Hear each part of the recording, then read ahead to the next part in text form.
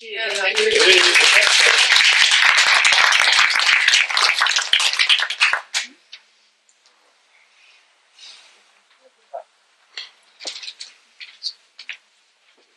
So that gives us an indication of how much work and attention to detail goes on in the background. So our aim is to find a fresh, spontaneous, intuitive way of relating to our participation in the world, how to not formulate too many plans and ideas and templates. However, when we're sharing this space with other people, it's very important to make sure we don't upset the neighbors. It's always, as long as we're in samsara, there's going to be compromises.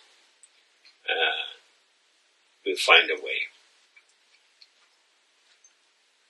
So we have all managed to arrive here. We've come from somewhere else. We're here. And so we always have the question, what is the status of here? Is this a simple presence, or is it a here which is already layered in interpretations? So some people have been here before. Is it the same here? So that is to say, with the location, does it change in time? And our memories of how it was, are they reliable or not? The basic teachings of the Buddha start with how do we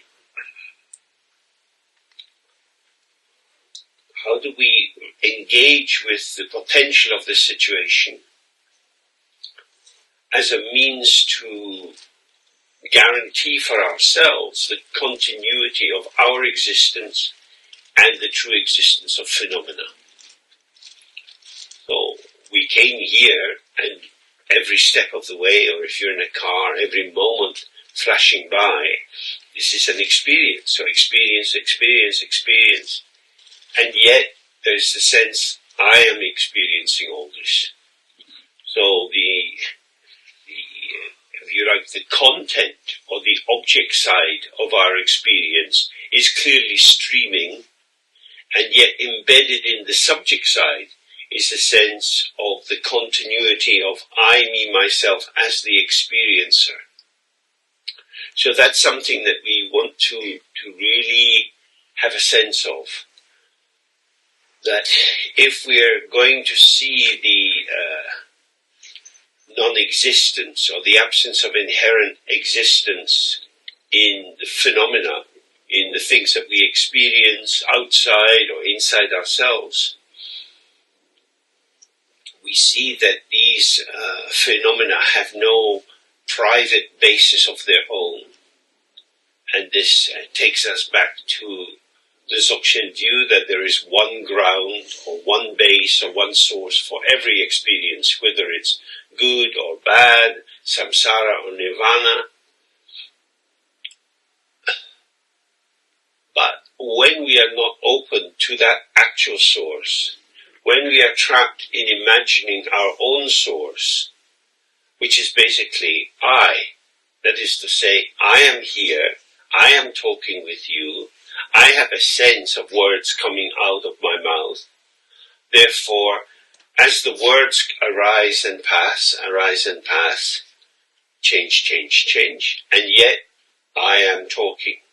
So there's a kind of double move there. One move is the sound just coming out of my mouth and dissolving.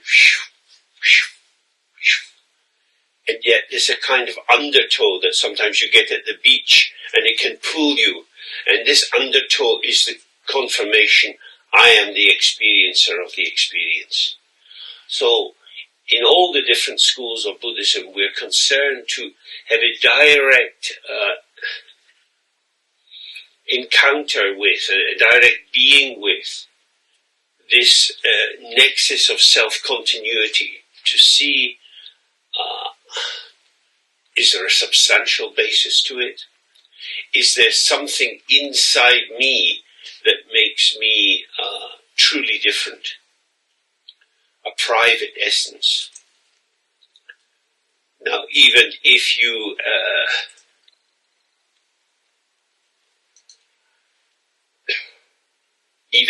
develop some cancerous tumor or some growth, when the scans are done and the surgeon's looking at them thinking, shall we operate or not, they have a sense of what it is, because all these developments which can occur inside our body, seemingly with their own momentum, their own sense of direction,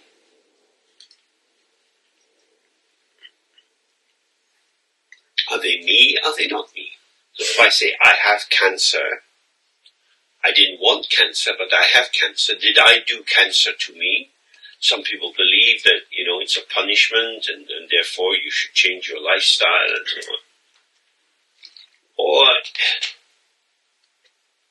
all the varieties of changes that arise, do we keep them as neutral? These are changes, new formations of the potential of the body. Or are they new formations of me? If I see them as formations of potential, then I am observing the particular patterns of sensation, feeling, memory, and so on, whereby my interpretation takes on some truth or integrity.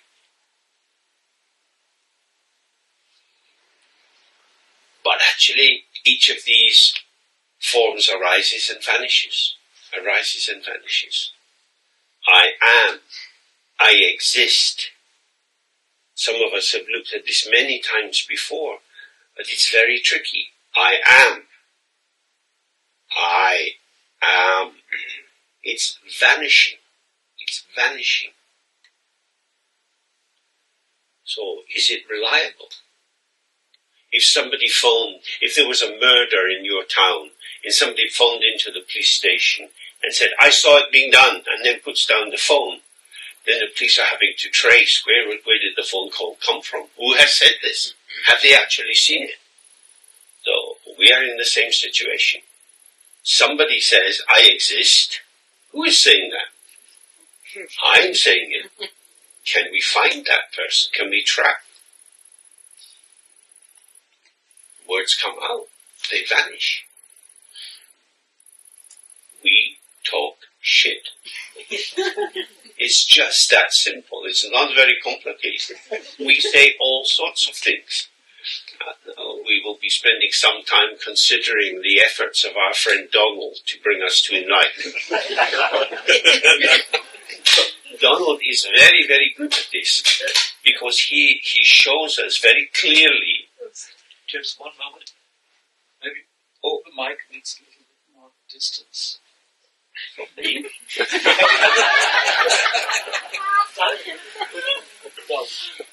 Okay, try again. Maybe it's the CIA. Donald Trump gets away with it. The most ludicrous, deceitful, dishonest things come out of his mouth, and yet no one can bring him to account.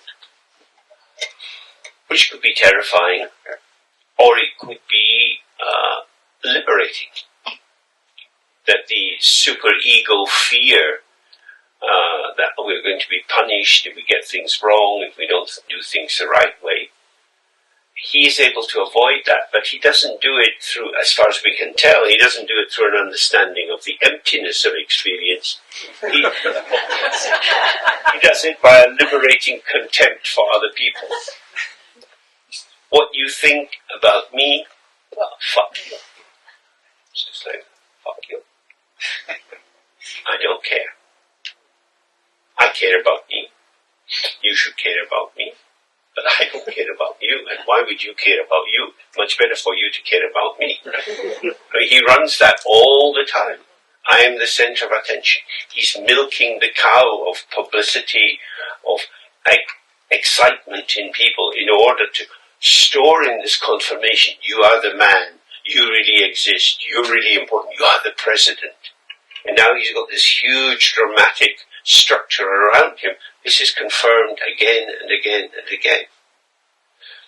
So this is very similar. He is called the president, but he doesn't seem, to many of us, very presidential. So we say, I exist, but then if you actually look at the performativity of our life, because we are fundamentally part of the environment, that we are not structurally abiding in a singularity which is apart from everything around us. We arise with other people. So as I'm talking, I'm always looking around at people. I see different faces, different feelings and memories arise from me. And that's part of how I can find a way into being with you. That is to say, you impact me, and that helps me to form in a way that I can come out and communicate with you. That we receive and we respond. Receive and respond. This is the pulsation of our embodiment. As many of you know very well, in the text it's described that we have these three aspects: the openness of the mind, which is unborn. It is called the Dharmakaya, or the mode of simplicity, the mode of being true to the absence of inherent existence in phenomena. And then we have the potential which arises as the more inner movement of thoughts, feelings, memories, sensations, all of which influence how we come into the world. And then we have our manifestation, the Nirmanakaya. So as we manifest, because we are manifesting with the situation,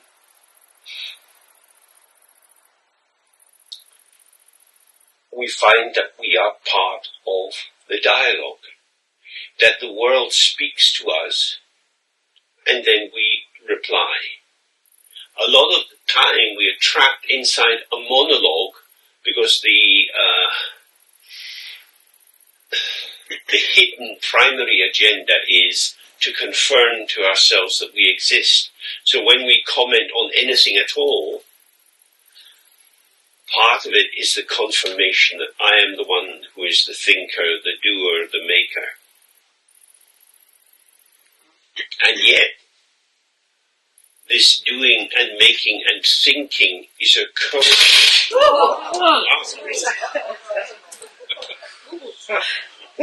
Oh wow. Better than pet. Yeah, better than pet. Yeah. Artificial intelligence does pet. It's okay, you think? We don't know. Maybe can you tell us more? We changed the battery of the transmitter. If you see smoke coming up,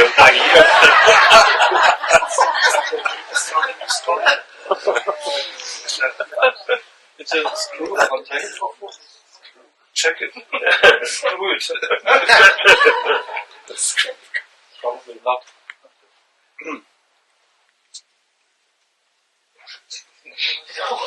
Yeah, it's time. Okay, more bad. So the Nirmanakaya is represented as the movement of the Buddha into the world.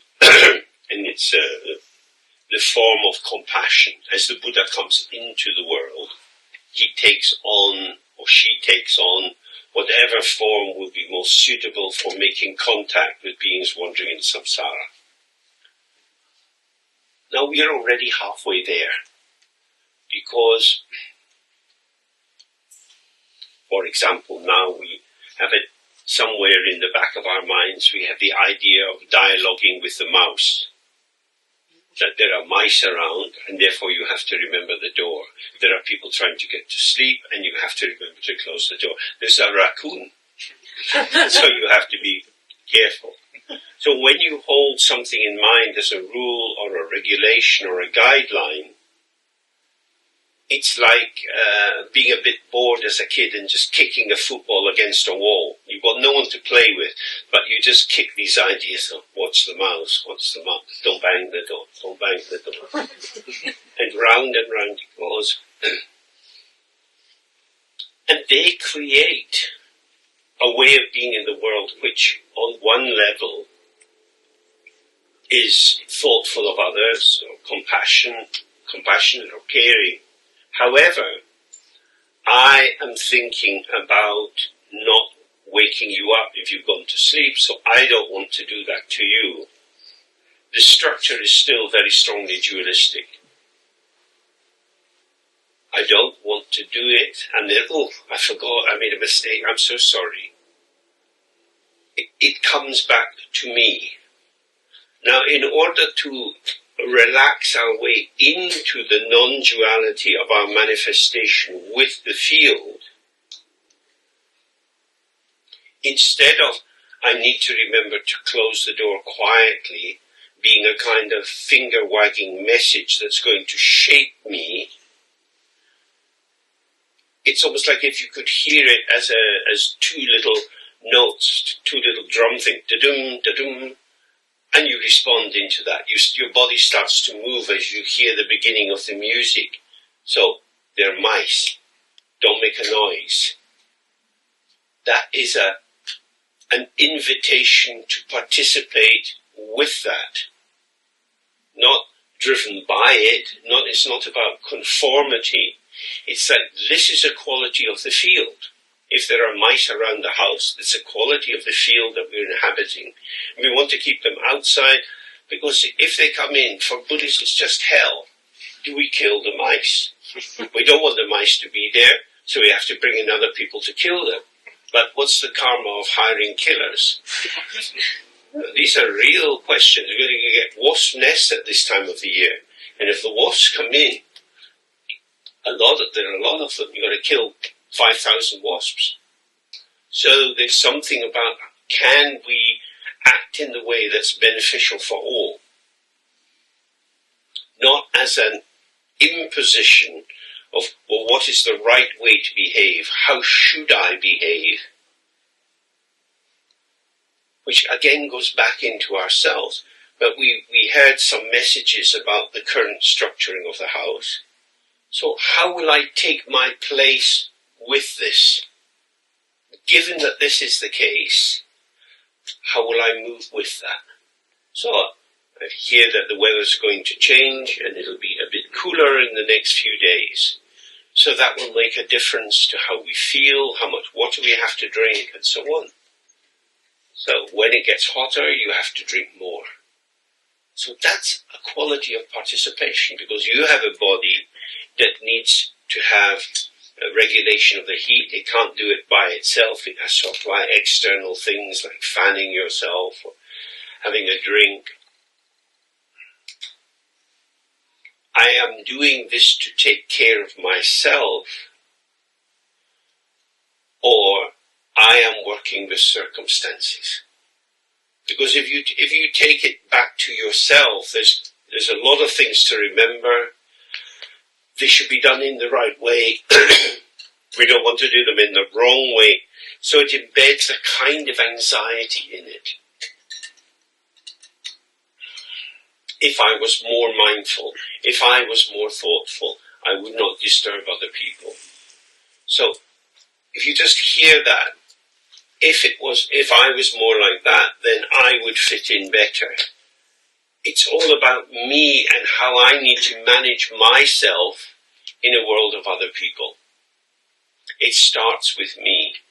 But our practice is always to start with the openness. So the basic practice we do is this Guru Yoga of the White Arm. A very simple practice, but a practice which has many, many beneficial qualities. Because when we make the sound of Ah 3 times and we release ourselves from our fixation on our thoughts, memories, ideas, rules and regulations, all the things we have to attend to, we release, and it's just open. in that state, I don't know what to do. There isn't any what to do. And who would the I be that should know what to do? Because it's that I thought arises and vanishes. And the more we stay with the openness and really get the flavor of its infinity, that there is no boundary to it, then everything is included within it. And if everything is on the inside, then you dissolve the observing position in which you're trying to work out how shall I be, what rule shall I follow, because your attention is with the field. The more you start from yourself, you go from me with my particular shape out into the world, which is full of other particular shapes, and it's a bit of a bumpy ride. So we find that in a place like this, there are some people it's easier for us to talk with, and other people it's more difficult for us to talk with these people. That's just how it is. So what we want to do is to shift away from guiding our behavior in terms of our commentary on how I'm doing, or how they're doing, or how they're behaving, any kind of shaping judgment about what is actually the case. Because it's not actual. It's a conclusion that we've come to. The actuality of each moment is forms arising and dissolving. Arising and dissolving. So when we do the 3R practice and we're just sitting open, all kinds of experiences arise and we leave them alone. We don't interfere. The one who would interfere is the one who is blocking any sense of the openness of the mind. Because if we come back to I, me, myself as the central point, we're making this finite structure very, very important. We're kind of blowing it up like a balloon. So it seems to take all the attention. But where are we? Thoughts come, thoughts go. Our ego self fills itself with thoughts, fills itself with feeling. Just like the cup is basically a container, and you can put different things in the cup. And the ego sense of self is similarly a container. Since you were a child, you have said many, many, many different things about yourself, that you're happy or sad or bored or excited, you want to be with someone or you don't want to be with them any longer, whatever the story would be. You have filled and emptied. That'd be right. If you were to put olive oil in the cup, then and turn it up, you will still get a thin layer of the olive oil, a patina, on the inside. So our ego self is a bit like that. It's a bit kind of oily. It's not simple and clean like water. It leaves a little trace, and that trace is a kind of protective buffer zone between the cup and whatever else might be put in. But actually, it's fluid. If it's fluid, it's flowing. So how do we allow, no, I'll reframe that. What is it that prevents us from seeing that the constituents of I, me, myself are in flow? That these are movements of the mind. That there are thoughts, feelings, memories, and they arise and pass. They arise and they pass. And I am one of these arising and passing moments. So I am open and empty. When I look for the mind, I can't find anything at all. I am the luminosity of the mind with all of these subtle sensations, happiness, sadness. We see the sunset, we hear the birds singing. Just fleeting moments which are ungraspable and yet are enlivening. And they form the shimmering surface of the Sambhogakaya that leads into how we participate in the world. So I participate from emptiness. And that's going to be the main focus of our time together, is to directly have the experience that the ground is where everything arises from. It's not created by me. It's not all up to me. Most of us have lived a long, long time as a lonely ego, trying to work out who can I trust, who can I be close to, what do I want to do with my time, how shall I live? It's very bewildering when you start with yourself, because you're starting as an outsider. Essentially, we are orphans. And the orphan, of course, is very, very vulnerable. In many countries, orphans end up in being sexually abused or working for no money, having a very hard time, because children need to have a protector. So where is mum? Where is mum? So from the Dharma point of view, mum is emptiness. Mum is Paramita, the wisdom of the empty nature. Yeah. Don't get a shock. I will change for battery. Maybe it's okay. a bit low. And another point is one source for the distortion might be your mobile phone. Ja, genau. So if you turn off your mobile phones, that also would be good. Entschuldige, kommt das auch aus dem anderen Lautsprecher? Ja. Ja, also kommt auf beiden Seiten, okay. Ja, für uns hört sich das an, als wäre es hier, aber okay. Für uns hört sich das anders an. Ja, ja, das ist ja eine gute Information. Ja. Hast du mal versucht, einfach einen Mischpult und Kanäle auszutauschen? Das kann ja auch der Vorverstärker sein. Für die Handys bestimmt. Das hatten wir letztes Mal, da haben wir auch von.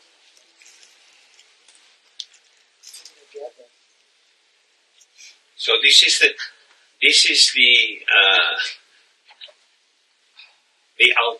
alchemy of liberation, in which the base metal, the lead, the dullness of the proposition, I exist, I know who I am like this, I've always been like this, the sort of dark, sullen, enclosed deadness of that, is liberated into its pure nature, which is shining like gold.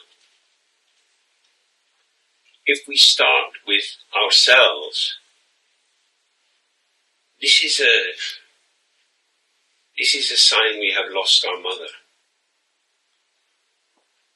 This is a sign that we don't know how to go back to where we came from. And so we have to go on. And so we have to work out how to live, what to do, who to be safe, what kind of job to have, what kind of career to have. And it's quite lonely and quite bleak, because there's always a hesitancy in it. Because we know I have constructed this identity out of memories and hopes and fears and plans. And because it's a construct, it's not intrinsically true. It's not true through and through in itself. We can see the seams. We can see the joints where we've stitched this together. So this is exactly the Theravada teaching of the 5 skandhas, or the 5 heaps, that these 5 components of being a human being operate together, but they can't form a unified whole, because they are always pulsing between themselves. But when we see the ground of my being is empty, there is nothing there, there is no deep essence of James which keeps him apart from anyone else. There's none of us here have an essence of ourselves which would be oppositional. So the cup and the watch, they don't look the same, they have different functions. They are manifest. They are equal in being experiences.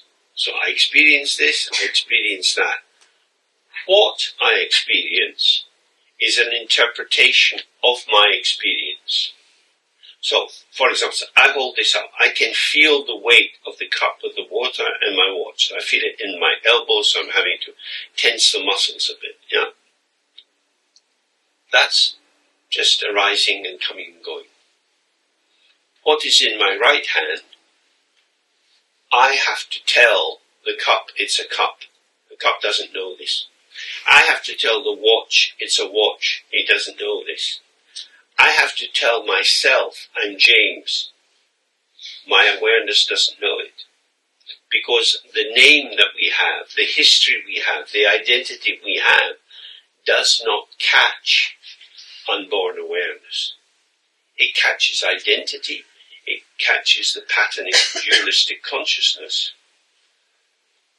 It feeds into a database. So when I had to show my passport to the border control police, and they check it on their computer, they have a lot of information in there, a lot of information.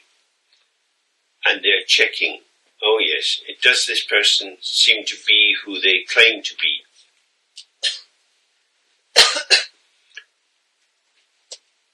That is the dynamics of identity. Identity is, from the Dharma point of view, a delusion that hides us from ourselves. However, simultaneously, it is the currency that functions in the world. So, tonight at Dunkirk, there will be many, many people gathering on the beach to try to get into a little rubber dinghy to go across the channel to get into Britain. They're not allowed into Britain. They don't have the right papers. These people walk, talk, eat, shit, sleep. They are very, very similar to us. Very similar. The main difference is we have passports and identity cards, and they don't have ones that fit in our European system. So we can't just say, oh, it's all an illusion, because samsara itself is an illusion. And we function inside the illusion by trying to align ourselves with these patterns and act as if they were true, although they're not. We are all playing this elaborate dressing up game in which we pretend to be our genders, our ages, our professions, our diets, whatever it would be. We are a confectionery developed by our ideas which flow in the mind, and yet which cannot establish anything. So we have the permanence, or the seeming permanence of the idea, I exist, and we have the actuality that each thought we have is already vanishing. Each feeling is already vanishing. Sensations in our body tend to vanish quite quickly because these are nerve messages, these are dynamic. Everything about our life, our experience is dynamic and connected. But our notion that I exist constructs the fantasy or the delusion of an isolate, something which is cut off and separate and different from what's around it. And this is what happens everywhere. So, the wars in the Middle East are because that one group of people who claim to be the original inhabitants of the place, and when they came into Palestine at the end of the Second World War and expanded, they then claimed to be the original owners, and the people who had been living there were kicked out, and then are now the displaced owners without any right of ownership. It's just like that. Depends on power. Depends on power. It's not true. It's just power. And what is power? Power to name. So now we hear the tragedy that's happening in Tibet, that the education system is being turned so that children won't learn Tibetan at all in school. They will entirely be forced to learn Chinese. And the Chinese rationale is this will get you jobs for the future and make your life better, but for the Tibetans it's the end of their culture. But they don't have the power to tell the Chinese authorities that they don't want to do that. They are subjugated.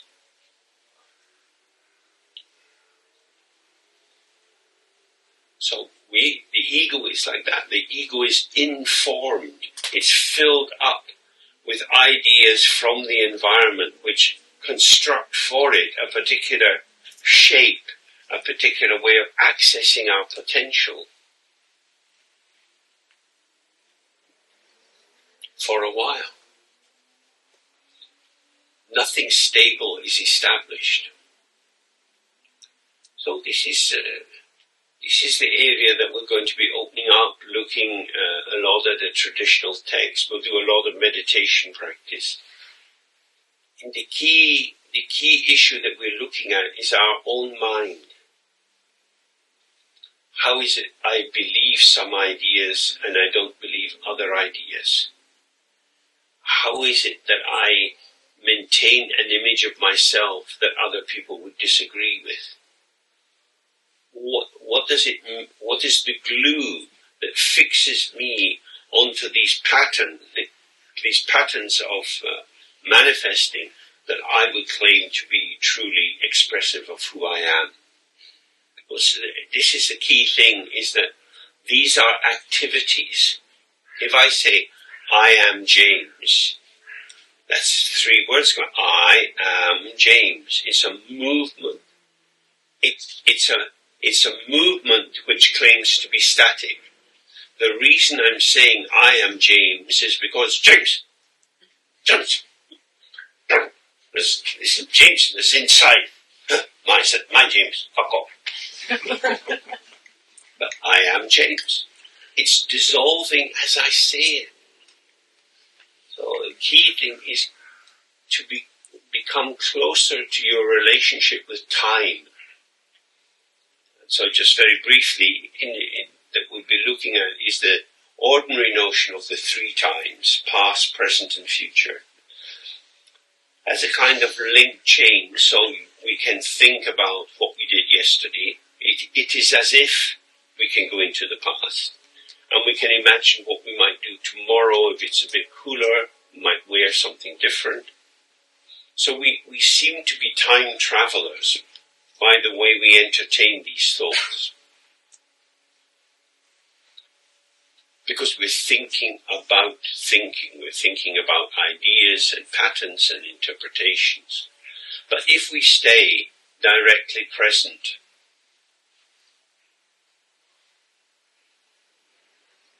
there is no time. Because there is no one moving in the time.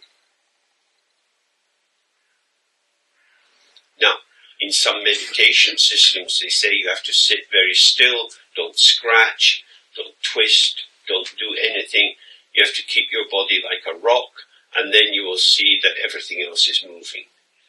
We don't need to do that, because the body's going to move, your breath is moving, your digestive system's moving, your blood's moving, the whole damn thing's moving, so why shouldn't your body move? You can just sit very stably for hours on end, it won't establish anything. The key thing is, I am movement, and I am stability. And the stability of I, me, myself, is my awareness which doesn't change, because it's just like the potential. So, it's not a great example, but the cup, you could put petrol in it, or you could put juice into it, or you put tea or coffee. Whatever you put into it, it's a container, so it will contain that. So we have ludicrous ideas, crazy ideas, virtuous ideas, kind ideas. We see, these are all arising and passing. So when we read the aspiration of Kuntuzangpo, and he says there is one ground and 2 paths.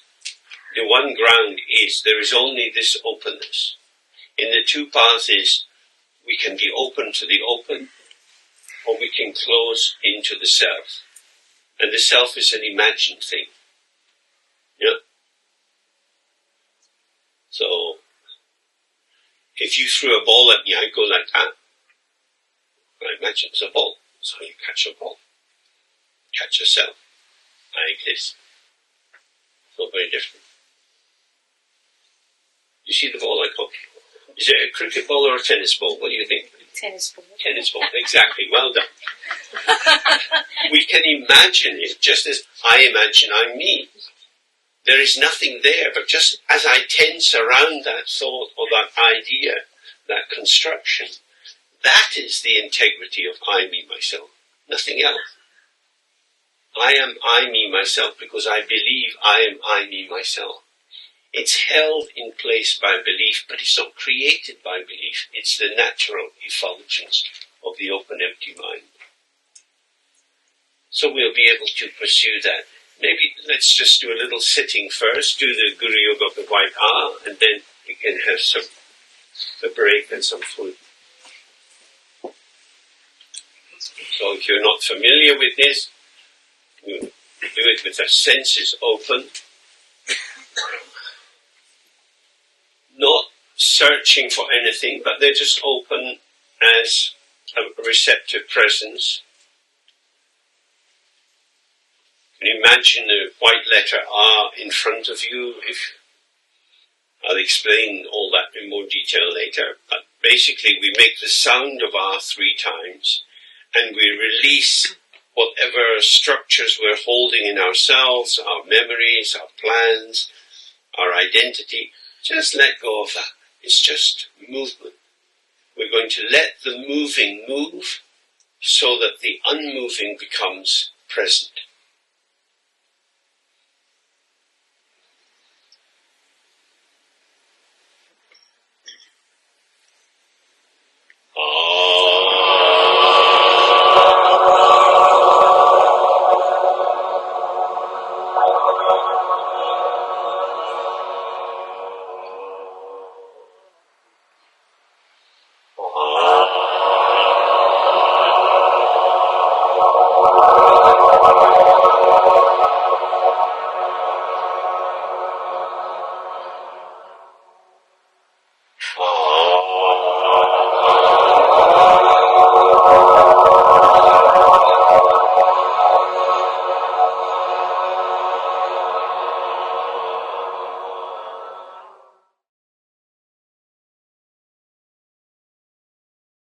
Okay. So as we go up to get some food and so on, it might be useful just to stay with the idea, I am a participant. I am part of what is occurring here. So I always have a choice. I can hold myself apart. I can separate myself and be checking out what I think is going on for other people. Or I can relax and stay through my senses with the movement of other people. And we see we can delight in their movement and this patterning like a show that's being presented, and we feel happy or sad or maybe jealous or proud, whatever would be coming and going. It's just there for a moment and then gone. So don't hold yourself apart, because that's the site of the delusion of I, me, myself. And we have the plans for tomorrow. We have quite a lot of free time here. So there's a lot for us to reflect on and work on. My energy is not so great, but if I'm around, you can always come up and ask me if you want to have a chat about something. Sometimes I'll have to say no if I'm not up to it, but the door is in principle open. Thank you. Okay.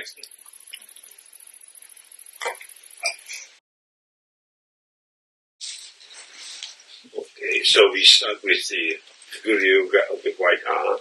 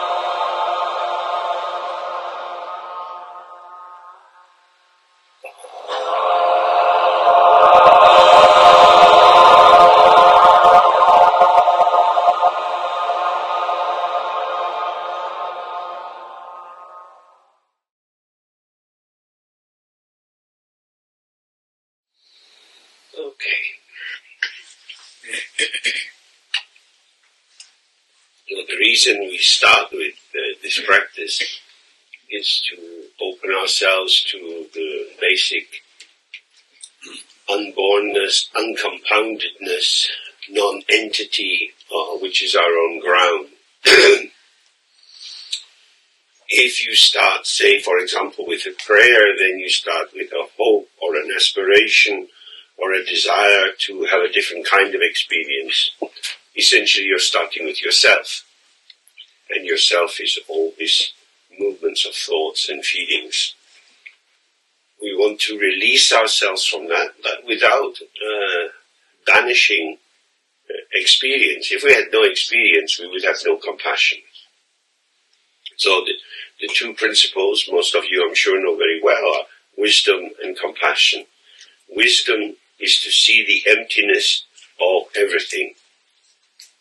Emptiness here means the absence of inherent existence. It means that behind the surface there is no fixed entity pumping out the surface of something. So the watch functions by all the pieces working together. There isn't an essence of watch. The watch comes at the end of the process of these parts all functioning together. In the same way, I can say my body. Clearly the body is full of many, many processes which are going on all the time. And the healthy or the balanced or collaborative movement of all these factors generates a healthy body. And if they don't collaborate too well, then you have various kinds of dis-ease. You're not at ease in yourself. You get pains, you don't breathe well, and so on.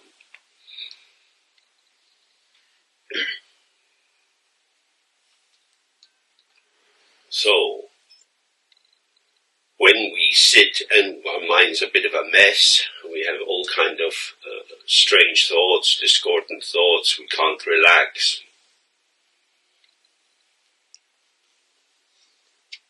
This is fine. The problem arises if you think, oh, my mind is basically peaceful and there is movement. But when I look at my mind, I only find movement, I don't find the peace. So we set up in our mind peace, which is free of movement, and movement, which is free of peace. So these are back to back. That's a binary opposition. If it's this, it's not that. If it's hot, it's not cold, and so on. And this is a basic structuring of our experience. We set one thing against another.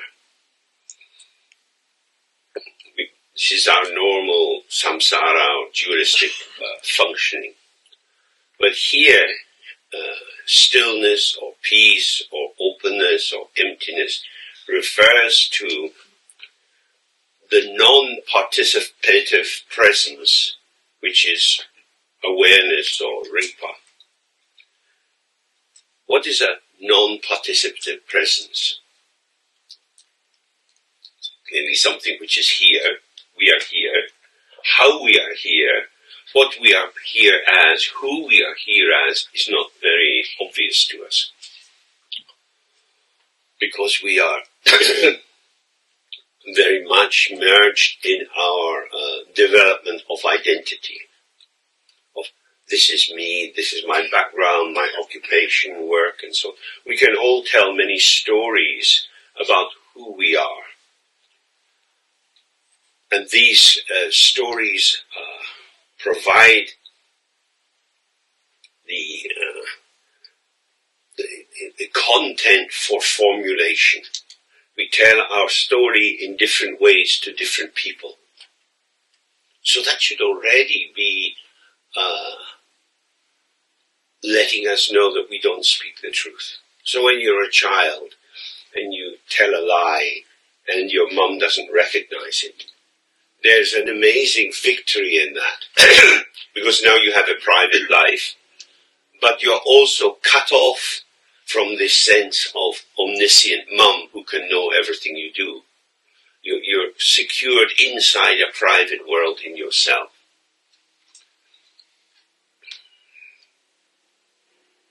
Because you're editing your image. Mum, I want you to love me, but if you know that I've taken some money from your purse or I've eaten lots of biscuits I wasn't supposed to, then maybe you won't love me. So in order to be loved, I will hide what I've done. Think of the dynamic of that. I am unacceptable as I am. So I'm immediately in bad faith with myself. The price of belonging is to cover up who I am. So I'm caught in the middle. I don't want to stop eating the biscuits, because that feels propulsive of me, but I don't want the consequence of eating the biscuits. So I'm deceiving myself and deceiving the people around me. And the more we get used to that, the more we see that we play, that identity is a way of entering into the play of becoming, which we're all caught up in. We present ourselves in particular ways. Some people, due to their very difficult circumstances, develop their role in this theatre as fuck off, leave me alone. There are many children's homes and psychiatric resources for young people which are full of young people full of rage. You don't understand me, I don't like you, you don't want me. And so everything is rejecting. And of course there's enormous power in that kind of definition. I am not who you think I am. The corollary of that, the parallel part of that is to say, and I am not who I think I am. But if I am not who I think I am, and my experience is mediated through thought, I'm very, very lost. And there you have the basis of alienation, anomie, lostness inside. Because however we construct ourselves, it is a construction. Thinking back to the 5 skandhas or the 5 basic components, we put it together and then it's there. And it seems to be self-existing, but it's not. So presumably at one time this was just a hillside. There was an idea to build a guest house on it. And so they had to get permission from the local council, bring in machines to dig the foundations, and so on.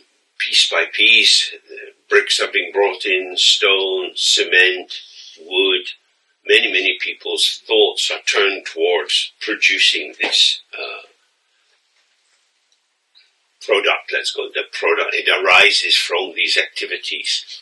And then the work is finished. And then the hotel was here. So it's as if in that moment when the work is finished, the hotel just is the hotel.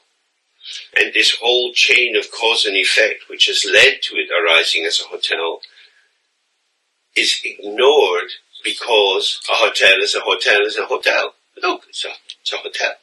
It just is. Ah, that's me. I'm me. We are the manifesting moment by moment of many, many complex processes, some seemingly located in ourselves, some seemingly located from the outside. These processes give rise to here I am. I am the product of processes. But it feels to me that I am the owner or the maker or the doer of these processes. So you get a flip around. I'm going to stay in the hotel, which is put together by wood and bricks. We don't want to know the last bit of the sentence. We want to think the hotel is just there, it's stable, life goes on, and that will contain me. But of course, repairs need to be done on this building. It's quite old, it's exposed to the sun and the different strong elements. It needs repainting, some of the wood needs replacing. Why is that? Because it is a compound. It is not self-existing. We often feel that we are self-existing. I am. It's just a kind of givenness to that. But this I am is resting on absence of war when we were young, going to school, finding a way to survive there, having food, clothing, warmth in winter, coolness in summer. Many different complex factors have come together to maintain the patterning of our life force in a way which is not so bad. We're all fairly lucky people here. We are manifesting from these processes. We can take our pulse and we feel our heart beating, boom, boom, boom, boom. If this stops, we are dead. If we stop breathing, we are dead. So little electrical signals, that's what's keeping us alive. Pattern of breathing, the connection between needing oxygen and needing to get rid of carbon dioxide. These are processes, and they give rise to us. I am the product or the blossoming or the flowering of these many processes which I am generally not aware of. And these processes operate because there is space for that movement. So if you get a lot of deposits in the pathways that take the blood around the body and back to the heart, then you get a problem, because these constrictions means you can get inadequate supply of oxygen going into the system.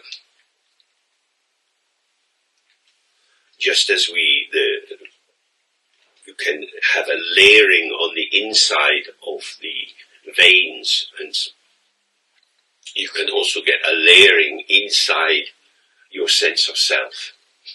You develop a sense of who you are, partly from your own thoughts, but largely through other people's reactions. If you remember being in school, in the playground, there's this constant pulsation about, do people like me or do they not like me? Am I chosen to join in one of the games or not? So our belonging is uncertain. But what is being confirmed in that moment is whether people like us, whether we are one of us, whether we are seen as belonging, as an insider, or whether we are being rejected as an outsider, and we feel lonely and sad and uncared for. This affects how we can manifest. So even as we get older, we're still under the force of many factors. The factors change. We're not so concerned with success at work or finding new sexual partners or whatever.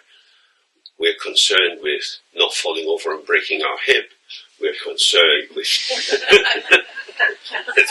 there's always something to worry about. And that is because of the basic fragility of our situation.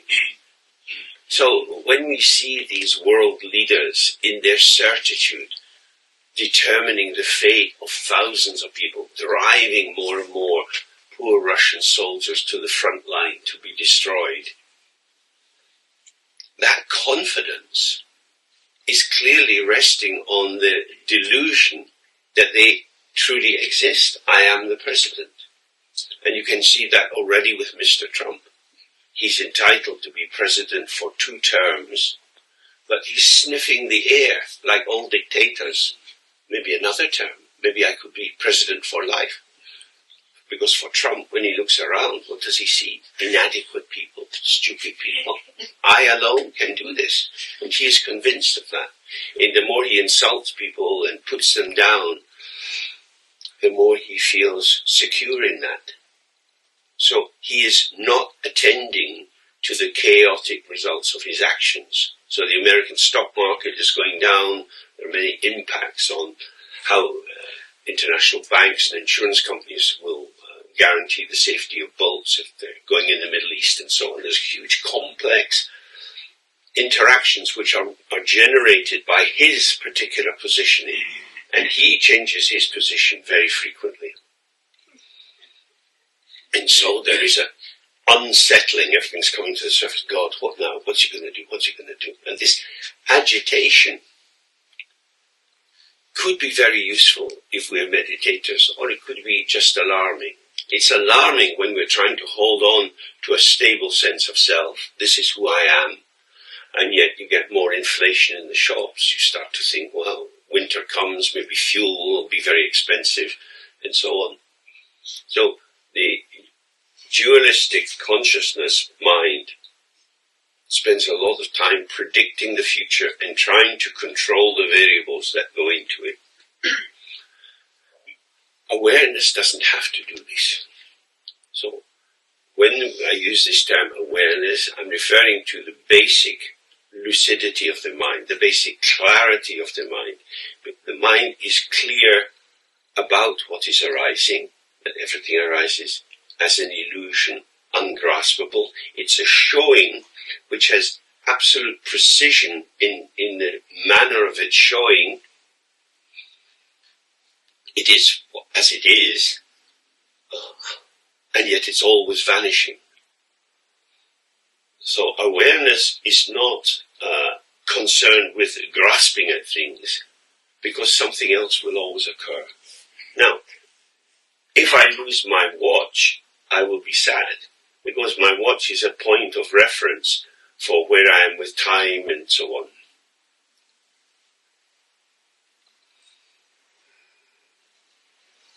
That is to say, if I just stayed with myself, I would take much longer to do some things and slower to do others. But the watch is like a little metronome, sort of knocking out the beat, and then if you're attuned to that, you've got more chance of getting in rhythm with everything else. I'm aligning myself with the environment. The ego is caught in this double move. I am, I exist, I am myself, I'm just me. Independent. And at the same time, we know that we are highly dependent on the factors around us, whether people smile at us or they don't, whether people seem interested or they don't. We expand or contract according to that availability.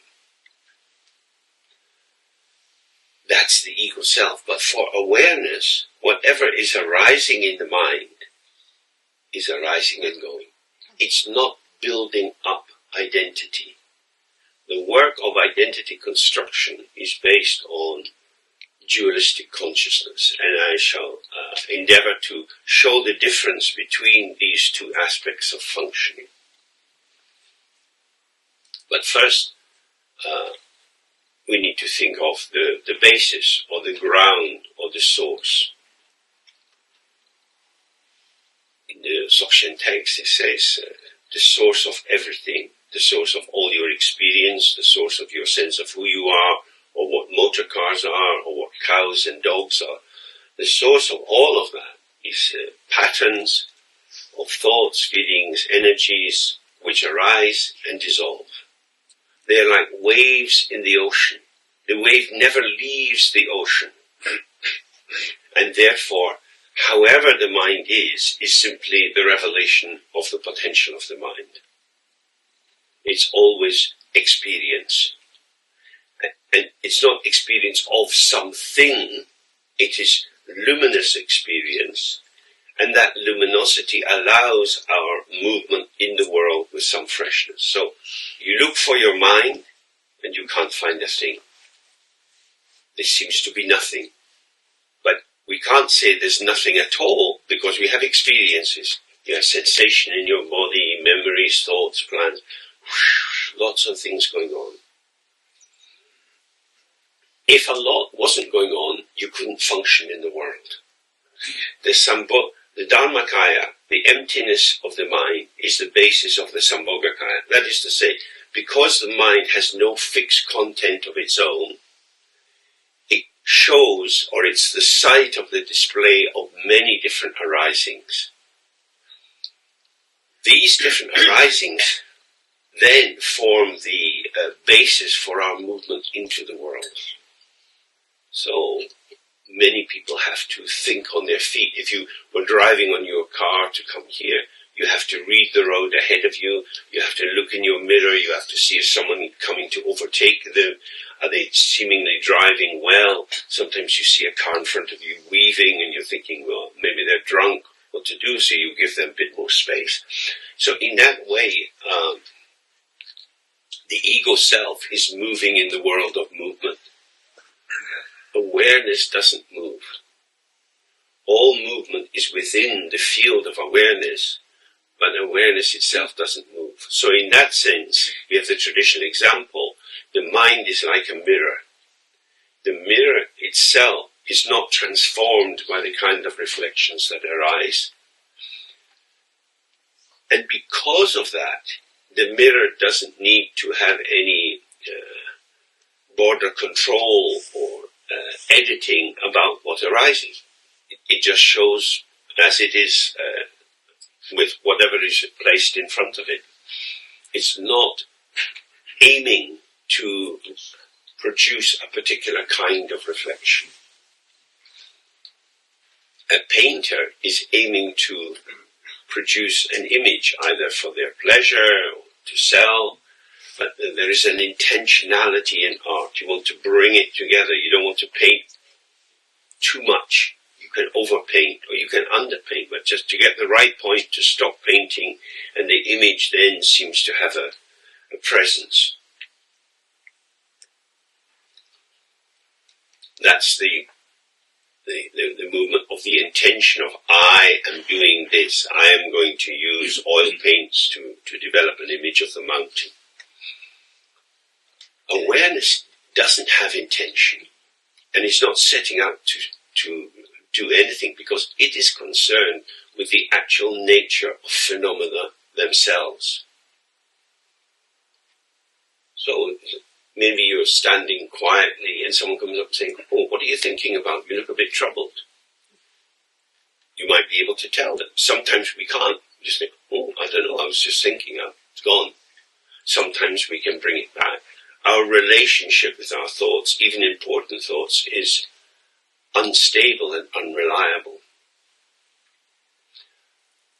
Awareness is not troubled by memory in that sense, because it's not trying to maintain a particular image.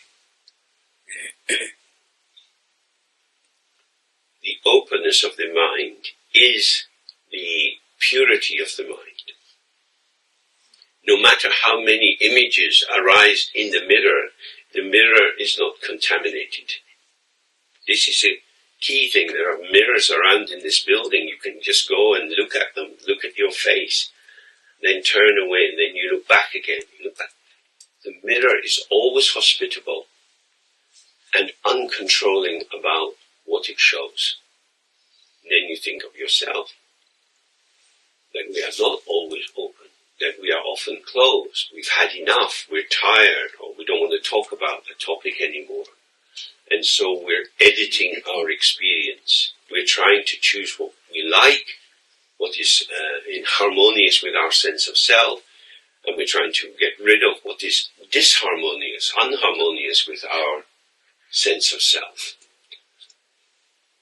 Awareness doesn't have to do any of that. So when we do the 3R practice, as the sound is being released, we're releasing our sense of the true existence of external objects, of our body, and of our sense of self. Dissolving the sense of self opens the door to infinite awareness, which is often compared to being like the sky. Storms come in the sky. Clouds get thick and dark.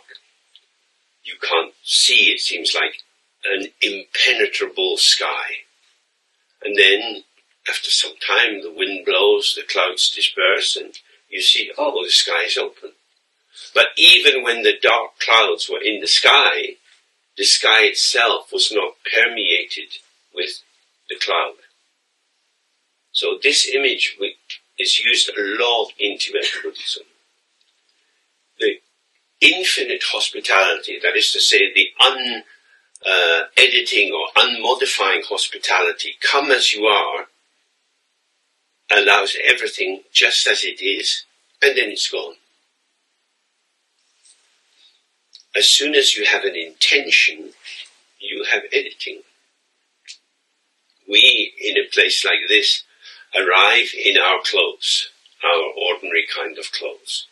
If this was 150 years ago and we were a church gathering, you would have to wear good clothes.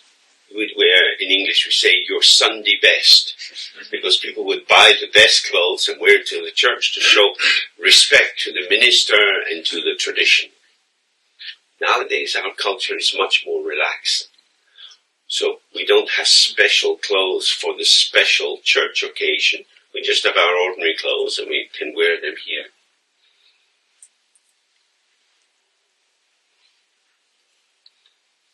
This is very important for us, that we don't have to put on a performance in so many places. Many offices now have a kind of casual Friday where people dress more easily, and it kind of shows the artificiality of wearing very expensive suits and so on in order to create an image. Or on the Friday you wear more casual clothes, but you still do your work. So my performativity is not impacted whether I'm wearing an expensive suit or just a pair of jeans. Now, if you want to see my performativity, you have to pay a bit more attention to me. If you want to know that I'm properly dressed for work, you just look at the suit. So you bring the suits in and they all look very respectable. President of America is surrounded by a lot of suits. Some are CIA suits, FBI suits, arse liquor suits, all kinds of suits around him. Because he is into the theatre of power and he's very...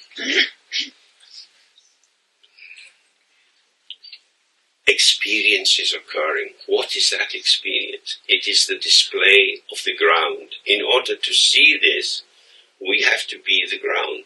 We have to be open. So, finish the third R and you're sitting, things are happening. The thingness of the thing comes with your attachment and your naming. So you might get caught in a little loop of a habitual thought. You're worried about your children, or you're worried about a doctor's appointment. There's something that your mind seems to coalesce around. It's gathering itself around that position. But the thought that it's gathering around is vanishing by itself. So what you've got here is a kind of absolute delusion. You're building your house on the vanishing. When they build a house like here, they dig foundations and they put in cement and then steel rods, and on the basis of that, it feels secured. Our basis for our self-construction is simply the belief, I am. And then other people say, oh, you are. Okay, maybe I am. Maybe I'm not. How dare you say that to me? So we accept or we don't accept, accepting and rejecting, editing, trying to maintain our kind of image. There's a lot of work in that. It's very, very tiring. For many children, the playground is not a place of play. It's a place of confusion and terror. Where will I fit in? If you become the unpopular child, it's extremely unpleasant. Because once other people decide on that, how do you get back in? In a sense, you need to be invited in because you've been kicked out. Very, very hard to know what to do. That doesn't arise for awareness. So if you're sitting in the practice and these kind of thoughts are catching you, you are present as someone who can be caught. The one who can be caught is our dualistic consciousness. So consciousness is always conscious of something. So I look around the room, I see the angles of people's bodies, the kind of colors they're wearing, and so on. It's not just that I see the impact of shape and color as if this was a collage with different colors of paper put together, which it could be if we just looked at shape and color. But it's very difficult when we see people not to bring some memories of them or some thoughts about them.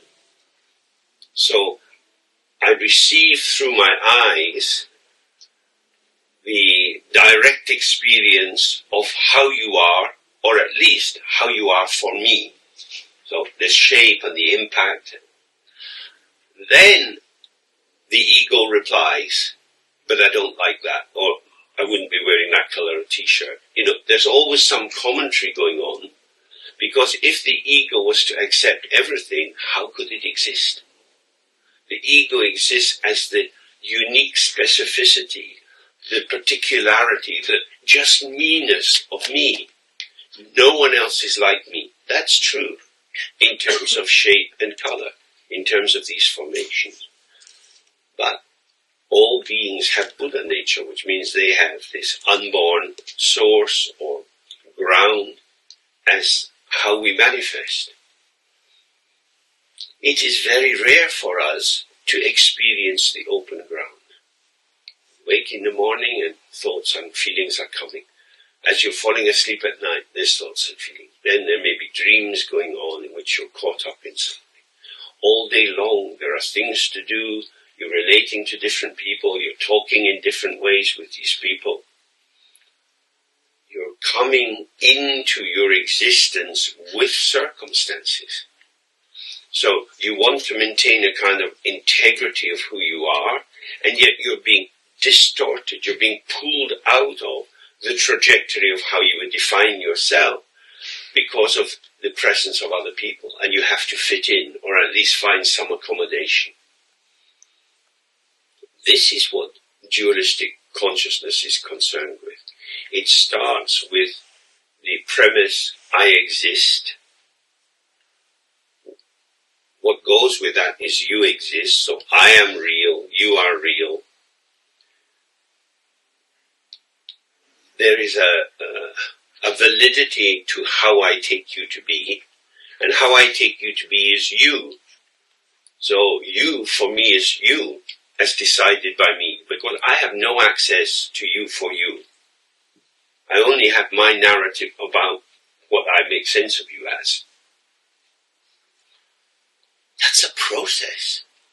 I'm constructing you. All gossip is fantastically interesting for meditators, because we are constructing an image of someone out of thoughts. These thoughts arise and vanish, and yet they can turn the world around, and people are determined as terrorists. Someone defines them as terrorists, or defines them as an illegal immigrant. So in Britain every day we have many, many thousands of people come across the channel. They are officially called illegal immigrants, and the government puts them in hotels, and they get food and they get clothing. Now, the hotel is not a prison, the door is not locked, but they're illegal. But if the British government wanted to put all the people who come over the channel in little boats into prison, or into some old military setting so they all slept in dormitories, there would be many, many protests. So in order to appear as a nice country that cares for refugees, we don't arrest them, but we continue to call them illegal immigrants. So they are quasi-legal, they're sort of legal, because the consequences of saying you're actually illegal, just fuck off. We can't do that, because we don't want to be too right-wing. We want to be nicer than we are. This is the problem for the ego, for each of us as individuals and for nation states. We're always working with image, with the sense of, how do you see me? I don't want you to see me in this way. How can I change your vision of me so that you like me more, and then I can relax, because I'm a bit wary about being undermined or judged. So, in the Nyingma tradition that we are studying in, there's always then the question, well, if the mind is always open and always fresh, how come we don't see it?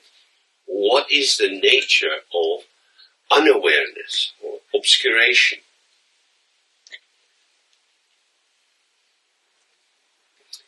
In the text it says there is one ground and two paths.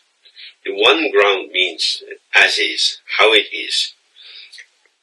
And this is revealed by opening to how it is. Which is, and we'll go through more detail of this. So I'm just giving a kind of overview at the moment. So the mind is without any content of its own. The content arises and passes, and the mind remains untouched and open like the mirror.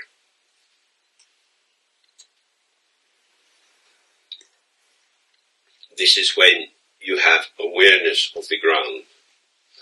But a moment of unawareness of the ground arises. Why it arises, the text says, there is no reason. It's just the potential of the ground. The ground is not your mother, the ground is not your father, the ground doesn't care about you. This is not some kind of theistic religion where there's a good God, that you pray to God, it will take care of you. The ground doesn't care. It's just showing. It's neutral. Neutral. The ego is concerned with positive and negative. Do you like me? Do you not like me? Is this good for me? Is this bad for me? Is this the right color of orange for me to wear? Look at my eyes, and I like this lipstick. You know, there's all kind of decisions that are being made in terms of how it all fits together. But awareness is not concerned with any of this. Because all of these thoughts and feelings and worries and so on vanish. But in the first moment of the arising, something, I am. I am not. If I am me, I'm not you.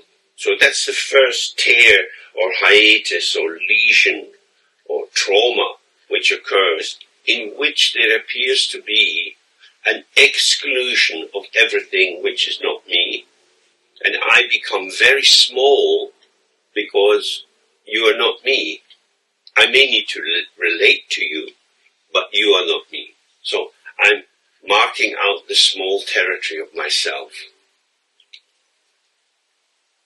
I am. But I can't just live in that, because this I am is an idea. It's imagined. If I just slip back to awareness, awareness is not imagining. Awareness is presence which reveals the actual, which is just this. It's always just this. The imagining is interpretation. So, if I look at someone's face and I think, you look a bit sad, then are they sad? Is that my idea that they're sad? What's my way of evaluating sadness? You are my commentary on you. I'm calling you into existence according to my commentary. This is what dualistic consciousness does. It's ceaselessly inventing the world, evaluating what's going on.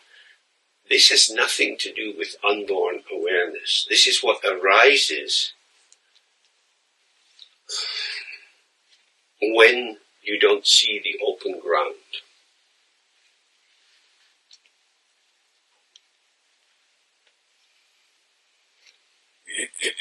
So, what we have is a lot of stuff.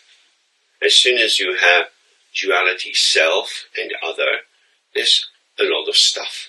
Because I've taken myself to be separate and real, and I take the cars to be separate and real, the people to be separate and real, my feet to be not the same as my hands, and so on.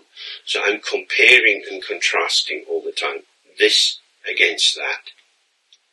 In order for that to function, I have to be able to reify or give a separate reality to the various things I'm considering. So, dualistic consciousness begins with duality, with the sense, I'm here, you're there, I can make sense of you. If I can't make sense of you, I'm in trouble. Because it's by working out how you are, and then in particular how you are in relation to me, that I can develop a sense of who I am. So, the ego self is a construct, but nothing is finished. It's always work in progress. As long as we are alive in this body, we'll have some reminders of the various points on our movement, our history. We have cumulative stories built up one after another, and we can all tell many different stories about our life. We can show the crazy times, or we can cover them over and show the nice time. You can edit your history because of secrecy. Nobody knows all your stories. Also, you don't know all your stories. It's not like being in a library and there's all the books. When you think of your memory, memories come to you. You're formed by something is triggered, and that appears to be you in the moment. But of course, the ego self doesn't like that idea, because it's then the kind of, like sort of the dog, except it's more like the tail being wagged by the dog.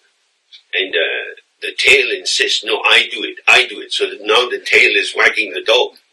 I exist, I did this, I wanted that to happen. So the tale that we tell is self-seductive, self-deceiving, because it's always formulating, I am the side of individual agency. I remember that in school, if I got in trouble and I would come home and tell my mother, the first thing she would say is, and what did you do? What? Not me, the teacher did that. No, what did you do? And that very often when you're a child, it goes back into you, and you're forced to have a kind of agency. And when you're a kid, it just happens. It just happens. Because children have much more social life usually than adults, because their boundaries are softer and they can merge into games and imagination. And that's how we can take on different possibilities, but you can also be falsely accused. You can be seen as being a conscious agent when you're hardly conscious at all. So, awareness accepts everything, releases everything. It is impossible to talk clearly about this, because if I say accepts everything, hovering in the background there is some kind of imputation that there's somebody doing something. That we accept and then we release. We accept and then we release. It's much more. It's an open space. It's neutral.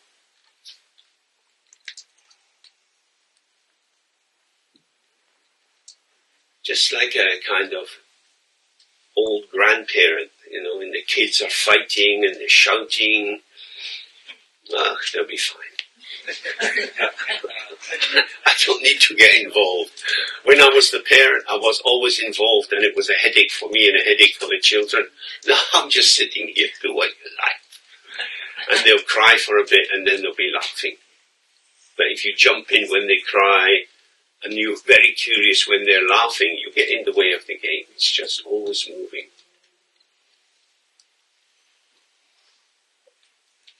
Who is to leave it alone? You see, our language is based on agency. Our language is entirely generated out of a belief in duality, trying to work out relative status of the presenting factors, maintaining an image which can be used as a currency for accessing resources and so on. As soon as you have unawareness of the ground, you have imagination. Awareness doesn't need to imagine because it sees. Dualistic consciousness, because it can't see the ground, is always imagining. So this is how they are back to back. Now, who is doing the imagining? No one is doing the imagining. It's just the potential of what is arising. So the potential is neutral. It's like, when you're on a beach and children are playing, maybe making different kinds of sand castles. Some make big towers, some dig big kind of pits with tunnels going here and there. It's all sand. But when the children describe what they're doing, you see how in their imagination this is a glowing castle and there's a drawbridge and the knights are riding out. They see all of that. Or if you have a 2-year-old and they take the pen and they're making all these circles and they say, well, this is the shops and this is ice cream. And you ask them 2 hours later, they still say, this is ice cream. So there's something goes on in this abstract formation, but the certainty of they know what it is. There we see the imagination. Because these lines, these squiggles moving round and round, have no definite hooks for any cognitive interpretation, and yet they become a site of projection.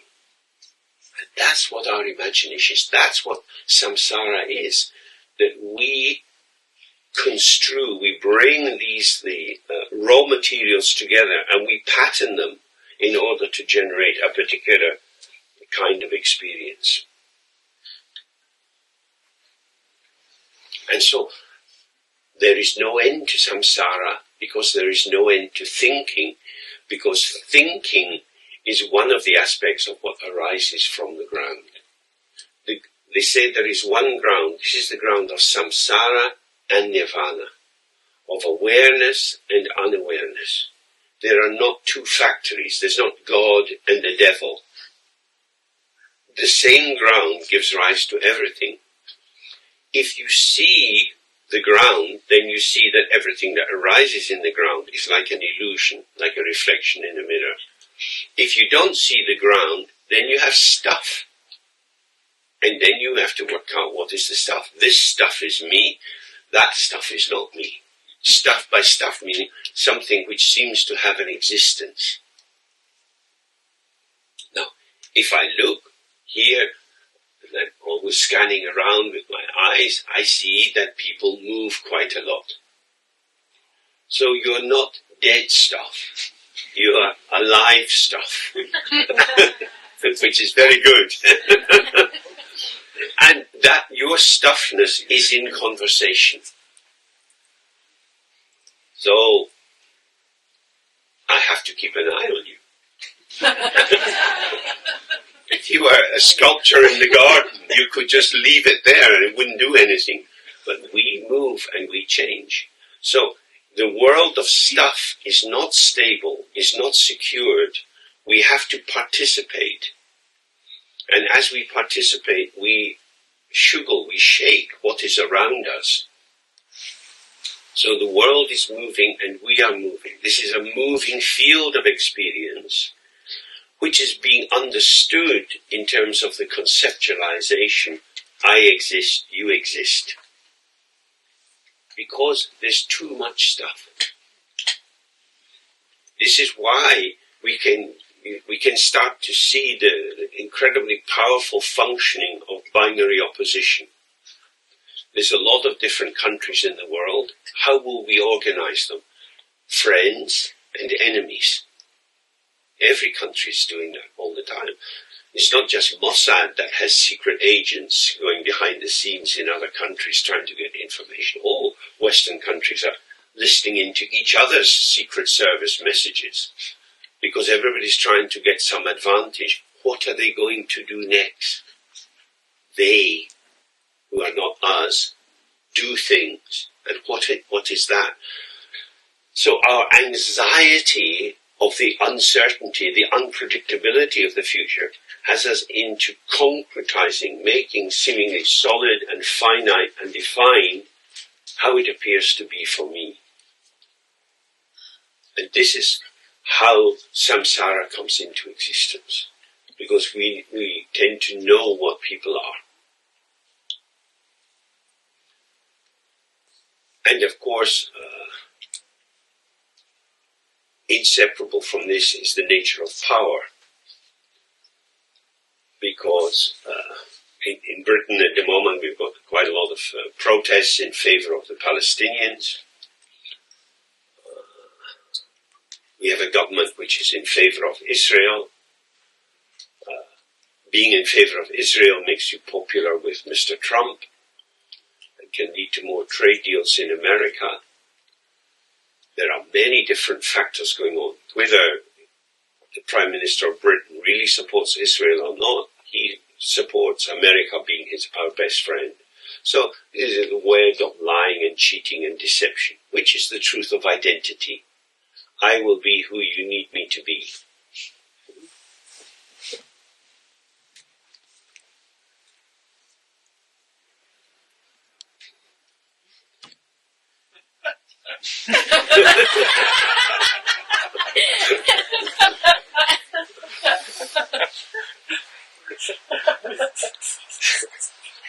This, I will be who you need to be in order to gain some advantage from me, this is an amazing act of creativity. I can reinvent myself. I can launch myself into the world in order to get a better interface with current conditions. At the end of the Second World War, so many Gestapo officers melted into being ordinary German citizens. And within a few years' time, they were back working in the police. So that's an amazing thing, to dissolve yourself out of a place where you might get put in prison and to reformulate yourself. And because the government doesn't want to be overwhelmed by the history and wants to have a new beginning, reinvention is very popular. And if you do it a little bit skillfully, it becomes a seamless movement. Adenauer's government was awash with Gestapo, awash with them, deeply right-wing people. How could that be possible? And how could he then have the support of America? Because it's a game, it's a theatre. We're trying to hold it together. Let's tell a few lies and make it better than it was. Realpolitik is a disgusting kind of approach, but essentially what it means is me first.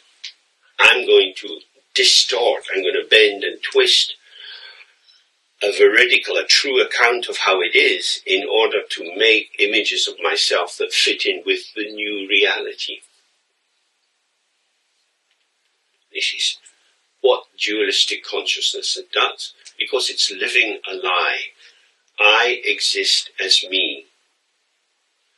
But most of my experience happens to me, for me, and sometimes as me, although it didn't arise consciously from me.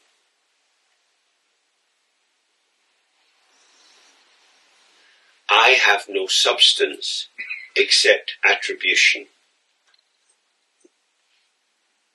Does that sentence make sense? I attribute to myself certain qualities. You attribute certain qualities. As does the tax office in your country. People are checking up on you. Are you a proper citizen? Are you fitting in?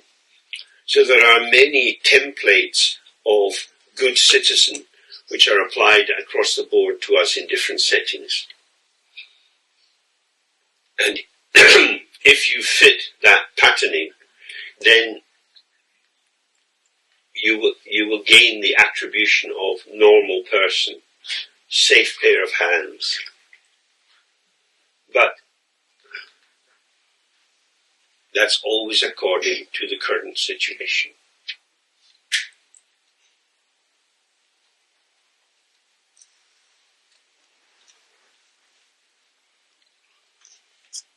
So, for example, in Hollywood they've made quite a lot of films about the Second World War where they decide we need to take some of the most dangerous criminals out of prison and train them up to do these dangerous operations behind enemy lines.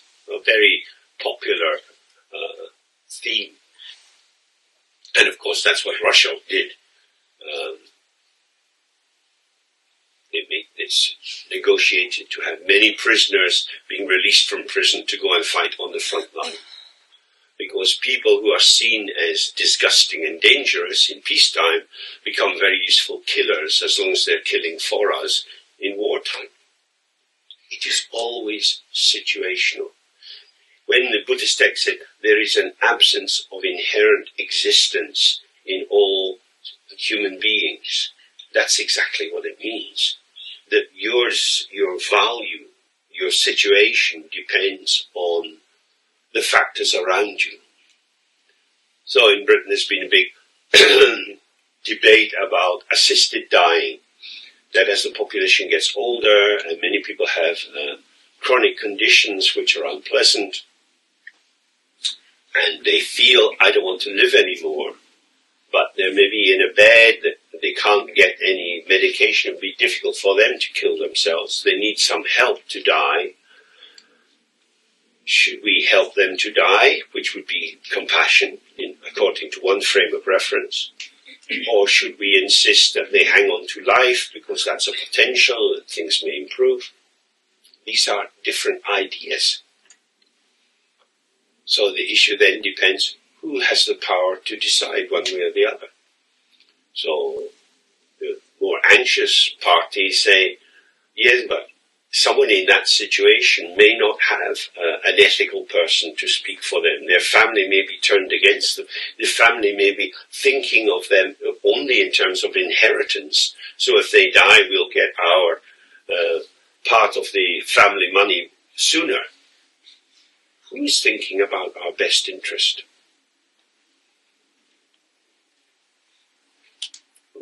What does it mean to do that? It's very difficult. When you come into the details of ethics, nobody knows the right answer.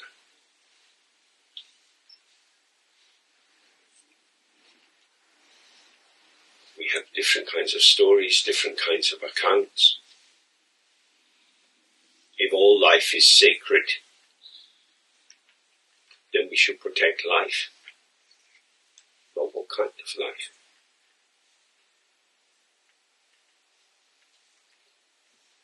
Very difficult for us to think our way through this jungle of concepts and possibilities, and maybe because there's some things to be said on one side, there's some things to be said on the other side, and you get tangled in knots.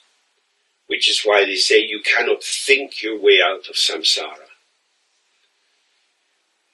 Thought after thought after thought, with memories of history, with attention to sensation, all the richness that you can bring to bear on understanding your current situation or the current situation of the world is never going to be enough.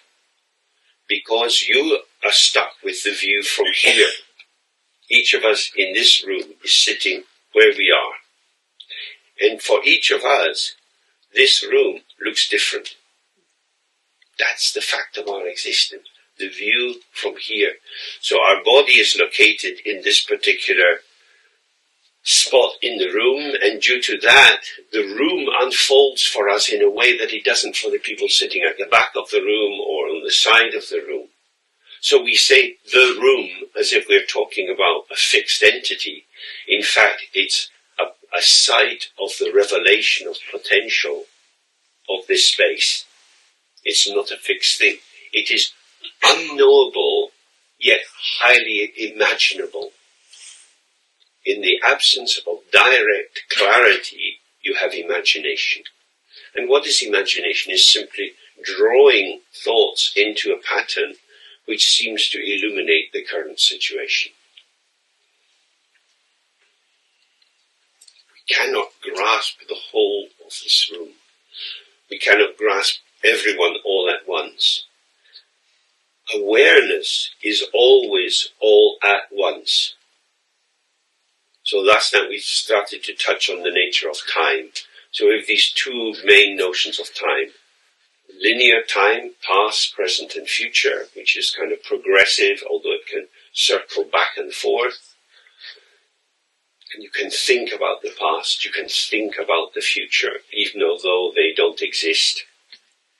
Or we have the time of, the original time, the time of which is revealed in meditation of here and now, just this. So when we do the third if we've just shaken ourselves free a bit of our intoxication by memories, thoughts, sensations, we're just here. And the here and now is whatever is happening now. This is it. This is it for me. But of course, all our education has been, don't stay in that. Come out and see where you are in relation to the field, in a dualistic sense. This is happening for me as my experience. Someone else will have a different experience, what was your experience in the meditation today? This is what I felt. Then you're comparing and contrasting. This is always a bad idea. That's why they say you should never talk about your meditation practice. If you say something to a teacher, but if you gossip about it, what you do is you mix more and more ideas and interpretations and demands and expectations. Some people visualize very clearly, some people don't. Some people's minds are just open and dark. It doesn't mean they can't have clarity about the meditation practice, but that's how they are. Some people's bodies are very restless, some people's bodies are very still. Some people can sit in full lotus for an hour or 2 hours, other people can't do it for 30 seconds.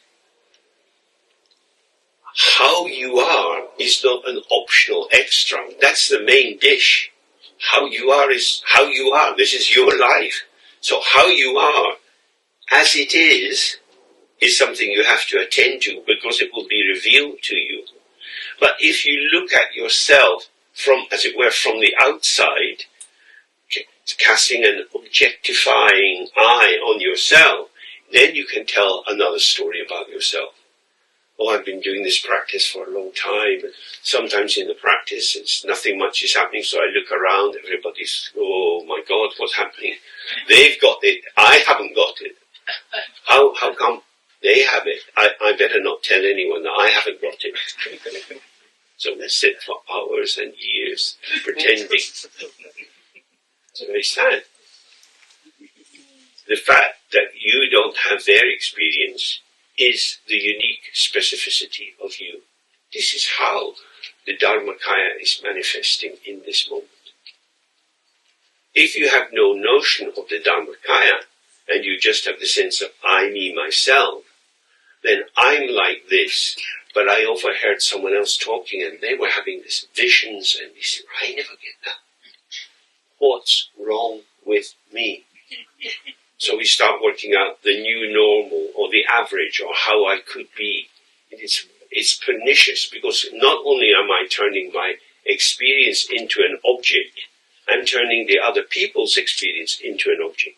And then I bring in compare and contrast. It's like this for me. And if I stay with how it is for me, I don't need to come to any conclusion about the quality of the object. So maybe you go to a concert and you hear some singing and you don't like it. The tendency is to say that was terrible. That was terrible. I don't know how they let them on the stage and they charge money for that. Other people are smiling. How come they're smiling? Oh, they're stupid. I alone have wasted my time, but I know I'm right. So we want to judge. And that judgment, which can come in so quickly and stitch it up, you've come to a real conclusion, that stops us being curious. Okay, so how come some people can enjoy this music and I can't enjoy it? How is that possible? They have an availability for that kind of music which I don't have. Okay. Sialama used to explain it to me in terms of this Tibetan word cha, which means share. He said, everyone gets their own share. Nobody can get anyone else's share. So somebody has a share which allows them to really enjoy Keith Jarrett playing on and on and on and on. And other people, they don't like that. So does that mean there's something wrong with Keith Jarrett? Or you don't have the fit? You have a disjunction. And rather than saying it's not for me, which would be very simple, we want to make some conclusion about it. The reason I don't like it is ... So I may not like it, but at least I know it's shit. And it's by observing yourself in your daily life that you see how you darken your experience. Because actually, someone else sitting in the room with me experiences something completely different. We are all sentient beings. We are all the children of God. We all have Buddha nature. These endless nonsensical statements that make us stupid because it creates a false illusion of sameness. Actually, we are radically different. Radically different. You just go with a bunch of friends to a restaurant, people going up and down the menu, and maybe I should have that, maybe I should have this fucking food, order something. Oh, but maybe they don't. When the cook is doing this, could you ask them no onions? The waitress is thinking, you go and tell the cook I'm not doing it. But I want it on my terms. We don't get life on our terms. The problem is our terms. So if you start with the composition of yourself, your history, your habits, your likes, your dislikes, you enter into an already fragmented field of experience of the things you like and the things you don't like. Which is why we begin with the 3R practice, because we're wanting to release ourselves from identification with judgment, but also identification with the judge. The judge is just a nexus arising in the stream of our experience. I don't like, I do like. It doesn't mean anything.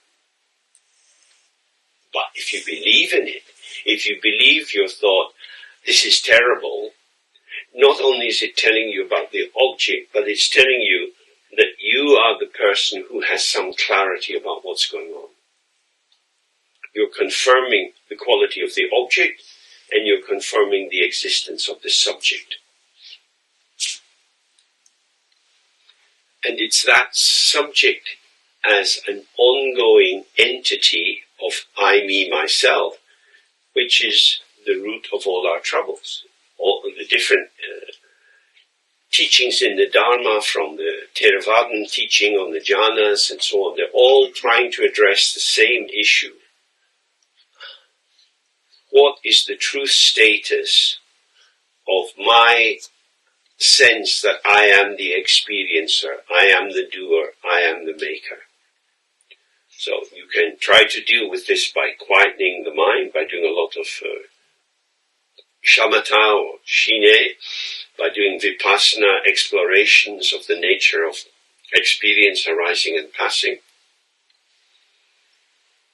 But even when you do vipassana, it's very difficult not to have an observer because you're tracking this movement through the body. There's a subtle duality embedded in that practice. What am I up to? How am I? Am I making any progress? In terms of the mind itself, awareness, you cannot make any progress. Because you are not the mind itself alone. You are the mind itself, but you are the mind itself in its openness, in its emptiness, ceaselessly giving rise to experience. You're not the mind itself as being the mind that knows and can therefore determine what it is. That is to say, I can know my hand as a thing. I can describe how I got cuts on the back of my hand as a kid falling off a bike and so on. I can read my hand, but I can't read my mind as awareness.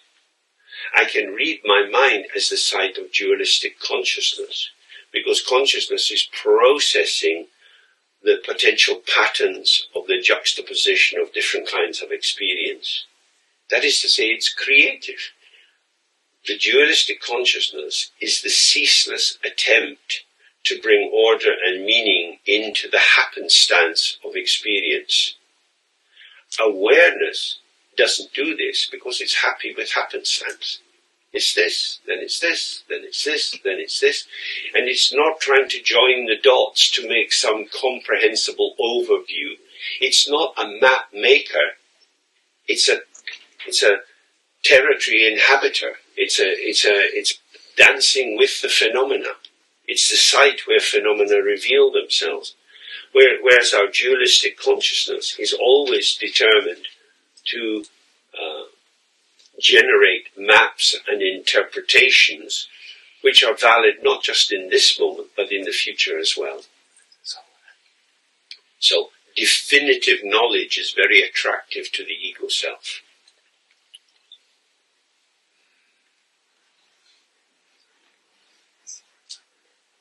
What is going on?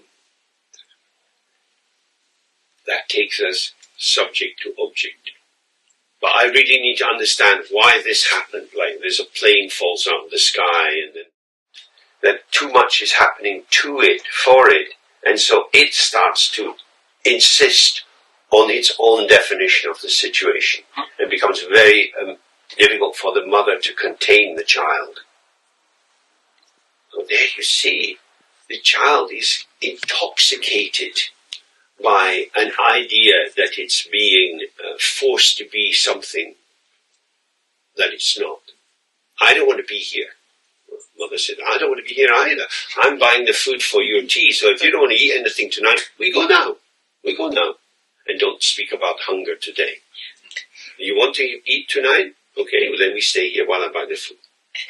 No. But if you don't catch it at the right moment, and the child doesn't know how to collapse, then it becomes an existential fight. They're going to fight their corner. I exist. Why should I? Why should I? I don't want to. And we've all been in these situations, and it's so blind and so stupid. Because actually, for me to experience the truth of my life, I have to be in train with others. Because it's co-emergent. So we take a break now and we'll come back and look a little bit at the relative truth, dependent origination.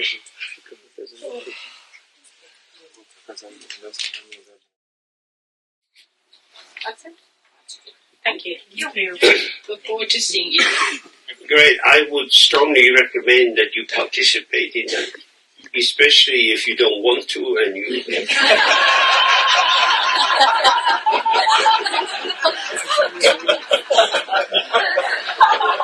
It's not me. I couldn't do that. Because it's in these moments when you feel some fear or boredom or dislike that you start to see the contour of yourself. You start to see the boundary, what I could let in, what I could let out.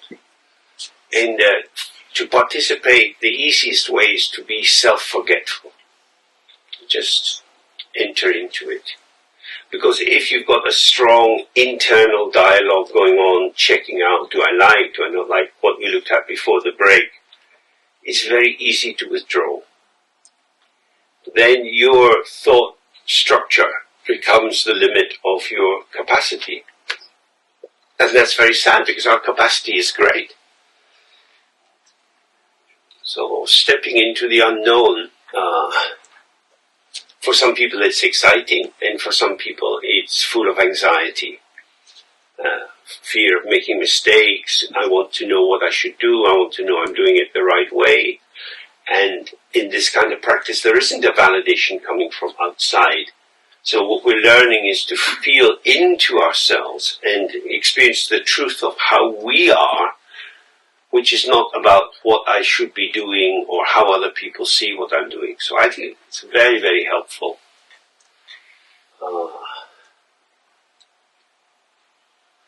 Drama saved my life in twice.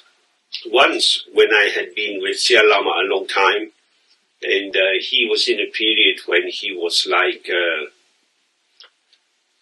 very dark butcher shop. He was very angry and attacking and never satisfied, and I was being turned into mince. I went to Pune to some friends, and I went in to see Osho. And in the evening they had this huge room with a live orchestra playing drums, sitar and guitars and so on, and people dancing. And I heard the music, and I couldn't move, and I collapsed on the floor, and I wept because I was so tight inside, so under this beneficent or malevolent or ludicrous patriarchy of Tibetan Buddhism. And I could see the annihilation of the self is not the path. Tibetans have a lot of methods of crushing people and grinding them down. You see that in the stories with Milarepa and so on. Not very helpful for us, especially in terms of modern pedagogy. Children are benefited by love and attention and inclusion. Making children unhappy and collapsing themselves and crying and feeling unloved will not produce good results in school. Fear is not a great method. Anyway, I realized, something is wrong here, that I can't be myself in this situation. Then later, when I came back from India, I was unemployed, and by chance I found an opportunity to join a drama therapy group, which was run by unemployed people. And through that we did a lot of charades, a lot of games, a lot of imagination. And if you had met me at that time, I would have been talking Dharma in a very deadly way. I was the bearer of the truth, and it's very sharp, and they cut you if you don't get it right. And then doing these silly games, we did things like, you hold an imaginary box, and you show people what's inside it, and you pass it to the next person, and they open it and show you what's inside it. And you suddenly realize, it's exactly what the Dharma says. When you look at the sutras, the Buddha was in a village, and someone comes up and asks him about the rainy season retreat, and he tells them. Then he's in another village, and they ask what happens at death, and he tells them that. It's always responsive. The Buddha himself didn't have too much to say, but he responds to situations, and he was free to respond to situations differently with different people. And so when you contract in yourself with fear, with anxiety, whatever it would be, it may be useful for someone like me who is a strong shell inside me. The grinding of the carapace was useful but highly unpleasant. And then you can start to move around a little bit. But if we can find the path through joy, it's much better. So playfulness, improvisation, spontaneity, not knowing is really a very profound Dharma path. A few years ago we looked at the Mahamudra text, and I'm exactly saying that. The mind is like the sky, thoughts and feelings arise and pass, let them come and go. Don't be in charge, don't worry about how you are, don't worry about what people make of you. James, excuse me. Scheinen noch, somebody has a mobile phone on probably because it's happening again, and it's completely ceased yesterday when we switched off the phone. Okay. So please check it. If your phone is on, please put it into the flight mode. Thank you. So that's why I strongly believe in this. It's not just some theory, but I experienced it myself that, yes, study is important, doing the practice is important. In Asia, doing service for the Guru is important. But it's a very decentered system. If you think of the traditional Thangka paintings of a mandala, the central figure is always big, and the other figures are a bit smaller. And so everything flows out from the center and back into the center. We are living in much more democratic times, and we need Dharma for democracy, because democracy is under attack. And we see what happens when people seize power and it becomes centralized. The current Pope has also been speaking about this in the Catholic Church, that the power of patriarchy has a distorted Christ message. And I think we can see this everywhere. So in a situation like this, I know some things, but you guys also know some things. We all know different things. We've all had different kinds of experience.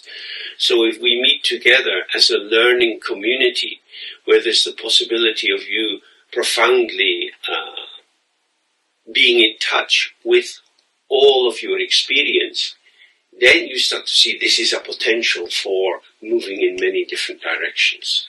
It's not that we need to acquire a whole lot more. Mostly what we need to do is to remove the impediments of the free intercourse between what arises as self and what arises as other. Because when you experience self and other arising together, this co-emergence is the taste of non-duality. It's not that the object vanishes and there's only the self, or the self vanishes and there's only the object. But there is an interplay which is not turning around, maintaining the delusion that I am who I think I am. So we move from being to becoming.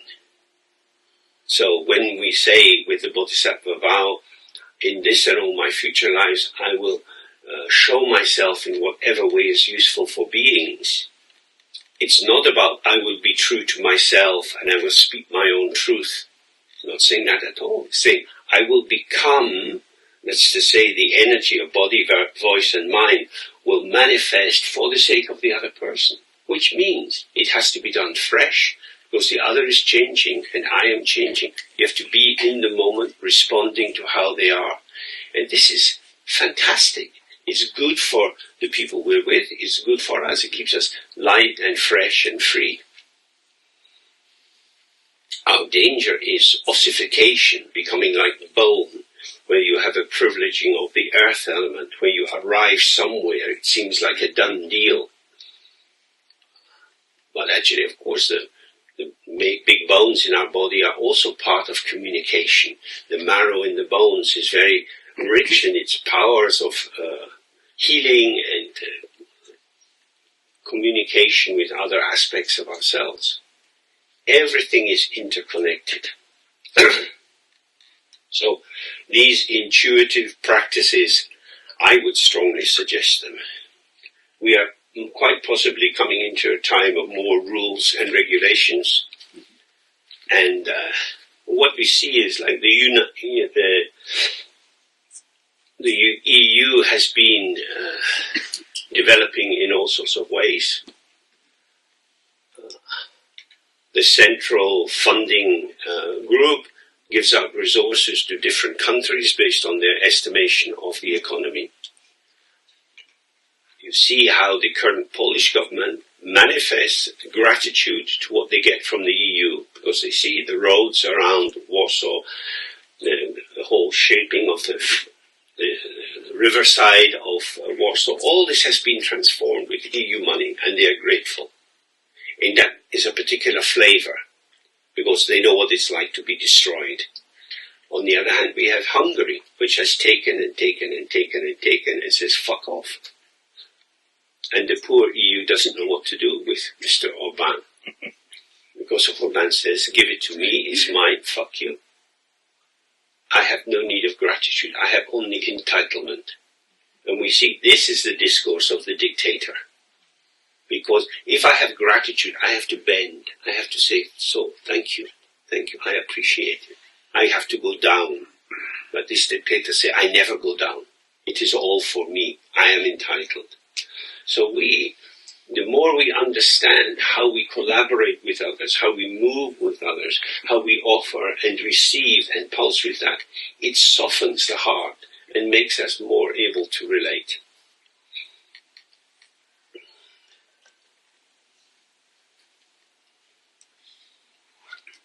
So, in the Participatory literature, in the Diamond Cutter Sutra, it says, as stars in the sky, as hallucinations and flickering lamps, as illusions, as dewdrops, the small drops of water on the grass in the morning, and bubbles, as dreams, as flashes of lightning and clouds, this is the way one should perceive all compounded phenomena. So, when the lamp is flickering and the light is uncertain, shade and illumination are moving. This is how it is. Due to causes and conditions, we have it. We have our situation. So then it's likely to rain. So the shoes have to be brought into the tent. If it wasn't going to rain, the shoes would be left outside the tent. Where the shoes are located depends on conditions. Everything depends on conditions. So a bubble depends on there being water and air being released at the bottom of the pond from some rotting vegetation, bubbles up to the surface. Like a dream, you can't catch it. Flashes of lightning, you can't catch them. Clouds, we can't catch them. These are the famous traditional images of illusion, where there is appearance, but it's ungraspable. You cannot catch lightning, but if you're out at night and the lightning flashes and suddenly there's this whole illumination, and then it's gone. Into saying your whole life is like that. Illumination of this pattern, and then another pattern, and another pattern. There is nothing to grasp, but a lot to appreciate. So we go from appropriation, I need, I can get, to an aesthetic appreciation. It's like that. Wow. Oh, it's like that. Grasping requires there to be a grasper, the subject, and a grasp at, the object. Aesthetic appreciation just requires you to be present.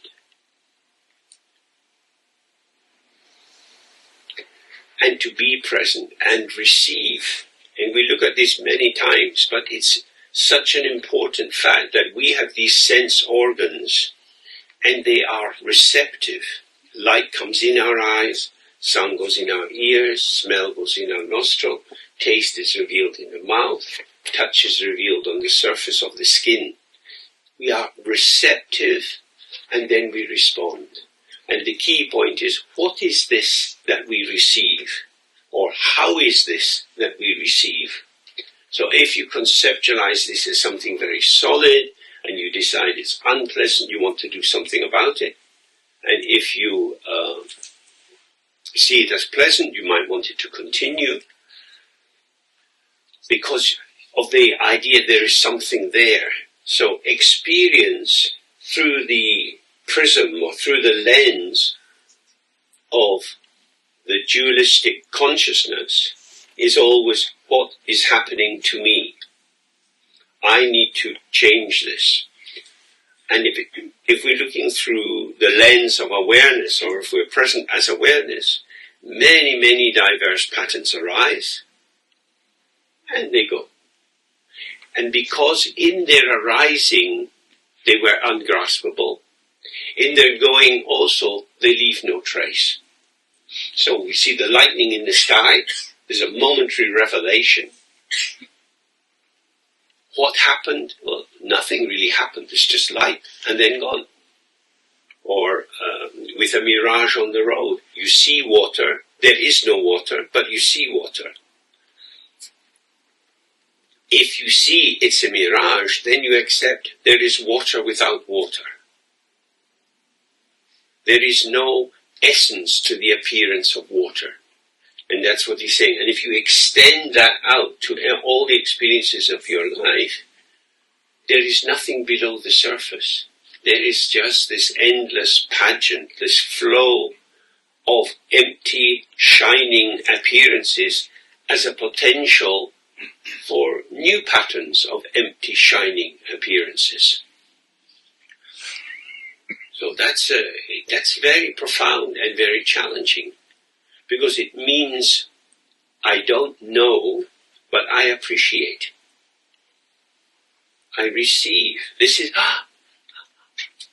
we are surprised, and when we are surprised, we're taken out of ourselves.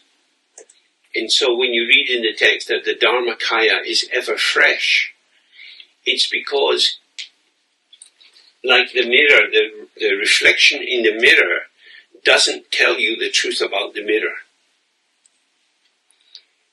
It shows you the power of the mirror, the capacity of the mirror to show reflections, but the pattern of the reflection is not the essence or the heart of the mirror. If you catch the reflection, you don't catch the mirrorness of the mirror. It's the same way with us. We have patterns, that is undeniable. But these patterns are not the essence or the defining truth of who we are. So instead of trying to change them around to maintain this identity or this mask that we would prefer to have rather than the jumble of our own unedited experience, if we relax, we allow these patterns to come and go. And then we see that actually they are quite helpful.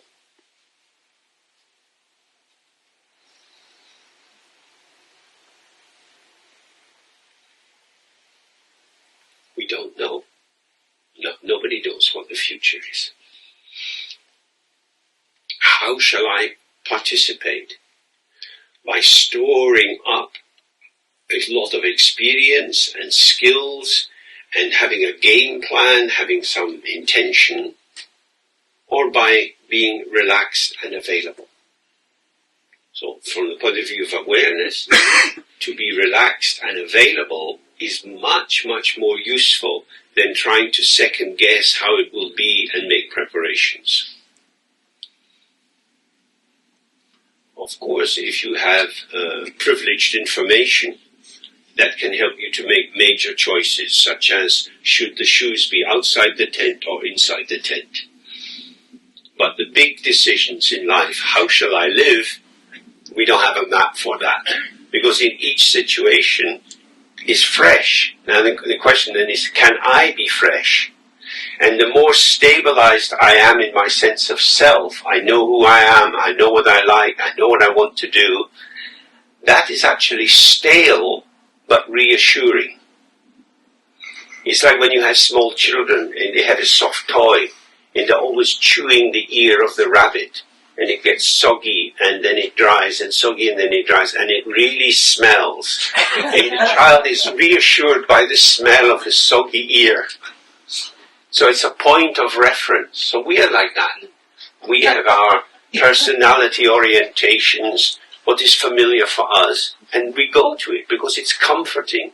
It says, you are who you think you are. You know what you need. Which means you've got to carry a big rucksack all through your life, bringing your past, bringing your desires with you. And then you have to try to align the world with your sense of how it should be. So you start with the map, and then you stumble in the territory. Whereas in Dzogchen, relax out of your formulations into the openness of the potential, and then the territory which you are sharing, which you are always part of, that will show you how to proceed. And maps become less and less necessary. So, illusion means you get it without getting anything. There's not something to get. Imagine if, when you go for lunch, they didn't give you a plate, they gave you a little bag, and you had to go and put all the food in a little bag and then write the date on it and store it in your trailer, because you couldn't travel without your trailer. And in the trailer you have all the meals that you could ever have eaten in your life. Rotting, moldy, little worms moving about in them. The function of the food is to vanish. When I was a child, we went on holiday to London, and I don't know, it'd been in the 1950s, not so long after the war, and we went to visit this family. The father had been in the same unit as my father in the wartime, and they're all talking together, and we had a meal, and it was a meat stew, and I had a piece of the meat, but it was actually gristle. Do you know what is gristle in German? Chewy? Was Knorpel. Was fürchterliches. Yeah.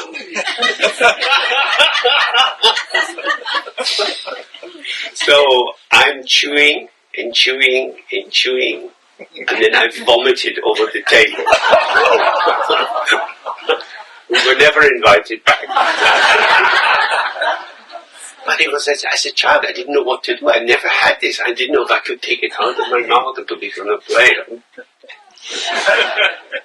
Oh. It's best if you can swallow the food. So, moment by moment, if you like, it's a very dualistic metaphor. But if you like, we are eating the world. We are eating experience. This flow is coming into us and dissolving, coming into us and dissolving. And the more we see that, because it's truly dissolving, next moment fresh. Next moment's fresh. But if we become cumulative, as is the style of the dualistic ego self, it is cumulative, it's adding and adding and adding and adding, and we build up this database or this knowledge or this information, and we can use it as a site of our identity and as a calling card, a kind of shell or mask or suit of armor to proceed.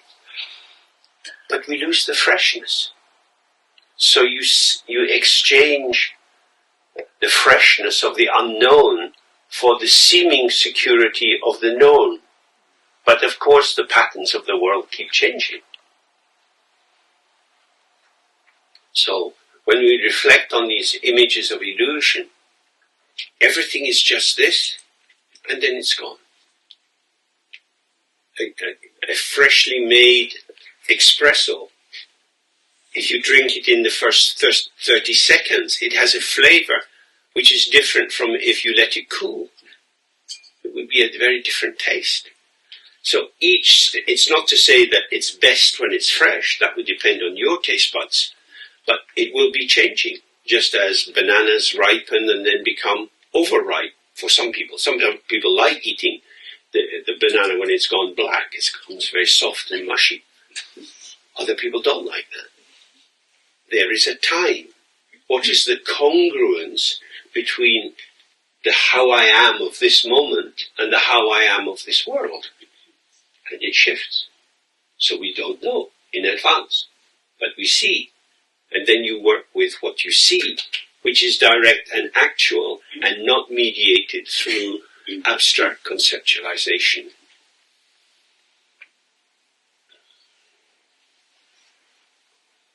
Okay, maybe take a few minutes and just discuss with a neighbor your experience of illusions.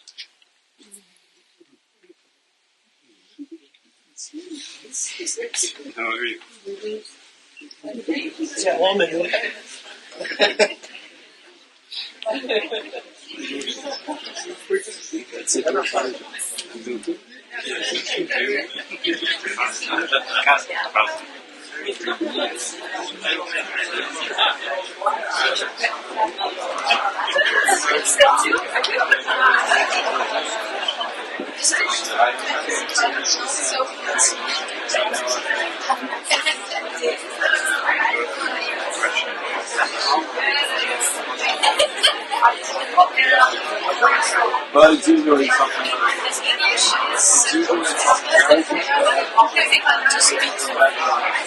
It's not so it's okay.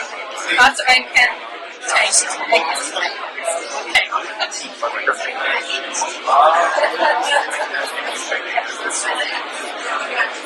Yeah, delicious.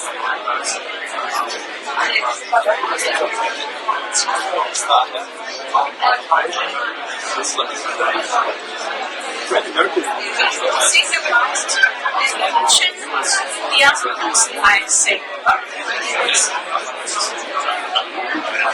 think if you see the first layer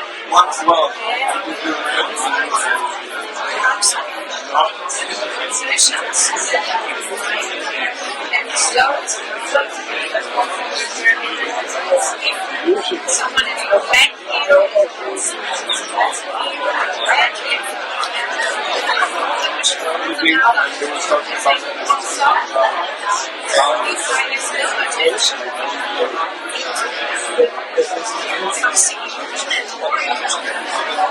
I think Is it granted that everything is always the same, different?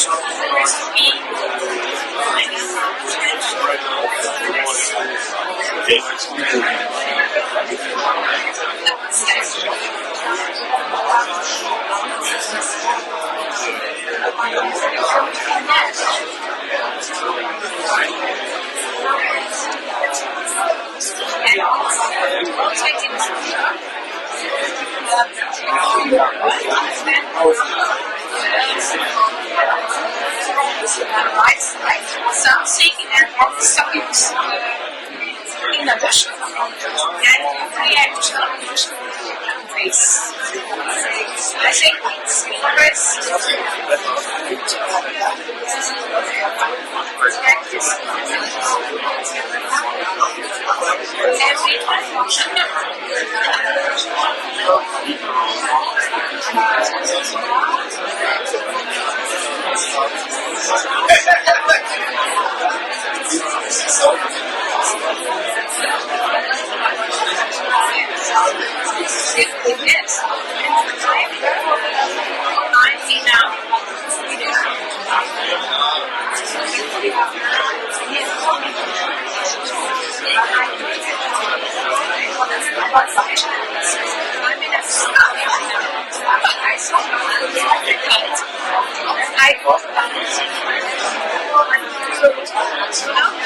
Yes. And I'm a and I do my works and then most purpose then disturb my so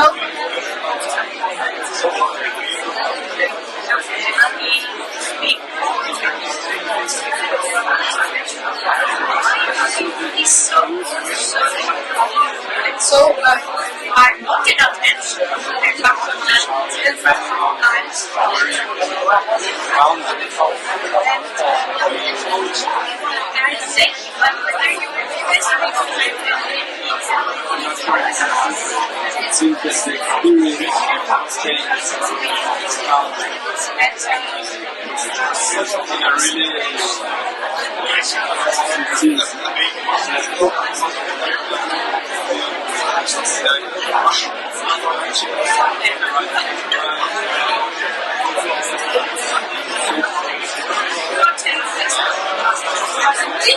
it seems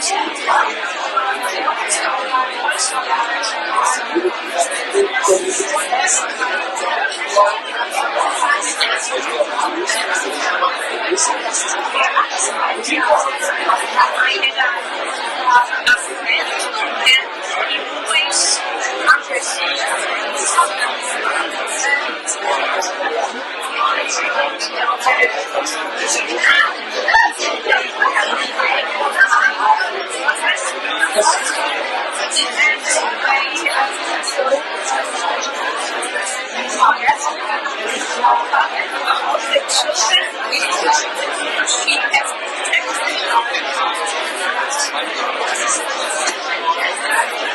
Something I really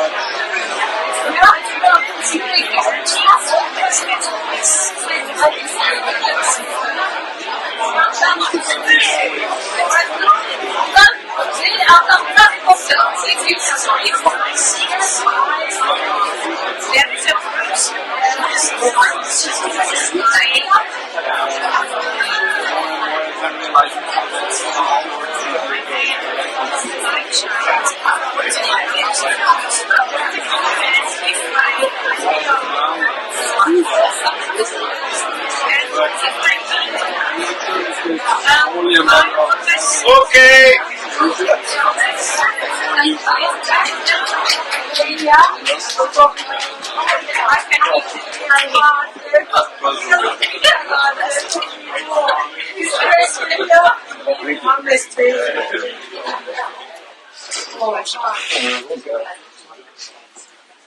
It's amazing how much energy there is in talking about that.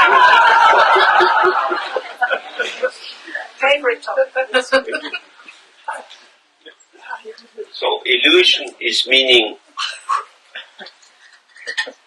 that appearances are not self-existing, that they arise from causes. They don't have an internal truth, they have a situational validity. You know? So if this last weekend was very hot, if you buy an ice cream and you hold it in your hand and you don't lick it, gradually the self-liberation of the ice cream will occur. Because it arises due to the causes and condition of the ingredients, but also the refrigeration of the ice cream van. And when it's apart from that, these new factors, the temperature of the air, start to facilitate the melting of the ice cream. So when you have the ice cream, you get something, but it is something which is conditioned. Its origin was conditioned, its presence is conditioned, and its vanishing will be conditioned. And that's the same for us. All through our lives we've been conditioned by whether our mother was alcoholic or not, whether our father was violent or unemployed or not, whether it was a time of peace, whether the family tradition was eating healthy food or everything had to be fried. There were many factors which have been behind how we have come into being in the world. And as I was indicating yesterday, these are processes. So the primary focus of the Dharma in all the levels is to go from the belief in things and turn towards an attention to processes. The thing is a conceptualization.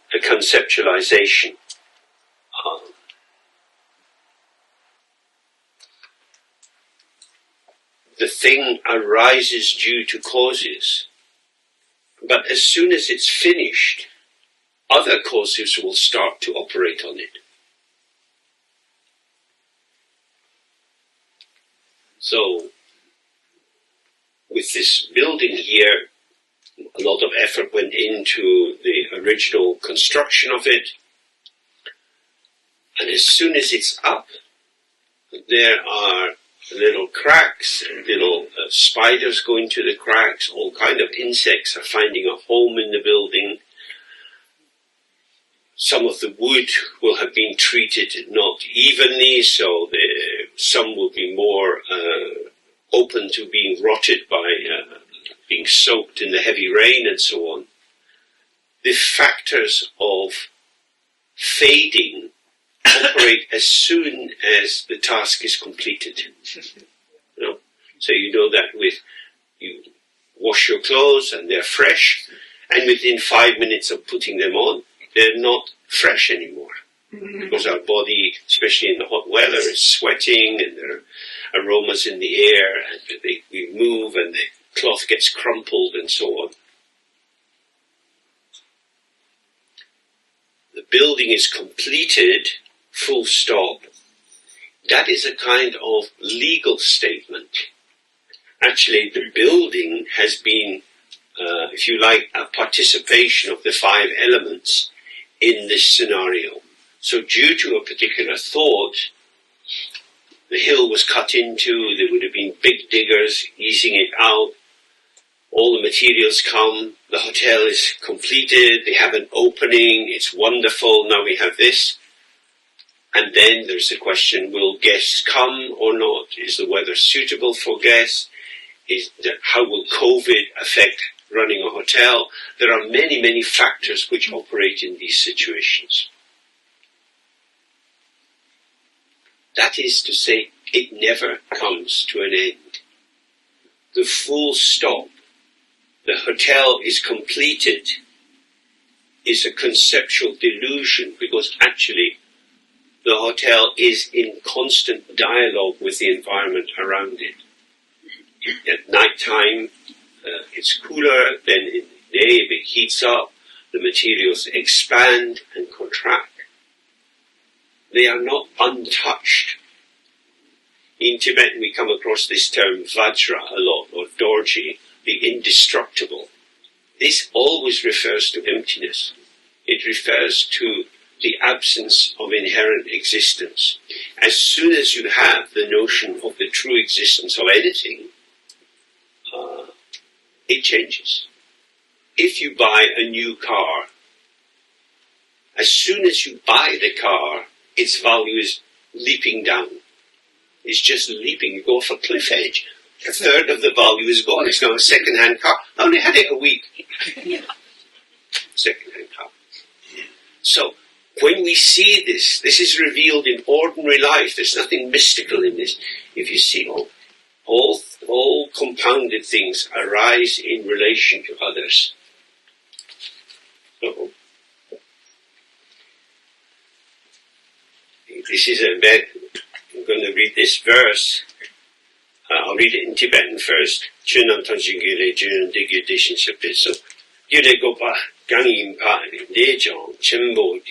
So, all phenomena arise from causes. So there's always something prior. There's always something before. No phenomena is the true beginning, starting point. The second line is, this has been shown by the Tathagata, meaning the Buddha Shakyamuni. How to put an end to this cause has also been taught by the great renunciate. Again, this is Shakyamuni. So, phenomena in this case, the Tibetan word is chö. Chö can mean phenomena as in like the illusory images in a mirror. But in this particular text, it has the sense of things. All things arise from causes. There is no true thingness to the thing, but by not being aware of the unborn open ground, we take illusions to be things and then interpret them as self-existing. That's what the Buddha said. All of these things arise for you as a mode of experience dependent on your unawareness of the open ground.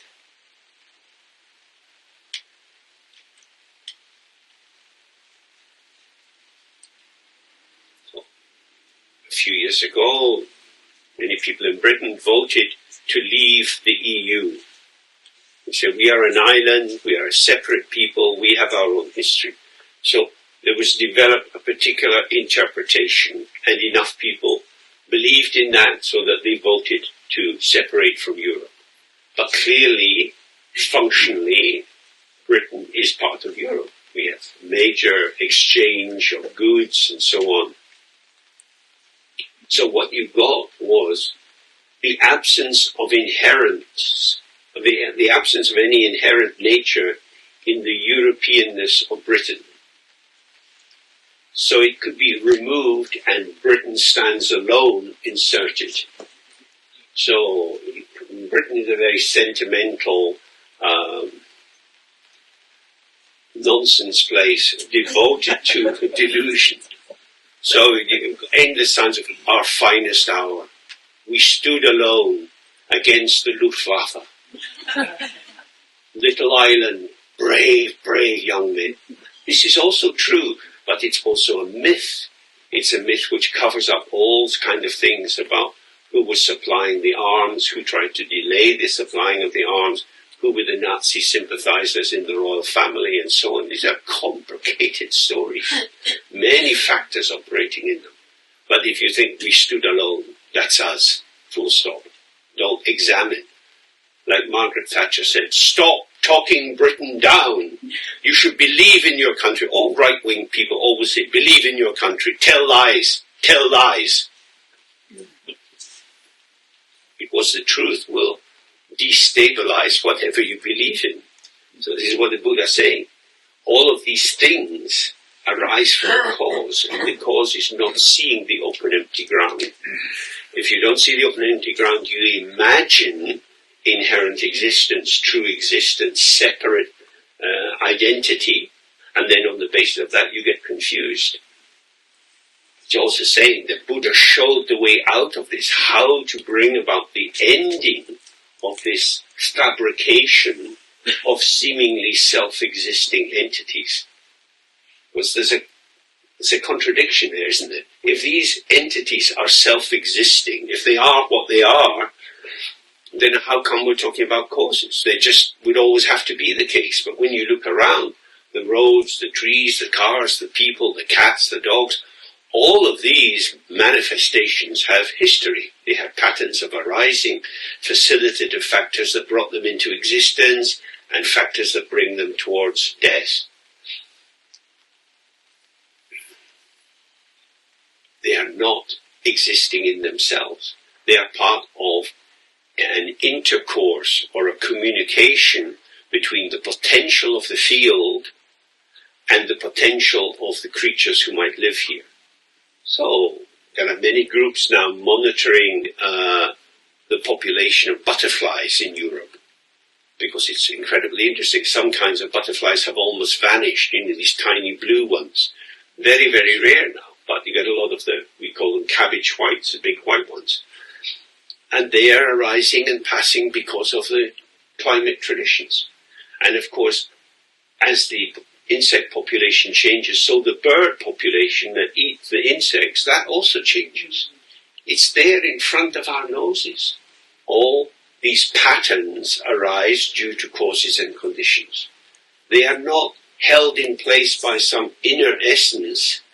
They're held in place for a while by the collaborative or uncollaborative movement of the forces in the field.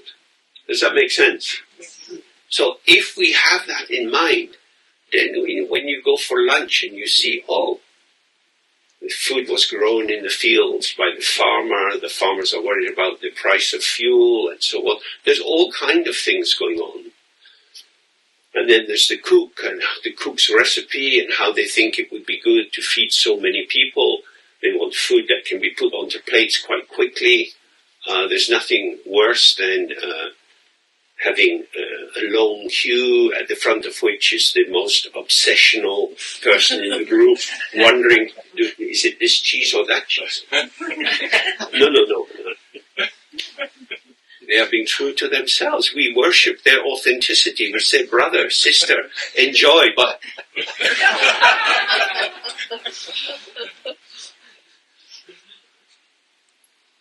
You can get caught up in anything. Things can become so important. That's our mind. That we invest a temporary pattern with absolute importance. And then it changes. And our powerlessness is exposed again and again.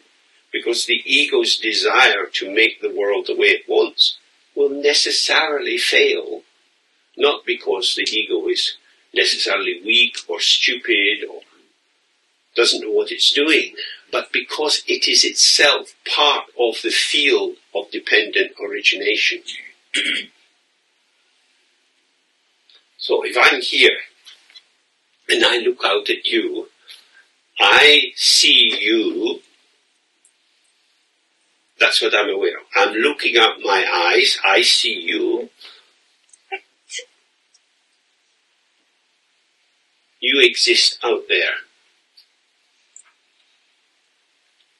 This is a construct by not seeing that I exist in here too. I'm in the room with you. So how I am is not some neutral territory, but it's implicated. So again, Second World War, there were neutral nations, such as Switzerland, such as Sweden. Now, how neutral were these nations?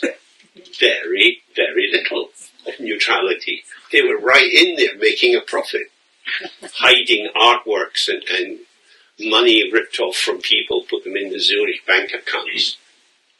How would a small nation become so rich? By deception, of course. If you want to be rich, the quickest way is to steal. When the white people were expanding in North America, they recognized first thing to do is kill these bloody natives, push them off the land, and it went on and on and on. The absolute annihilation of the tribal population, telling lies, false contracts, making agreements, tearing up the agreements. And then it became the white man's country. Lying and cheating. That's how to get rich quick. And of course, if you're simply playing the money markets, you're not in touch with phenomena. You're in touch with abstract ideation. And so it's easier to fabricate your own conclusions. So when he's saying all phenomena or all things arise from causes, in a sense he's saying don't be so confident about your opinions. You like this kind of chocolate more than that kind of chocolate. That is only an opinion. It's not a fact about the value of the chocolate. It's about the relationship between your tongue, your purse, how much money you have, and how the chocolate is. It is conversation. It's a movement. It's a becoming. But as we looked before the break, if you don't see the open ground, which is the basis for the arising and showing, like with the mirror, the wing mirror in your car is filling and emptying thousands and thousands of times. Our mind is filling and emptying thousands of times. And yet we still claim a stability of identity which doesn't exist.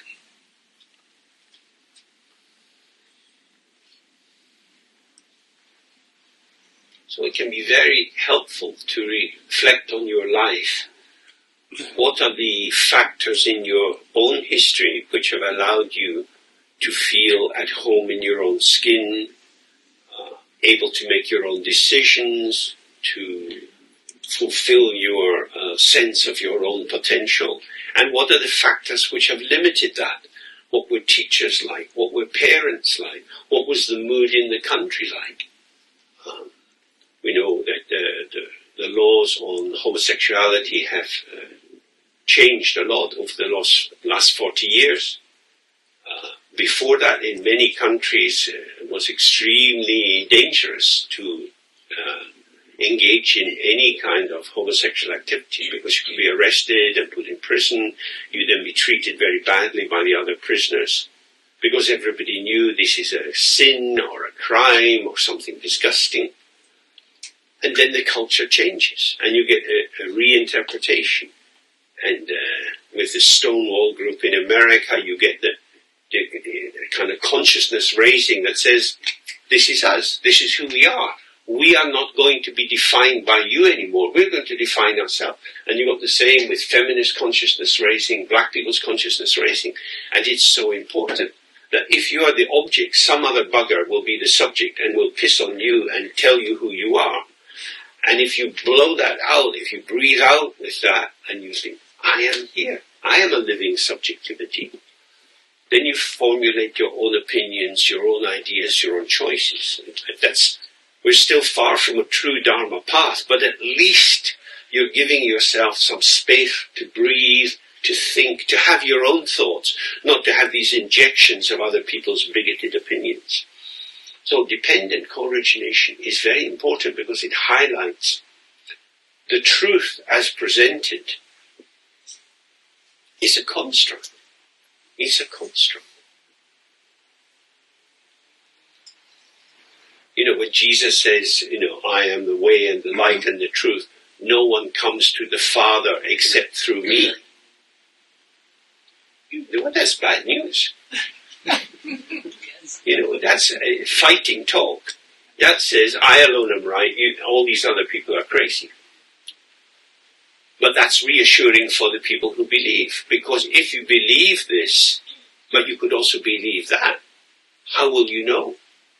So in the 60s, when many people were exploring, going to India and seeing Hindu teachers, Buddhist teachers, all kinds of teachers, many people had a portfolio of experiences in ashrams and dharma centers and so on. Oh, what shall I do? What rings true? Well, it's all good.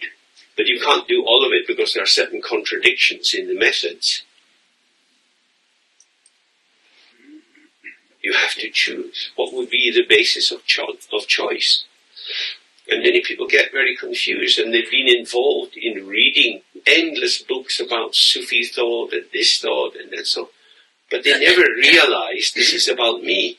It's always on the object, on the object. If you want to see how you are, you have to find the way to see without looking. Remember, I see you because light comes from you to me.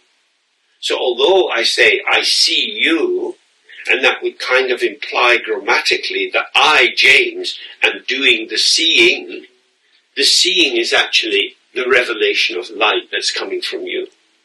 But if I'm looking, that's much more ego-directed.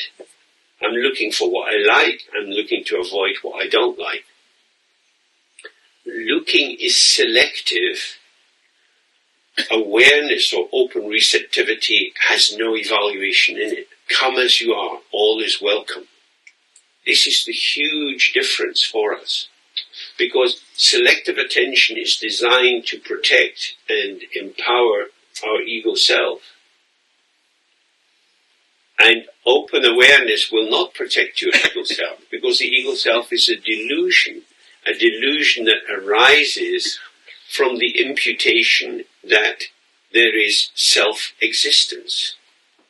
So when we talk about dependent arising, it means self-existence is a delusion with regard to things. So if you have a car, and you came here in your car, you can go out and you see, oh, it's parked over there. That is my car. It was my car yesterday, it'll be my car all week, it'll be my car at the end of the week when I drive home in it. There is a stable point of reference.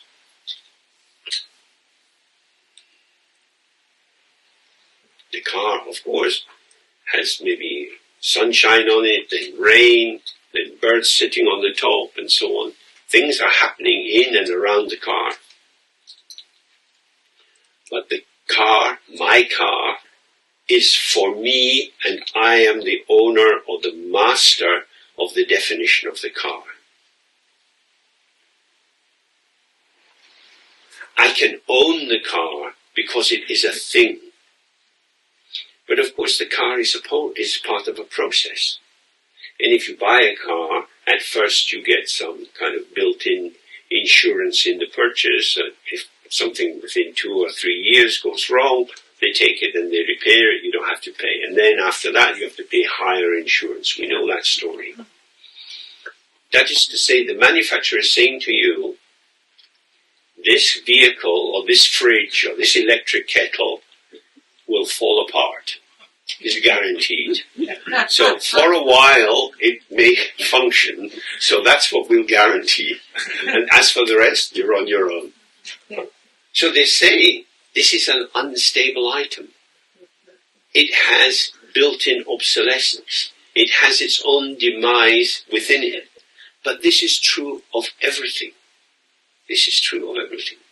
So at the end, with the ending of the Cold War, and there was a rapprochement with the former USSR,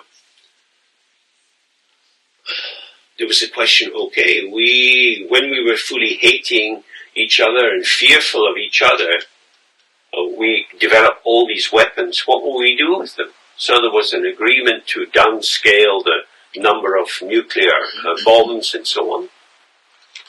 And happy little Ukraine, ever hopeful, gave up all its nuclear weapons. Because brave new future, it's going to be different this time. And now their hearts are breaking. Because if they still had these nuclear weapons, Putin wouldn't have invaded. So on the basis of someone believing in goodness and truth and love, some nasty bastard comes in and fucks them. And that's how it always is. Too much hope is no good, too much fear is no good. You have to have the middle way, a little of both. Everything is unstable. So that brings us back always to the mind. If everything in the world is changing, and my mind is also changing, to constantly observe what is going on outside will just be, it will create too much randomness in my experience of the experiential field. I need to have some sense of continuity, otherwise how will I live? You know, when the cook has to go into the kitchen and know where the pots and pans are. They have to open the fridge and know that the food will be chilled and ready for cooking. So prediction is part of our ego sensibility, and yet it's relative. It's relative. We act as if we imagine stability where there isn't much stability, and yet as long as we are careful in how we imagine, we have a period in which our predictions may be true, a bit like the insurance on the car. Mm-hmm. Then factors change in more extreme way and your prediction is false.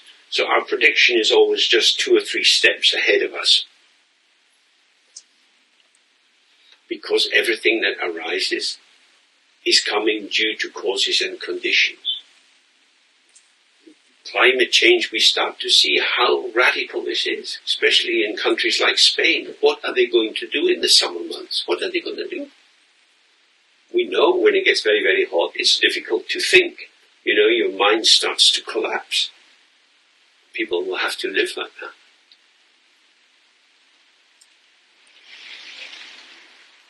Due to factors beyond our control, we spend a lot of time trying to correct all these problems which have arisen. Some were done out of ordinary not knowing. For example, the huge production of plastics for bottles of water, for plastic toys, for all kind of, so much plastic in modern cars. And gradually these plastics break down and then they come into our own bodies, and we have plastic in our brain, we have plastic in our heart. We are infected with this substance which doesn't dissolve very easily, and we still don't know exactly what impact it's going to have on our health. Many of these decisions about the use of plastics were just because people didn't know. They thought it would be okay. It seemed a good idea at the time. For other people it was more malicious. They knew it wasn't good, but they continued to make use of it, like the companies making asbestos 30 years ago. Everybody knew it's dangerous, on the tobacco industry. So ideas can have a relative purity or impurity, but what they can't do is establish something which is enduring in and of itself, independent of all circumstances. We are circumstantial in how we are. I am a part of all that I encounter. So, I'm not myself. I am me with you. You and I together. So, here we have Kuntu Zangpo plus lady friend.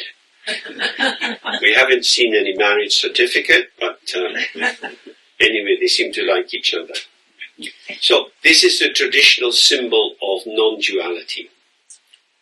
That her vagina opens and his erect penis goes in, and so the separation of the bodies is disguised in this moment of union. That he representing manifestation, she representing emptiness, are not two things. You could look at it and see this is a woman embracing a man, or we can see this is they are so tuned into each other. In fact, this is a very nice statue, because if you look at it later, you'll see the eyes are really quite contactful. So you get a sense they have an energy cycle going through the eyes, down through the heart, through the sex organ, in the sex organ, up through the heart. This typical yoga breathing connectivity.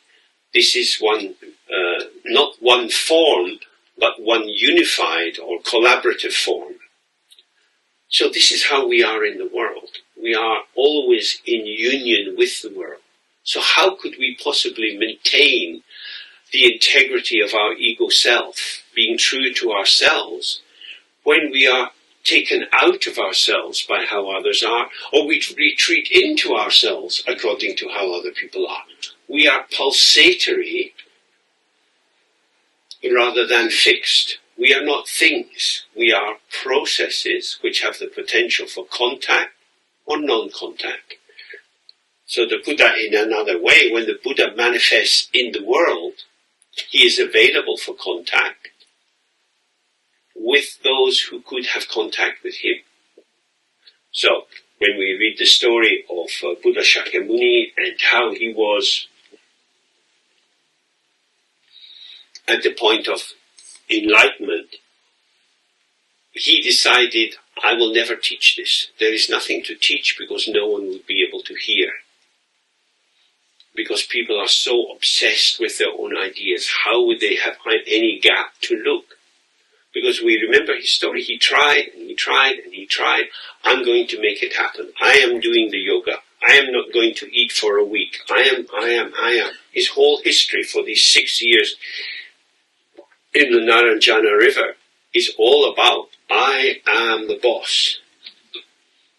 And then he came to a point where he said, this is hopeless. I don't know what I'm doing. I'm giving up. But he gave up in a very interesting way. He gave up by choosing some comfort. He put down the kusha grass to sit on. He accepted some sweet rice pudding from a young girl from the village. So he had some pleasure. This is very important. Because if you're doing an ascetic practice, the world is a provocation, so you have to say no, and you sit on hard surfaces, and you feel cold, and you shiver, and you don't give in to it. But he tasted this delicious sweet rice. Oh, you relax. So he started to relax. Half the work was already done by that sweet rice pudding. We'll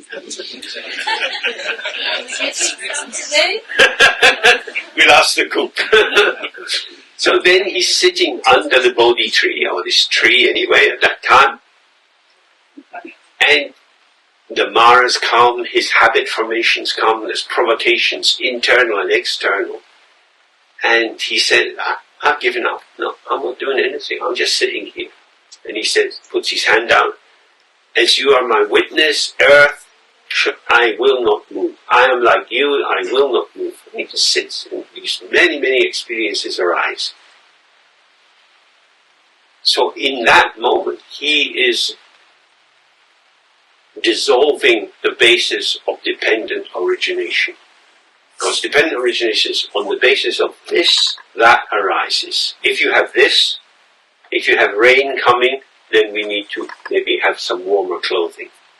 If it gets hot again, we take off the warmer clothing. We're like that. We're moving and changing all the time. But when he sits and he doesn't react, it is as if these invitations or provocations are just passing through. They're like reflections in the mirror. He's sitting. So that's why at the end of it, when he has this great illumination, he thinks no one will understand, because human minds are busy all day long, all night long, thinking and processing and remembering and planning and making patterns and walking on the patterns. So how will they understand the non-duality or the non-difference between openness and appearance, or stillness and movement? All the binaries, in fact, are born together. We can feel on our skin it's getting colder. Hot and cold are born together. We could say it's less hot than it was yesterday, or we can say it's colder than it was yesterday. Both are ways of expressing that what seemed to be the case is no longer the case. We're moving from hot to cold. We've all been moving from young to getting older. You had your breakfast some time ago, so you go from moving full to starting to feel a bit hungry.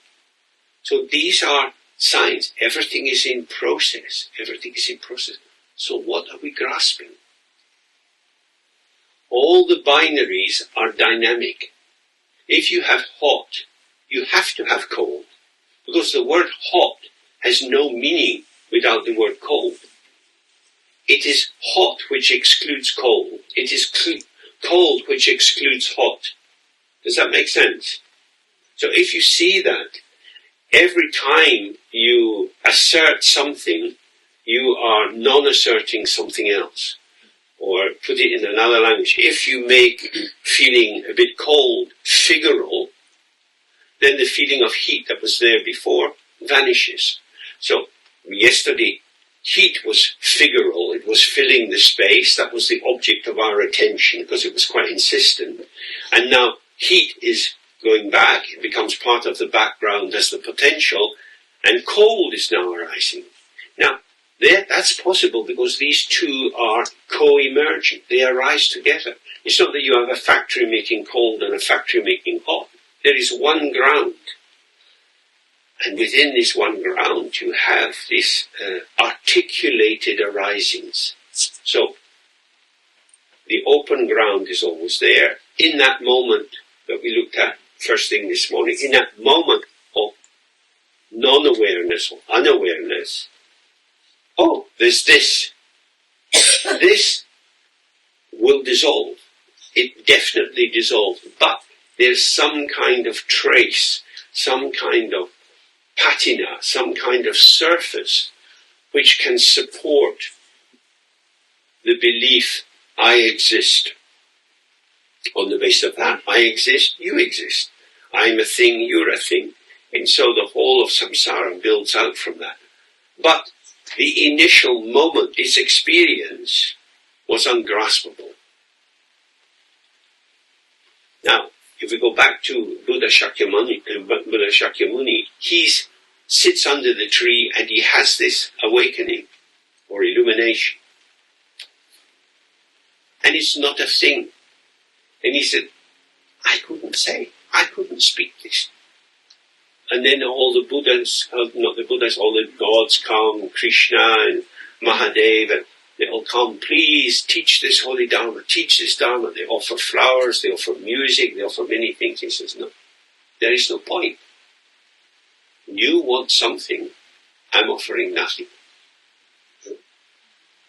You don't want nothing. You're afraid of nothing. But I'm selling nothing. So you have to go somewhere else to get your something. It's very, very interesting. But somehow he relented and he started to teach Dharma, and slowly he built up through starting with impermanence and then with dependent origination. He opened up the possibility of people having some more sense of nothing. But it was alarming. It was shocking. They say that when the Buddha was in Rajgir on the Vulture Peak mountain, and he started to teach, he made the situation for Avalokiteshvara to teach the Heart Sutra. Many Brahmins who were present, they fell unconscious because it's such a troubling idea. Nothing exists. Nothing exists. Now, if you have no sense of illusion, you think, oh my God, all something has become nothing. No, what the fuck? So like when the story of Bodhidharma, this Indian monk who goes to China to teach a particular form of meditation that became Chan, when he gets to China, after some time he's invited to see the emperor, and the emperor tells him of all the wonderful things he's done. He's built so many stupas, so many temples, he feeds so many monks and nuns. And he asks Bodhidharma, how much merit have I gained? And Bodhidharma says, none. None. Which is true, because all merit is empty. All sin is empty as well. Murdering is like an illusion. Rape is like an illusion. Now you might say that's an atrocious thing to say. James, wash your mouth with soap. For the people who rape, it's not a joke. I'm not saying it's a joke. I'm saying it's an illusion. And we have the story of Yeshit Sogyal, who, when she was traveling, was raped by 7 bandits. And she entered into that as her practice. And through her clarity in her body energy system, she was able to bring enlightenment to these rapists. And that is unbelievable for us. But she was not an object. She was not a victim. And then we see how we slide into that. It's happening to me. I don't like it. It shouldn't be happening. And all these concepts come up and they make it very, very solid. So how not to be in touch with the limiting factors? When I was a child, I had to go to the dentist. In that time, the dentist had this old-fashioned drill, which was pumped by his foot, and then the wire went up and round. And I was not a very good patient, so he took a piece of cotton wool and he tied it onto this cord, and then he tied another bit. He said, "Look, this is the rabbit and this is the dog. The dog wants to catch the rabbit. I need you to tell me if the dog is getting close to the rabbit." So I'm.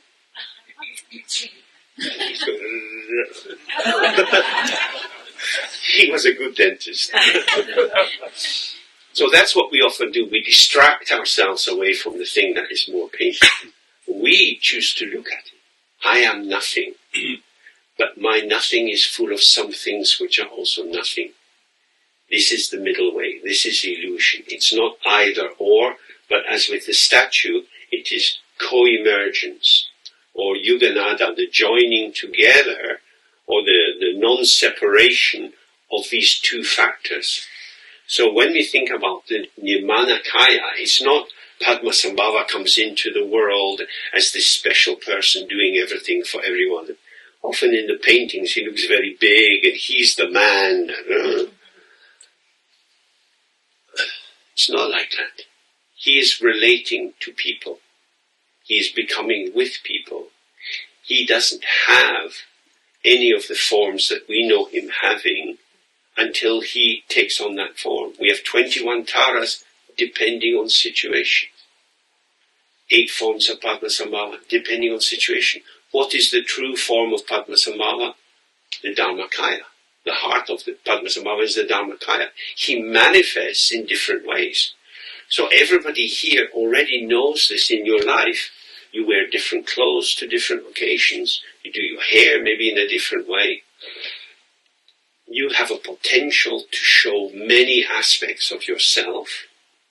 All of these aspects can be situationally valid, situationally authentic, but they are not authentic in a continuing way, because new situations will require that you become other than you were.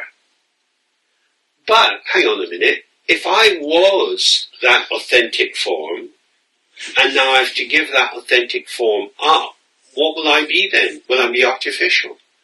No, you're authentically this, you're authentically that, you're authentically everything. All the 8 forms of Padmasambhava are Padmasambhava. So what is the real Padmasambhava? There is no real Padmasambhava. He is an illusion. And his illusion is to show you your illusory nature. It's the same with the 21 Taras. You can read the stories of each of these forms of Tara and why she manifested these forms. In all the big tantric texts, it gives you the history of how the deities came into the world. You have the same in Hinduism, in the Puranas. It describes the origins of all the gods because they arise due to causes and conditions. And so Shiva is not necessarily sitting on top of Mount Kailash because he also lives in Girnar and he also lives in about 1,000 other mountains in India. He is wherever people have faith. He's not a thing. He's an experience. Where does he come from to offer the experience? From the Dharma Dhatu, from emptiness. And where is emptiness? Everywhere. That's why I say, you never know who you meet. So you should always treat everyone you meet as a form of the Dharmakaya, as a pure form of the Buddha. So, as we take this break now, and you have some time in the afternoon, if you want to go for a walk, and you see nature is showing dependent origination in a huge way. The plants that are in the sun, the ones that are in the shade, where the farmer's been cutting the grass, where they haven't been cutting the grass. You see, due to causes and conditions, this arises and then it ceases. And due to cause and condition, this arises and ceases. Nothing that you can find is self-existing. Or we could turn that into a question. See if you can find anything which seems to be self-existing. Okay, time for lunch.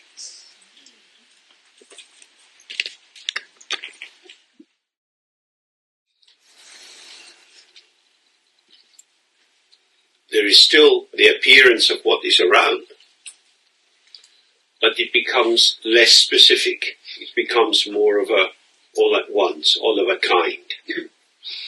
And we can experience this for ourselves. You can focus on someone in front of you and really try to have a sense of the clarity.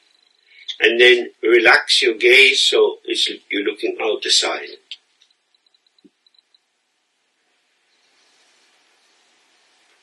So when you look out the side, you get inclusion, but lack of specificity. When you focus on someone in front of you, you get specificity, but exclusion, because you're excluding all the things you're not focusing on. Ideally, our goal is to have all inclusion with the precise specificity of the moment. In order to achieve that, we first need to get some kind of inclusion, which means starting with the space, allowing experience to be there without sorting it out. Because once you start trying to sort it out, you have categorization, you have hierarchies of significance and so on. So it may seem quite strange to be sitting here but not quite able to see here or define the specificity of what is here. The function of this is, I don't need to know. We have a paranoid relationship with knowledge at the moment, and we see this particularly with all the ever-developing forms of electronic communication and the monitoring of these by the secret police in all the different countries. We're gathering in this information about something, and then we draw conclusions from that. We don't want to be informed, because to be informed is to be deformed. That is to say, your original nature is deformed into becoming malleable as something which can be shaped by informing. Because when you get information inside you and you pay attention to it, it alters your stance for how you enter into interaction with the world. So firstly, we're always trying to release ourselves from the starting point of I exist, I am something, I am someone, just to I am present, and in this space of presence, many things, many images, many imaginings arise and pass. While I remember we could do the Padmasambhava practice here, if sufficient people would like to do that, so have a think about it and let me know. We could do it in the evening after food. Now we're going to look a little bit at the Heart Sutra. Because the Heart Sutra is a very useful way of coming to understand emptiness. Emptiness means empty of self. Everything else remains the same, but you take out the self. Now, do we really believe this? Skimmed milk does not taste like full milk. If you take the fat out, you take half the flavor out. So, if everything's nature is empty, any flavor, only one taste, emptiness. Emptiness, taste of emptiness, taste of emptiness.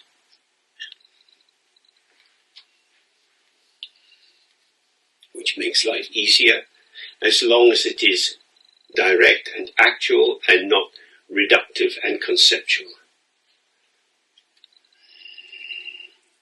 Millions of people have been reduced to ash, burnt in flames and torture in many countries. Annihilating the object is not very difficult. Annihilating the subject in order to be more alive, that is difficult. I am an obscuration of my potential. My complacency, my satisfaction that I know how to run a household, do the shopping, get the washing on time and so on. I know so many things, but nothing is established because these are all processes. Our knowledge is moving with our engagement in the world of things. And if we take the thingness out of the world and the thingness out of ourselves, what will be left? This is the topic of the Heart Sutra. So the Heart Sutra is taught in India a long time ago. It's the inspiration of Buddha Shakyamuni, who through his presence gives Avalokiteshvara the capacity to reveal this. So we'll go through the first bit and then I'll start to explain some of the ways we could understand the meaning. So it begins in the familiar form, thus have I heard at one time. This close relative of Buddha Shakyamuni, Ananda, was supposed to remember every word that he heard the Buddha say, and so he became the great memory bank for the transmission of the sutras, because they weren't written down for about 300 years after the death of the Buddha. So thus have I heard, he's what he's saying with this phrase, which you find in so many texts, is I heard it and I'm going to tell you what I heard. I'm not mixing it up. This is the authentic word. Bhagavan, meaning Buddha, was staying at the Vulture Peak Hill in Rajagriha, together with a great assembly of the Sangha of ordained monks and bodhisattvas.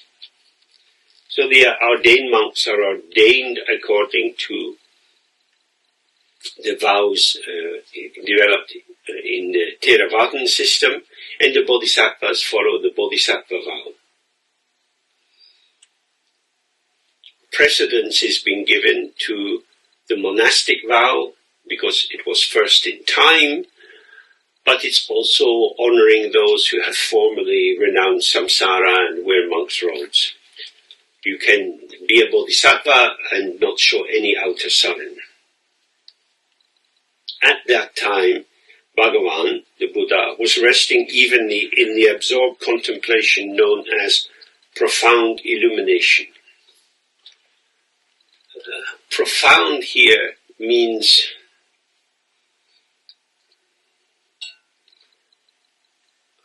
not resting on transient thoughts or feelings or sensations. It means intrinsic. And illumination, the word here is nangwa, which means light. But it also means appearance. It can also mean idea. So it means in the space of possibilities, all that becomes available to us appears. It has to appear, so we have a relation. But if you see, with the examples we had before lunch, if you see a mirage, you see something, but it has no substance. If you see lightning in the sky, you see the illumination, the intensity of the white light, and then it's gone. So, this illumination is the illumination of the absence of inherent existence in phenomena. And the Buddha's resting in this meditation.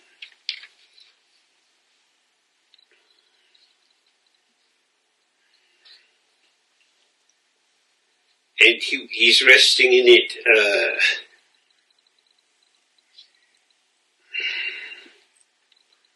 in evenness, the text says. In yompa, means without any disturbance. It means he's not drawn to things which seem good and away from things bad. It's without any judgment at all, without any conceptualization. Everything is allowed to be as it is. And through this practice, he sees the nature of phenomena. That all that appears is not other than emptiness, because it has no other source. Emptiness means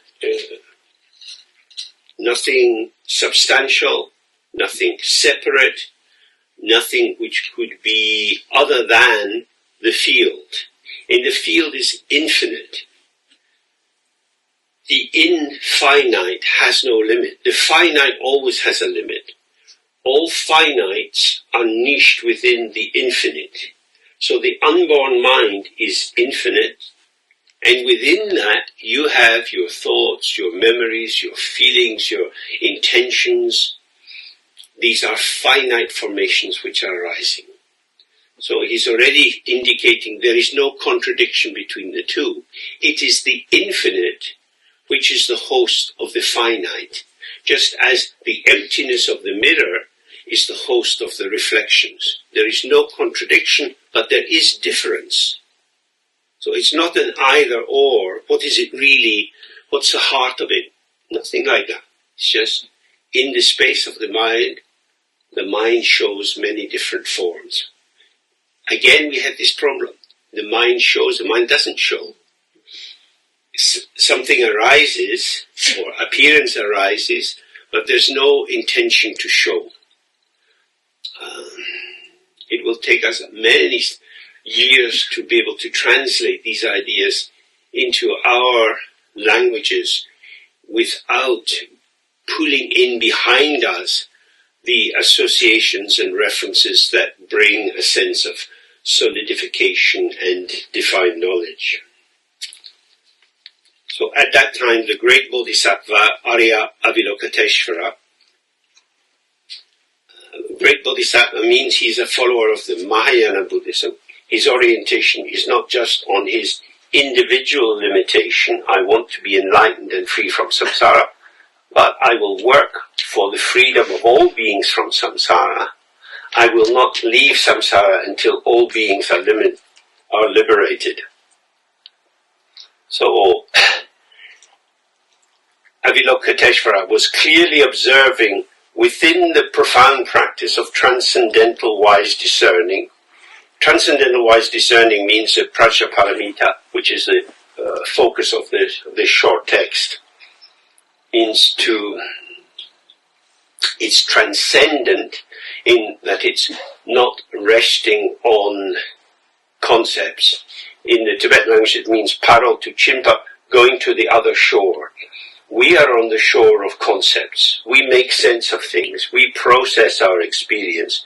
We add and subtract and make patterns of what we know. We move knowledge around to see what fits and what doesn't fit. This is not concerned with that. This is concerned with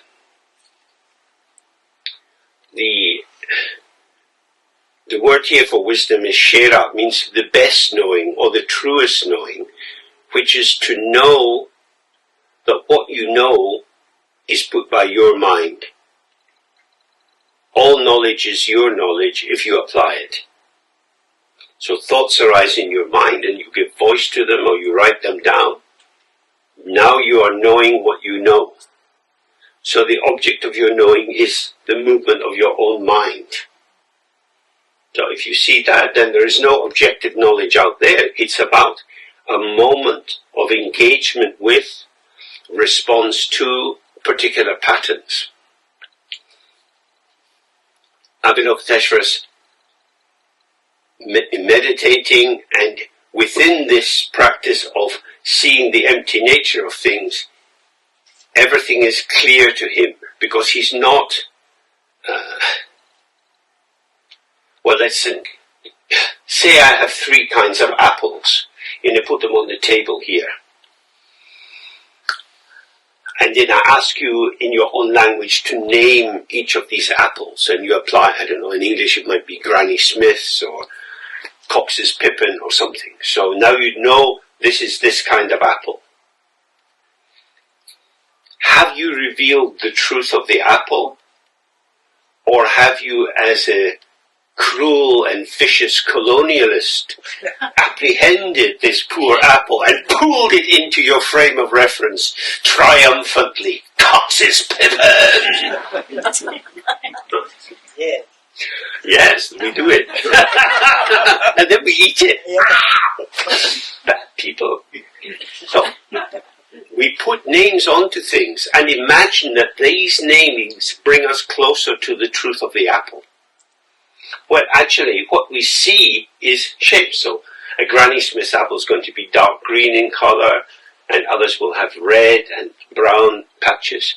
So you will see the revelation of at least the skin of the apple. That's what you're getting. Now that's all very well, but what is it? Yes. It isn't a what? Because you peel the skin off, if you choose to do that, and then you find another layer and another layer. There is no essence except the seeds. And they themselves are not the essence of this apple, but of future apples. So you're already in dependent origination, jumping in time.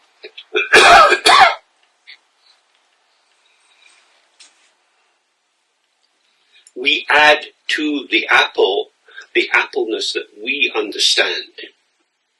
We make it comprehensible. And if we do that using terms that other people understand, that brings us into being able to function in the world. That is to say, we belong in the human domain through our capacity to generate patterns of conceptual identification which are acceptable or amenable to other people. That is to say, do you understand what I'm talking about? So if you can understand what I'm talking about, it means that running in your mind are parallel streams of concepts to the ones running in my mind. So we're meeting in the great river or the great sewage of conceptualization. That's where we meet. Because we can talk about apples, which is an amazing achievement. We can also talk about the moon. And now there are parts of the moon which are owned by China. There are parts of the moon owned by America, by Britain, by France, and so on. Any bugger who gets up there sticks their little flag and says, it's ours. This is what naming does. You name the apple, and you name part of the moon. It's the same thing. This generosity of the world doesn't need our concept. We need our concept, because the concepts direct us through this forest of signifiers, so that we can find patterns which reassure us about our basic competence. That I know how to make sense of what's going on. But actually, the truth of the apple is in the eating, and when you bite into the apple, it's already vanishing. So birth and death arise together. Here's the apple, keep it, and watch it rot. Or you bite it, and then you don't have it. You can't have your cake and eat it. Very basic philosophy. So, this is the meditation instruction in Dzogchen. Everything is self-arising and self-vanishing. It self-arises, that is to say, the apple reveals itself in the biting. That potential is there and released by your engagement. When you attend to the apple as it reveals itself, you have this disclosure in your mouth and then vanishing. It appears and disappears, appears and disappears. There is no substance there. So this is what Avalokiteshvara is connected with. Through this he truly saw the natural emptiness of the 5 factors of composition. So the 5 factors of composition are the 5 skandhas or heaps we've touched on: form, which is shape and color, then sensation or feeling tone, which is positive, neutral and negative, then the perception of entities, I see something or I hear something, then association, which is the enrichment of the basic perception of an entity through associations which allow an elaboration. I see an apple, I know it's this kind of apple, I don't like that apple very much, the thoughts mushroom out. And then you have consciousness. In the consciousness, in Tibetan is nampar shepa, to take, it means to know shapes. So when you're conscious of something, the shape is the reified form which is there. So it's essentially our formulation. We are conscious of our own formulation of the nature of experience. Does that make sense? So on this hill there are some farmers, and there are horses and so on. And the people looking after horses know lots of things. I don't know anything much about horses. I'm not a farmer. So when they look out and they see the sky or whatever, they formulate the need to take the horses in or not. They formulate what the temperature is likely to be and whether they need to put out more blocks of salt for the cows and so on. Formulation. They come to a conclusion which has meaning in the specificity of that situation. I'm not responsible for cows, so whether they have enough salt in their diet or not, I wouldn't know. I cannot formulate the way a farmer does, or a butcher, or a fishmonger, or a vegan chef. Everyone is formulating with a formula, which is their own karmic recipe, from the family, from the culture, from your tendency, and you bring shape and meaning and function to things from your conceptualization. This is the meaning of dualistic consciousness. That's what it does. It's not a bad thing to do, but it's theatre. It's pretending that to call an apple a Cox's pippin has somehow brought real value. So if you like baked apples, so you want a big, green, slightly sour apple, take the core out, you put in raisins and nuts, you pour in some honey, you put it in the oven. Nice.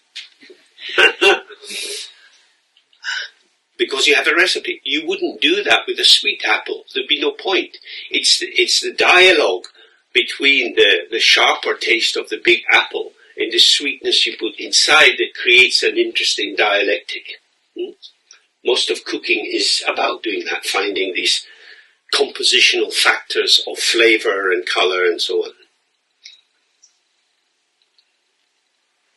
So, to formulate I want to have a baked apple, that formulation implies that you need to get the right ingredients, the right resources. So it's about how does this fit in the world? And how it fits in the world is by shape and color. So we learn by trial and error to look. And one of the things that we as human beings have is we have the capacity for language. And language is a way of sidestepping experience. Because you can know a lot about things you don't know anything about. So I can tell you all about America. I have never been to America. I don't want to go to America. I hope I die before I might go to America. So America-ness is nothing for me, except I can joke about Mr. Trump. It's a bunch of ideas. Now, if you are American and you have authentic ideas about America, because you've lived there, you've breathed it, you've tasted it, are your thoughts more valid than my thoughts?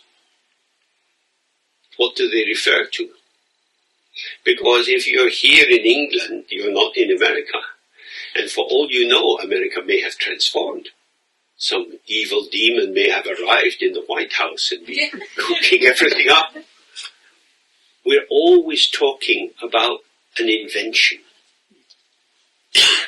If we don't see this, and what we looked at this morning about illusion, if we don't see this, it makes the analysis of emptiness very difficult. I invent America on the basis of what I've learned about it through seeing Hollywood movies and reading American novels and so on.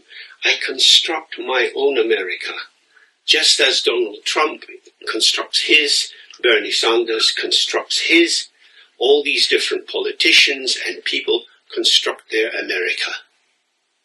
And they'll be done on the basis of beliefs. So for some Americans, it's obvious that black people are not true Americans. For other Americans, they feel guilt and shame at what happened in the slave trade. Different people will take up different aspects and collage them in different patterns. That's what we do. That's what our communication is. We're always trying to get to the real truth of something. And, in science, they always say, A, it's always a hypothesis. And B, you have to develop an experiment which can be repeated by people who have no vested interest at all, but simply follow the procedure you followed, and they should get the same outcome if all the factors are equal. Difficult to do, even in a laboratory. But between human beings, it's impossible. Because how many thoughts have you had today? How many feelings have you had today? We are unstable, or we could say we are ready to engage. That our freedom to drop out of who we were gives us the freedom to participate in the next moment according to the changed topology. Yeah?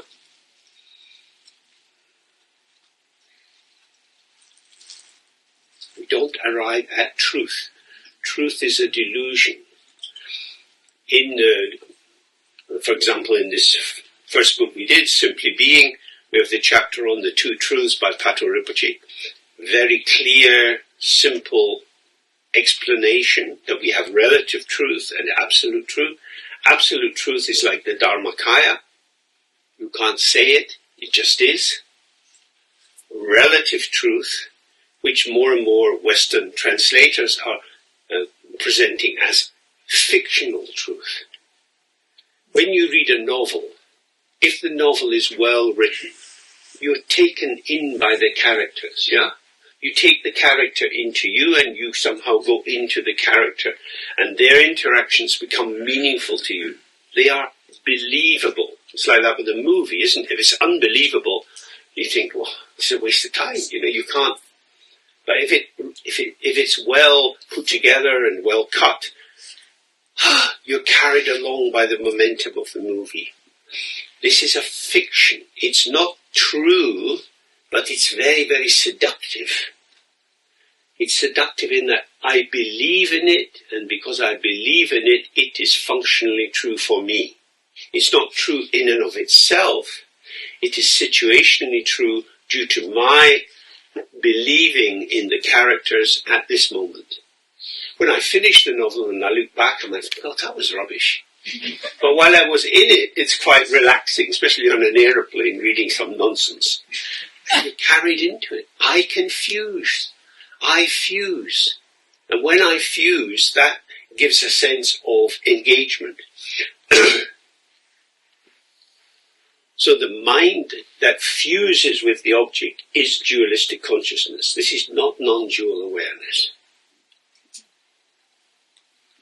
So to fuse means you tip into an alignment with what is being proposed.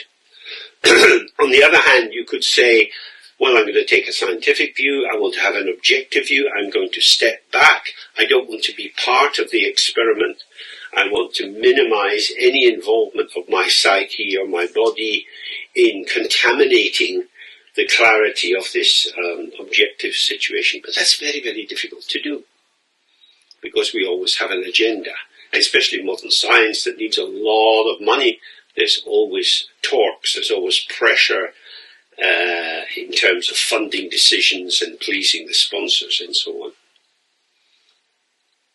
So it's the mind. If you start to see how amazing your mind is, how you can invent so many things,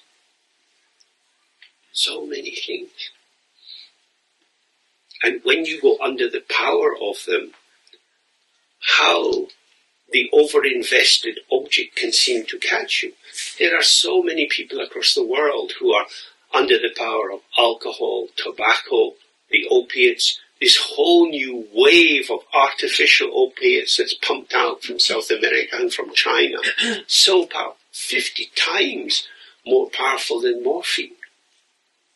I mean, it's incredible. When one of my friends was dying in a hospice, he had one of these little guns for shooting the morphine in his arm. And every time he had a hit, he would be kind of gone for about a minute, and then he'd start to regroup. Imagine 50 times that strength, you're wiped out. All these people in America sleeping in the street because the only thing they want is oblivion. Oblivion is the dark brother of emptiness.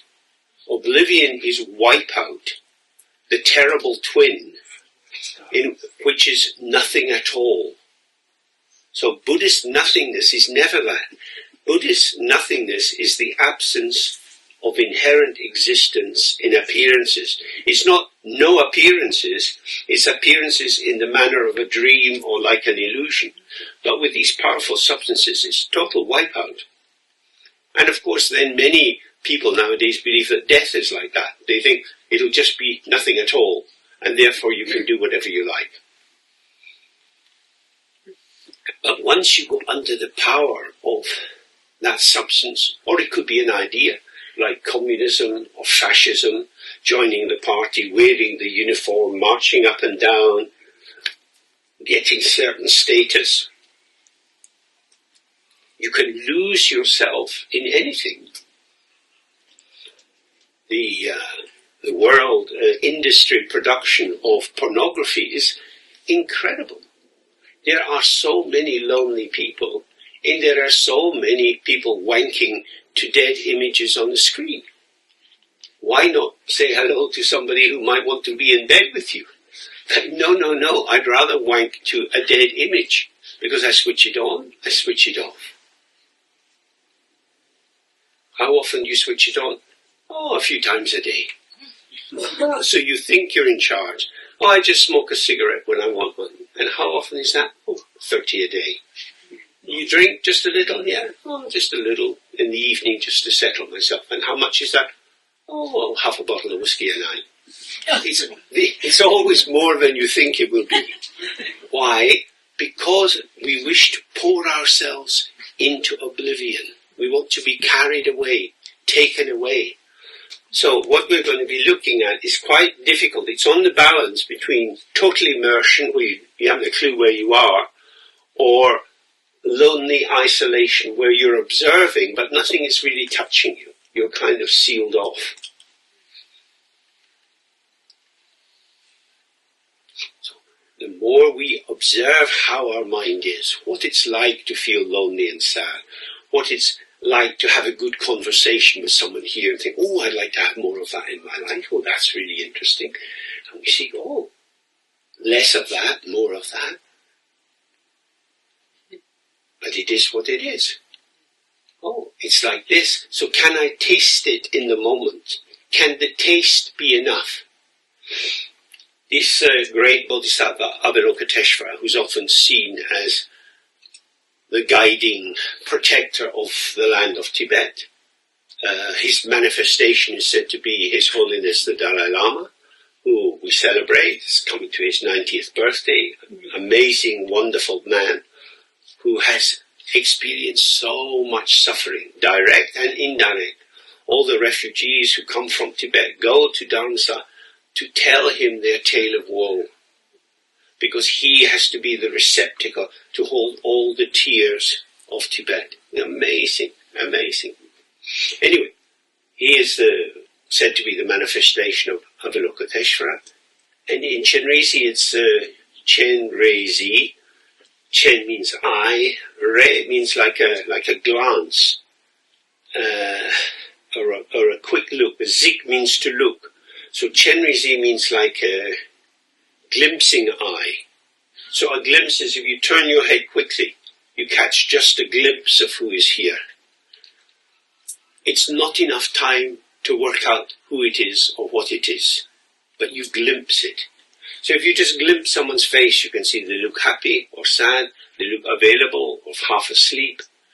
You get all of that in an instant. The rest is a developed storytelling where you tell yourself your interpretation of what you think might be going on for them. But the first glimpse is the moment of reception. So Avalokiteshvara is the one who, not apprehends, but who receives the whole all at once, on and on and on. So he is very close to the Buddha Shakyamuni, and when it says this natural emptiness, in Tibetan is Rangjingi Tomba. Tomba means empty. Rangji means its own face or its own complexion. So if you are healthy, we can see your face and we see, oh, you look well, because that shines out. Or someone else looks a little bit tired or exhausted or sad, because the complexion shows the inner life manifests in the face. So the emptiness of all things manifests clearly for Avalokiteshvara. That's what it means. He doesn't need to go and analyze or research or investigate. It is an immediate disclosure for him.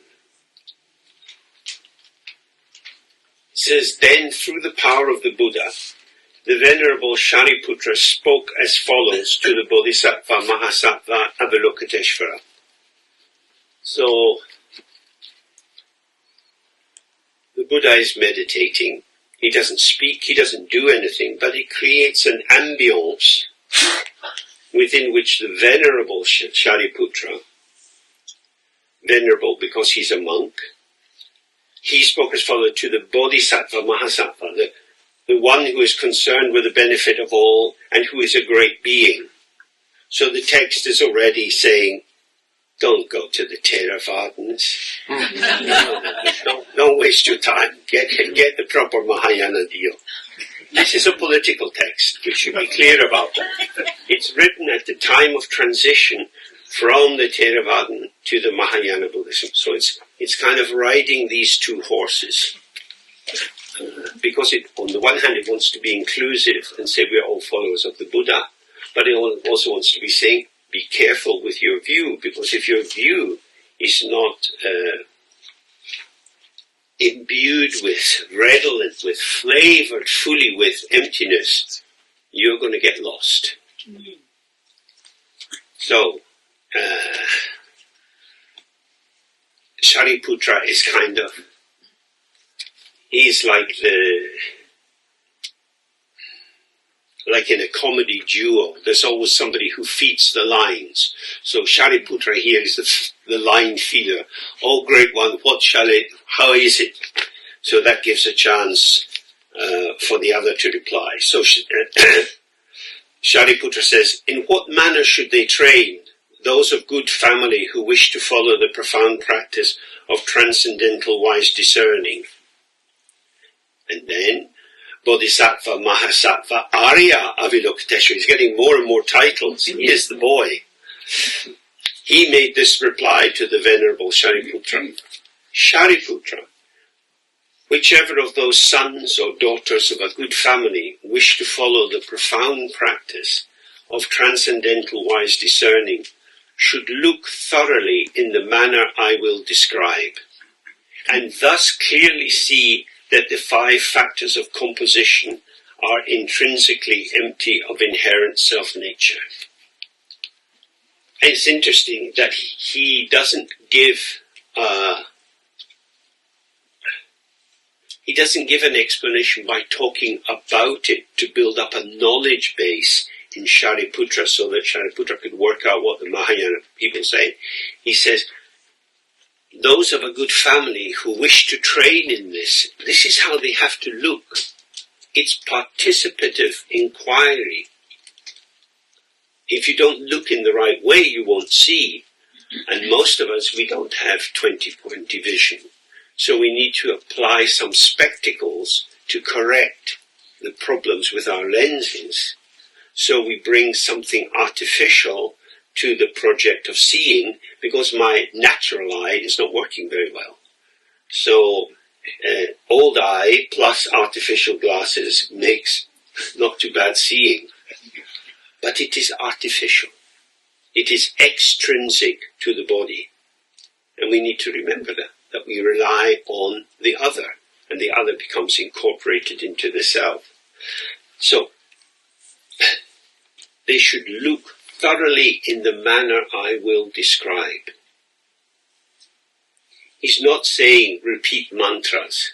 He's not saying read lots of books about it. He's saying, if you want to see emptiness, this is how you have to look. Nobody's hiding emptiness from you.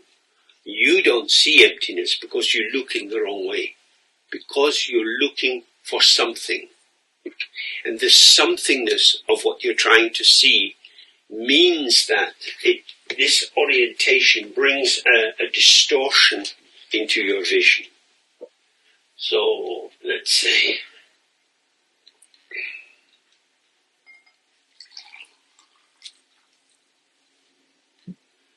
we might say the glass is half full. Glass is half full. That means one half is empty and one half is full. Okay? So now I want you to look at the water. I'm shaking the glass so the water is dancing. Can you see the water dancing? Yes. Very interesting. And what's all this boring stuff on top? We don't need that. We just have dancing water. So now look at the space. Don't look at the water. Now we look at the water, not the space. The water and the space are there together. But because the water does shaky and moves about, it's more interesting. If you just had to look at the space, Mom, are we there yet? This is boring. Just go and shake your water bottle. Oh, okay. So that's what's happening, is that the movement of the mind catches us. The emptiness of the mind doesn't catch us. Because the movement of the mind is registering this and this and this and this, and seems to give us something to hold on to, something to chew on, something to be busy about, And the emptiness doesn't offer that support. The emptiness offers no support to cognitive activity or conceptualization or the construction of ideas. Because they all start with the fact, I exist, this exists, so what is it? And then you start to tell your story, your interpretation, your relation with it. But with this space, what is there to say about it? It's open. It doesn't take us very far. Because when you say it's open, that openness is not the feeling of openness you might get with the 3R. It's a concept of openness, which, because it's still inside the paradigm or the field of operation of entities, openness just becomes another pseudo-entity. It's ersatz, it's a fabrication, it's a delusion, a slippage. So, to see appearance and emptiness simultaneously requires quite a skill, because just as we looked before, if you get the panoramic vision, you lose the detail. If you get the detail, you lose the panoramic vision. So we need to go beyond that. That's the transcendental bit. That's the going to the other shore, which is where emptiness and appearance are born together there from the very beginning. Emptiness is not an add-on to things. It's not a softener of things. It is the very basis for the showing of that thing. And because that thing is inseparable from emptiness, it's not a real thing. It's an illusion. So we have to learn to look in that way, which, if we link it back to the 5 skandhas, I know I'm going quite fast and running across different Dharma ideas, but we are a mixed stability group. Some people here know a lot about Dharma, some people don't know so much. So if it runs a bit too fast for you, I'm sorry, and you can always ask me questions later. But in terms of these 5 skandhas, the 4th one, the composition, the gathering together, this is how we give enough body to something. Say it's a very cold day. You could have a clear soup, a consommé, or you could add some flour into it. You could thicken it. Because if you're coming in from the cold and the soup is quite thick, especially if you use potato flour, that would add some flavor and substance and would give you more sense, oh, I'm really eating something. So the 4th skandha is like dropping in the flour and stirring, and it's thickening and thickening and thickening. And as it thickens, it seems to become something. Now you're conscious of something. So as a consommé, as a clear soup, is there as a potential. And it offers you flavor and perfume, but no substance.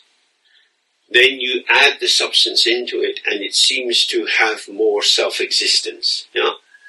If that example makes sense. So, our practice is not to add thickening. But that's our job. We've been trained since we were small children to always throw in a few spoonfuls and stir it around. But what are you telling me? What happened at school? You have to tell me sequentially. What did the teacher say and then what did you do? And it was, no, calm down. It's all right. You're back home. Just tell me what happened. And you try to get a sense of the chain of events. For the child, it's just absorbed it. And it's like a kind of mental constipation. They're bunged up and they can't move. How do you release yourself from that? It happened. Oh, it's past. You're here. Yeah, but no. Yes, I know the teacher was unkind and the people laughed at you and it's horrible, and you don't want to go to school tomorrow. And you feel really bad just now. Now, would you like to stay feeling bad or would you like to eat some cake with me?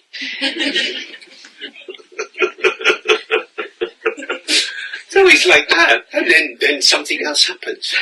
And the child realizes the totality of the horror has holes in it. It's not a pot, it's a colander. It just drains through and drains through. And so not consolidating children's negative experience is a very important part of parenting, to let it relax, release, dissolve. So Chenrezig is going to offer us this in his own way.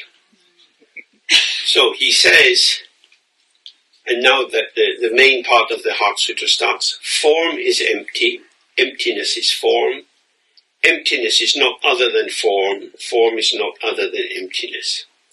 So form in this Buddhist context always means shape and color. You look around the room, you see shapes, you see different colors. Most people here have reasonably similar skin tone colors, but even within that there's a lot of variety. Some people have more blotchy skin or white skin, some people have pimples on their skin. There's all kinds of expressions which can be here. This is form.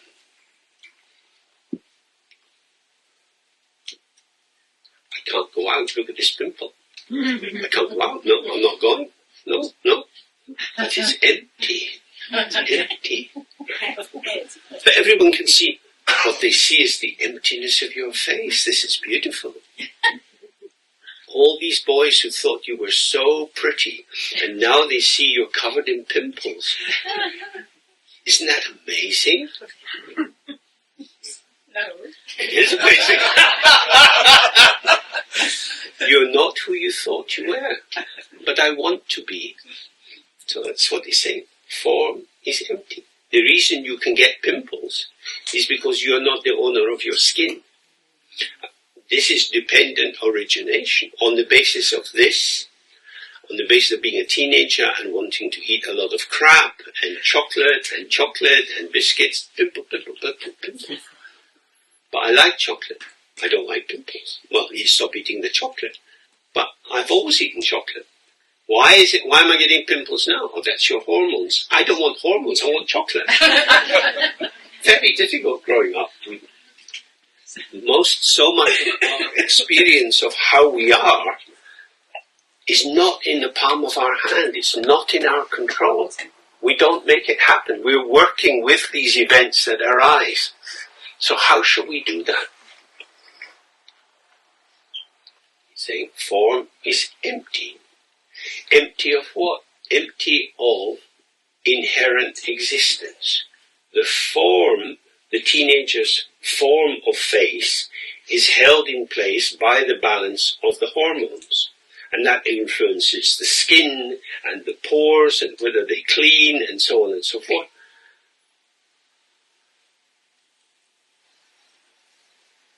It's arising in dependency. It is empty of being true to itself. The idea, this is my face and this is how I want to be and this is how I should be, is a delusion. Because we cannot maintain it. And when we say form is empty, that is the basis for impermanence. Because if things were permanent, they would always just be as they are, as they are, as they are, as they are.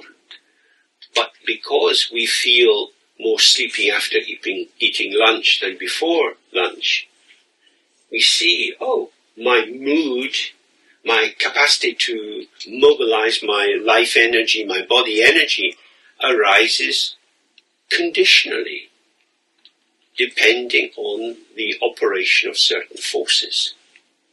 I am empty of me. I am empty of self. I am a site of the intermingling of many causal factors. Does that seem right? We get older, and as we get older, we change, and we notice that we can no longer do what we did. That what we took to be definitive and inherent as our qualities starts to, like a tide going out, it starts to ebb away. And we cannot recover that position. As I've often commented when I go out to the shops, everyone's walking faster than me. Some old granny with her little pushchair thing on wheels to get her shopping. It's got a seat on the top in case she gets tired and plate her shopping underneath. She's going faster than me. How is it possible? She's got her head. I tried to walk faster. I'm not going fast. I feel I'm going fast because I'm feeling tired, but other people are going faster. When I was a schoolboy, in order to alleviate the boredom of walking to school, I used to look at the lampposts in the distance and work out when I had to pass somebody who's now maybe 200 meters ahead of me. I had to get past them by the third lamppost. I'm pushing and weaving in and out of the crowd. Anything to entertain. And now I can't do that. So who did that? A temporary patterning of potential and life energy, the age I was at, and so on. So that self opened and then closed. And I cannot access it. So if it had been truly me, and at that time it felt to be the absolute truth of me, but it's not, because it's gone. So that's, in practical terms, that's what form is emptiness means. Is that whatever notion you have about yourself, or your plans, or your intentions, they don't have the integrity that you would like them to have. By integrity, I mean that they're not sealed in a self-validating system because they're open to all the circumstances around us.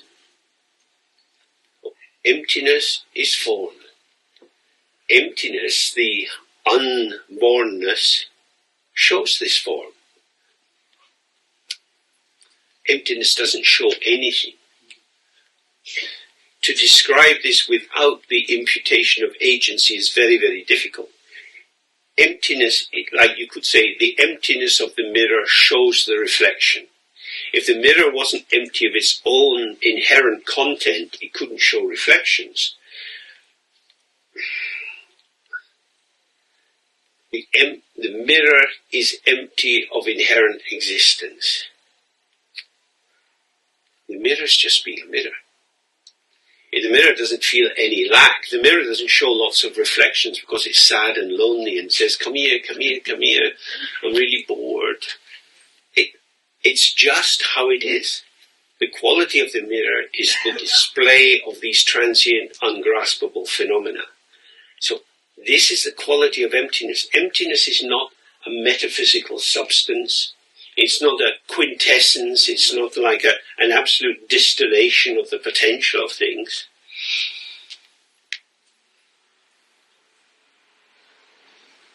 It means beyond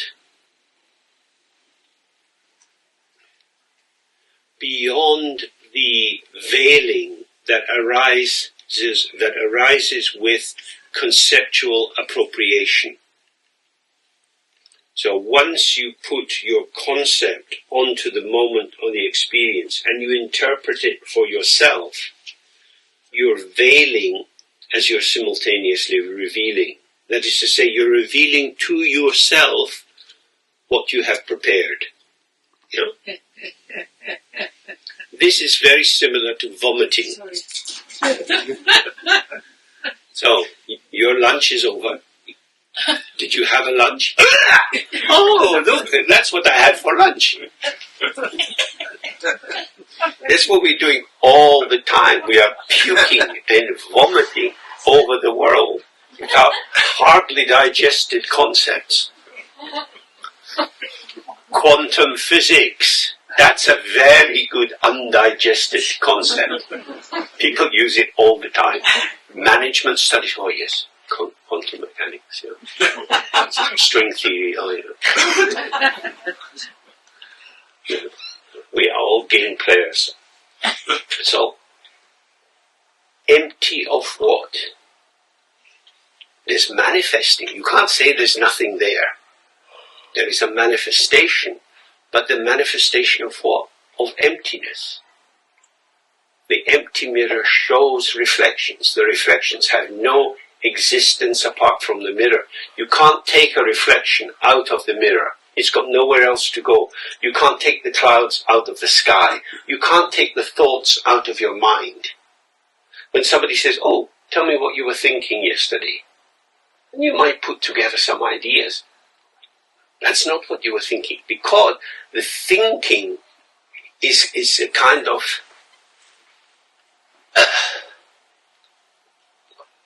thoughts have a specific ecology that keeps them healthy. That is to say, they arise inside you with your personality, your memory banks, your attitudes, your intentions, and so on. This is the ecology within which the thought takes on its meaning. The thought is not meaningful in itself, just as toffee is not meaningful in itself, or golf isn't meaning in itself. All these words become meaningful when they're put into sentences, because it is the relation between the terms that generates the pattern of meaning, not the term itself. So, if form is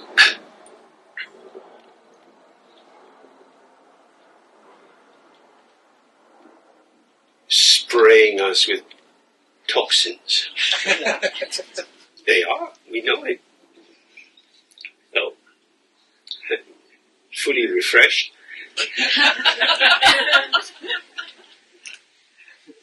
These thoughts need a particular, they're niched into a particular ecoclimate. So if you look back, maybe 10 years ago you were obsessed by someone or something, some quarrel at work or some ill-fated love affair, and you keep thinking about that person. And then with time, you don't think about them so much. So the content of your mind that seemed so important, that seemed to take hold of you as soon as you woke in the morning, the last thing you think about at night, but why, and couldn't we, and maybe, and perhaps, and should I phone them or not, round and round and round, and then it's gone. You inhabited that formation, and it's gone. So form is emptiness, emptiness is form. What made that moment seem full and not empty was your immersion in it, your commitment to it, which excluded other thoughts that might have relativized it. Even when your friends say, are you really sure this guy's for you? Are you sure? Come on. We met him last week and I don't think anyone was impressed except you. Yeah, but you don't understand. You don't understand. He's really sweet. Okay. We've all had this kind of conversation. We give ourselves into a reading or a particular conceptual pattern, and that seems to lock or validate a particular pattern or particular form. But there is no truth in it. The truth of the thought is our belief. The truth of the thought is our belief. It's not that the thought is bringing truth to you, but your belief in the thought is the only true thing that's going on. It's true, yeah, you like him. Why you would do that, I don't know, but you like him, so that we can believe in.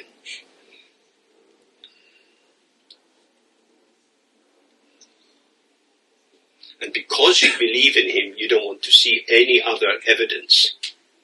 So in the Buddhist text, they highlight impermanence again and again and again. So you like this person, you feel you love them, but they change a lot and they're unreliable. So who is it you love? Is it your idea of the person or the phenomenological actuality of the person?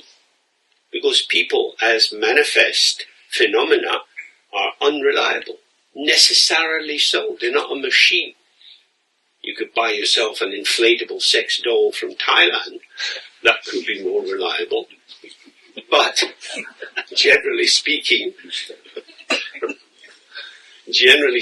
people are unreliable. Why? Because their mind is open. They receive, they respond to various things. So form is emptiness means you have no boundary around what you believe in. So 10 years ago, Ukraine, making developments in the economy, negotiating in the distance the possibility of joining the EU and so on. And then the delusion of autonomy was collapsed by Putin's decision to invade. And there have been many, many consequences that have come from that. It's our land. Someone else is saying, no, it's our land. How can you say it's your land? We're Ukrainian, you're Russian, you're not the same as us. The Russians say, no, it's our land, it's always been our land. Your land is only your land because you are a bunch of fascists. You're all Nazis and we're going to defeat you.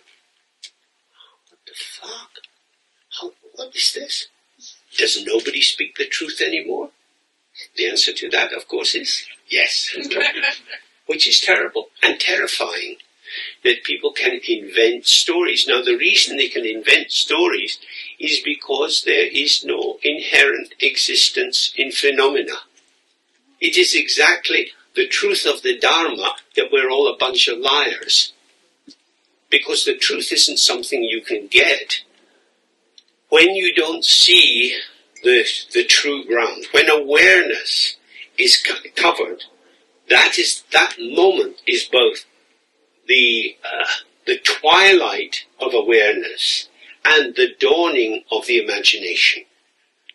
Awareness is going dark and imagination is spreading out and filling the space with its ideas, its imaginings, which become the artificial inherent existence of phenomena. Can you see that? That we believe things are real when they're not real. In Britain you can still find people who think the British went to India to give them civilization. We went there to build roads and trains for them because they didn't have trains. Oh, no, we were really good. Oh yes, we were very, very good. Lying and cheating. Lying and cheating. Why? Because it's all imagined. In the land of illusion, what is truth?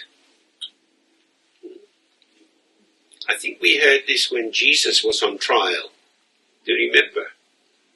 When Jesus is in discussion with Pontius Pilate, and Jesus makes a case, and Pontius Pilate says, yeah, but what is truth? I'm not going to take sides. The rabbis will decide you.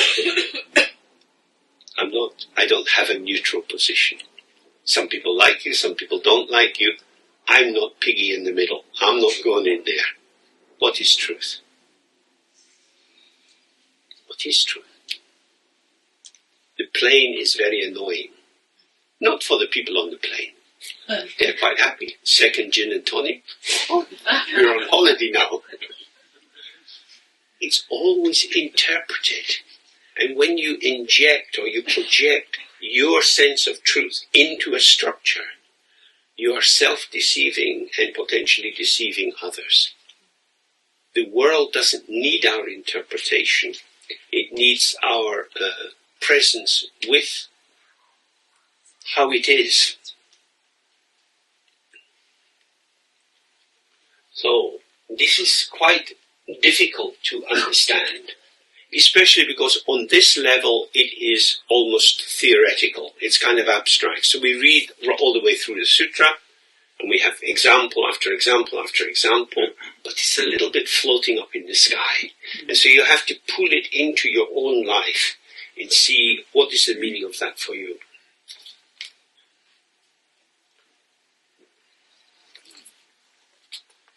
So then he says, in the same way, feelings, perceptions, formations, and consciousness are all empty. Means the 5 basic ingredients of what it means to be a human being, according to the Theravadan explanation, these are all empty of inherent existence. There is no consciousness. There is the movement of thoughts and feelings, but there is no such thing as consciousness. It is not an entity, it is a movement. That's the most basic thing here. When we see movement, we impute entity. But we listen now.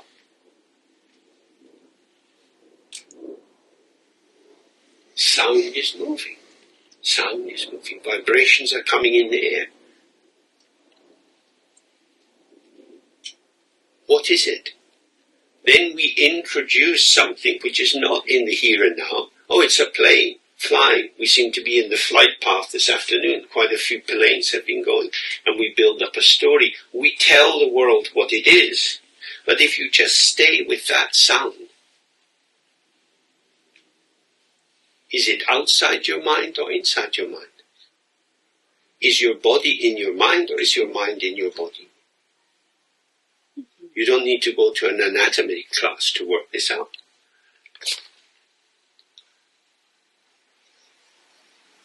In the space of experience, sensations arise. The sensations indicate the presence of my body. The proof of my body is the interpretation of my mind. That's the direct experience. That's what we actually experience. If you bring in, neuroscience, that's a whole other story. That's a big conceptualization. So then he says, thus Shariputra, in this way, all phenomena, all things, whether they appear solid or illusory, all of them are themselves emptiness. They are free of signs and identification. So if we go back to our 3 apples, in here is the Granny Smith's, dark green shade, and then we've got a Cox's Pippin. These are names put by human beings onto the apple. When you see the apple, it's free of these signs. The signs are not inherent in the apple. If they were, when you came to look at apples, you'd have to speak English. Because if it's a Cox's Pippin, that's what it is, and don't put any funny Spanish words on it. Leave it alone. That's the truth of it. But because we've all come out of the Tower of Babel, with all these endless languages, with different signs to attach, this in itself is the truth that language is a construct. It's a site of invention and creativity. It does not get to the truth of the phenomena. Otherwise you just have one language. So that's very important. I call it that, or in my language, this is what we say. And it's conventional. And I say this, and someone else speaking my language says the same thing, because we have a conventional shared agreement that this is what we'll call it. This is between us. This has got nothing to do with the apple. So in 1860 they had this famous Berlin conference when the colonial powers in Europe decided how to divide up the map of Africa. And Germany got these bits in Tanganyika and Numidia and so on, and the British got Nigeria and so on, and the Belgians got the Congo. It was all chopped up, and when you look at the map, you see these straight lines. No natural border between people has straight lines. That's a sign this is something imposed from the outside. We will tell the Africans which European country they belong to. Wow, that's quite something to do. And if they disagree, we put them in prison, or we beat them, or we shoot them. Because they have to obey. Because we are superior. So that's brute force, isn't it? However, just as calling it a Cox's Pippin doesn't show you the truth of the apple. Calling it the Congo doesn't show you the truth of the people there. What it shows you is the incredible nastiness and greed and cruelty of Leopold of Belgium, who was willing to support mass murder and rape and theft for the sake of increasing his profits, because he was concerned with Belgian people and with the royal family in Belgium. It's all about Africa, but it's got nothing to do with Africa, because this is a game of naming. So signs, to understand signs, is to understand that as long as signs are operating as a potential, they can be activated and taken forward. So if we were doing a drama workshop, we were going to do some improvisation. We say, okay, we need 4 children, and we need the parents, and we need the grandparents, and the grandfathers had sex with 3 of the children. So you set up a drama, and then you see how it unfolds. Because you start with signs, identifying, you're going to play this person, and in that role, you speak in that way. And they speak in that way, but it's not really them. It's not really them. We have to realize this is theatre, this is imagined. It involves enrolling, getting into role, and then de-rolling. We've had a soap opera in England, it's gone for a long time, called EastEnders. And when it began, it was centred around a pub. And there was the landlord and the landlady. And the landlord became known as Dirty Den, because he caused a lot of trouble and he was a bit of a wide guy. And he was on that for maybe 2 years, and everybody knew he was Dirty Den. And then he decided he had enough and he wanted to open up his career. But he found every time he went for an audition, the audition panel would look at him and say, yeah, but you're Dirty Den from EastEnders. How could you be in our play? And he said it was the end of his career as an actor. Very interesting.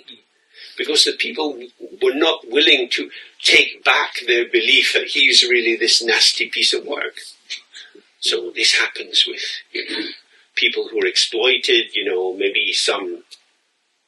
We know this tragedy with girls and boys now, but they show somebody wants to see a picture of their tits or their bum, and they send it off, and then that person shows it to everyone else in the school, and then everybody knows, and they end up doing sexual favors for a lot of people, because we know what you're like. You're just a whore. It's very difficult to scrape that off. Like being accused of being a terrorist, or being accused of being hardly human, being a tribal person, or whatever. Once you have the sign pinned onto you, it appears to be the truth of you, but it's applied externally. So that's what we have to keep observing, is that when we repeat these dogmas that the signs support, I speak the truth, I know who you are, I know what you're trying to do, we're actually covering the world in this dark delusion that there are truly existing people with fixed, definite, identifiable characteristics, and I know them, and I say you are. And we have a lot of that, and it's delusion. It's not true. It's a lie. It's a scheme, deceit. So, all these phenomena are empty. They are free of signs and identification.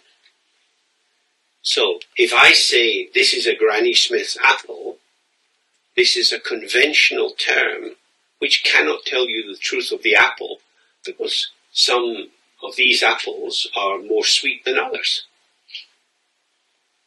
Sometimes you get an apple and the outside looks wonderful, and you bite in, it's like cardboard. It's kind of dry and not very exciting. How is that possible? But I thought it was a good apple. How you thought? Yeah. The phenomena have a truth of their own, but we prefer to track the truth of our interpretations and ideas.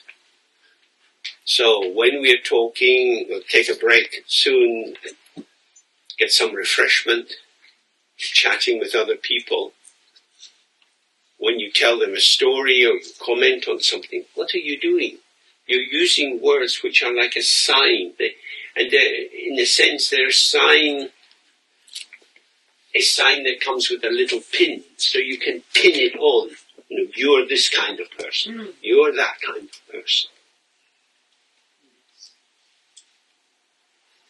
It's not as hot as I thought it would be today, or it's not as cold as I thought it would be, or it's not raining as much as I thought it would be.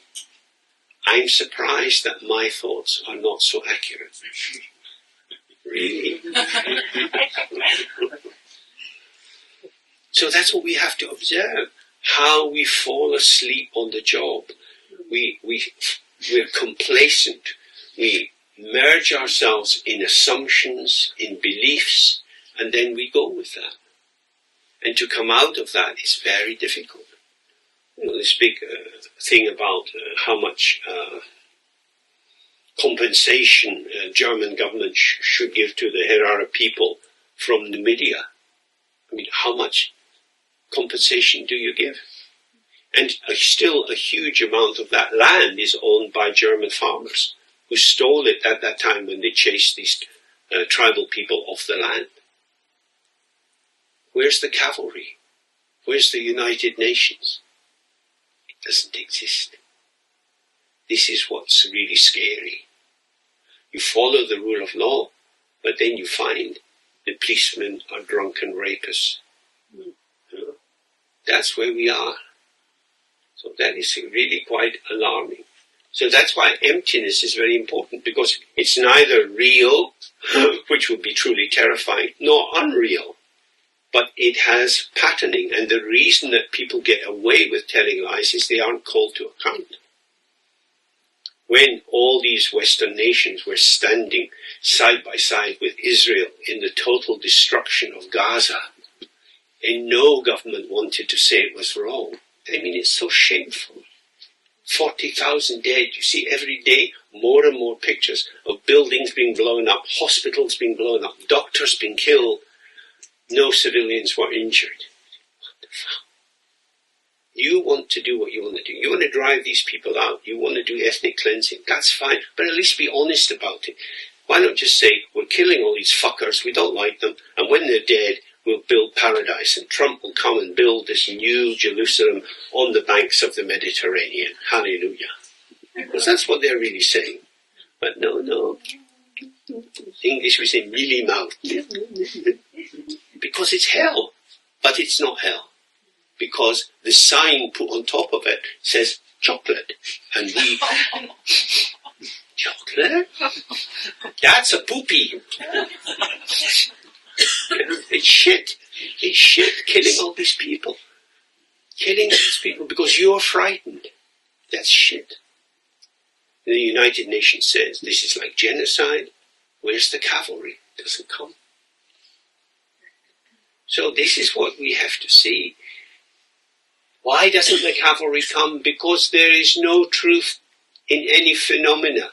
They have no inherent existence. They have no internal, undeniable definition, which is why you can always pay people, the lawyers, the public relations officers, to come in and spin the story. Spin it so it gives you the outcome you want. And then you go on the telly with full confidence and tell lies. Because it's our version. We're doing our best to understand. This is emptiness. This is what emptiness means. It's all up for grabs. Which is why when you see the wisdom of emptiness, it's vital to have the compensation of compassion in all directions. Compassion for all. Because otherwise emptiness could be used as a very deceitful perversion to allow you to do whatever you want. But we are committed to the benefit of all sentient beings who are trapped by the belief that the unreal is real, that the illusory is not illusory. And that's why we make our vows and work for the benefit of others. But it's very tricky. It's very tricky. That's why we go back to the body again and again. We go back to... I directly see that when I do the 3R and I'm sitting, experience doesn't stop. Happy thoughts, sad thoughts, anxious thoughts, stupid, dull afternoon mental activity, all kinds of things arise and pass.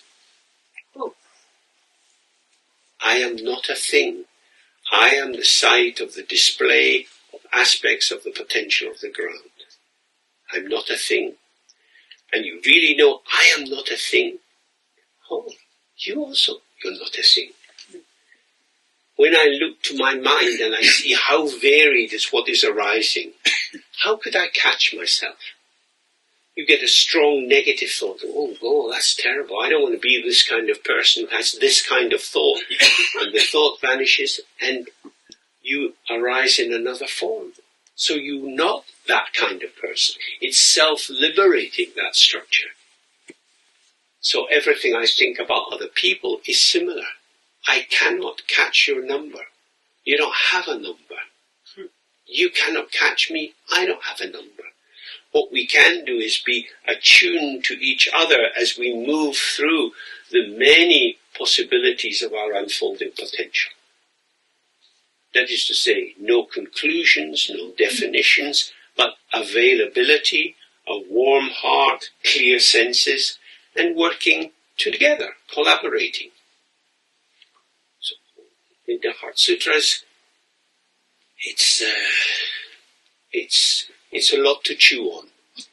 There's a lot of depth in no thing. If we say not nothing, but no thing, there are no things, I'm not a thing, you're not a thing, then what are you? Wrong question. If you say what, it'll bring you to thingness. We have to say, how are you?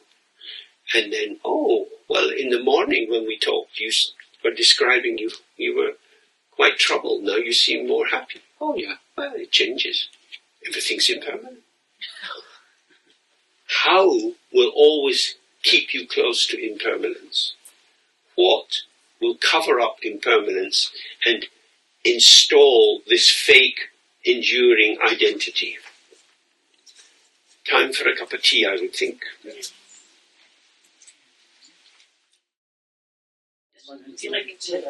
Okay.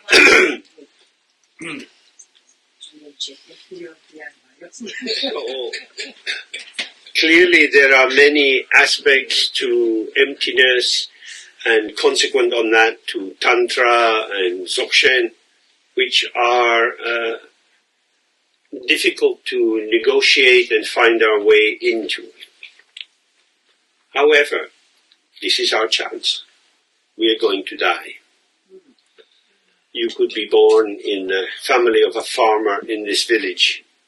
You will grow up walking past this place every day, and you would think funny people live in there. That's all. And so you can be so close to some new vision or some new possibility, but you don't see it. In the world, the number of people practicing Dharma is not great. In the world, the number of people actively involved in consumerist capitalism is huge and ever growing because people want to grow. The market in India is taking off at a huge rate, and in Africa also. More commodities, more distribution channels, more obsession with gaining and getting, and one's status being represented through one's possessions. So the factors that would lead people into Dharma are many, but not functioning very well. So we know a bit about climate change. You would think that would induce terror. You see these forest fires and how quickly the wind blows it, and it's happening in so many places. And yet, what does it change? So we are very, very stupid people. And this is one of the important things. You know, in the Judeo-Christian world, human beings have a special contract or covenant with God. We are the special ones. In the Buddhist tradition, not at all. We are just one of the 6 realms of lostness in samsara.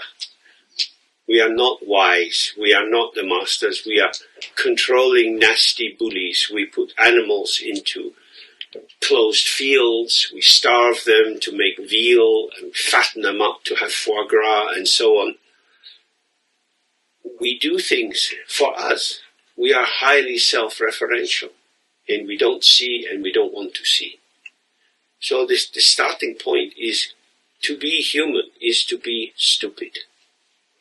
Stupid in the sense of being stupefied.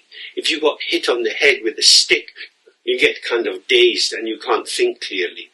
All day long we are hitting ourselves on the head with these concepts, and we become like cows in the field. This is our situation. And we watch the destruction in Gaza and we look and think, oh, it's terrible, terrible. Maybe I should write to my Prime Minister, but he's not going to do anything. Maybe I write to my local Member of Parliament, they're not going to do anything. Who should I speak to? Nobody cares. Nobody cares. So, then you imagine the Bodhisattva vow where you say, from this day on, in all my future lives, I will care for the welfare of all beings. I mean, it is such a flip, such a reorientation. But it also may not give us a sense of what has to be done. Always in the first instance, getting our own minds to be as clear as possible is very important. But whatever we do, whatever ways that we attempt to make a difference, there will be impediments, there will be difficulties.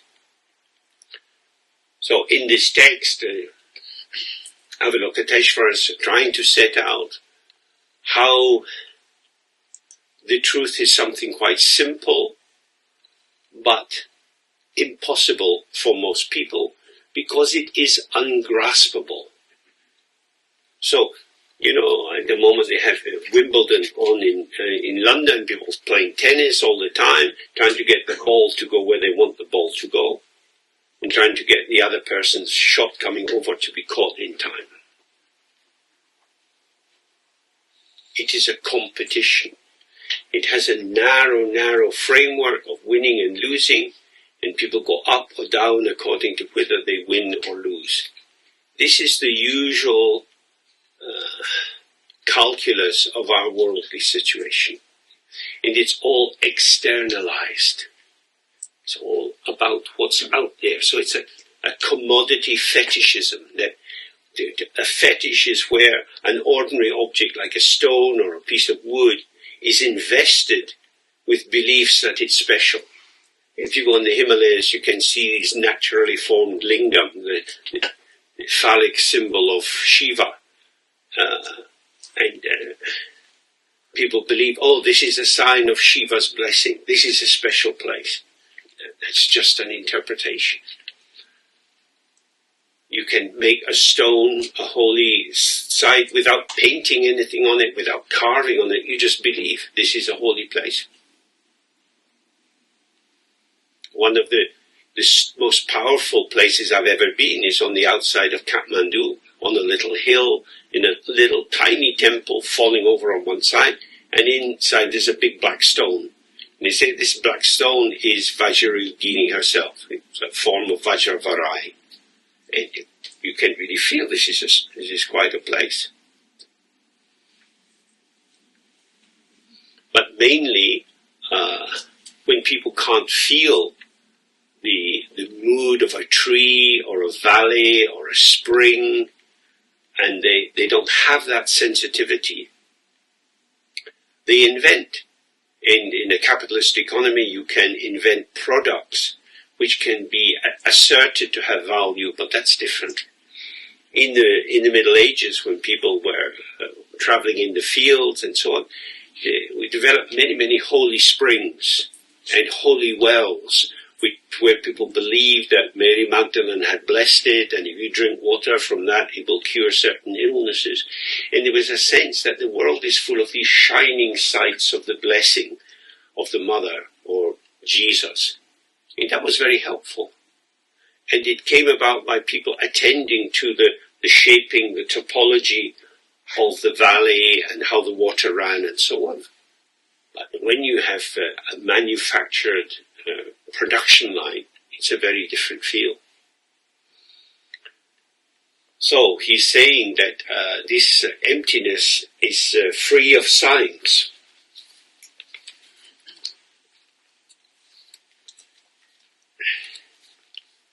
And identification. We use signs to identify something. One of the very interesting things in our culture in the last 20 years has been the coming forward of many young people who say, I'm non-binary. No. We Buddhists have been looking at non-binary for a long time. But even just to assert, I'm non-binary, you can't put me in male or female, you can't put me in homosexual or heterosexual. I don't fit in categories. Because as we've looked earlier, all binary categories are exclusive. If you're this, you're not that. And they're saying, I don't need to be defined. I don't want to be defined. You can call me they. Call me whatever you like. That's your sign. I am not catchable by signs.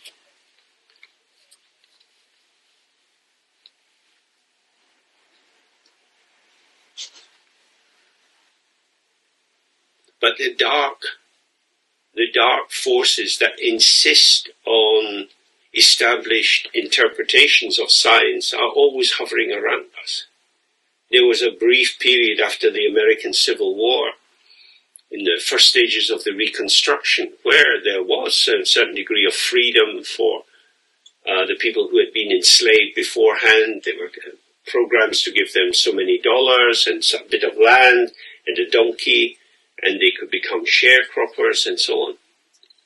But after 15 years, that collapsed. And you had the rise of Jim Crow and the racist attitude of the poor whites, also the rich whites, to say all dark-skinned people are inherently inferior, and there is nothing that they can do to ever be like us, so we will hold the boundary. And then you've got the rising of the Ku Klux Klan and so on. So in that brief period of the post-war experience, we are all in it together, because there was black people's blood sinking into the earth and white people's blood sinking into the earth. There were rich people and poor people's blood sinking into the earth. We are the same in our blood. We are the same in the basics. But when that's removed, then the categorization comes in. And instead of the phenomena, if you stab me, if you cut me, do I not bleed? Yeah, I'm like you. When you lose that, you say, oh, you're one of them, then any similarity in actual phenomena vanishes. We're in this abstract realm of science. So we see the emptiness of science. They cannot establish the truth. They are just ways of moving around the pathways of identification. And he says, all phenomena are unborn and unceasing. So what does this mean? Luke said there's an apple tree near here, and we see at this time of the year the apples are still quite small. So it's an apple tree. What's growing on the apple tree, following the blossom, following the fact that the springtime storms were not so great that it took off all the blossom, we have these small apples there. It's an apple tree, they are apples. Where's the problem? Well, he says, but these are unborn. When you say apple, you are giving birth to this thing as something apart from the tree. Because when you look at the small apple hanging on its stalk on the tree, the umbilical cord has not been cut. It is growing from the tree. It is part of the tree. The apple is how the tree shows its vitality, its generosity, its life. The apple and the tree are a unified system. The apple is unborn. take the apple off the tree, you pack it because you want to make money, you want to sell it. You're concerned with this thing which is an apple in itself. The fact that the apple comes from the tree is irrelevant. I'm concerned with the apple as a commodity, as a thing in the exchange system of the market. So what price do I get for my apple? So when you have that frame of reference, you're sure this is an apple. I'm going to sell you this thing that's in my hand, and I want some money for it. It's an exchange. An exchange based on the fact I call it an apple, you call it an apple. You want the apple, or you want this appearance that's called an apple, and that's us in the economy of signs. We're in an interpreted field, because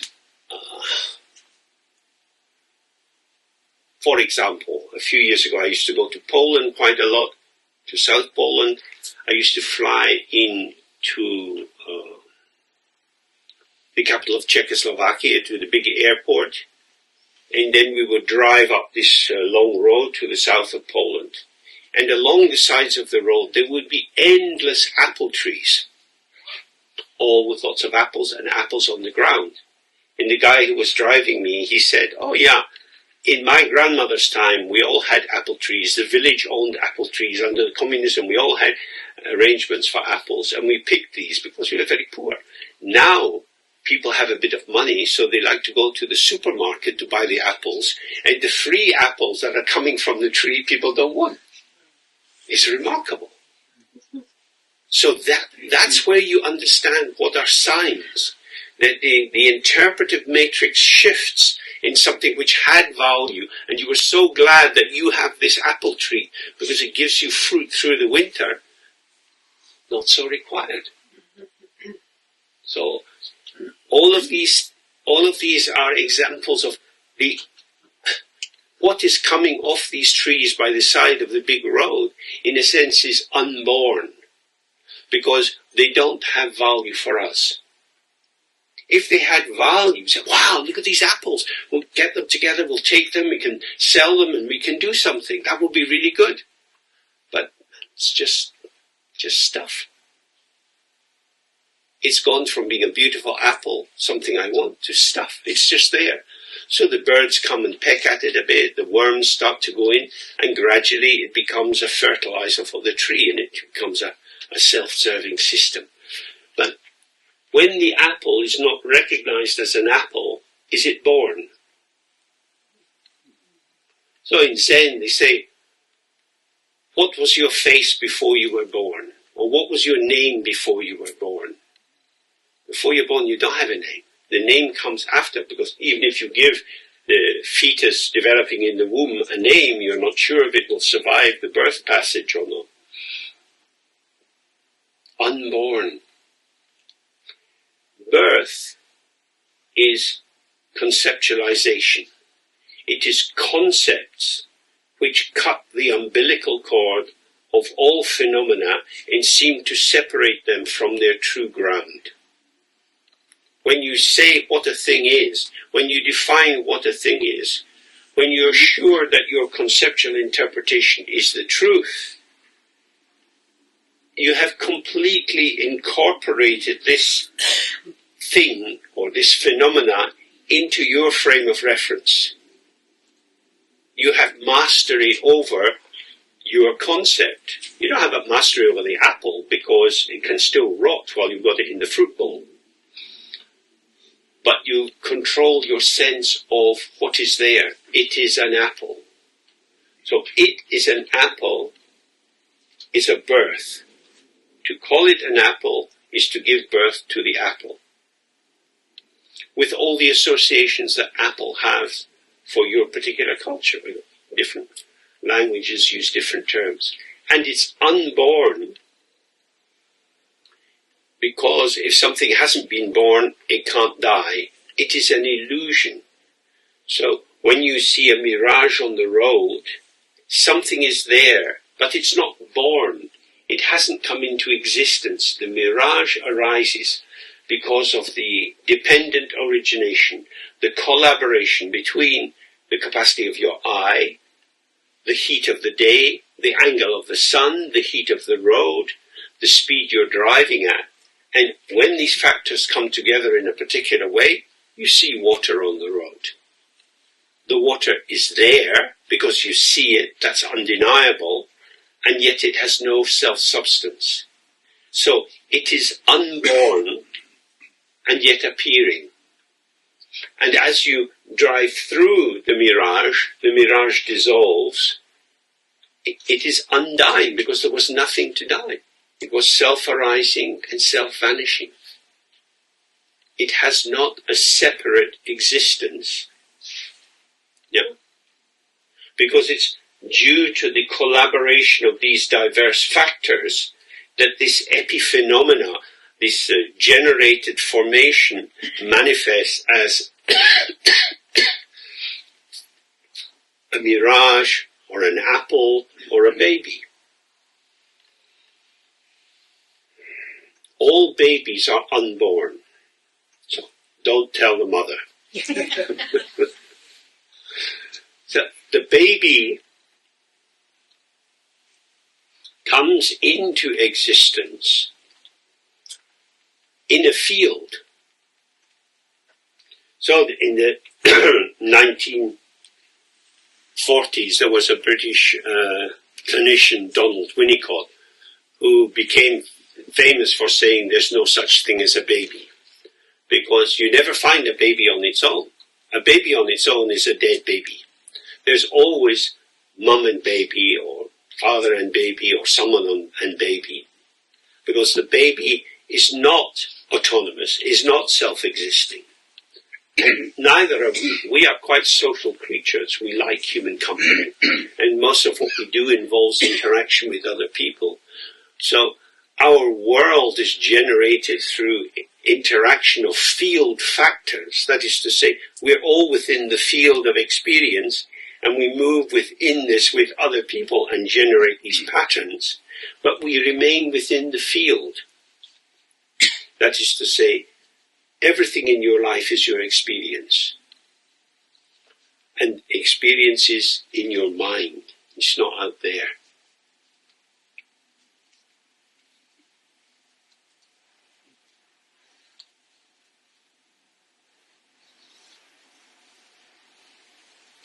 When I was, about 7, I inherited my big brother's bicycle. My bicycle. I was very insistent, now it's my bicycle. But if his bicycle wasn't working, he would take my bicycle and ride it. And because he was bigger than me, he would ride away very fast on it. Come back, my bicycle! Helpless, powerless. Poor me. My bicycle. Why is he taking it? Children are like that. They know what is my toy. Don't touch it. Don't touch it. It has to be just so. So ownership is the ownership of the born, but of course things are not born to us. They're not ours as a possession. They're already tied in through chains of access to other people's minds. And so other people will interpret this as something they want. We know that in wartime, babies are picked up by the feet and smashed against a wall so that the skull breaks open and the baby dies. People do that. They kill a baby. Why would you kill a baby? Look, a little baby, tiny thing. Why would you do that? It's the enemy. If you don't kill them now, you'll have to kill them when they're bigger. Wow. Who are they talking about? This baby has no gun, is not violent. They smell a bit bad, but anyway, it's just a baby. But they are murdered. Many babies in the Sudan war, many babies were murdered. Because they are pulled into the interpretive matrix of the people who are full of violent thoughts of good and bad. Killing requires stupidity of thought. Friend and enemy, on my side or not on my side. I mean, it's such a unnuanced. It's such a heavy, clumpy definition. So that's what he's saying, is all the phenomena are unborn and undying, unceasing. So maybe take a few minutes and just discuss together whether this makes any sense to you.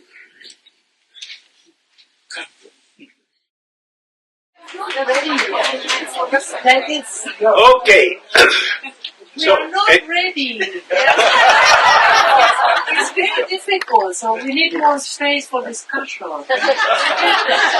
Really, it's so subtle. It is very subtle. We are very confused. That's not a good combination. It's not funny. But it's funny for us, not for For you. you.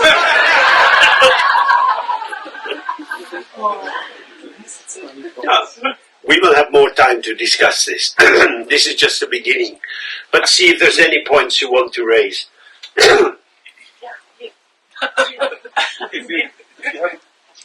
Yeah. If you take on another name, is that a rebirth? If you're given another name, or if you take on another name, is this a rebirth? And then are you then reborn? Is this birth? Could you say this is birth? Well, certainly in the Buddhist tradition, very often when you take refuge in the Buddha, you get a refuge name. And then once you start to get tantric initiations, you can get a name each time, which is your name for that particular practice. But are you reborn? Well, that will depend, because especially with tantric names, usually they're not spoken out loud, and only the people who will know your name who are in the same group getting the initiation at the same time. So if a name is private, is it your name? Because it's a calling card in the world. The particular meaning of born here, which may not be clear for us, is that born here means separate and autonomous. And autonomous. That if you're born, you are what you are. You're born as yourself. And what we look at is, well, clearly that is not true. Babies need a lot of support and attention to survive at all. You know, they can't, when they're very small, they can't turn in any way. So if the cat came and sat near them and rolled over on their face, they would die. They're not able to defend themselves. So in that sense, although the umbilical cord is cut, the cords of care and attention have to be alive there to keep them going. It's as if they've gone into an external maintenance system. So that's very obvious with a premature baby because they're in an incubator. But even a baby that's born at term, it's living inside the protective environment, hopefully, of caring parents who shield it from the rough edges of the world. And that parents, even if even the marriage is collapsing and the parents are fighting, but when they go to speak to the baby, they soften their face, they change their tone of voice because they know the baby can't work out what's going on in a field of roughness. So, separate and autonomous. Is anything autonomous? Is anything really self-existing? So that's the meaning of unborn. And because during your life you've been breathing in and out, drinking and pissing, eating and shitting, going to sleep, waking up, you've been constantly engaged in processes of change and adaptation. And these processes were your co-emergence in the world with others. Because you're breathing in the air of the world, you don't have a private air supply. This shared air comes into you and then you breathe out into the group air. So you are a group or a field phenomena. You're operating in the communality. Now, again, consumerist capitalism, commodity capitalism, is not concerned with the group or the shared facility. In the old days, every village had common land where you could take out your goat or your couple of sheep, and they were able to feed. In most European countries in the early 19th century, that was gone because the rich people were stealing the common land. It happened in England, in the enclosures. The rich man said, it's mine. He goes to the lawyer, they rewrite the land description, and it vanishes. Now ordinary people have no access, and if they go on that land, which was theirs as common land, they're accused of being thieves, of poaching. So that was a big thing. There is very little common land. So everybody's standing on just their own little meter around their feet, and this is me, this is who I am. But actually, we're not autonomous. We all are dependent. Capitalism is an exchange system. The person who pays rent for a flat is dependent on someone renting the flat to them. So this is a two-way street. I get to live in the flat, I give money to the landlord. And if it's a reasonably equitable system, that exchange allows me to feel this is my flat. But this is my flat dependent on paying the rent and having good relations with the neighbors and so on. Everything is dependent. Everything is dependent. And so nothing is autonomous. Autonomous is a delusion. So we touched on these different notions of time. Yeah, you go, sure. So,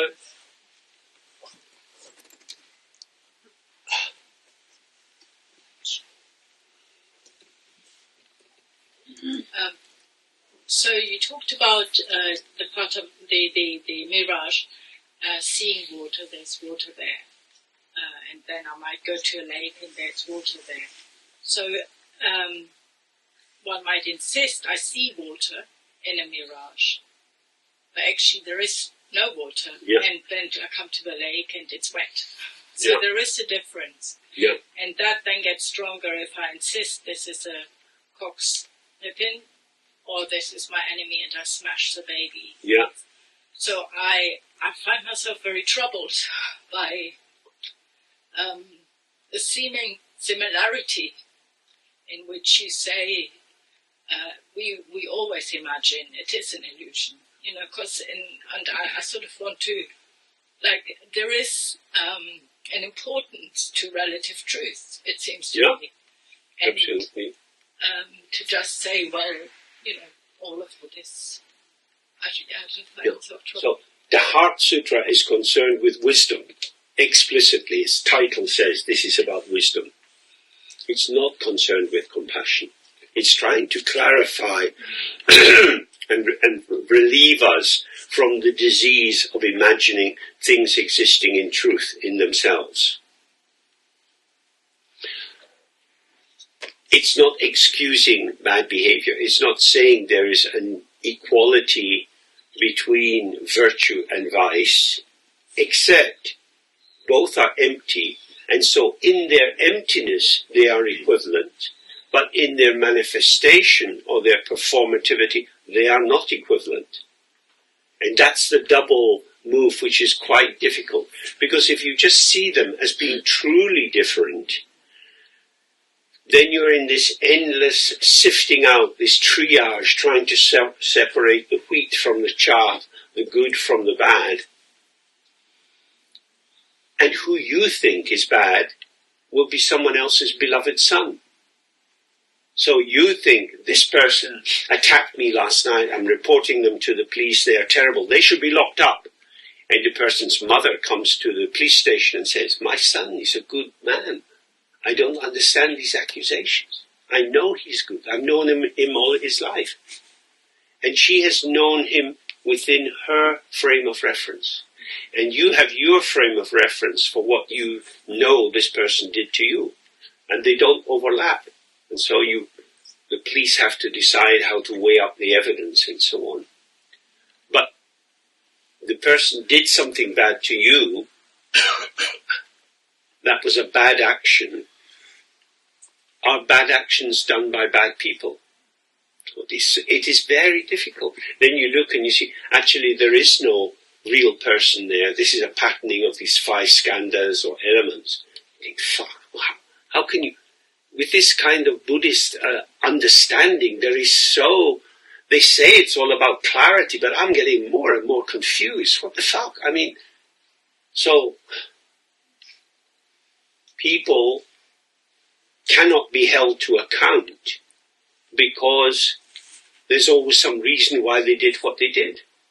So in the modern courts, when somebody's, especially younger offenders, in the process of preparing a case for court, they have a psychiatric interview, they see a counsellor, they get a social worker's background, and so you get the charge sheet of what they did. And then you've got all these environmental or ameliorating factors.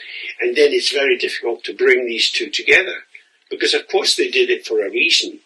But the victim saying, I don't fucking care. You did that to me. You did that. And then, but someone says, yes, but they were not a free agent. They were not in their right mind. Or they were a bit sick. Or they'd never been loved. Or they'd endless things. It is very difficult. It's very difficult. But I think the point you're making is so important. Emptiness, or the absence of inherent existence, is not an excuse for anything.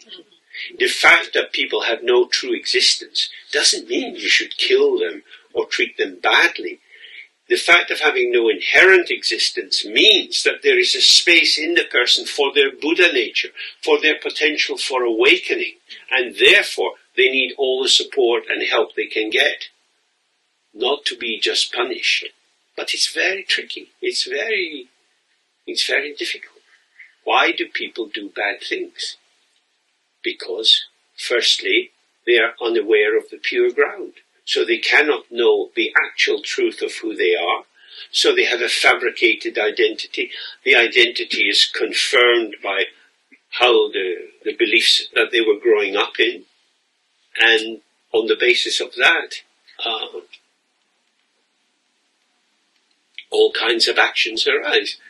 I remember when there was the siege of Sarajevo, with the change in former Yugoslavia. And they had these snipers situated on buildings, and they're constantly observing the bread queue.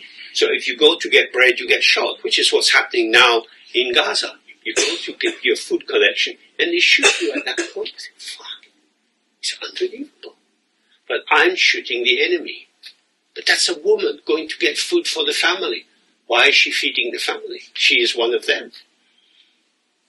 So this is the Wild West. This is a place where all kind of mad things are expressed.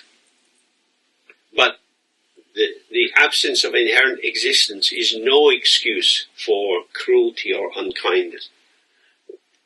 As we go into the main text we're going to be looking at, we'll see the discussion of the 5 poisons and how the mind gets limited and how this leads to bad behavior.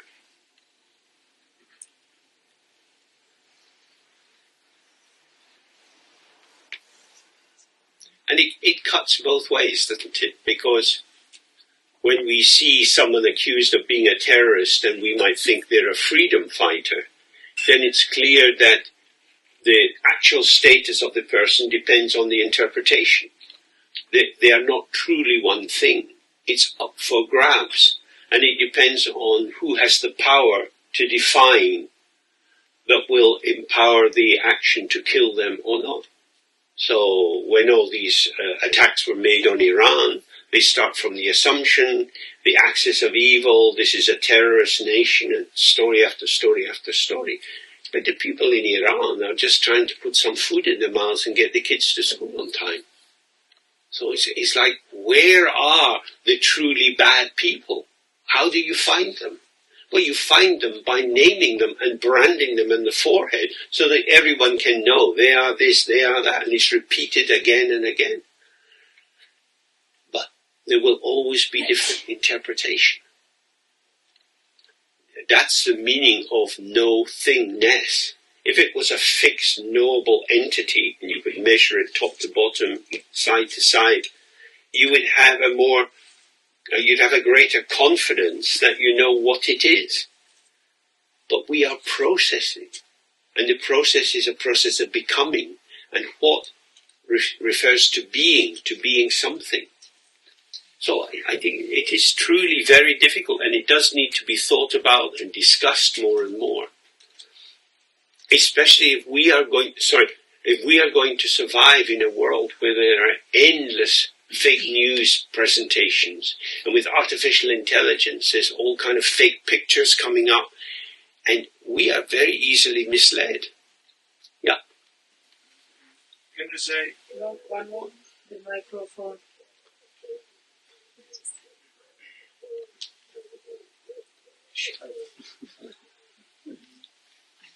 I would say Switch it on. I would say if you really realize emptiness of your mind, the Dhammakaya, automatically the Nirmakaya, the expression of compassion is automatically. If you see a person who is cruel, cannot have really realized emptiness. That's true. That is absolutely true. And with that kind of compassion, you are open to helping everyone. I mean, the nearest equivalent that we have is the Hippocratic Oath in medicine, which says that if you're a doctor, in wartime, you have to help the wounded. And you don't start by saying, is this wounded one of us or one of the enemy? You start with the wound, with the actuality of what's presenting. And that way you keep your ethical integrity. But of course, the war polarizes things so quickly. Which side are you on becomes very powerful. But I think cruelty arises from a strongly reified sense of the other, and a sense that my definition of the other is the truth of the other. I have total knowledge of who you are. And from that position, dreadful things occur. Dreadful things.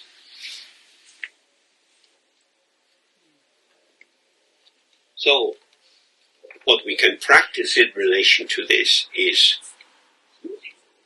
whenever we see something which seems to be existing, for example, outside there are many motor cars, and there are different kinds of motor cars, different sizes, different colors, different ages, different things, if you like. A car is a car. This is a car. This is a car parked on the road. The car and the road go together. Car, road. When you see the car, you don't see car, road. You see car. Why? Because you have a selective attention that's interested in cars. You're not so interested in roads. And so the car becomes figural and the road goes into the background. But without the road, the car wouldn't be there. Car, road, born together. Born together means unborn, because you're born already in union, already in dependency, already in mutual validation. So we, at a certain point, we go up the steps to the building. We climb the steps according to the shape of the steps. Some of the steps are irregular, and the stones on them are not so secured. So we see that, and as we go up, we climb the stairs according to the stairs. We don't think, I walk as I walk, I climb stairs as I climb stairs, I don't care what it's like, I do my stair climbing self. And you fall down. So you climb the stairs according to the stairs. The stairs tell you how to climb. Oh, I am dependent on collaborating with the stairs in order to ascend to the veranda without accident. I'm working with circumstances. These circumstances are not an optional extra. They are there, but they can be more foreground or more background. The car is on the road. The roadness of the car is absolutely part of the car. But it's discounted. Now, this capacity for selective attention, for drawing things forward and giving them true value, and letting the rest go into the background, is something which is very powerful in our world, because we have this an increasing ecological sensitivity, quite a lot of ecological powerlessness. Many things are done that will destroy the environment. In fact, we're engaged in ecocide. We see that. We're chopping down. In Britain, there's only 2% left of the original forests that were everywhere in Britain. Most of it was chopped down to build ships for war. War is important. We must have resources, so we will do that. And then the war's over, and you have no forest, and you don't think to plant more trees. And that's what happened a great deal. So, my fixation in the moment, we need to build ships, says chopping down the trees is good. That's what they're useful for. This is my intention. And so the value of the environment I live in is distorted, is twisted around to fit my current obsession, which is we need more ships to defend ourselves. So many things are destroyed in that way. Now the way they fish for scallops, these big shells like that you get, and insides of white and maybe yellow, bit of crustacean. They're dredged along the bottom of the ocean, pulled along these huge metal containers, which completely destroys the environment within which these things grow. It's the same with the mussels. It's the same with many of the small fish. Short-term gain, long-term suffering, but I'll be dead by then. Nothing to do with me. I'm out of here. They can sort it out. And this attitude is very, very strong. Me first. I win. And so, if we see I share the world with other people, I want to make the world a good place to be with other people, I will have to compromise and think, how shall we inhabit the situation? How shall we proceed? For me, one of the pleasures of being here is that we can think together in a we kind of way. We can think about, shall we do the Padmasambhava Puja in the evening? Shall we do some more work on the tsatsa? Or shall we do this? Or shall we do that? That we can find our voice and put forward our view and get some sense of group belonging. It doesn't come from the top down. I have no claim to have the answer for any of these big questions. What I do believe is that we need to participate. So this kind of destruction is very, very present everywhere. In Tibet there is a huge ecocide going on. So many of the forests have been chopped down. They cut so many roads into the side of the mountains so that you get collapsing mountain sides and so on. All the riches of Tibet are a means to an end for the victory of the Han people. That's the understanding of the Chinese government. And so the people, the original inhabitants, the Tibetans, count for nothing. They count for nothing. Because the logic of the will to power is everything is a means to an end. It's never an end in itself. The pleasure of the president or the dictator, that's an end in itself. But for everything else is a means to an end. It's a way of ensuring that I get the outcome I want. So we have the absolute destruction of Tibetan culture. Tibet was a very unusual culture in that they didn't do recycling and they didn't do throwing away. They just kept everything. Everything. These old monasteries of Samye and Gomba, they had a vina from India from the time when there was a lot of transaction going across. That's like 1,000 years old, Indian instrument. So many, many things were there because they were all valuable. If it's Dharma, you never throw it away.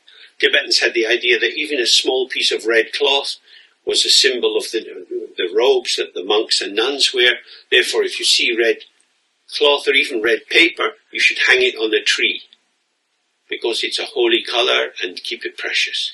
So when you have that kind of reading of signs, that sort of interpretation, you become the servant of the maintenance of these pathways of value and truth. That's so different from our world. And we have to live with that truth. We are living in a time of optimal destruction. All these ideas about fracking in America and how America was going to have to import a whole load of oil, and then they changed the policy and gone with fracking, and now they can even export because it's a short-term vision. So, and of course, linked with this, you have history side. You have the killing of history, the annihilation of history as an account of the facts, and history becomes something which serves the purposes of the winner. Yeah. What I find very disturbing or interesting is that it's so much easier to destroy things than to build it up. And for many people, this is it's amazing. For 100 of years, you need to grow up a culture or a child, but it's a second, and then it's gone. Yeah. This is, for me, seemingly the principle of the universe in a way that this is much easier. Yeah. And I think the feeling of power comes from this, because it's much easier to destroy things, you feel powerful, but to grow up things, it needs much, much more time. And if you want something to grow, you have to care about it. Yeah. I don't care. Fuck it. I don't care. There's a kind of mad liberation in that. So we talked briefly about these two different notions of time, past, present and future, and the time of immediacy, here and now, just present. But there's also a third level of time, which is the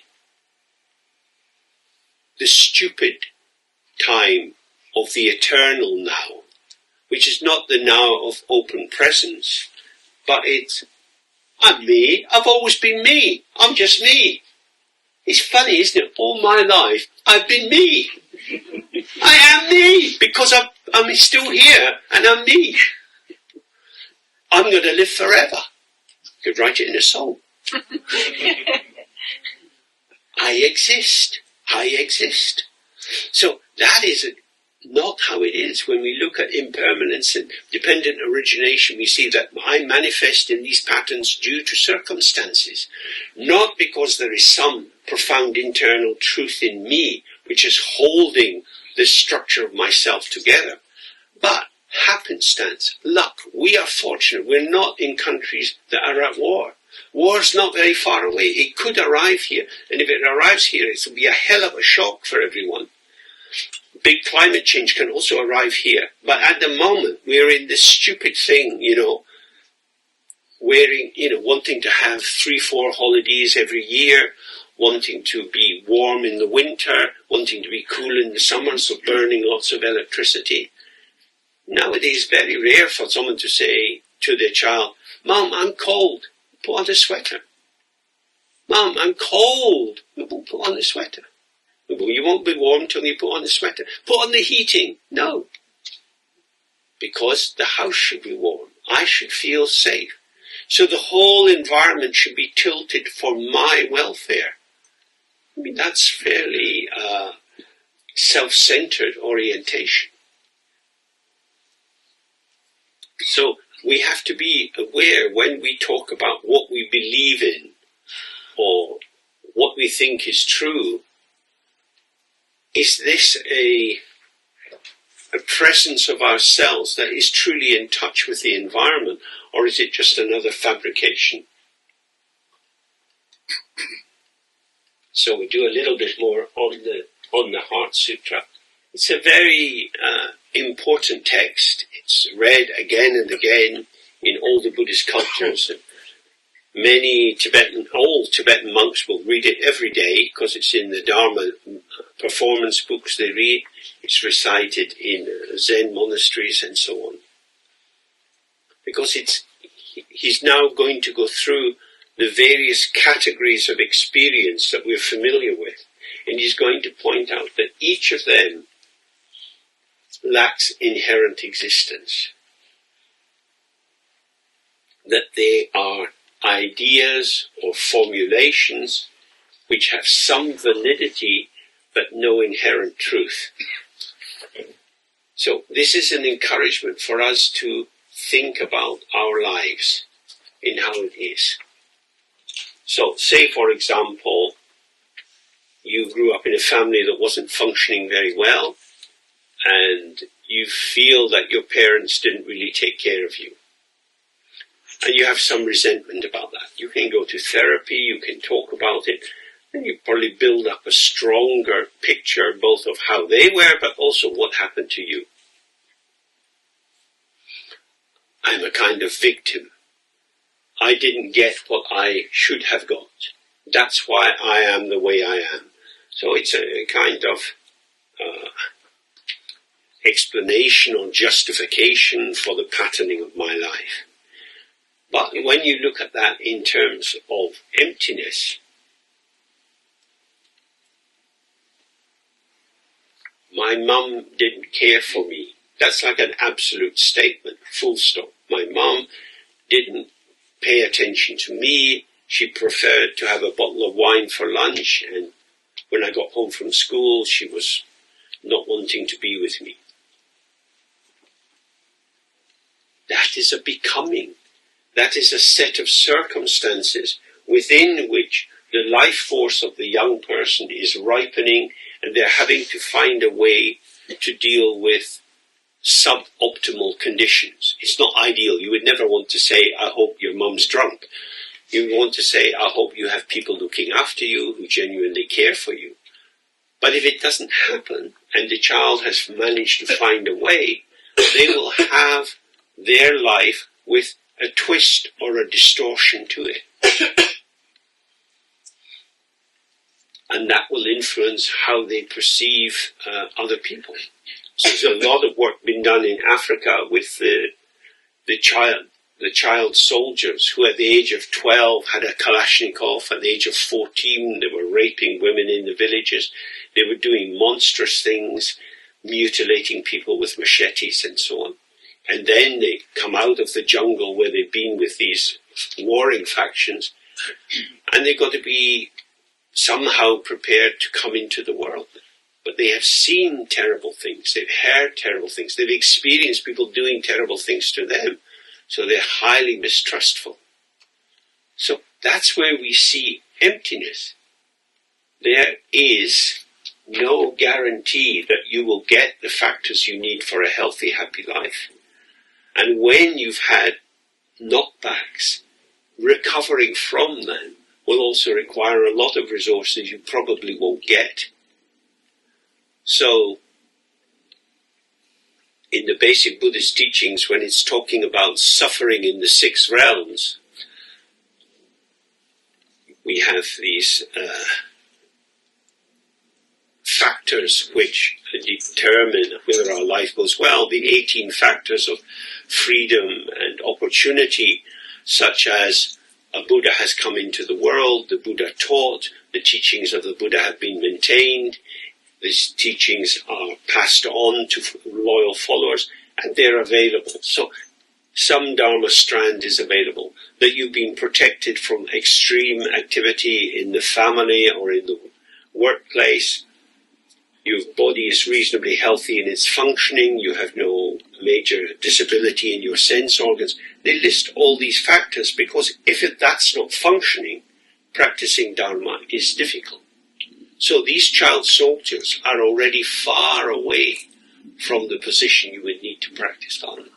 There is so much trauma now arising in the world. So much trauma. So many displaced people. And the profound trauma that we all face is that we are orphans. That if we took this symbolically, emptiness, or the wisdom of emptiness, is called Prajnaparamita, transcendent wisdom, and this is represented by a goddess, yellow in color, with 4 hands. 2 are in her lap meditating, 2 are up holding flower, and so on. She is the manifestation of the clarity of this understanding, and she is our mother. To be born as a human being, you have to come out of your mother's womb. To be born as a Buddha, you have to remain in the womb of the Great Mother. You're not born out of that womb, because her womb is infinite emptiness. So when you're meditating, you come into that womb. Like in the story, there's Siddhartha. He's given up his family, he's gone through so many ascetic practices, he's experienced a lot of disappointment and misery, and then he's sitting and he decides, I'm just going to sit, I'm not going to move.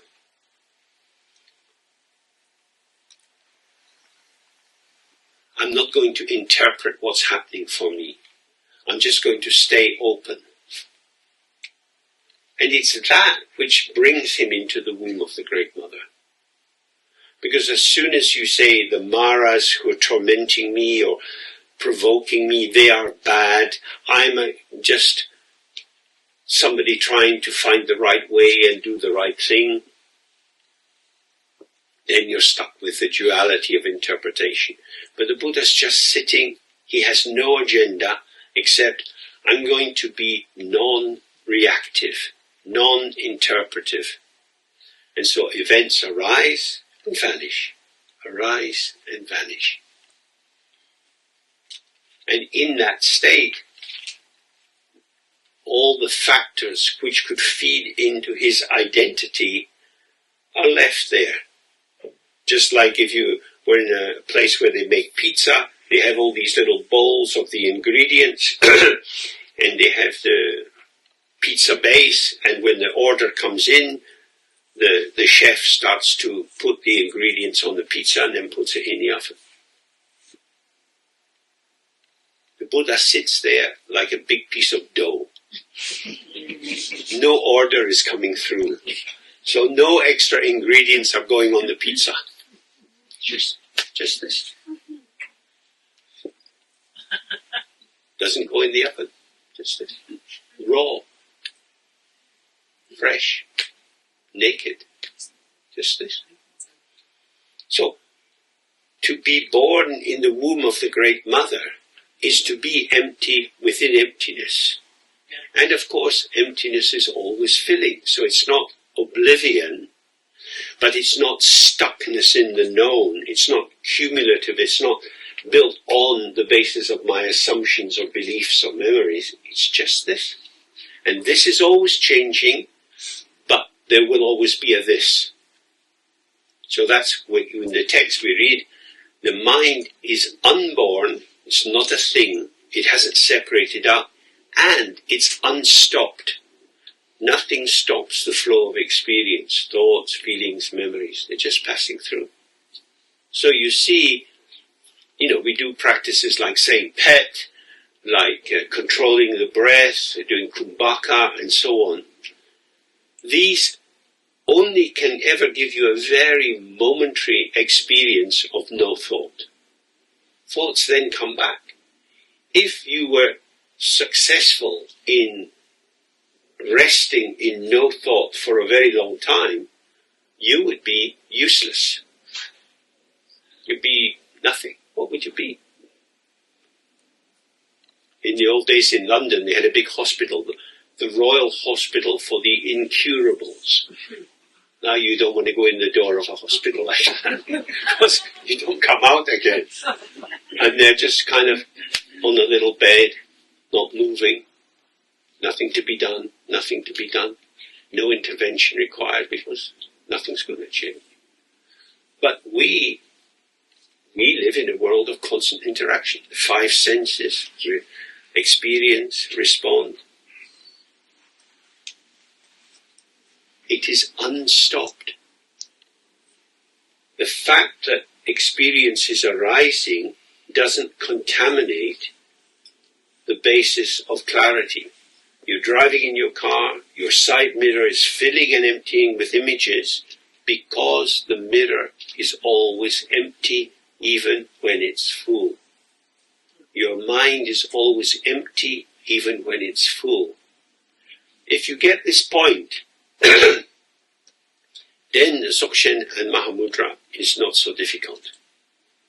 But if you hang on to the idea, yeah, but what about me? Would I like that? Is that really what I want? Could I believe in that? Why would I believe in it? If you fall into trying to work it out with your thoughts to make sure that the truth that the Buddha taught fits my assumptions, then it becomes problematic. We don't know anything. We're stupid people. We're stupid people. So letting go of stupidity might be a good idea. But our thoughts are very precious. They give us status in the world. They make us feel accomplished, that we know that we're doing something. But actually, they are obscurations. We are all in a sect. The sect is called sentient being. We are signed up. Our basic membership is, I exist. Do you exist? Are you one of us? Oh, exist.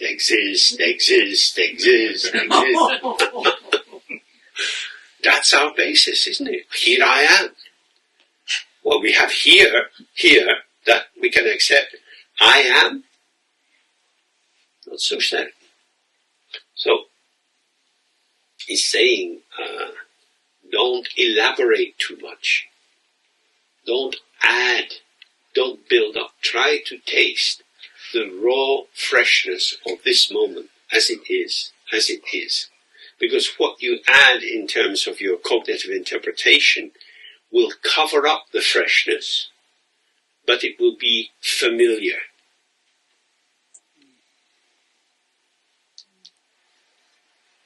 Like a teenager not wanting to go to school, and mum is shouting, you've got to leave, you've got to go, you're going to be late. Pull the duvet up. Yeah. Under the duvet, fart a little bit. Oh, it smells like me. Reassuring. Why would I go out in the big world? So we are like that. Our thoughts are like a kind of fart machine. We're sniffing our own creations. And then it vanishes, and then it vanishes, and then it vanishes. But to be seduced by that as if it was the truth, that's problematic. Okay, maybe that's a place to stop for today. And for those who would like, we'll do this Padmasambhava practice in the evening. But you can continue to reflect on the meaning of this into the evening if you have people you want to discuss with. Good.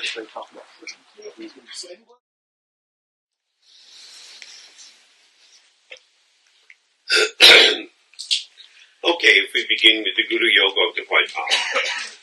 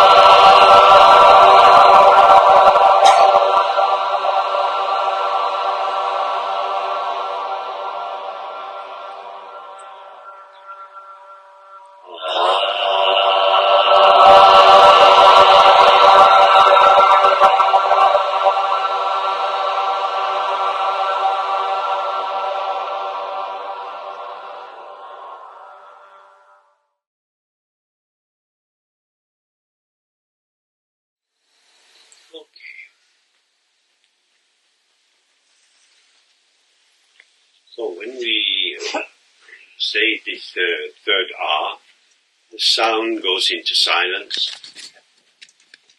There's an openness or a space. This is not our space.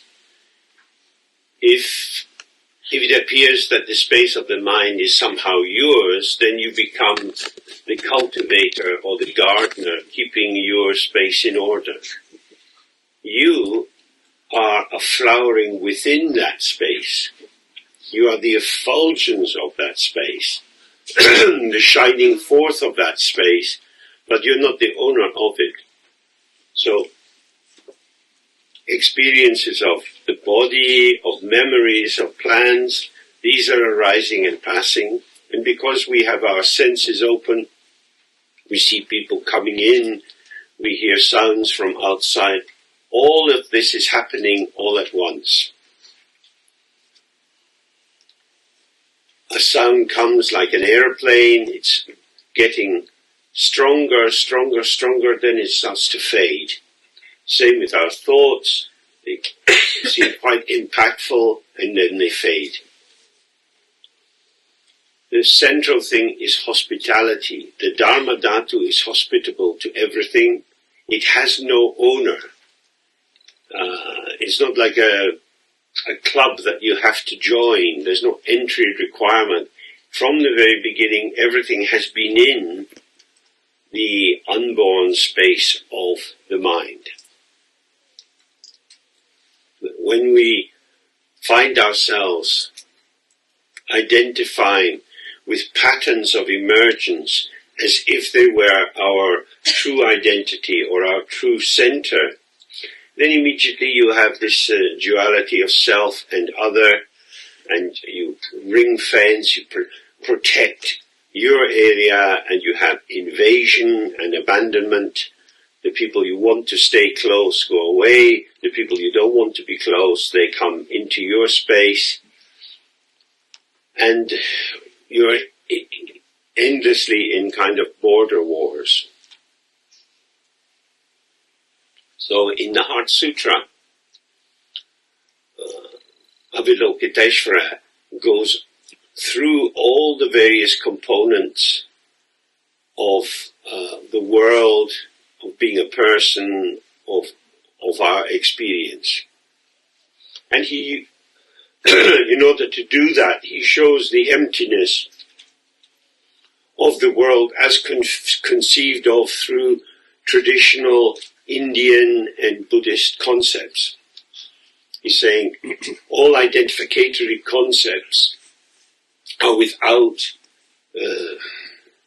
true validity. They arise due to dependent conditions in certain circumstances, but they have no truth of their own.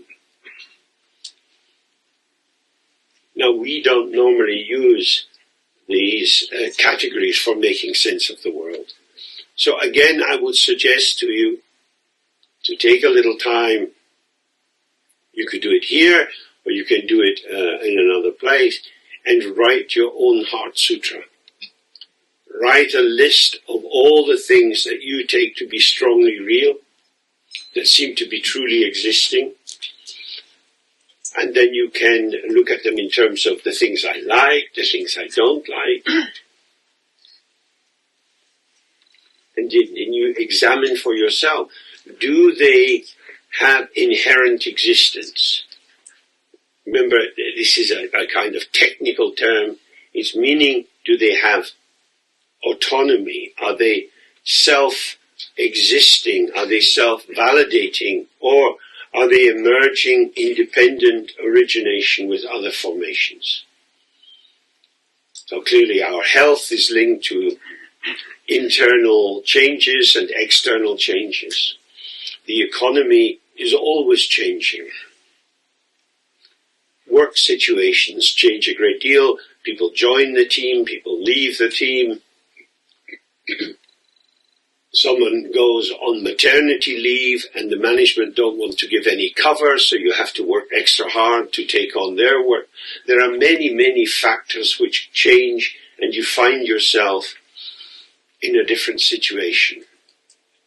all of these events show us, oh, this was not a thing, it was not fixed, it was a pattern emerging due to the interaction of these causal factors, and as the causal factors change, so the phenomena change. Where is this change occurring? Within the arena of disclosure. That is to say, in the site where things happen, which is, in Buddhist terms, the Dharma Dhatu, which means simply the space of phenomena, or the space of experience. So in the Tantric system, the highest Buddha realm is called the Akanishta Dharma Dhatu, and that's where the highest Buddhas live, because everything is put in hierarchy. And the thing about this Buddha level is everything is completely even. So we know this from the outside, from a legalistic point of view. So, for example, before the French Revolution, you had the French culture was structured in terms of the four estates: the king, the nobles, the church, and the landowners, and the peasants. With the revolution, there was a collapsing of these really fixed divisions that shouldn't have had any change or intercourse between them, and everyone became a citizen. When you're a citizen, then you start with the idea of equality. But of course, that doesn't really work, because people have different qualities, and we have liking and disliking, and then things which are liked tend to have more people going towards them. And as we know, around Christmas time, when children want toys, when there is a great demand for something, the price goes up. So the value of different social groupings was elevated if there was a desire for them, or they were denigrated, they were put down if there was less desire. What we can learn from that is that a legalistic approach, a definitive approach, is not going to work. Because life is dynamic and ever-changing, and you can try to impose an identity. You are all citizens of this country, and therefore you have equal rights. And this is nonsense. Because if your local hospital is shit, you're not going to get a good treatment. If you're lucky enough to live near a good hospital, you'll get a good treatment. And the government legislation cannot make all doctors equally useful, can make all dentists equally careful and skilled. So you have formalism of categories which creates a pseudo equality or evenness. But it's a kind of whitewash. And underneath you have the topology of qualities, the mountains, peaks and valleys. Which is why these external attempts to normalize things doesn't work. Some of you know well this story from the first Buddhist king in Tibet, Sonsen Gampo. And he converted into Buddhism due to the influence of his Chinese and Nepali wives. And he started to consider his kingdom and the function of the king in terms of Buddhism. And he saw some people were very poor, and some people had wonderful houses with gold and silver. And he said, well, this can't be right. You know, if everyone has Buddha nature, everyone should have the same resources. So he called everyone to bring all their wealth into one place. And he then divided it up so everyone got an equal share. But after a year, he found that some people were rich and some people were poor. And he tried this again 2 times. And then he came to the conclusion, yes, the teaching on karma is real. That if we try to equalize this by smoothing it out, the forces underneath which bring diversification will still be operating. And some people will have the karma to be poor, and others will have the karma to be rich. That is to say that the tendencies they have, the interests they have, will drive them towards accumulating wealth or not being bothered about wealth. The purpose of these stories is to remind us that we are not able to decide how the world is.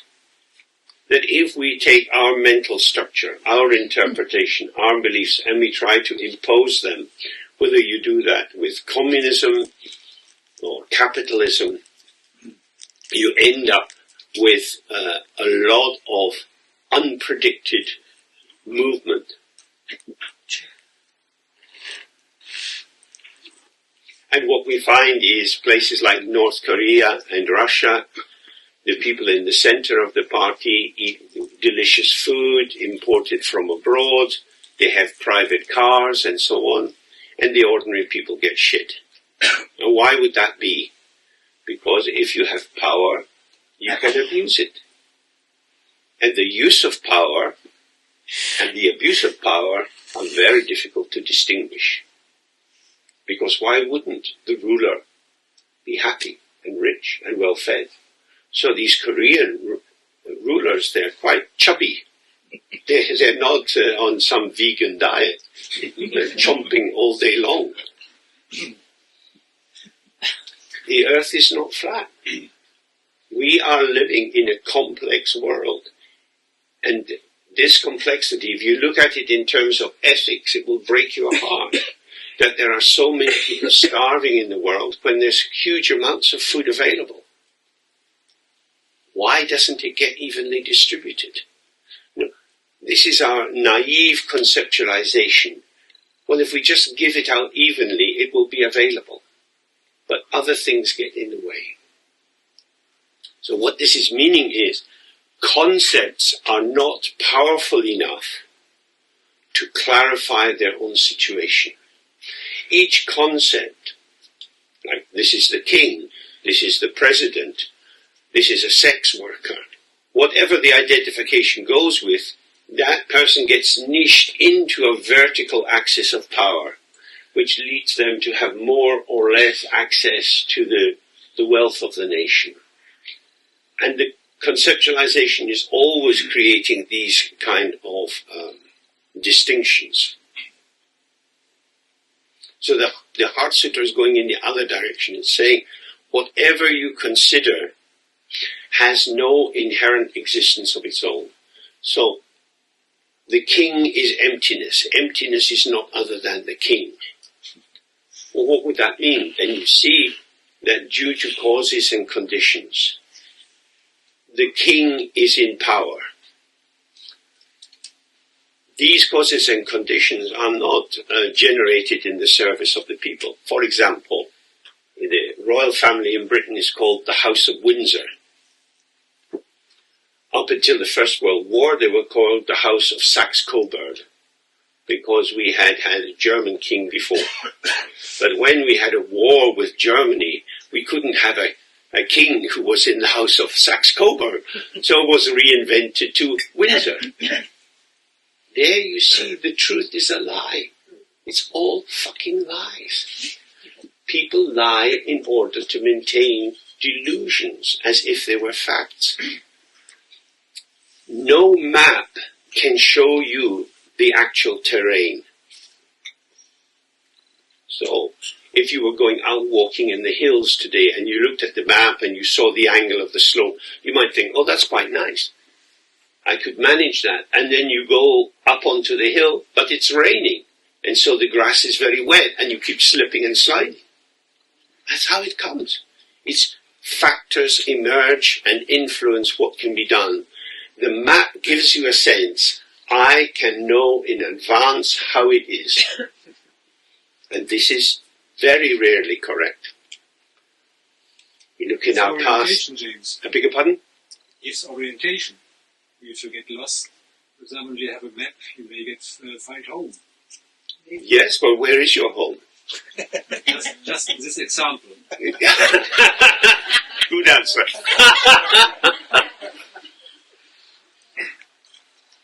Well, we need maps because we don't know how to read the territory. That's if you read about these people in the South Sea Islands, and they could traverse 2,000 kilometers of open ocean, and they did it by reading the stars, the sun and the moon, the angles, and the quality of rippling on the water, and they found these roads that they could then track. Now, these are very dynamic kind of map, and the drovers who would take the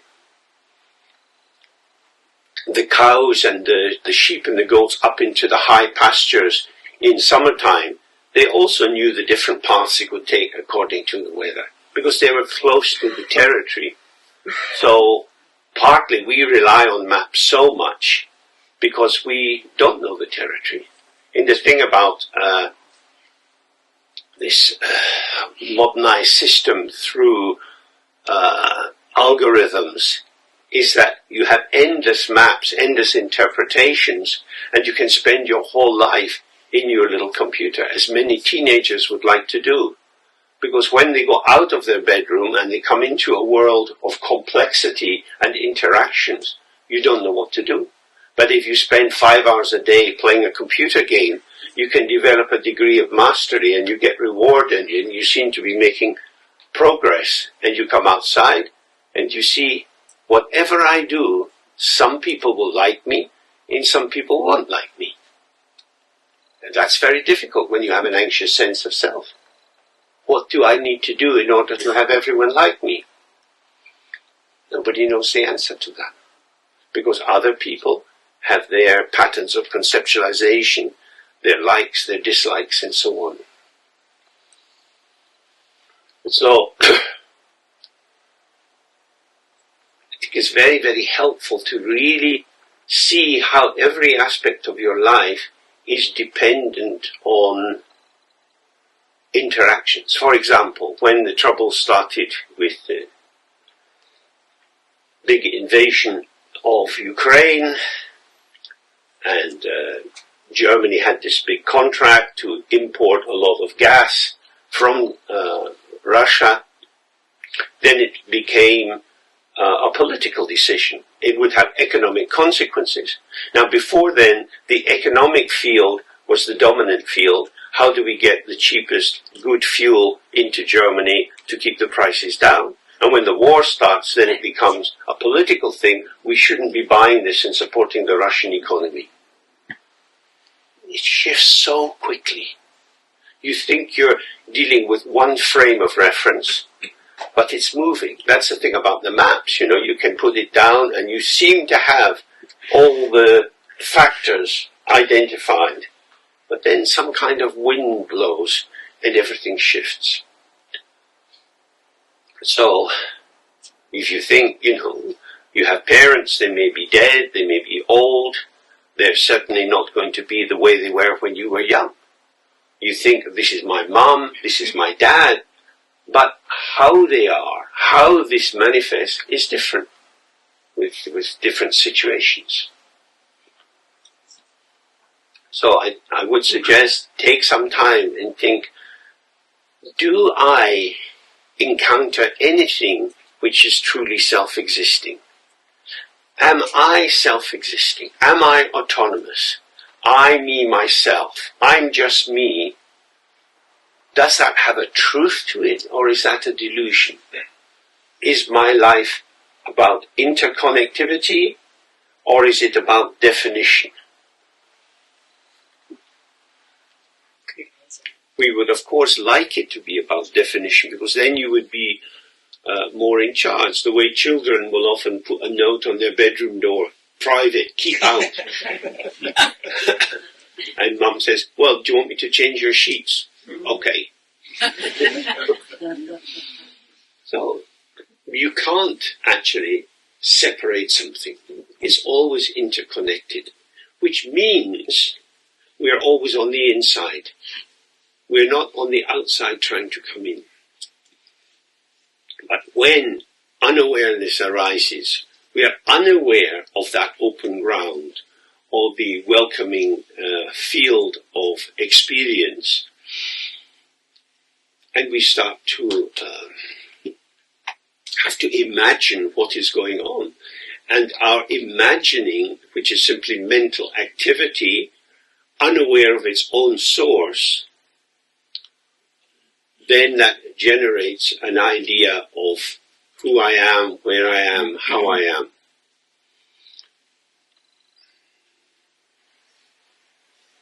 And because the actual content of our experience is shifting and changing, although the identificatory concept can be repeated again and again, what it's marked onto is never stable. So the actual is always changing, but the conceptual can carry a sense of continuity. So with this famous example that goes back to the early Greek philosopher Heraclitus, when he says you can never step in the same river twice. So the river has a name, and someone can quite honestly, sincerely say, every day I go and swim in the Rhine. That's what I do. And that's true. But the actual Rhine that they get into is this amount of water that's flowing down, and that will never be repeated. The actual is unrepeatable. The conceptual creates the delusion that it is repeatable. And the ego gains its power from the manipulation of concepts, whereas awareness stays fresh and open with the ever-changing patterning of actual direct experience.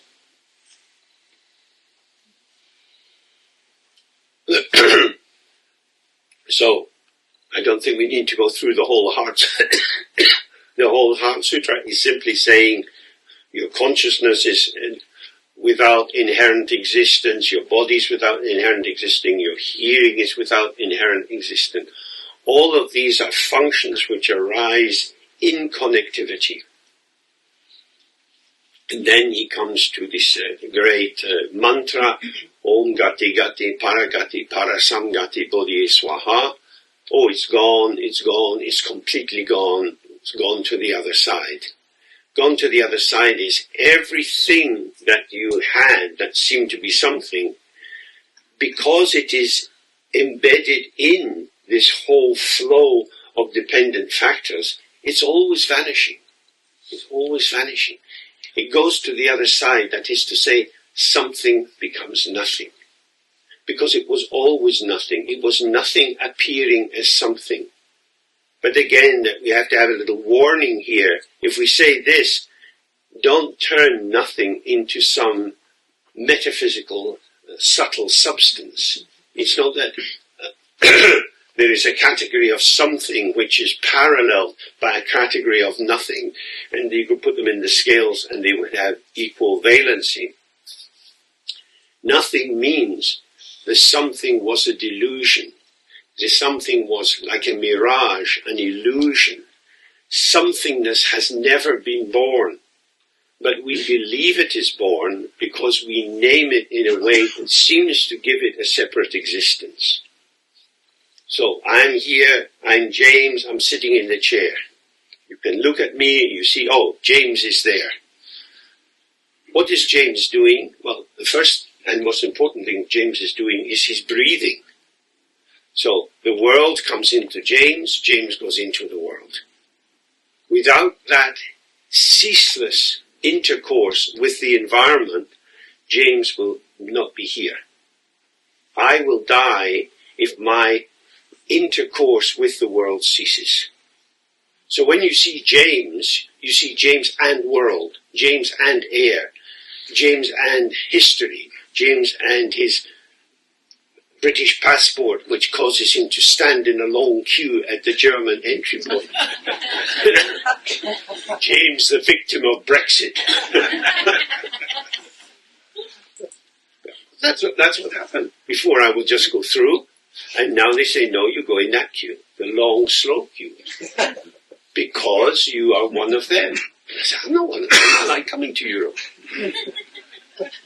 Would I prefer an English roll or a croissant? Croissant, I'm already in France. That's an illusion, because the naming comes from outside, and then we see why government can be so dangerous when it imposes rules and regulations as if it could solve all the problems. Yeah. I struggle with the concept of emptiness. When I'm looking at this bottle... Oh, well, Take the microphone. you and the microphone, miss. I do struggle with the concept of emptiness when I observe, when I look at this bottle of water that is in front of me, I do see an object. I could start thinking, okay, it's not really solid, it's a combination of different elements that come together. I definitely struggle. Like at the intellectual level, I can understand it, but on another level, I still am holding a bottle of water in my hand. So the concept is not, I cannot totally grasp it. I cannot make total sense of the concept of... Why don't you just let go of the bottle? Because it will make a mess on the ground. Yeah. So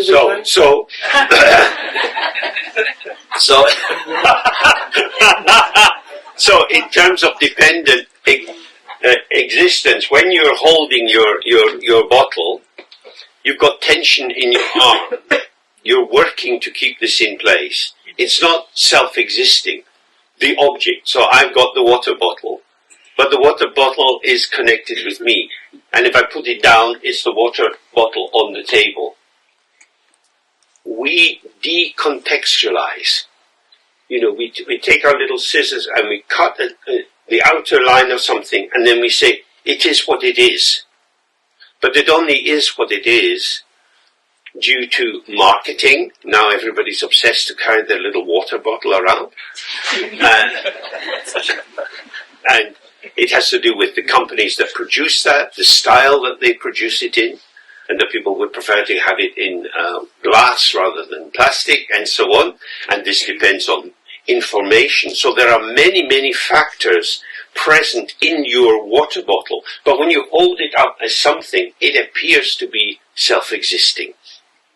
So the umbilical cords of causality have been cut.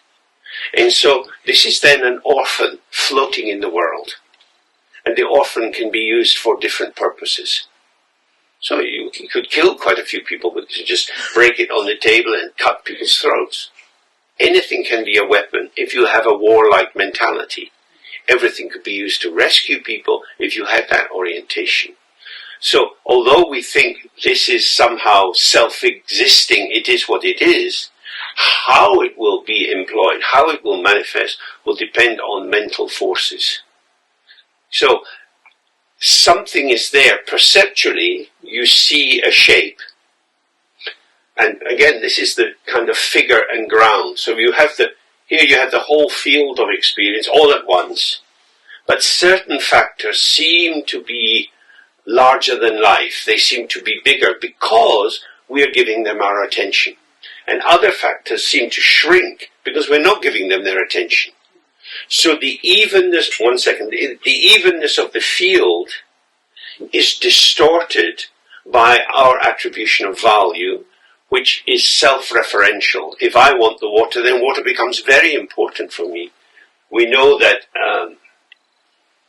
in crisis situations, the small shops will increase their prices because they are interested in a profit. And when people are desperate for water, a bottle that would have been €1 becomes €10.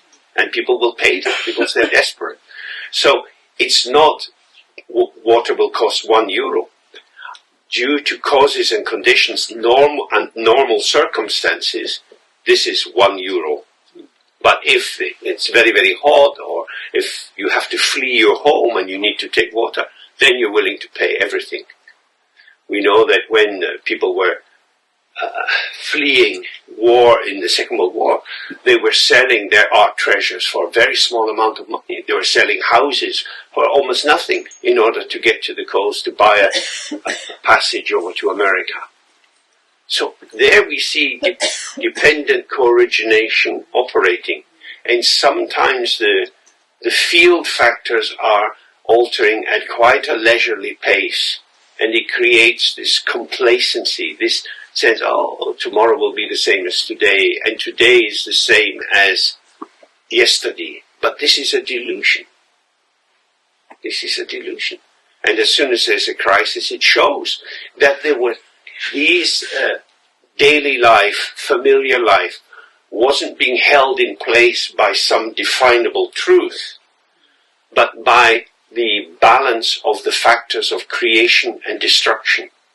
And then if something happens and the factors of destruction increase, the stability of the object will go down.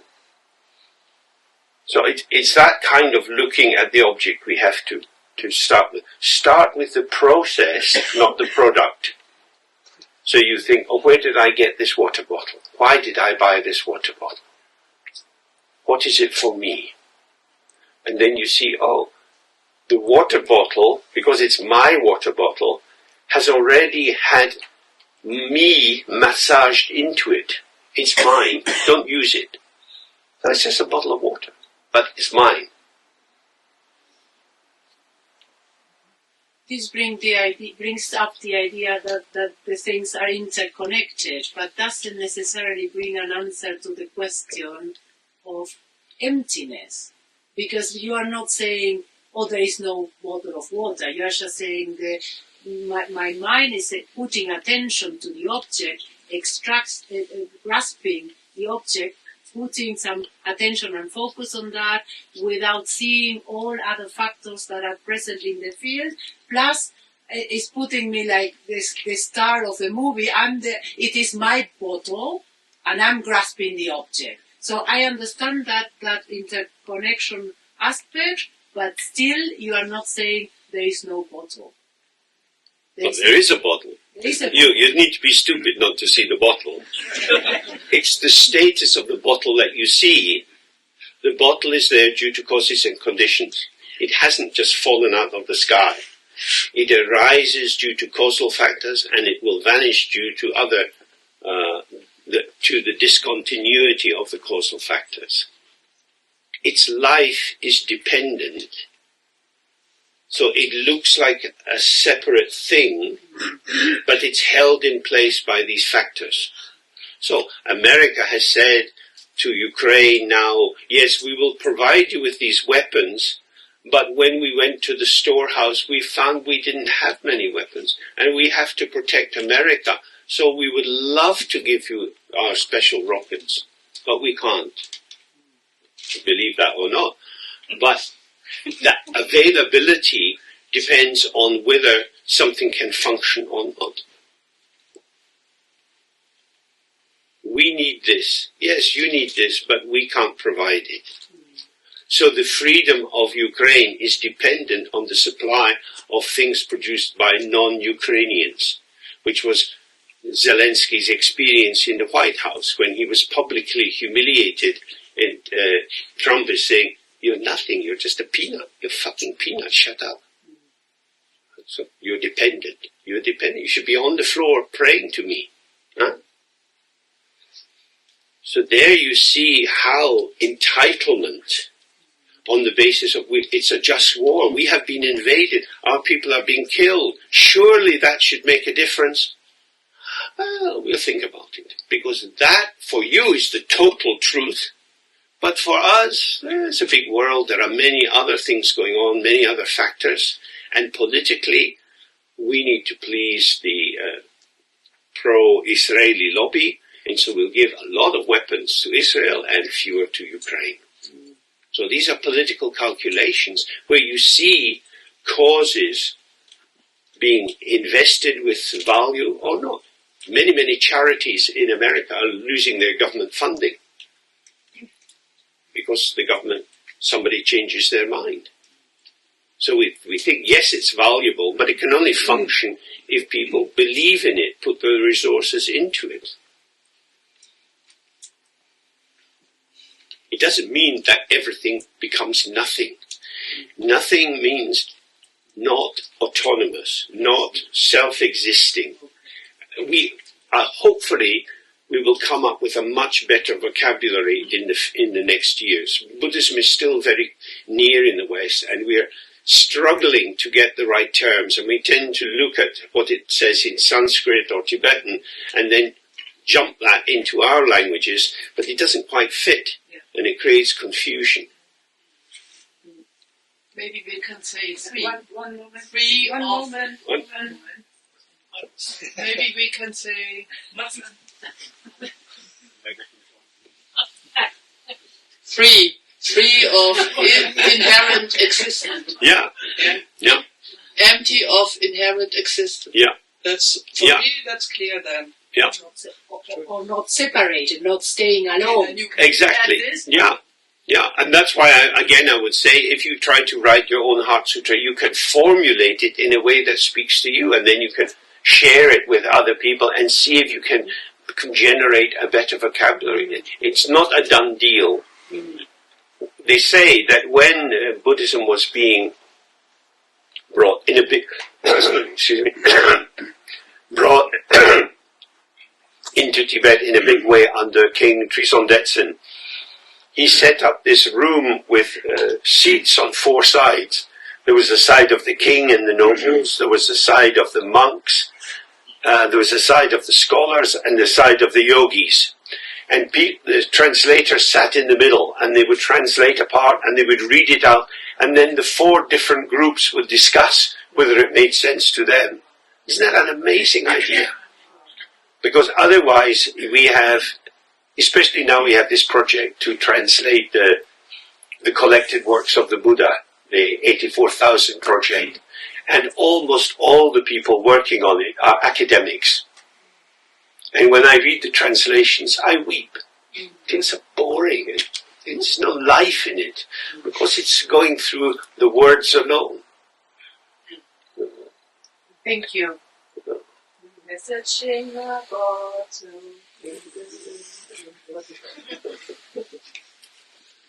Okay, so when we come to this mantra, the essence of the mantra is so you have the Participatory literature in 100,000 verses, in 40,000 verses, 20,000 verses. Then you have 10,000 verses, the Diamond Sutra, the Heart Sutra. Then you have the mantra of the Heart Sutra. And then the final essence of all of this understanding is the letter Ah. So when we say Ah, we are bringing ourselves right to the center of the Buddha's understanding of this absence of inherent existence. So when you're then sitting in the practice and thoughts and feelings arise, and our tendency to say, this is me, this is not me, I like this, I don't like that. Because we have hopefully released ourselves from merging with the ego nexus, that's no longer the site of our interpretation, but we are open and we see the subject factors arising, we see the object factors like sound, it's a plane. So it's a plane is my reaction to the sound I hear in the sky. I feel I'm not completely gaga because I can still work out it's a plane. And so the plane is strengthening my sense of being me. When we do the Ah, we want to release ourselves from that completely, because if this ego nexus is still there, it will turn around. It will turn around. Like some years ago, I got Lyme disease, and I had to take all these antibiotics and so on. Well, people say, oh, but this is a very, very tricky thing, because it can sleep in the body, especially in the joints, and then later it can come out again. So that's like the ego. You think it's not operative, and suddenly it wakes up. So the key thing then is not to fight the ego. The ego isn't the enemy. The ego is an orphan who who is striving. You know, if you read about the street children in Mexico and so on, they sell their ass, they rob, they steal, they deal drugs, because they need to survive. No one's looking out for them. And the ego feels like that, abandoned, lonely. We fall in love and it goes wrong, and we think, fuck, who can I trust? You look after your kids and then they become stroppy teenagers and you think, what was that all for? What was that for? You have not one memory of all I did for you. And so why would I think about that? I'm going out. Yeah. So in that way, if you try to construct some security, you find the factors shift and change. So is enormously important, because the open space, which is free of fixed content, is then the site of everything which occurs. And that is the point of presence, of here and now, which is not inflected towards the past or towards the future. So, although is very, very simple, it contains all the analysis of the Prajnaparamita literature. Very useful for us.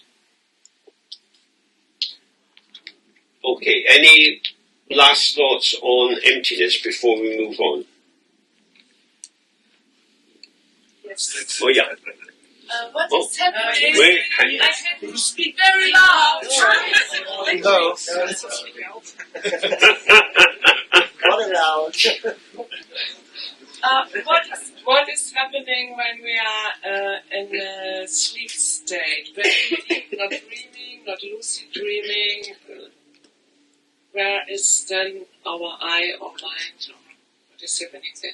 If you remember your dream, then it was your dream. Yes, but when we be in a deep state without knowing it. Yeah, then in Hinduism and in Buddhism, that's seen as quite a useful example, that you have oblivion and yet you're not dead. So you have a presence which is so subtle but nothing is occurring. So it's similar to if you practice the Theravadan jhanas. Oh, thank you. If you practice the Theravadan jhanas and you doing like a shine, but more and more and more, ever more subtle, releasing any point of reliance, you come to these states where really nothing much is happening at all. And that can lead to big rebirth in this highest pure consciousness realms of samsara. But it's still in samsara. And when karma arises again, it's happening to you, because this nascent potential of the ego self has not been eliminated. So unless you put your arm around the ego and say, you're safe, there is a place for you here. We're not trying to annihilate you. We're not going to honor you and fuse with you. There is a place. You are a showing of the ground, not the ground itself. Like, I exist. I am James. My world begins with me.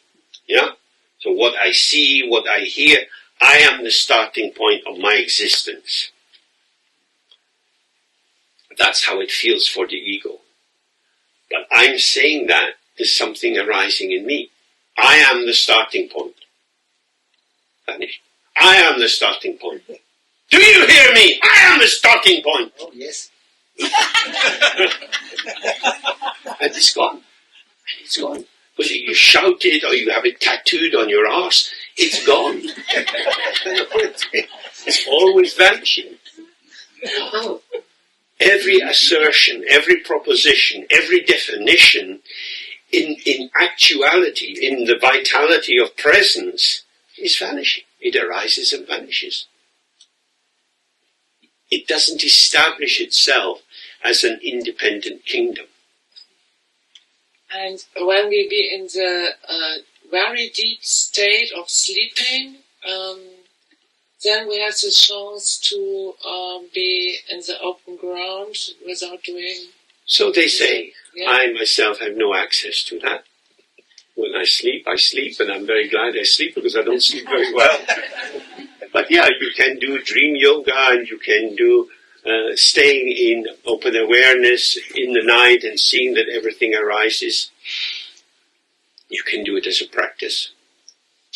But anyway, something will be happening. The great masters, they can be in the state of open awareness, in the bardo state, or when they are dead, then they'll be not dead, but they'll be in the open awareness. Yeah. And they are training it in lifetime. Yeah, the whole life. Not without lucid dreaming and all the other dreaming, that's a kind of concept. But when we can be aware in the deep, deep state, normally we be not aware. And you can do that. That's one particular practice path, but you can also do it sitting with the ah. And you're more likely to be able to include the random factors of life if you are open when they are happening. If you're in a very deep sleep, very little is going on, so there's very little object provocation, and so you can have a kind of stability, which is a bit like seeing the clear blue sky, and then the clouds arise, and then you see, clouds and sky are inseparable. If there is a cloud, there is sky. But if there is sky, there's not necessarily a cloud. So you can do it in sleep if you can. I personally can't.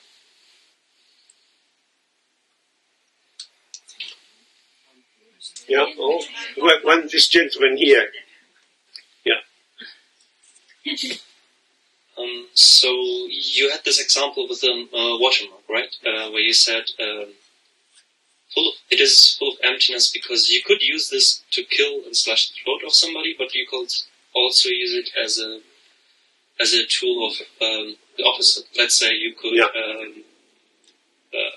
water a plant, like the complete opposite part. Maybe this is more of a definition question, like why do we then call it emptiness? Because for me it is full of everything, like it is fullness of every aspect we can see, like you as James, right? There might be some people here seeing you as a teacher, others seeing you as a Buddha, others seeing you as a father figure, and so on. So you're, in a way, not empty, you're full of every viewpoint of every ego that is here. And why is it then empty? Because it is full of everything. Potential. But it could only be full if it was empty. but then it is the same, right? Fullness and emptiness is the same. Exactly, it's the same. It's the same.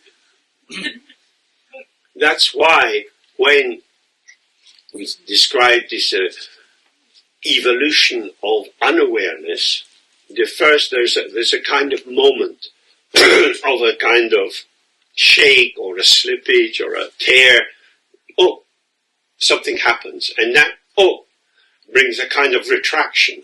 So instead of the inclusive participation within the whole, you find yourself as apart from it.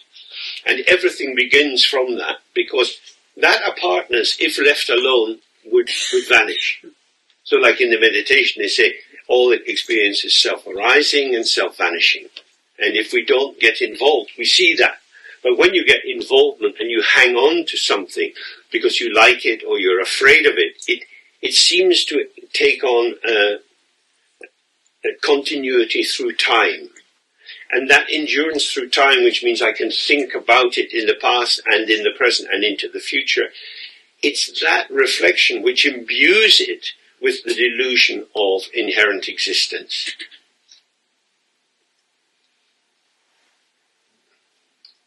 Come again? So, I'm sitting here, and you can apply the name James to me, but the actuality of my being here is shifting moment by moment. Sensations in the body, thoughts, memories, and so on. Okay? So you don't see my actuality. You see your conceptual interpretation of who I am, and there is a stability in that.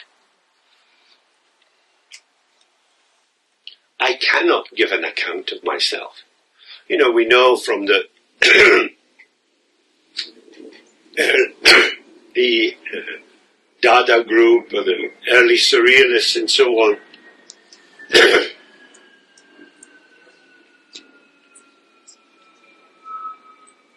there was a great interest in free association and automatic writing and allowing the unconscious to display itself without editing.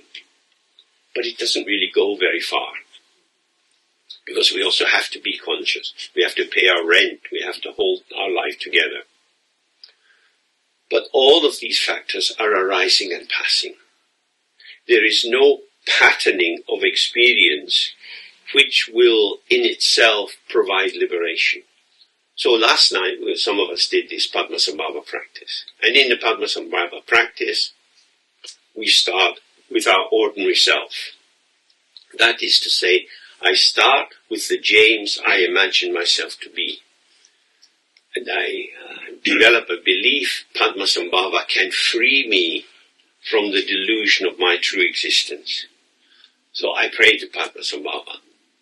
I imagine Padmasambhava. We get some description. He has a funny hat with a vajra on the top and vulture feathers and so on. And his hands are like this, or sometimes he's holding something different. We are imagining Padmasambhava. And when we see we are imagining him, and if we have had the transmission and so on, then the pure form of Padmasambhava comes from Zangdapali and merges into the form we have imagined. So now we have the actual Padmasambhava, who is an illusion. Now, illusion is not an insult in Buddhism. It's kind of high status term. So he is an illusion, and from him rays of light come into me. And we believe the connection with your intrinsic illusoriness will come into me and wash out the accumulated dross of the compounding of my sense that I truly exist. So all of these practices are similar to the basic Vajrasattva practice, where a pure form's on top of your head and their essence comes into you and washes out all your crud, and then you become like them. Because from the very beginning, we are unborn, but we think we're born. So what we're washing out is the glue of identification with the ephemeral as if it was permanent. Yeah? So we've constructed a total delusion. And then when you have that, now your body is full of light, Padmasambhava's body is full of light, and his body of light merges into you, you merge into him. So you now have one composite ball of light, and it gets smaller and smaller and smaller and smaller, and it vanishes. Nothing at all. And then somebody moves, you hear a dog bark, and experience starts to arise. Now, the key point of this, which is the key point of our practice, is when you have this ball of light dissolving, you need to be fully present in that as the only game in town. This is all there is. So this finite becomes smaller and smaller, more and more finite, more and more, just this. And with the vanishing of the finite, there is the infinite. Because all finites are niched in the infinite. And the infinite is unborn awareness. And when the dog barks or someone moves, it's moving in the infinite. It's not self here and other there. It's all together with diversity.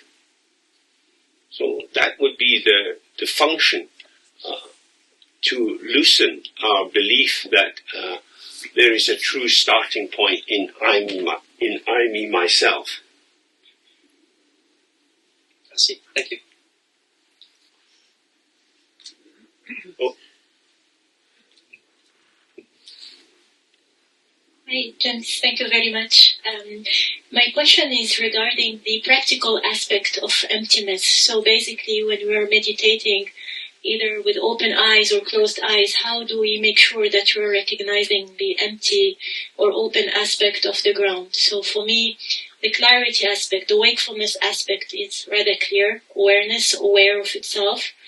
But the emptiness or the openness, how to make sure that you are recognizing it in our practice.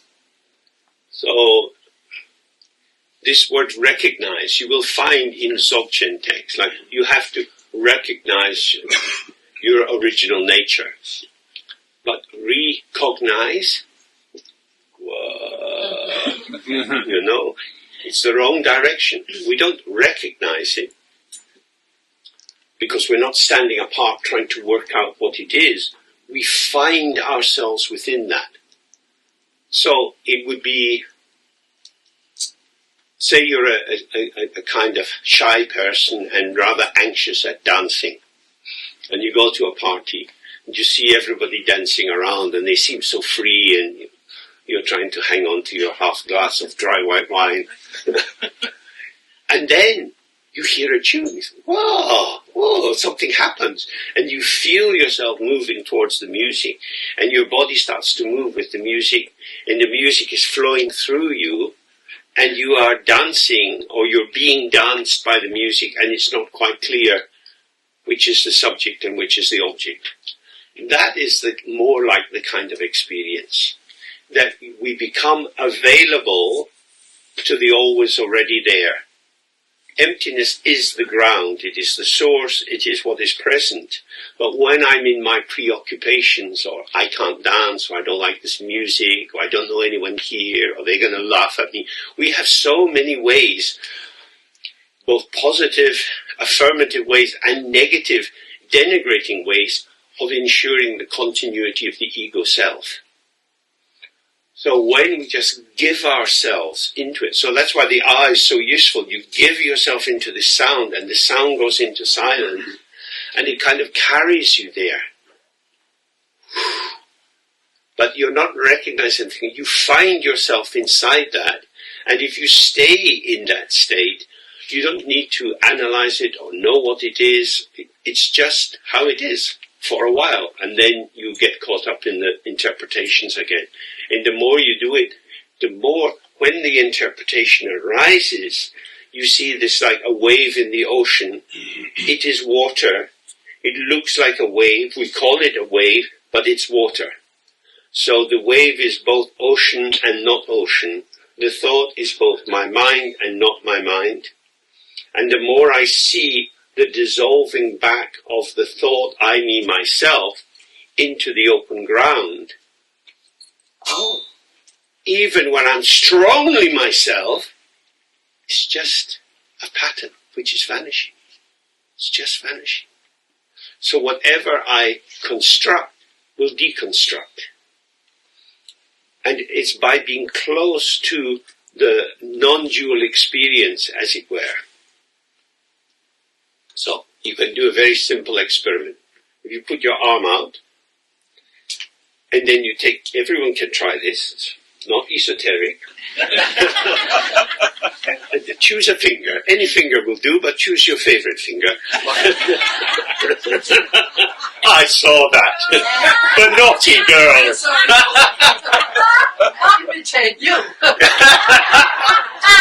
So, then you can do it with your eyes closed, it sometimes helps.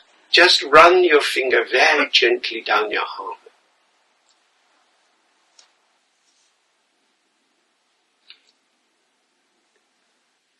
So, there you have sensation in the arm and sensation in the finger.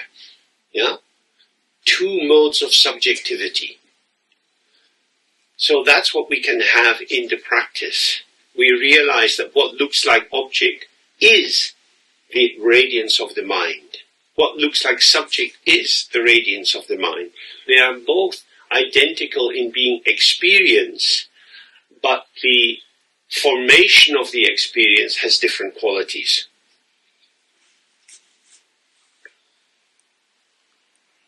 Of course, we have been trained in all sorts of settings, school, family, and so on, to be object-oriented, to have an intention, to be purposeful, to gain something, to achieve something. In this, there is nothing to achieve. So we're simply being present with what we realize then is the ungraspable. Because you can have an idea, oh, I'm just running my finger down my arm. But if you just stay with it, it's beyond conceptualization. You can't grasp it, and yet it is undeniable. So that's a very useful way of seeing the emptiness of the phenomena. There is something which is nothing. You cannot take hold of it. Any term you would put on top of it wouldn't quite get there, and yet it's like that.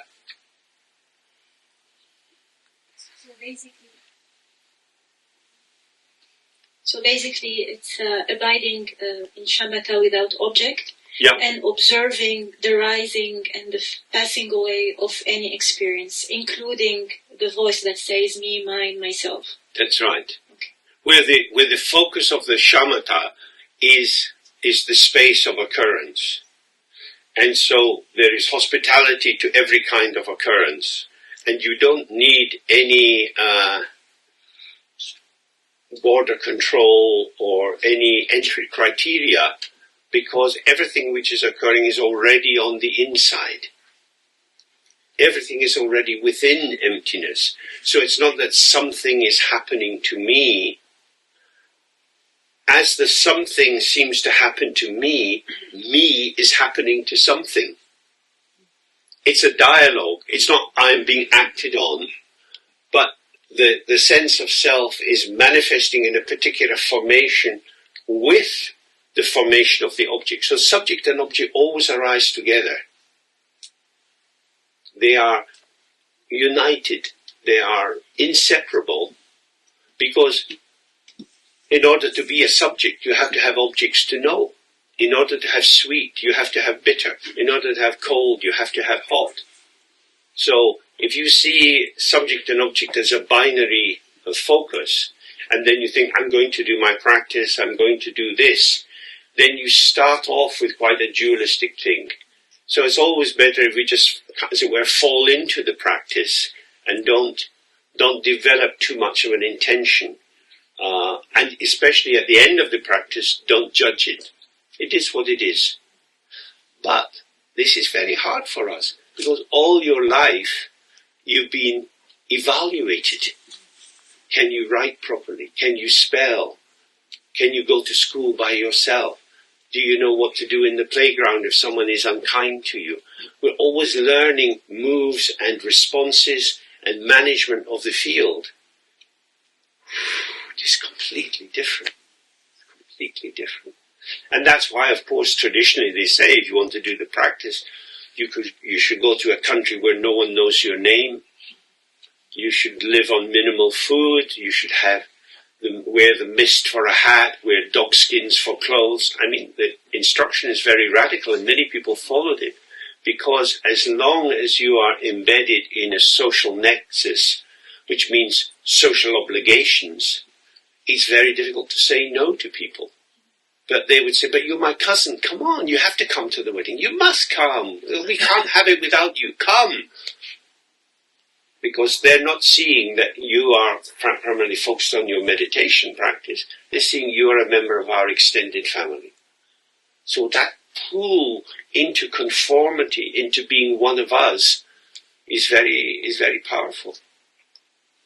So in the course of an ordinary day, many people are confirming your conceptual identity, and how many people are disconfirming it. Yeah. So I think we need to factor that in. We're not living in a Dharma country. We don't have prayer flags everywhere. We don't have Dharma broadcasts on the television or the radio or anything like that. We have a lot of egoic validation and pompous showing off. So we need to be more delicate with ourselves. And often our progress is a bit bumpy and slow. That's how it is. So I would always say, don't make a big game plan. Don't set a very strong intention of what you're going to do. Be friends with yourself. Collaborate with yourself. This was the main teaching of Namkhai Norbu. You have to collaborate with yourself, with circumstances, because you are a circumstance emerging in the field. And if you're tired, you can sleep. And if you're hungry, you can eat. you don't have to do it according to the rule, because the rule is installed to mark our people from their people. The question is always, are you one of us? But we are one of the Dharma Dhatu. We are within the mandala of all the Buddhas. It's very, very different. You know, and in Tibetan they talk about sangat, secret mantra practice, and that you shouldn't tell people about the mantras you say. And this is because if you bring anything that happens, like meditation experiences, into ordinary conversation, people will make comments on it. And they'll make comments on it as if it was something that they understood and they like or they dislike, or they criticize you or they encourage you. We don't need any of that. We need to stay with the freshness of our experience. So if somebody comments on what's happening for you, you now have your memory of what happened for you and your memory of their comment. And that can put us off course. So it's always de-reifying, taking the seeming reality out of things and going from something is happening to this experience is arising.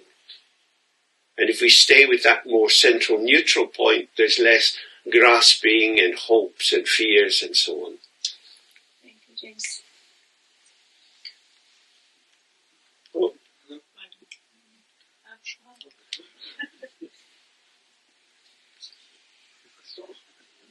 James, question. How would one work with the white eye in terms of the three words of Garab Dorje at all times and on all occasions?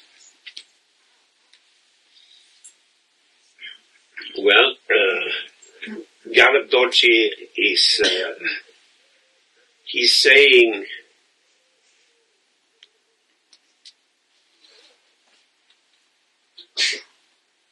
by being right on the point of experience, see how it is. That's the first point. So in each of these three statements of Garab Dorje, there is a Tibetan term, toktu. And toktu means exactly on. Exactly on in the sense of the here and now. So we can be thinking about the past, we can be thinking about the future, we can be thinking about the conceptual present, or we can be right in the present moment. And being on the present moment, you are there with the ever-vanishing formations which arise. So that's his first point. You will see your ranglo, your own face, or your own true nature, by remaining on the point of emergence. Then secondly, he says, so that's what that's what you get with the 3R. Then the second one is don't do anything with this. Don't elaborate it, don't judge it, don't think about it. Allow it to be as it is.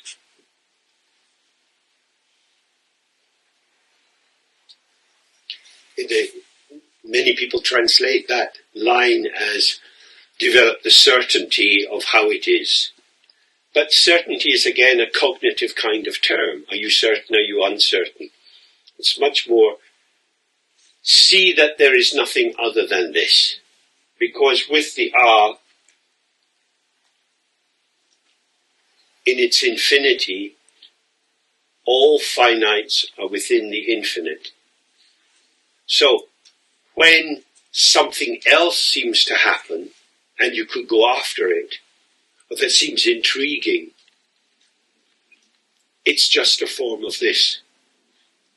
So the texts often say, see directly there is nothing better than this. Because what you follow in order to improve your experience or gain a broader range of experience is simply attachment to concepts. The actual shows itself as it shows, and so the R allows us to stay with that without importing other possibilities. And then the third point is to continue in that way, not looking for anything else, because everything which occurs is in that. everything is in the here and now, including the past, including America, including Scotland, including the future. Everything is now as experience. But we are so used to distortion towards the map, to a conceptual interpretation of what is occurring, that our addiction to whatness, to somethingness, makes it difficult for us to see the subtle actuality of this revelation moment by moment. So he's saying, stay exactly on that, which of course is what the would do. So don't discuss your practice, don't write up a meditation diary, don't try to estimate what progress you're making. Just be with it, however it is. And the more you trust that it's okay, then it is as it is. It doesn't need to be developed. It doesn't need to be improved. Thank you. So it would be the experience also for the white at the vanishing point, when one, in a manner of speaking, is on top of everything. As it arises and vanishes, take that into your daily life on all occasions, whatever you do. As in the second. Okay, so you decide you're going to have a children's party, and you're a bit obsessional, and you have white carpets. So you decide, I'll have the children's party, but not in my house. That's what we do. The ego is worried. It's white carpet territory. No red wine allowed. But when you see that this space is not my space, whatever occurs is just what is occurring, you cut the line of dependent co-origination on the basis of this, that is arising, because this is already dissolving and that is already dissolving. And so there is no sight, no beginning point. It's always already within the flow of experience of emptiness. Then you can relax. It'll be as it is. But as I was saying before, it is very difficult for us not to be judgmental. Namkhai Norbu always said, don't enter into judgment. Don't enter into judgment, which is easier said than done. But if you notice what happens when you enter into judgment, oh, I have just been born. So you relax and you're open. Something occurs, and with the birth of the object, the somethingness of what has occurred, the subject is born. So subject and object are born in the same moment. And if you release on object, subject goes free. Or you release on subject, object goes free. So Dzogchen focuses on releasing subject, Mahamudra focuses on releasing object. But they have the same function, because these two are tied together. If one goes into emptiness, the other is in emptiness. Okay, any other questions?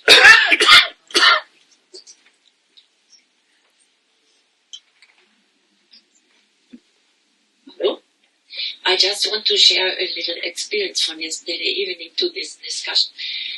We went by bike to our flat, to our pension, and 20 kilometers away, and we decided to follow the map who advised us to take a bike path. And so this bike path was very horrible, and it was very stony and very big stones, and it shakes me through the whole body, and it was so so I started to shout very loud in this forest and fucking bike and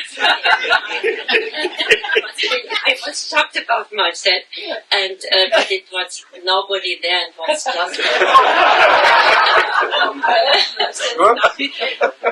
I think so. I hope so. But then I couldn't stop. It was really I never realized like this, and I at the same time I drove forward.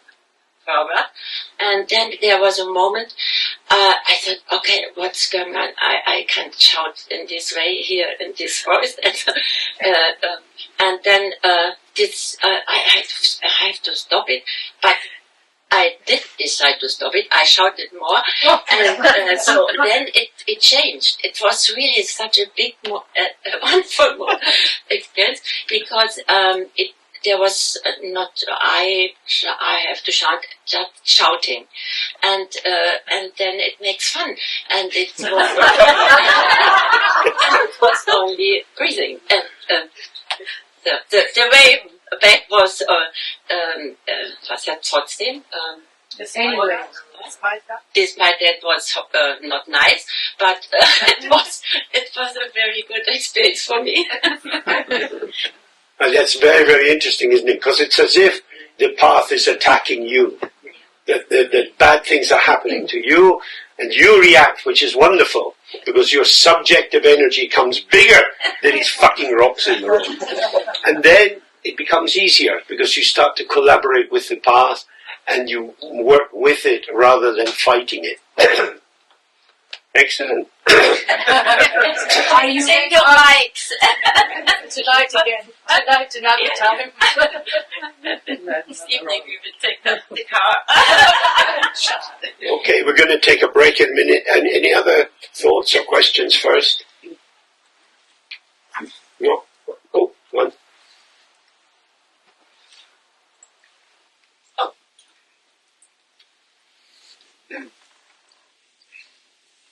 In Totmus, somebody asked you if there is free will, and your answer was like, I think negative. And then it brings me to a little bit of a philosophical, existential question on the karma aspect in Buddhism. If I am not the doer, why do I accumulate all the karma? And if I'm collaborating with the environment, there is no good, there is no bad. Why is there an imposition on my existence, in brackets, in samsara continuously?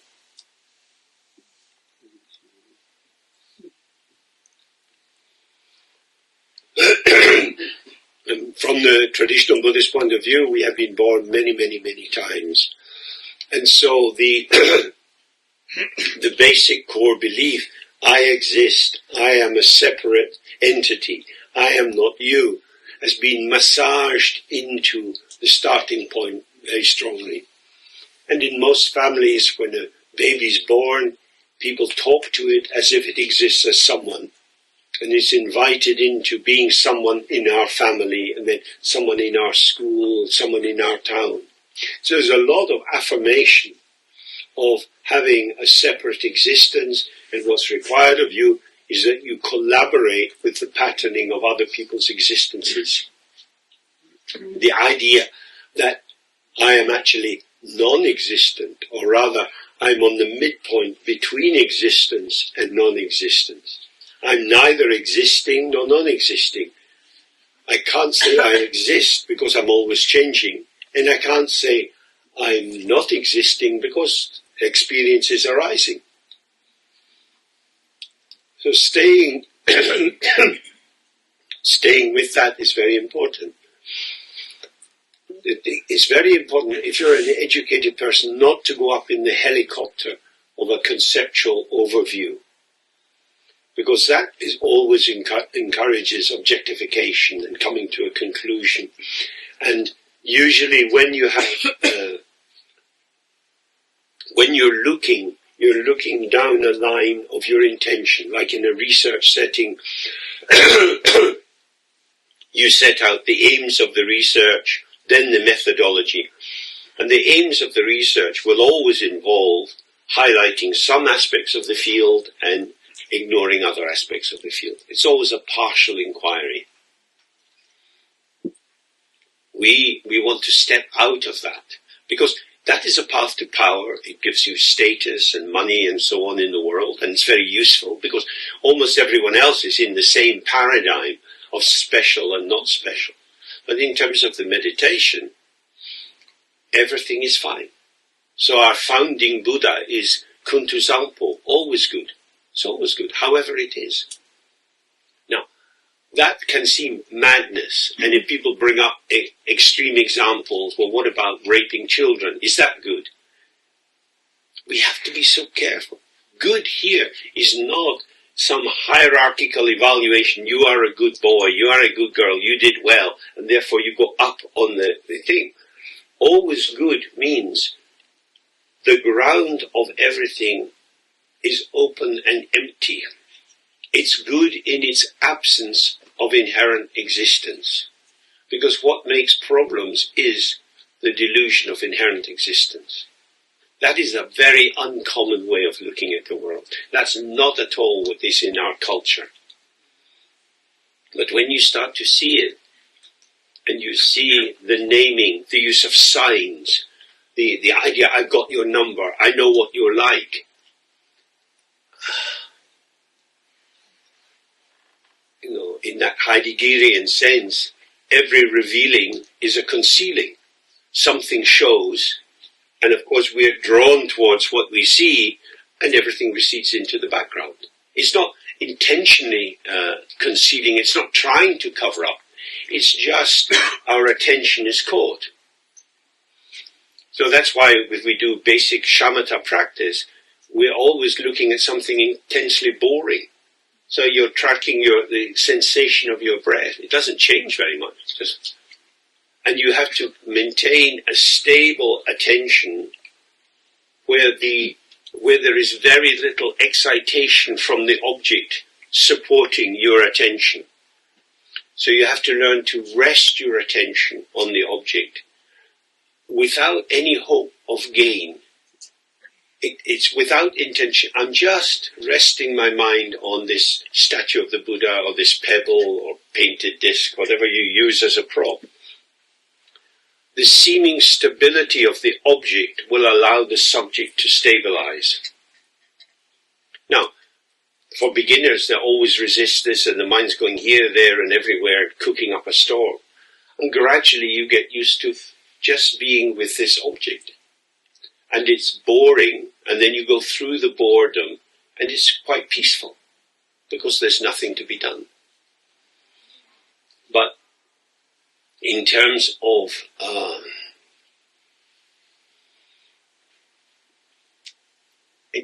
dealing with the complexity of the modern world, that kind of calming oneself doesn't promote functioning in the world. And we have to function in the world. If you have family, if you have a career and so on, you are called into complex interactions every day, and you have to make decisions. So our question is always, how can I stay light and present, able to access all my learning, my knowledge, my skills, my potential, and bring it into this moment if it is relevant. So I start with the moment, and then I respond. I receive and respond. I receive and respond. I'm not having a game plan. Shamatha has a game plan. Before you sit to do shamatha, you know what you're going to do. When you're with your kids, you don't know what to do. You have to see, and they'll be in a mood, and you decide what you're going to do tomorrow, and then tomorrow comes and they've changed their mind. So you're having to adapt and shift to find rapprochement. You have to find a being together, a point of meeting for a while, and then it will shift and change. So the will to power doesn't help much. What helps is an availability to respond and to be with the other in authentic contact and to see where it goes. I don't know. Most of us would lose our jobs if we said, I don't know. If a social worker came to your home and said, we've heard a message about how you're being a mother, what's your approach? Oh, I don't know. I just do whatever seems okay to do. Are you sure? So, our world is pulled more and more and more to the surface, where you have to give a meaningful account of what you do. But when you meditate and you start to be with your mind, you realize, wow, that is, the world wants my mask, the world doesn't want my face. And if I show my face, they say, put it away, put on the mask. So you're trying to take your mask off for the meditation and you put it back on when you go to work. And then you start to realize, oh, the mask is not different from openness. It's a formation of the potential. And I offer it to the world. I'm not imprisoned by it, I'm not limited by it, but it's a currency, just like euro is the currency now in Europe. So if I use the currency of the world, I can flow with circumstances. Because there is no perfect way to be. It is as it is. Okay, shall we have a break? Yes. Thank you. Thank you. Thank you.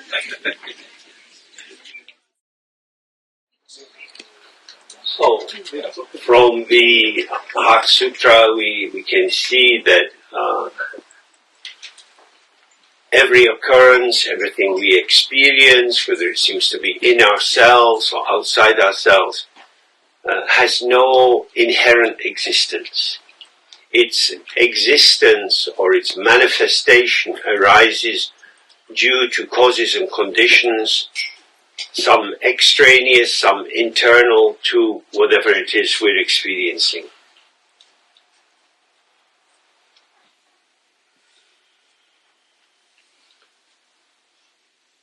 However, this patterning of dependent origination means that the flow of experience is unstopped, because the various factors interact together in the manner of a dream or a collage, and we have this and this and this and this, and none of these arisings remains fixed. It has no essence of its own. It's in the flow. It's in the flow. So, the ego self begins with unawareness. Everything, there is the open space and there is the flow of ungraspable experience.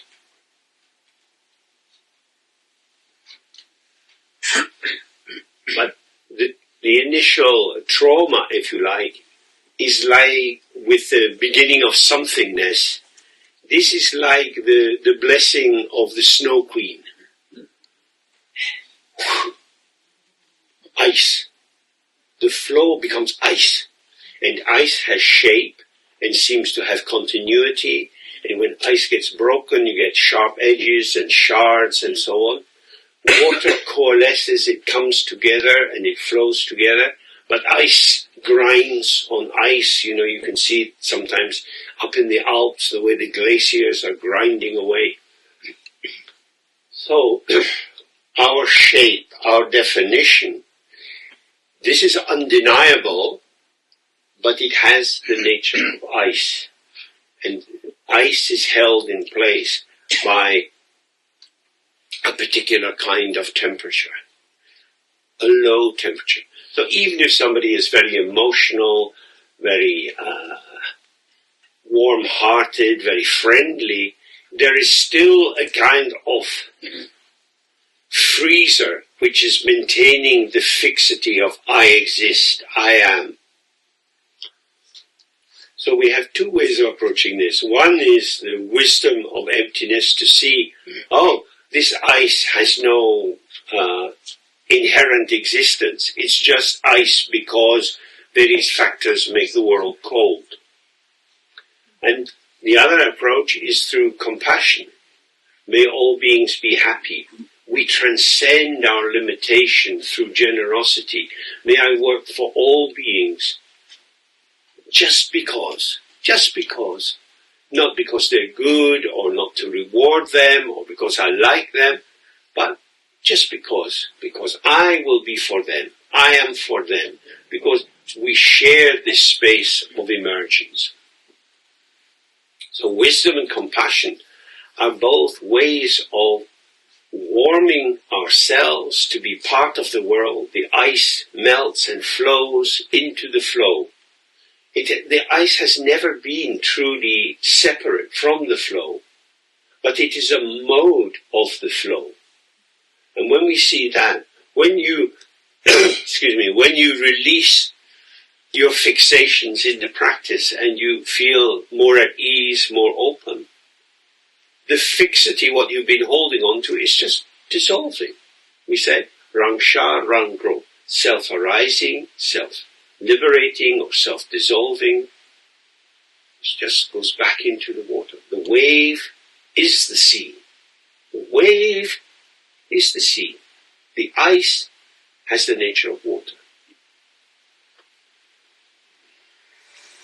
That's why we're not following a path of struggle. We're not trying to make something different. We're trying to be at ease.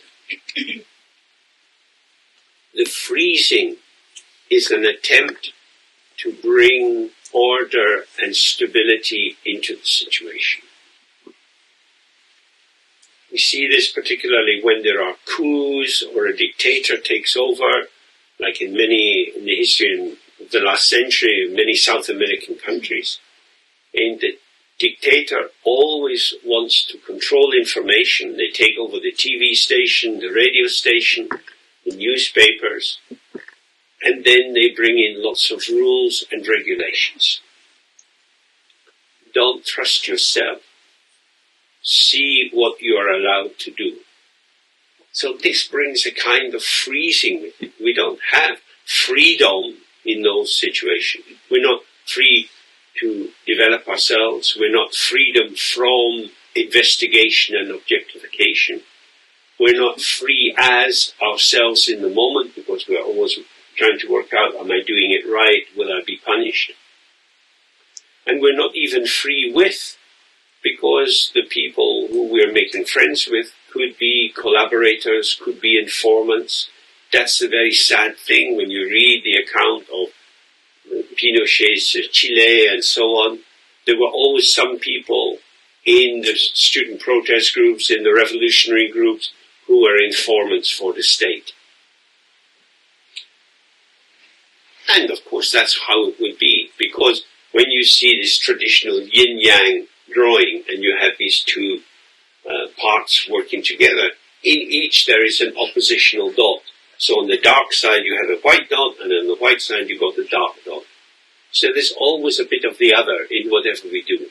And no matter how you try to tidy it out and have only proper citizens, and you want to lock up or kill the others, you can't do it. Because it's not an either or. So again and again we want to warm ourselves and relax. Now we start to look at this text, which is chapter 8 in Simply Being. It is a karma text from Nuden Dorji Drupan Ringpa Prolotsa, who was the first manifestation of the energy of Padmasambhava. His fourth incarnation was my teacher, Sialama. So this text comes very direct from this short lineage. It's very fresh.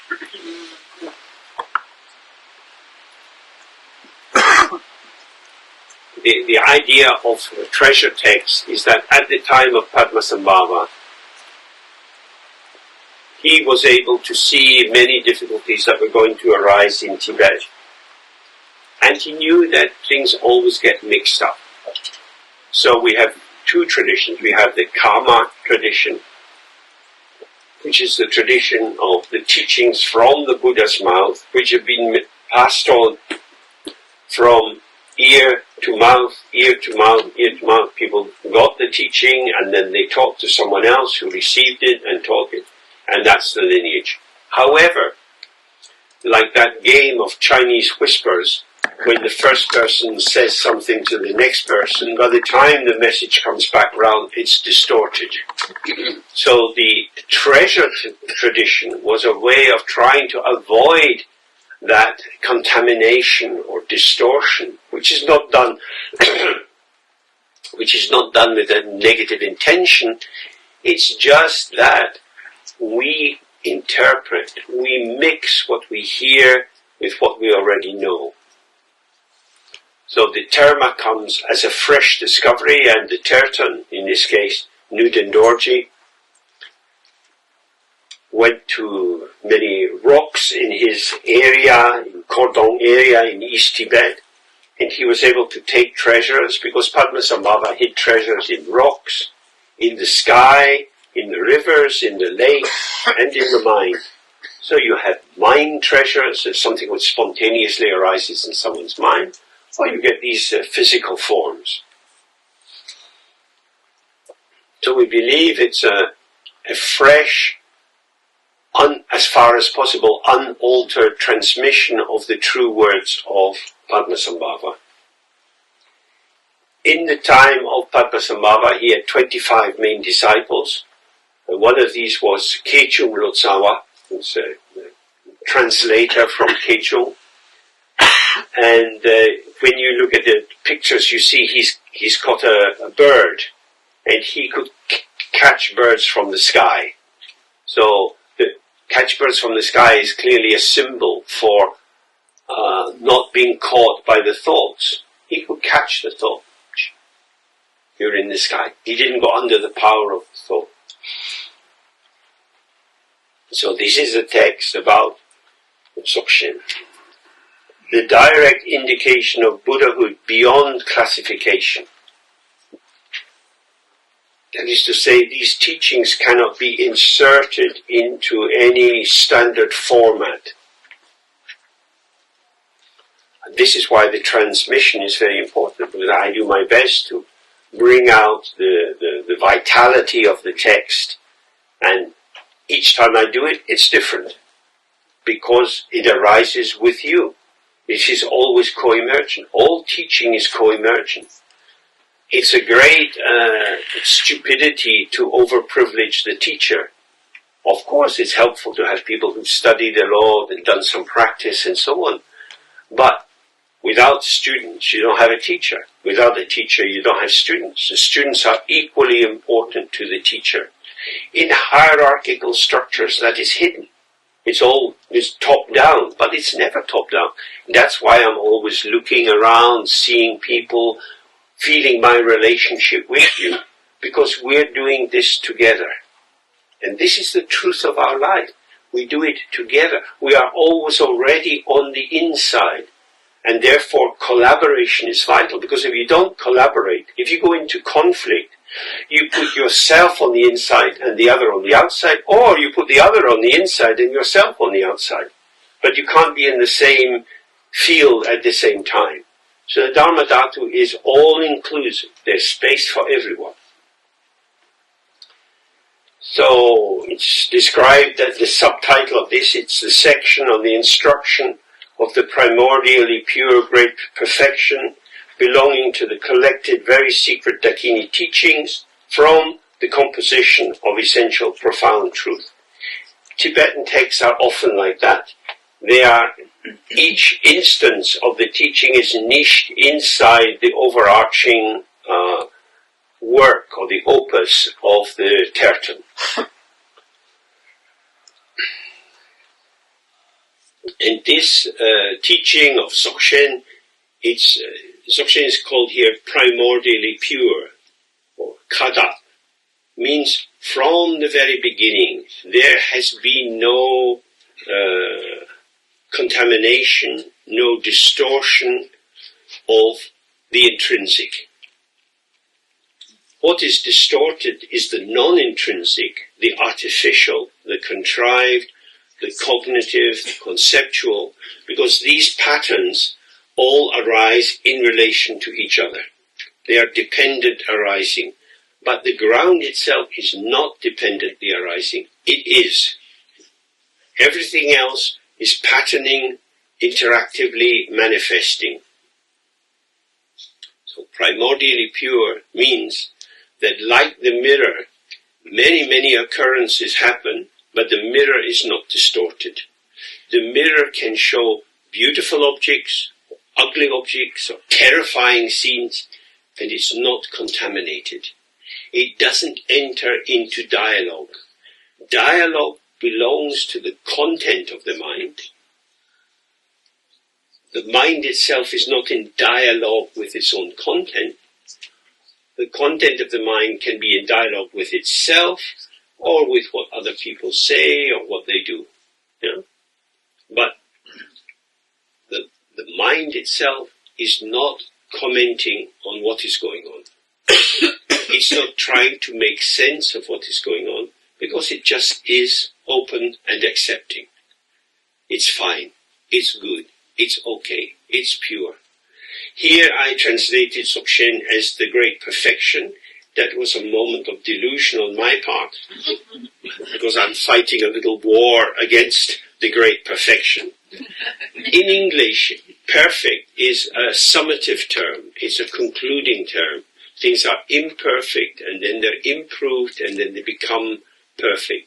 It is a term which speaks to an outcome. It's actually completion. Some things are complete in themselves. Most things, again, like the house, have to be built up.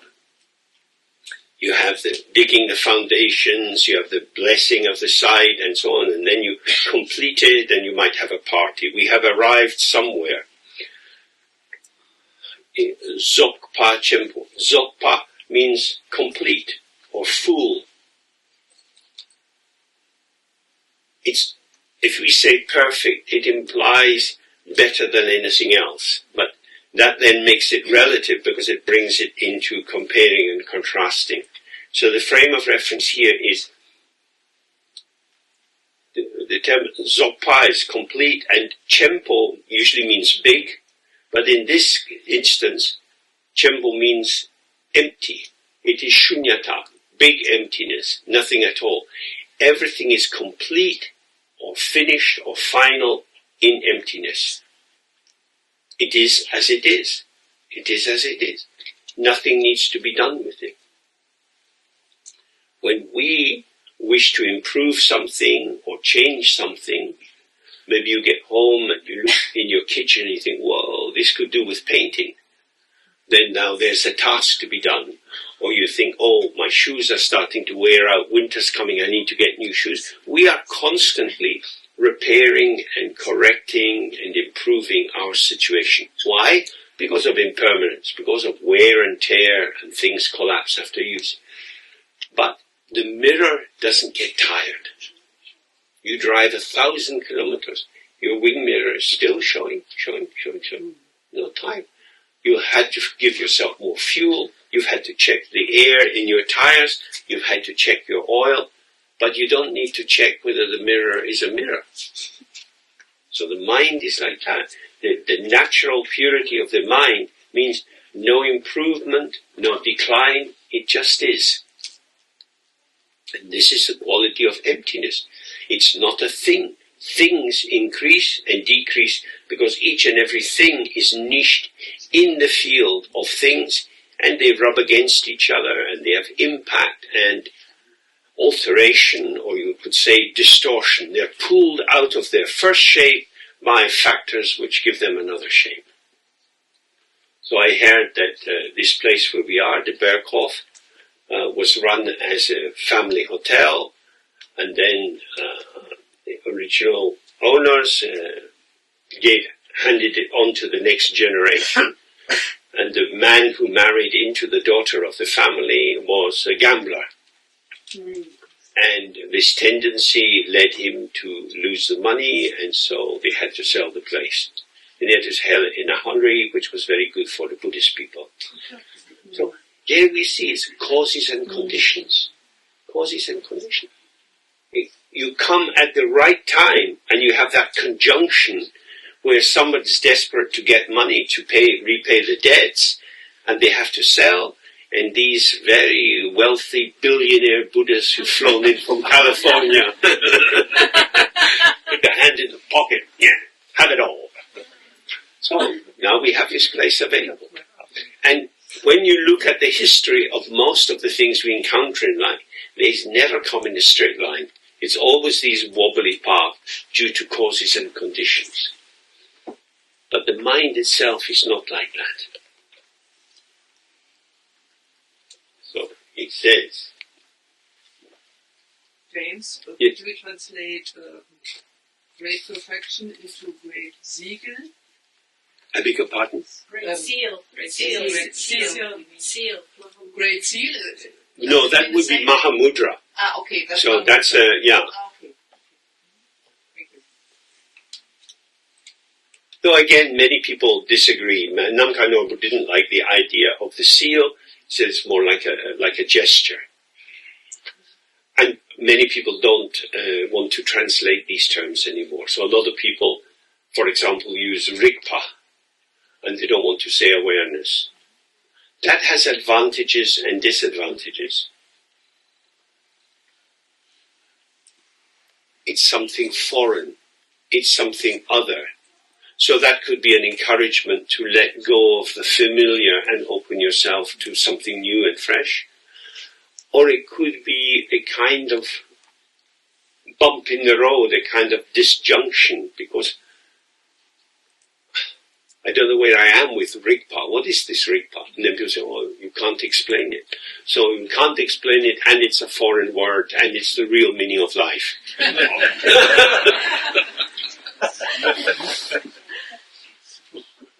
So, he begins, salutation to my own awareness, the supreme ruler. This is a very powerful way to start. Very often traditional texts say, salutation to Vajrayogini or to Amitabha. They are bowing in homage to some great source of inspiration. But here he's saying, what I want to honor or salute or to bring foreground is my own awareness, which is the supreme ruler. That is to say, your awareness, if not understood, is the ruler of samsara, and you keep inventing all these imagined scenarios in which you move.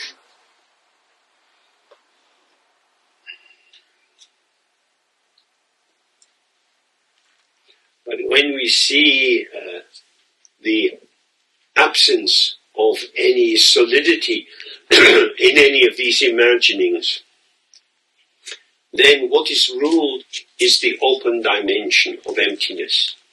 So this is another way of describing the three modes of the Buddha, the Dharmakaya, Sambhogakaya, and Nirmanakaya.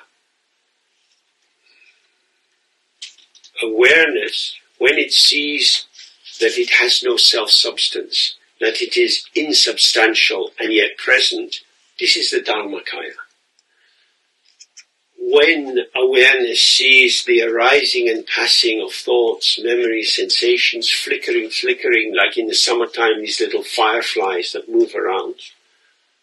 So I'm watching a butterfly and you have no idea why we're doing this funny path. And that's like our own mind, all these strange things arising. To be present with that without trying to correct it allows the movement of the potential. And then we start to see I don't begin as a fixed thing. I don't have a certain starting point. Let's see. How is it? Receive and respond. So that's the Sambhogakaya, which is the aspect of awakening, which is the mode of enjoyment. We can enjoy the ungraspability of phenomena when we don't grasp. If you grasp at the ungraspable, you find it very, very frustrating. So very often children want to learn to play the guitar.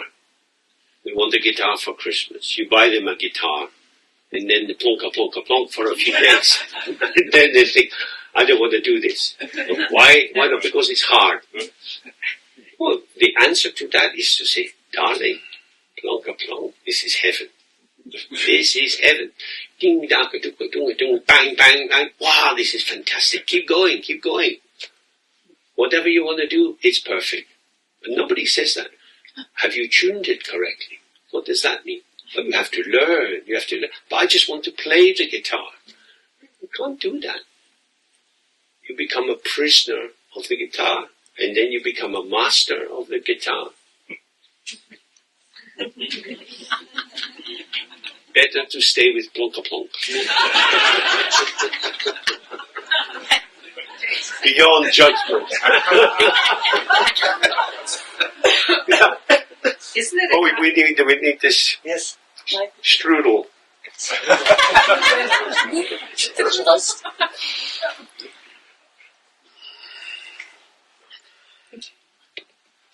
Isn't it a kind of a contradiction saying my own awareness and not just awareness, salutation to awareness? Yeah, well, how could we have the feeling tone of my own without it being like a possession? So, here I am in the chair with my own posture. Like, this is how I am. It's not something I possess. Situationally, I have this posture. So at this moment, my own posture is like this. So it's referring to the display or the showing of this particular conjunction of these factors. It's not saying this is who I really am. We are not the owners of the awareness. We are the flowering of the awareness. We are a reflection in the mirror of the mind. We are not the mirror. And we are the mirror. The aspect of our mind which is open and empty is the mirror. The aspect of our mind which is movement is the reflection. And there's no separation between the two.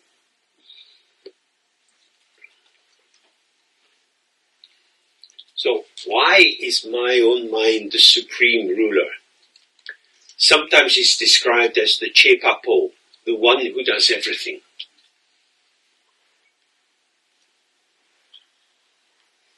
In order to see this, we have to really have done the work on the Heart Sutra, so that we have shifted our attention away from thingness and solidity into experience.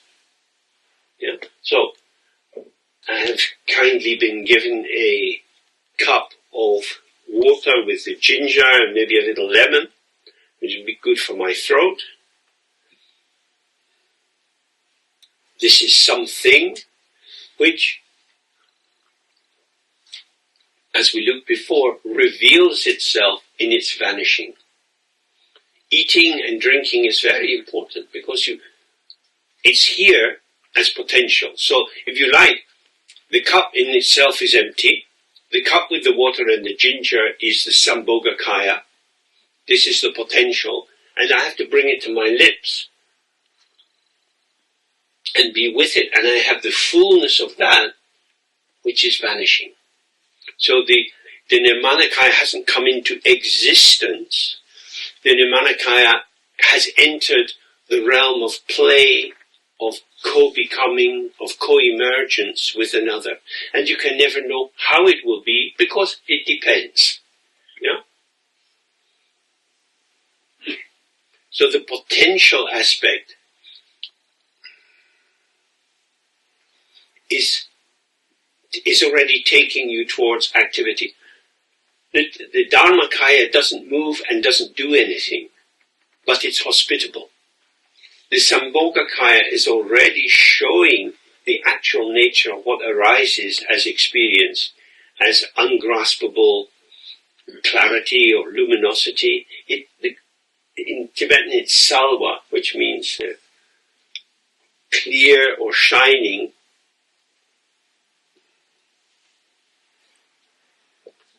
But with the sense that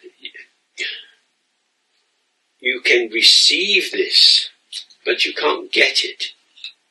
So it's saying, move from appropriation, grasping, towards aesthetic appreciation. This is why we do the practice with our senses open.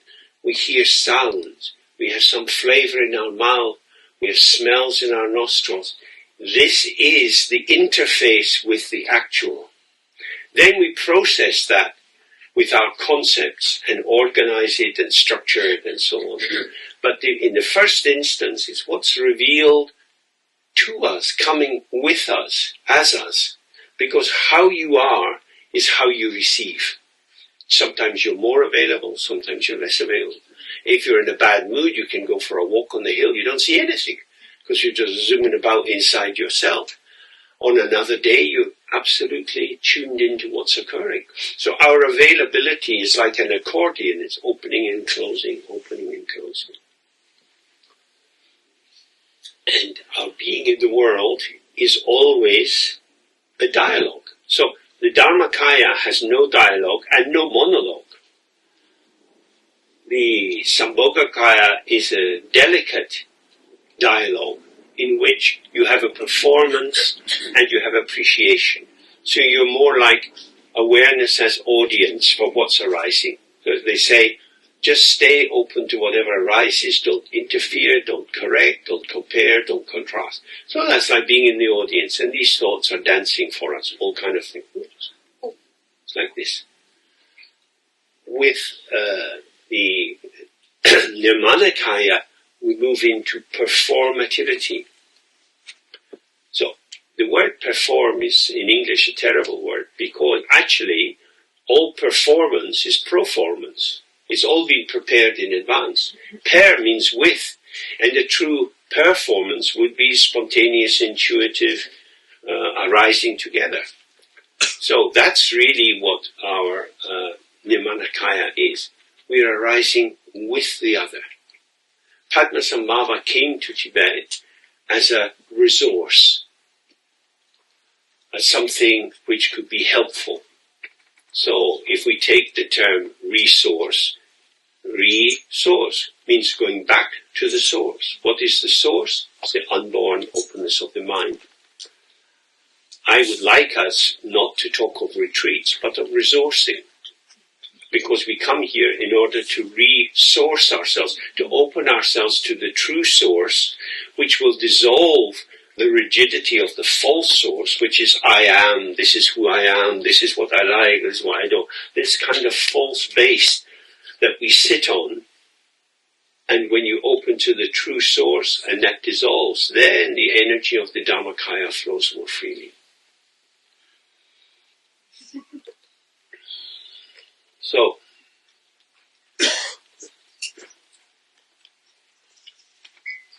says, concerning the practice of these instructions, on the original knowing of the primordially pure natural great perfection, the profound peace free of all interpretation, all you meditating yogis should thoroughly receive the nectar of instruction from the holy gurus who follow. So that's one sentence. And Tibetan language is a very, very beautiful language because it's really a language of collage, that things are placed in proximity to each other, in juxtaposition, and these patternings generate meaning. So in Tibetan, when you have a long sentence like that, you can translate it in English in different ways, because it depends on the valency, the charge, or the value that you attribute to the different parts of it. And this is so important, because the text isn't a thing. The text is an invitation for you to find your way, and part of that finding your way is you walk up a valley and it comes to a dead end, and you can't climb the rock, so you have to reverse. So when we're doing our meditation practice, we get lost a lot. We take the wrong turning. We see how it is. And then we can reconnect. So every sentence is word and word and word and word. And these are connected. They are articulated into a sentence, so you have the flow of meaning. But that can be parsed in different ways. You can put in colons, semicolons, commas. You can highlight things. We use these shapes to privilege certain features. Now, the advantage in the Tibetan language is that they just offer this huge buffet and you will find your way into it. So they often say these texts are self-secret, because if you're not right, you won't be able to follow it. I mean, I can blah, blah, blah all the time, but that won't necessarily get through to you. What you have to do is to find a relaxed, easy curiosity which lets you get close, very, very close, gently caressing the meaning of the text so that you find out how to be with it. It's not a thing to get. It's a relationship. It's how the different aspects of your experience relate together. So he says, these are instructions on the original knowing. Original knowing, it translates yeshe or jnana. Ye means from the beginning, and shepa means to know.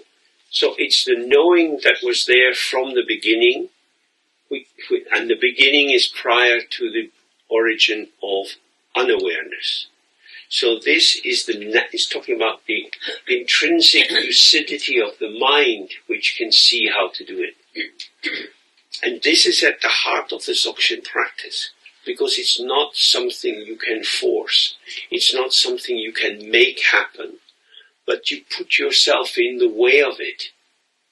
Or you could read Garab Dorji's statements every day, and you could just be with that. Or you could spend 5 minutes every day just looking at the sky.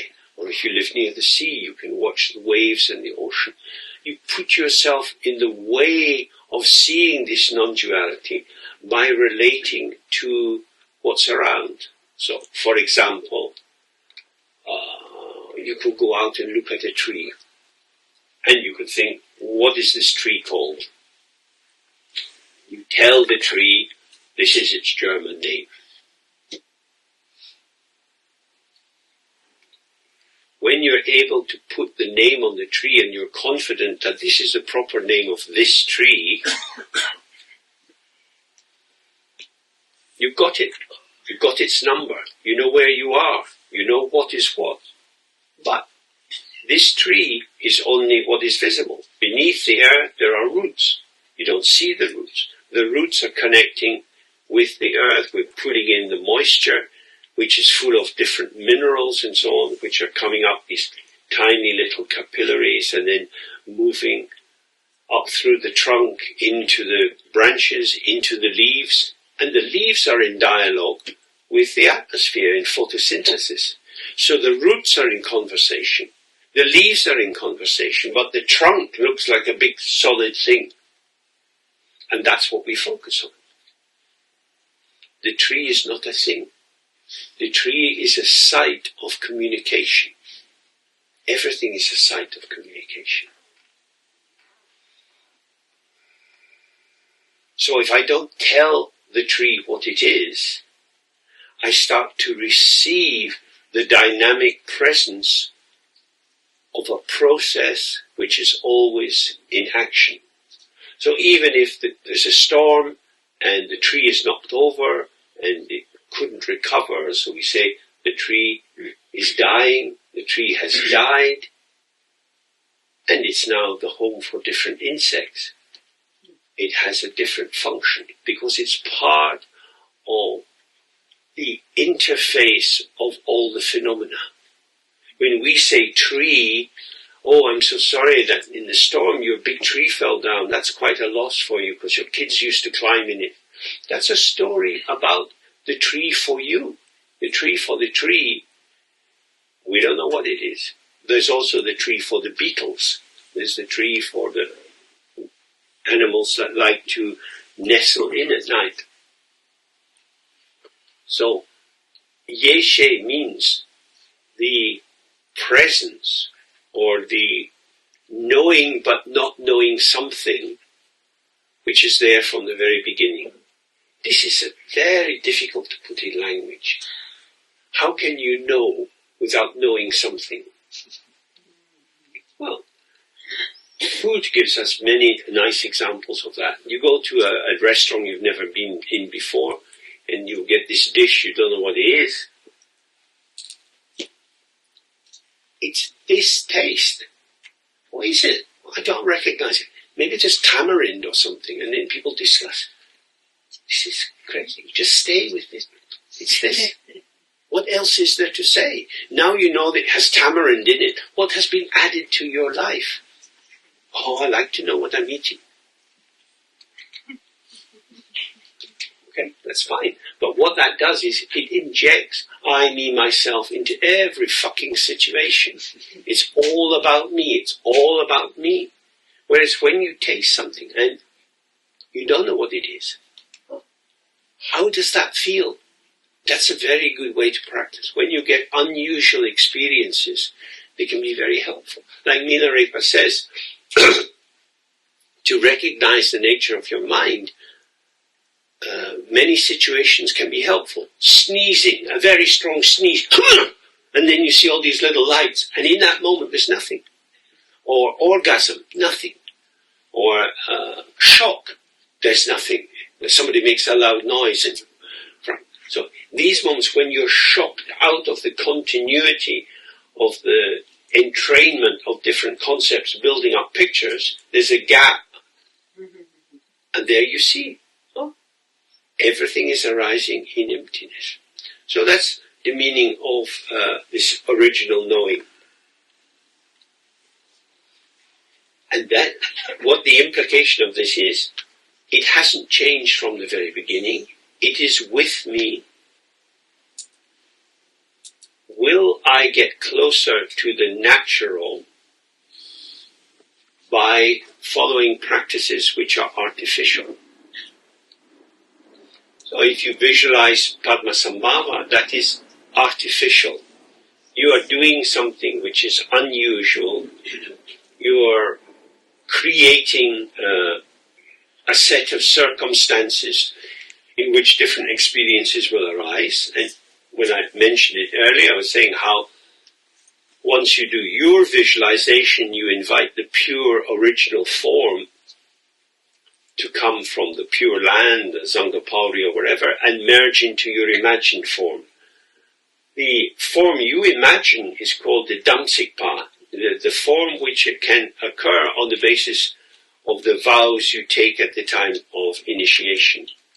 The form you invite from the pure land is called the Yeshipa, the original knowing form, the primordial form of Padmasambhava, because he just is. It's just there. So that's where we need to have a lot of faith, not believing it's something. It's not about focusing on the dogma, but faith in the sense of I'm opening myself to this. Some people visualize very clearly, other people not at all. Don't try to work out the impediments or flaws of your practice. Just stay with your mind however it is, because whether you visualize clearly or not, the ground of this visualization or non-visualization is the Dharmakaya. So if you stay with how it is, the openness behind all the hows will be revealed.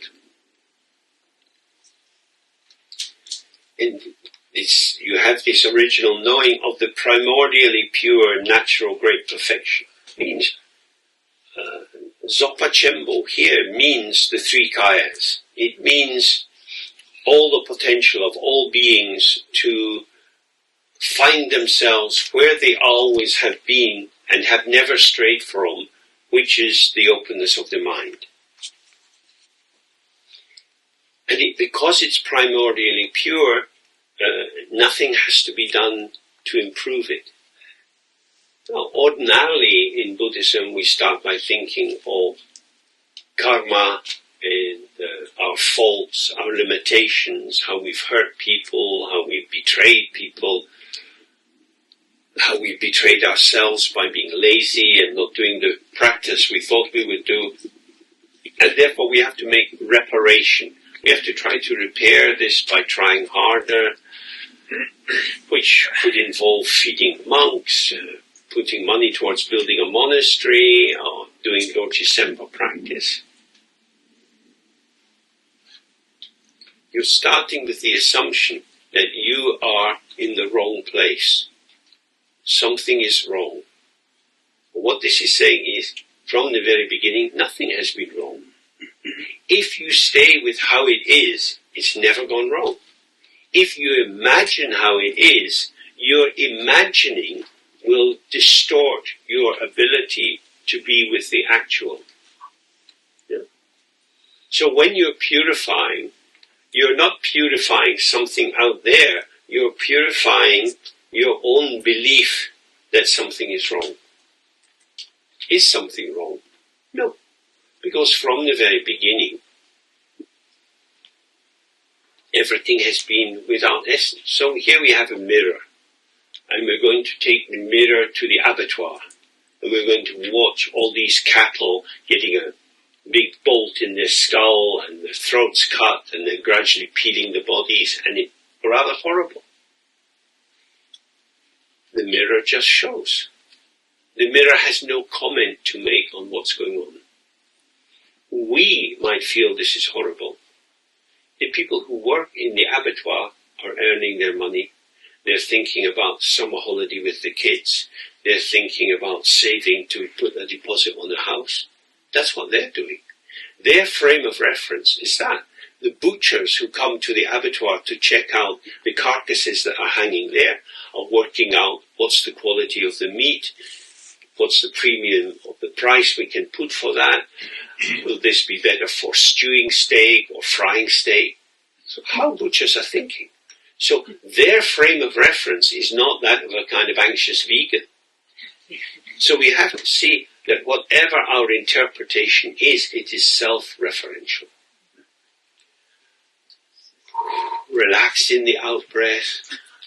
It is as it is. If I am more available, I will be able to receive the how-it-isness of what is occurring. But if I stay full of my own thoughts, I'll remain the person who's saying, this is an oak tree, this is a birch tree. I will be the one who is telling the world what it is. And that is the ego in its demonic form, which is not the supreme ruler. The ego would love to be the supreme ruler, to know everything, to do everything, to be the king. Mr. Trump shows this so clearly. He says, I'm the man, I'm the man. And he fucks up again and again. And people still believe in him, because having believed in something, very difficult to give up on. Even when you know it's wrong. Yeah. And what about this contradiction of many people now? Micro. I hate this. Wait, one second, we need to... No, I hate this man. I have No, you need the speaker thing. It's recorded. It's recorded. Okay. Hallo, jetzt ist er. Ja, ich frage mich jetzt, was ist mit dem Gegenteil? Also,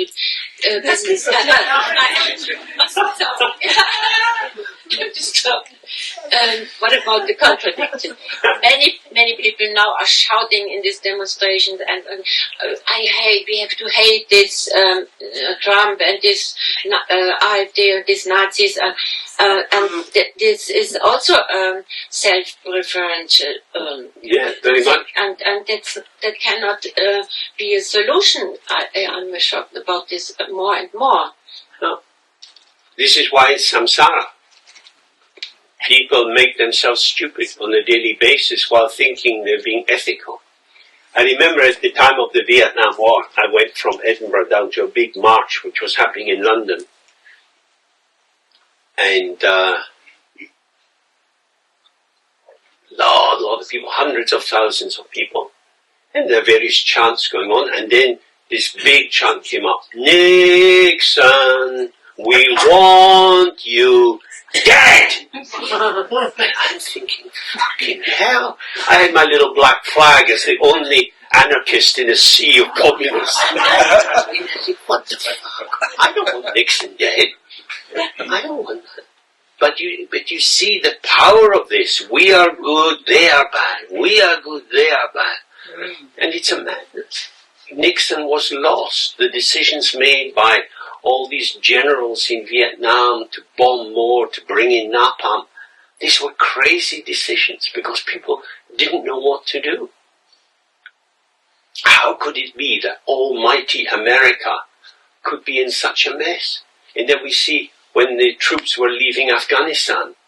Total disaster. And the Taliban just walk into town. And the Americans have spent so much money, and the Taliban just start putting it down. This is hubris, the inflation that imagines, I see the truth, I know the truth. So when we practice Dharma, we try to avoid the dangerous winds that can blow into our balloon and carry us here and there and everywhere. We want to be thinking, okay, our body, our voice, and our mind, we take the Bodhisattva vow. This is in service of the other, in the service of all others. So how can we support Israel and the Palestinians? So the Israelis claim, this is our land. Well, everybody wants land. The Palestinians would also like to say, this is our land. So the obvious solution is sharing, but there are many people who don't want to share. And so when you don't have sharing, you have conflict, and then power will lead to the demise of the weaker one. And this is just how samsara is. Our exit is collaboration. One Dharma Dhatu, we're all in the same sphere, we need to collaborate together. And so many people believe this and try to enact it in their life with an ecological sensitivity and so on. And yet, when people go for power, they take up a position which collapses the possibility of collaboration. I mean, Trump is an amazing guy because he behaves in such a, whatever we call it, spontaneous way that nobody can know how he is. So it's very difficult to find a point of ethical collaboration with him because he'll say one thing one day and the opposite the next day. Well, that's times of chaos are very difficult for practice. What shall I say? How shall I be? Not easy.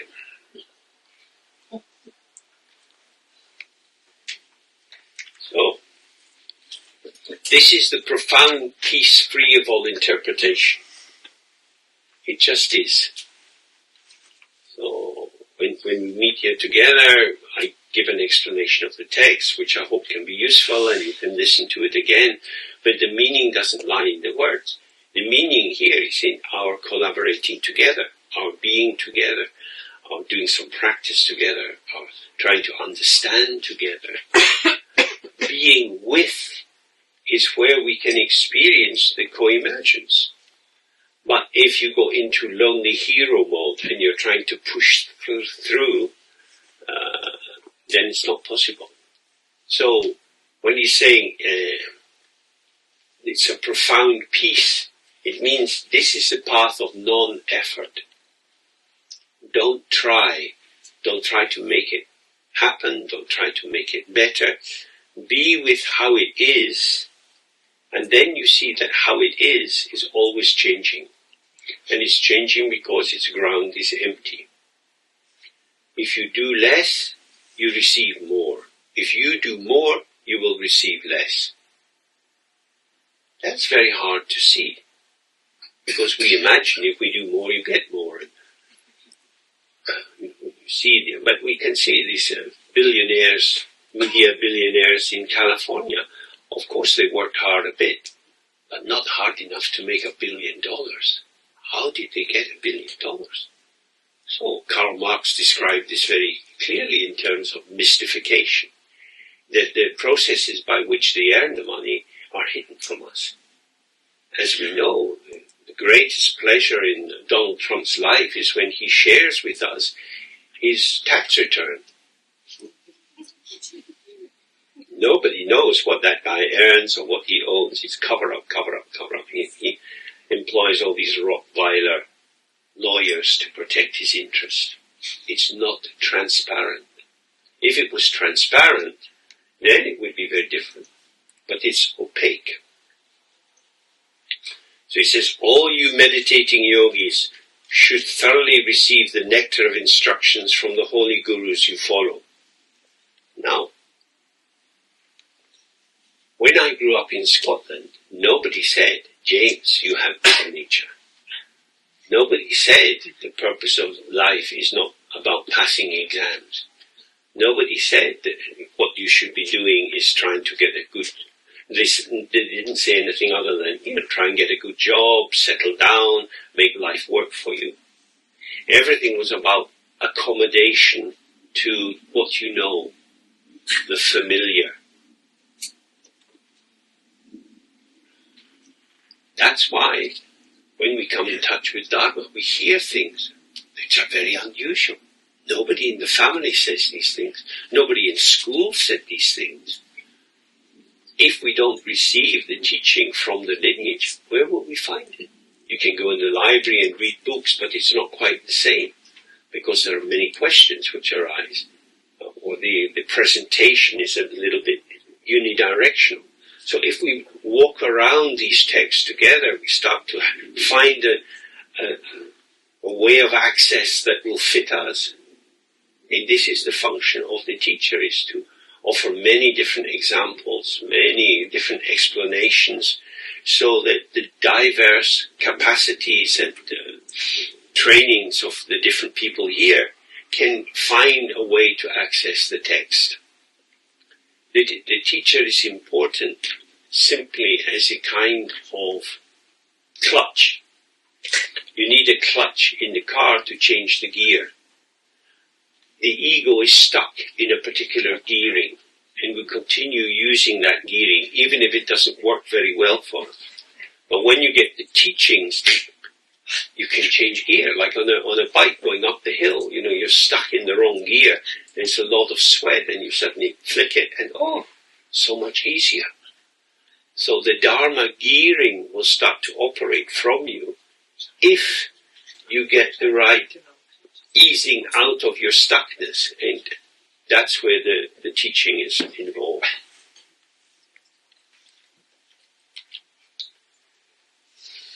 So he says, having been born in this impure samsara, you should flee society and live alone in isolated places. This is probably not going to happen for us, but we need to see the logic of this.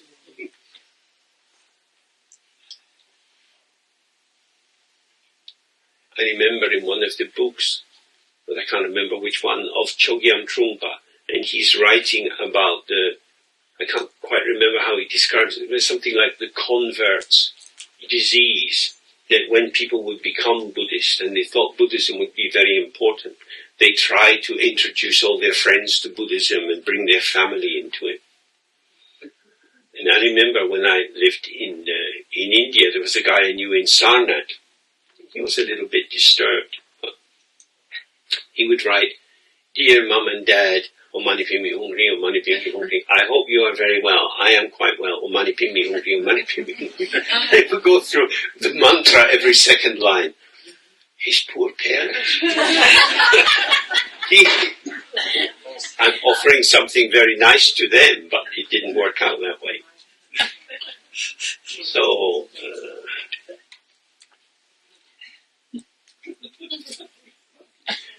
we live in a time where, without having any ego inflation, we have to see how fortunate we are. In this maelstrom, in this storm of ideas, opinions, judgments, we come into this little harbor of Dharma and we can start to look below the surface. Now, how do I disconnect? So, with this familiar example of the water wheel, when the river is coming down from the mountain, it flows its channel. And at the side of the river, there's a mill for grinding the grain. And at the side of the river, there's a board, a sluice. You open this up, and the water then flows down the channel and starts to turn the water wheel, which then turns the grinding wheel, and the miller does his job. When there's no need for the stones to turn, he goes up and he drops the wood, and the water then just goes down to the sea. Probably that's what we need to do in our lives. We have to be involved. We have to be involved. But not too much. So, if you have a shit day at work, how to leave work at work, so that when you come home, you can be fresh. If you're burdening yourself with the difficulties, and I don't agree with their decision, and it shouldn't happen, and maybe I need to change my job, and there's a lot of emotional and cognitive turbulence. These are thoughts. These are feelings. Breathe them out. Now life goes on. Make a coffee. Smell the coffee. Delicious. In that moment of commitment to the coffee, the simplicity of that work has gone. Problems have gone. They're no longer impinging. They've gone from foreground into the background. So that's probably the best we can do, given that we have busy lives. If you get overwhelmed by samsara, if you try too hard to help people and you're always available, you'll get chewed up and spat out.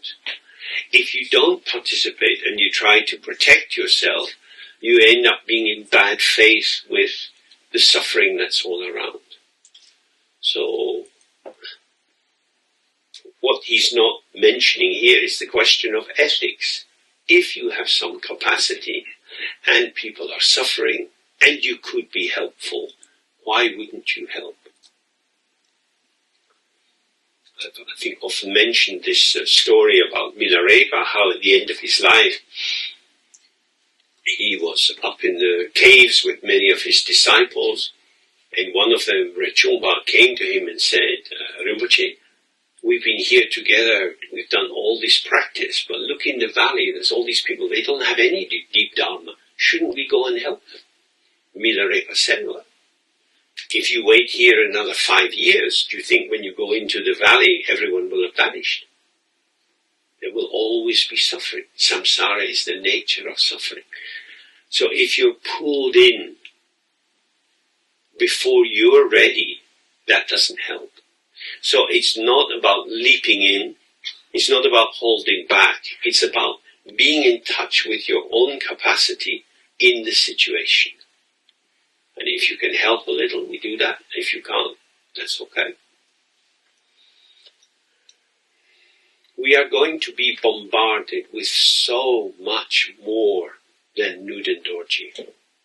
You have mobile phones, you have all your electronic apparatus, you have all the possibilities of flying here and there for summer holidays. We have so many pathways of thought, of feeling and so on available to us. In Tibet, it's a really boring life. Really, really boring. In terms of food, this yogi has a bag of tsamba, this barley grain. I mean, they have beautiful blue barley, which is very robust and refreshing. But they have just barley, roast it, grind it, and mix it with some tea, with more or less butter, according to your purse. That's what most people were living on. Maybe some powdered dried meat. They didn't have a kitchen with little jars of herbs and spices. They're not looking in the fridge, oh, we better eat this today, otherwise it will go off. They didn't have any of that. We have so many choices. And I think we need to hold that in mind, that we have a lot of impediments that these people didn't have. So we need to factor that in, not become overwhelmed by it, but just think, okay, I need more space in my life. If I can't have actual space because people are impinging on me, family or work situation, I need to have the space of awareness. And then we see, oh, this simple practice of the 3R is so important. If you're in a work situation and it's very bad, maybe you've got a staff member who's very jealous of you and they want to push you out of your manager position and they're always sniping at you in the meetings. Before the meeting, you go to the window, you look out, you see the expanse. Even if you just see other buildings, you see some space, breathe into that, and subtly make the sound of ah. This is movement in space without a trace. But as soon as you start to build up, I don't like this manager, I don't like this employee, they shouldn't be here, they're incompetent, but I can't sack them, my manager likes them, just become exhausted. So, in times of stress, always choose space, don't choose engagement. Engagement will exhaust you and probably change very little. So we need to read the meaning of the text and work out, okay, how will I find an isolated space? Yeah, I need to unplug. But I want to know what's going on. I need to have my hit of the news, or I don't want to be kind of not knowing the main things that are going on. Let it be. It's not about knowledge.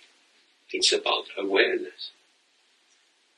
I don't need to know, but I want to know. The one that wants to know is the ego self, because participation in dialogue with others, which is the ego's occupation, requires knowledge of the deal. If we're playing football, we need to know the rules of football. If we're playing poker, we need to know the rules of poker. And if we're talking politics, we need to know the rules of that discussion. So you operate from a knowledge base, but our aim is always relax into open awareness, so we can let it go. And of course, as we've already been looking, it's not that I have to let it go. When you just sit, thoughts arise, and they go. They go by themselves. So the less I do, the more free I am. And if I struggle to free myself, the more enmeshed I become in my thoughts and feelings and habit formations. The actuality, the actual status of phenomena is that they're always vanishing. If we trust that, then we find isolation wherever we are.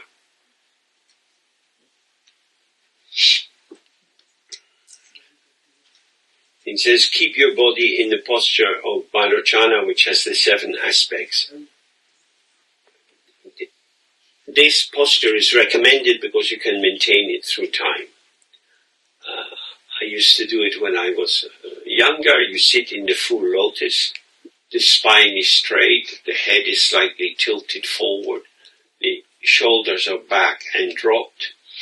The gaze is down the line of the nose. The tongue is resting on the hard palate. The mouth is pretty much closed, maybe a little open, but mainly closed. Breath is going through the nose. You can sit like that for a long time. Not everyone can do that. Probably 2 people here could do it. So, never mind. The key thing is, when you move, no one moves. If you move and you worry about the moving, then you get into a kind of turbulence.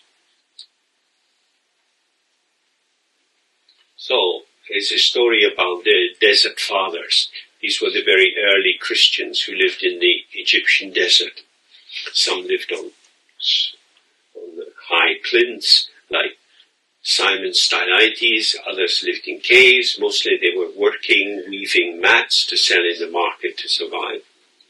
And one day, 2 of these brothers, they weren't physical brothers, but they were religious brothers. They went on a journey, and they came to the river, and there was an old woman at the river, and she was the mother of one of the men, and she said, "Son, can you help me?" And he said, "Sure." Okay, and he picked her up, and he carried her across the river, and put her down on the other side, and said, "Good journey, Mum, we're going this way." And they walked on, and after about 10 kilometers, the other monk said to him, You touched a woman. You lifted a woman. We have vows. We are monks. We do not have any physical contact with women. And the first monk said, "Yeah, I carried my mother across the river. And you have been carrying her for 10 miles in your mind." Yeah. So it's like that. If you do the action and then you release it, it is as if nothing has happened. If you get distracted and you don't blame yourself, you don't judge yourself, you don't try to correct it, it's self-rectifying. So if you're sitting and your body is uncomfortable, you can move your body. And if you just do it in a simple movement, it's gone. And now you're just sitting. And now you're just sitting. But if you're sitting in an uncomfortable way and you really want to move, but you think I shouldn't move because I'm meditating, then you have a lot of mental turbulence going on. So trust the simplicity of responsiveness and don't build a picture on it. Keep your voice free of all conversation and recitation. So he's saying here, don't discuss and don't do mantras and don't say prayers. Don't do anything holy. The ordinary is already holy. Everything is already within the Dharmakaya. So if you're adding value, you will be hiding the sight of true value. Does that make sense? You're trying to improve something that doesn't need improving, and the reason you think it needs improving is because you don't see it, you don't appreciate it. So, if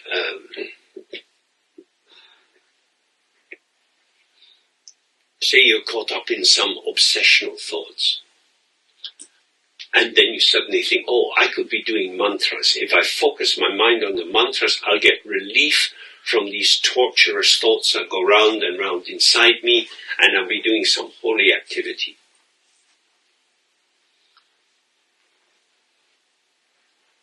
You start from the point, I know that my mental processing at the moment is unhelpful or bad or not leading me anywhere. So you've already put a negative interpretation of what's occurring. So from the Dzogchen point of view, don't enter into judgment. Stay with the actuality of the thought. So maybe you have a whole series of self-hating thoughts.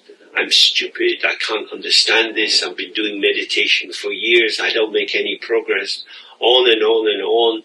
You're sitting there, you can't get into the practice. The instruction is always just stay with the one who is stuck. All arising phenomena are vanishing phenomena. The thoughts that tell you you are stupid and lost and will never make any progress have already dissolved.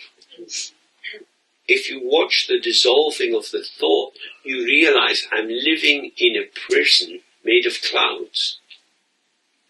But when I look at the clouds and they look big and dark, I think, oh, that's impenetrable. That's stuck. I need to make it different.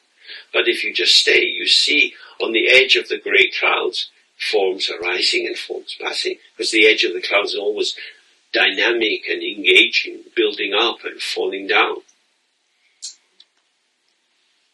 I don't need to change my thoughts. I need to be open and present with my thoughts as they are, without adding value or subtracting difficulty. Otherwise, you are the editor, you are the egoic doer, the maker.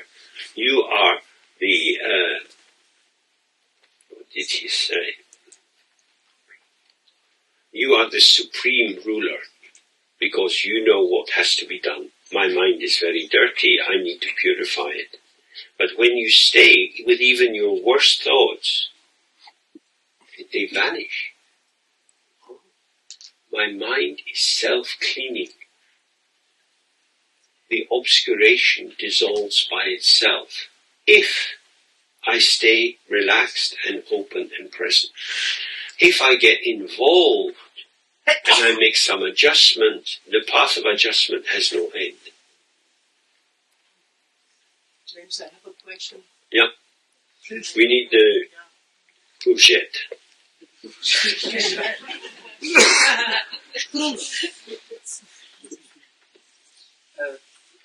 How to deal with extremely noisy surrounding. What you told us, it's clear for me, and I can dissolve lot of, but noisy surroundings, which is, stays a long time, for a long time, how to deal with and meditate. Is that noise which is seemingly repetitive, like Yes. people drilling the road? Yeah. It's not random noise. No, not random. No, it's insistent. No, my neighbors. My neighbor, extremely noisy. So. Tinnitus. And I get crazy with, and I want to meditate, and I try, and then I stop, and do it another time, and I try a lot of things. And I would like to integrate it, and use it just sound, but it's, Well, of course, the issue is each moment of what they're doing is a sound. Yeah. Now, if I do this, there is a before, during, and after. Yeah. So there is a clear ending. But if people are making music or fighting or drunkenly shouting, then it's as if there is a continuity of the noise. You don't get a gap. And so it's like a wall of sound coming at you.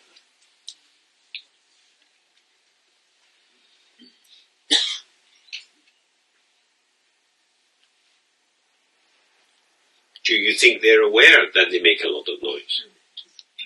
I don't know. No. I tell them a lot of many times, okay, then for this moment, no, I don't think they are so much aware. No. So you need to hire some speakers and play a selection of heavy metal music onto the wall. Yeah. And they do they will come and complain. No. What will they do? No, They will be quiet. Yes, they have no problems with noise. They have no problem with noise.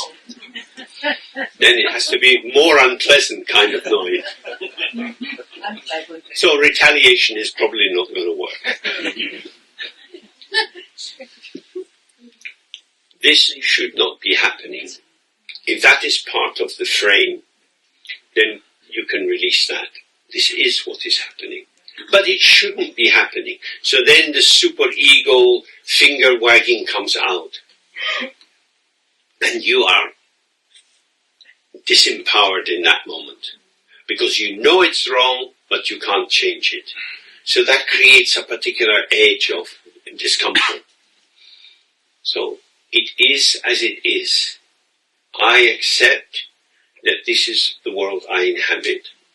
So I want to bring it closer to myself. This is my karma or my luck. This is a consequence of my actions.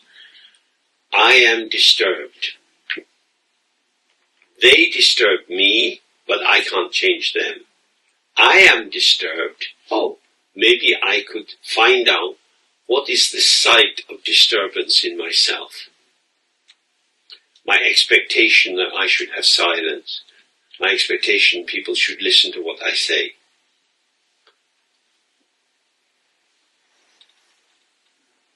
So the main meditation instruction is always don't merge into what is occurring and don't hold yourself apart from what is occurring. So both of these are there. You get pulled into it and then you want to be out of it. And then you're pulled into it again. Fucking people gets to you. And then, all right, I don't want any of this, but I can't stop it. So what's hidden there is the middle point, the point of balance. This is occurring, and I'm grounded and centered. And it's just noise. But they're getting to me.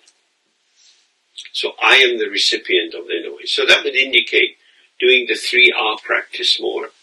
And focusing in that to release yourself from the site of vibration where you go into sympathetic resonance with their sound. It's sympathetic but oppositional. And it gets to you. We know sound gets to you. They always say sound is the last of the 5 organs as we die. You never heard this.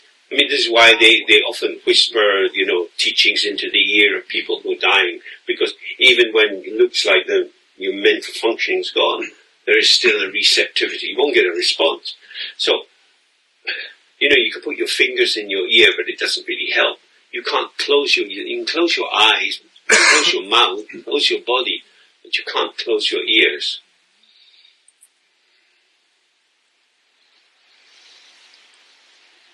I'm not in control. I'm not in charge. I'm not the master. I don't want to be the servant or the victim. What will the middle way be like for me?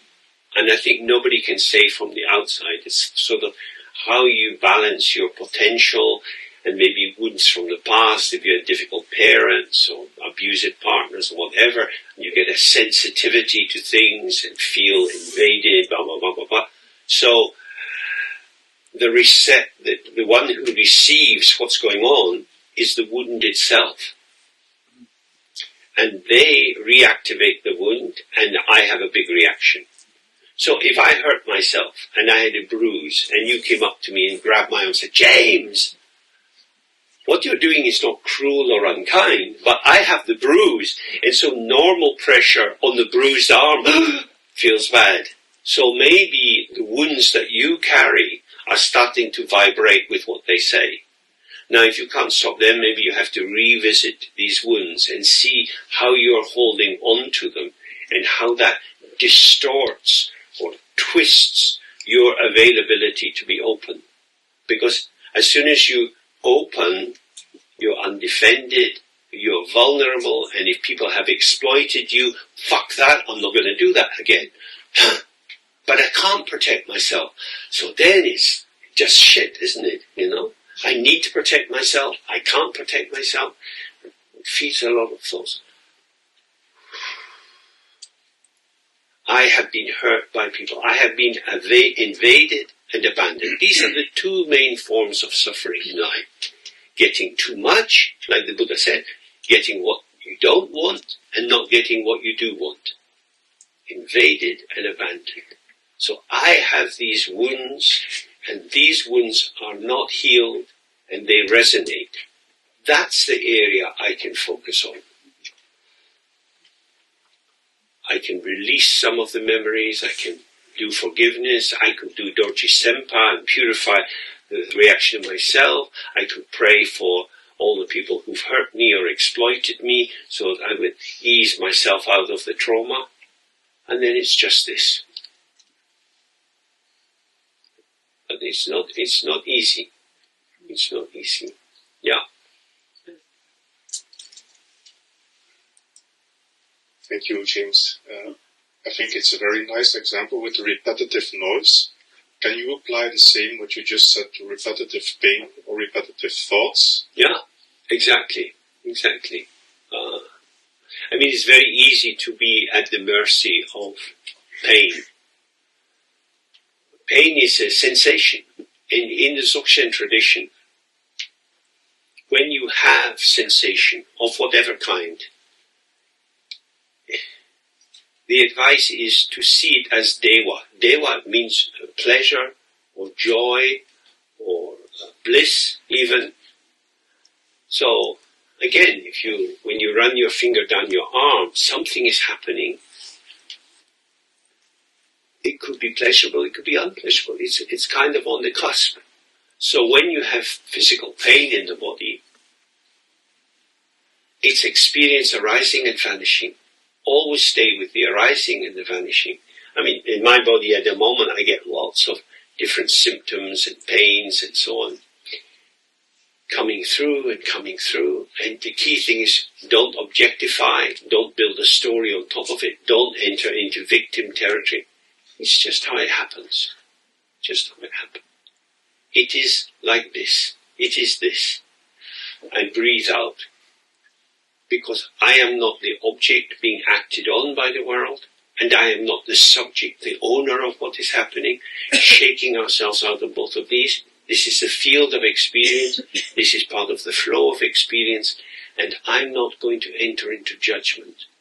You know, in the Bible it says, judge not, lest ye be judged. And this is very common in paintings in the Orthodox Christian tradition. And it's such an important thing that if you objectify the world and know the price of everyone and the value of everyone, your paranoid fear will flip and you imagine people are judging you in the same way. If you objectify, you will be objectified because that's your interpretive structure. So when we find ourselves doing that, it is as it is. It is as it is. And it may be like this for a very long time. So we can't just hunker down and wait till it's over, like, being out at night and it's cold and wet and you're just waiting for the dawn. The dawn might not come. You might be in pain till you die. You might have mental agitation till you die. Welcome. We need to break for lunch, but just very briefly, this famous story from Milarepa. He's in the cave, and there's a lot of disturbance from the local demons. And they throw his food on the ground, they break his cooking pot, they make all kind of noises in the middle of the night so he doesn't get any sleep. And he does all sorts of mantras because he'd done this black magic training before. He's trying to control them all. And it doesn't work. And eventually he says, listen, I'm here and you're here. Let's try to collaborate. And somehow the opening of the dialogue, you have your place here and I have mine. I'm not the sole owner. So it's the same with the body. If I was the owner of the body, it wouldn't have no pain. This pain is a fucking intruder, an illegal immigrant. So, welcome. Welcome. Difficult. Okay, time to dance in the rain.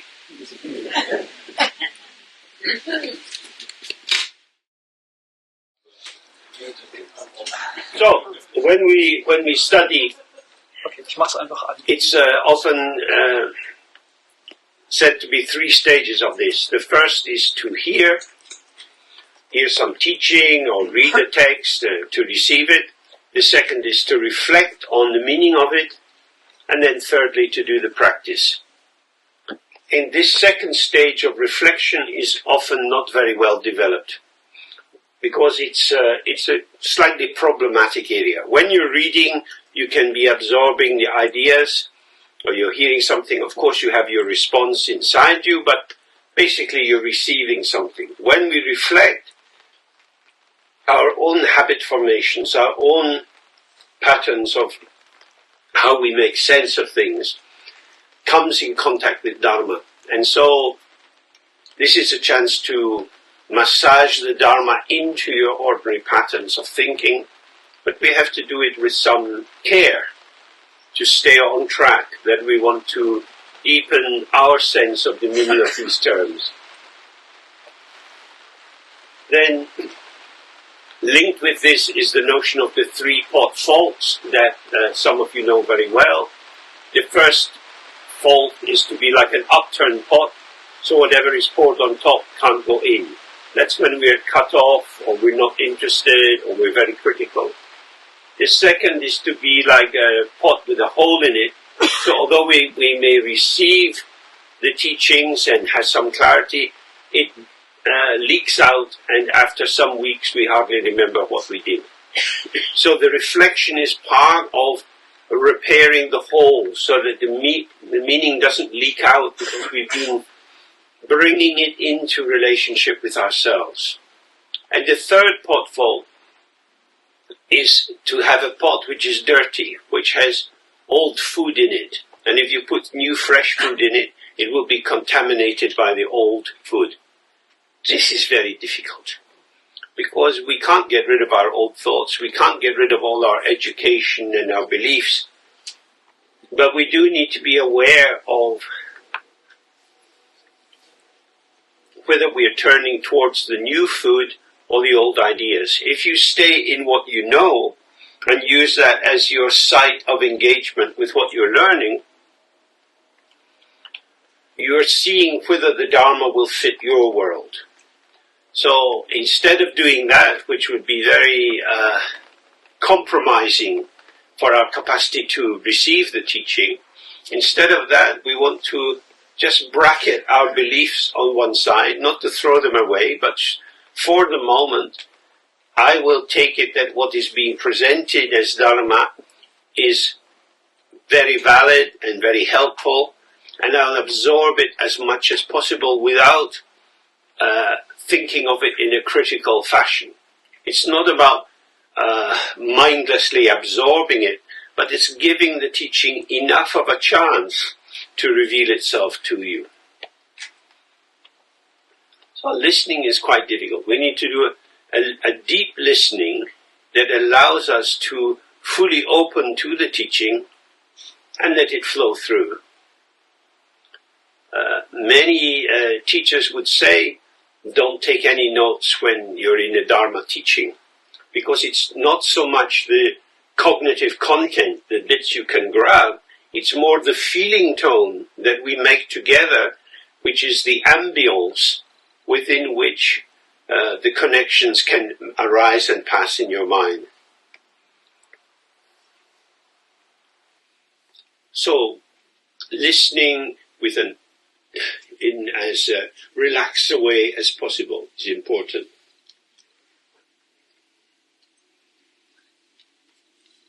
Oh, let's do the 3R.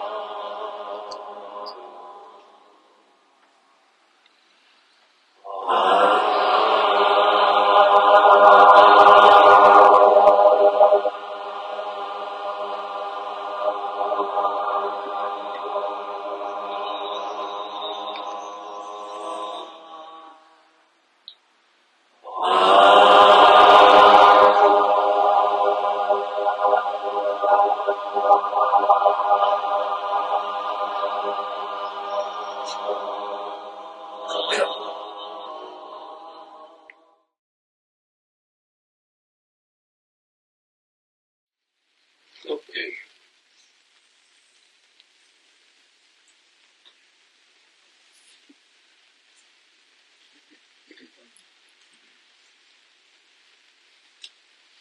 So when you do this 3R practice on your own, you have a bit more opportunity to see when it feels simple and authentic, and when you go into something more artificial or contrived or effortful. And so, if it feels kind of at ease and experiences are coming and going, and then you get caught by a thought, or you're pursuing something, or you're trying to work something out, if you're by yourself, at that point you can just get up and stretch and then sit down again. The key thing is don't struggle to get back on track. Because if you are doing it, you begin as the doer. So when we do the 3R, we're dissolving our sense of, I am the meditator, this is what I'm doing. We're letting go of that. So when you start to fade a bit in the practice, don't struggle to keep it going. It had this amount of fresh energy, that's now dispersed. So you can do something different and come back to it in 10 minutes or later in the day. We are unveiling the intrinsic, or rather by not re-hanging the obscurations, they tumble down themselves. The obscurations are maintained by dualistic effort. So it's not that you have to stop doing it. It's that if you don't put the effort into it, it will go by itself. So it's not that you made something and now you have to destroy it, like buildings in Frankfurt, always putting them up, tearing them down. This will fall down by itself. And the quality of the fading of the thought is very subtle, because it's there and it's gone. So we want to be in that subtle state where we can be present with the fading of that which we had been attached to. We're not pushing it away, we're not merging into it, we're just remaining present as it fades away.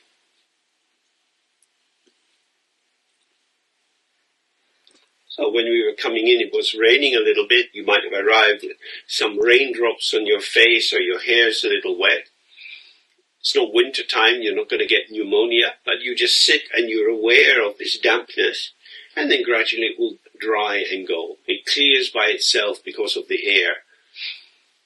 You don't have to do anything, you don't have to get a towel and dry yourself.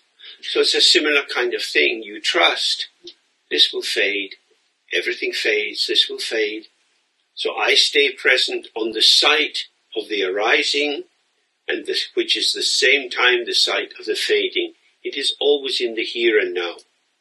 So if you go chasing into the past or the future, you won't be at the point of the self-liberation of experience.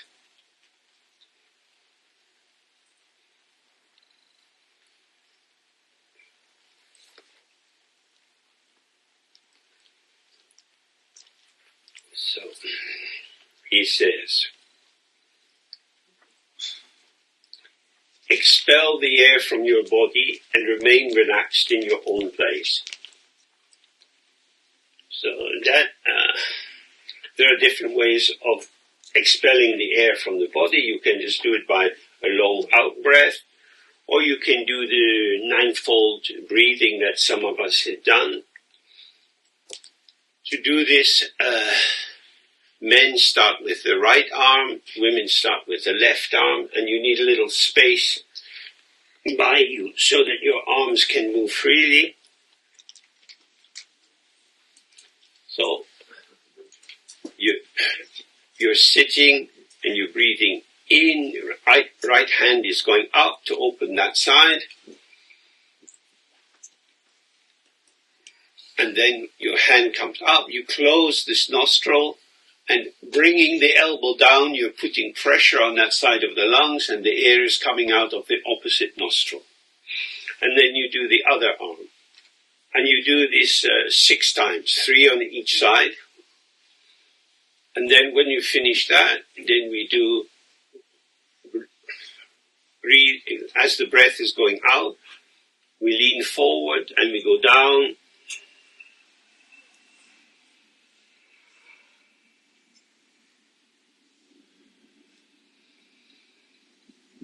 So you're breathing in as you rise up, you're breathing out as you go down. We do that 3 times. And that's said to shift the stale air or the stale energy that's trapped in the channels. So we try it together, but keep your own speed for it. Men with the right arm first, ladies with the left arm first.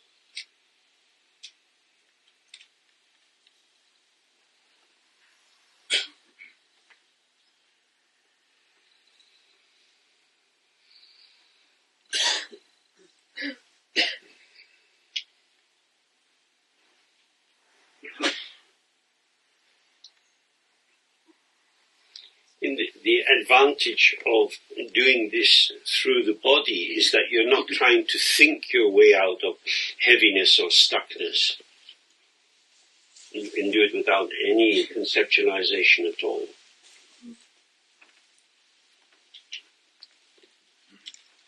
James, is it important which finger you take to close? Usually it's this longest one. Sometimes people do it with this held back and just like this, or you can do it with the hand out. Okay. It doesn't make much difference. So it says, do not entertain past confusions, nor encouraging future ones.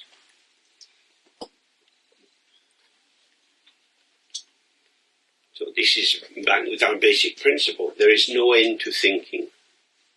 And you can't think your way out of many problems. You end up with worrying. So if you fuel your conceptual activity, it will get stronger. So if you have domestic troubles that you have to go back to, or work, or money troubles, whatever they are, when these arise, don't try to get rid of them, but don't feed them. They're there, they arise, they pass through, don't feed them. Don't think about the future. The future is unborn, it hasn't happened, the past is gone, you cannot return to it. The only place that you ever live is in the here and now. It's the only place you're alive, just here.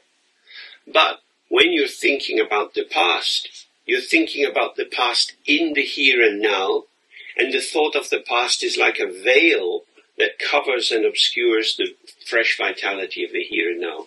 It's the same thinking about the future and wondering, what should I do? Have I made a mistake? Should I correct it? What about this? Regrets, fears. All of these, if you enter into them, they thicken. Remember, we're talking about thickening a sauce by adding the flour and stirring it in. Attention thickens the sense of something. So, if on an outer level, if you were doing shamatha and you decide you're going to focus on a pebble and you put the pebble in front of yourself, it's easy for the mind to stray from that.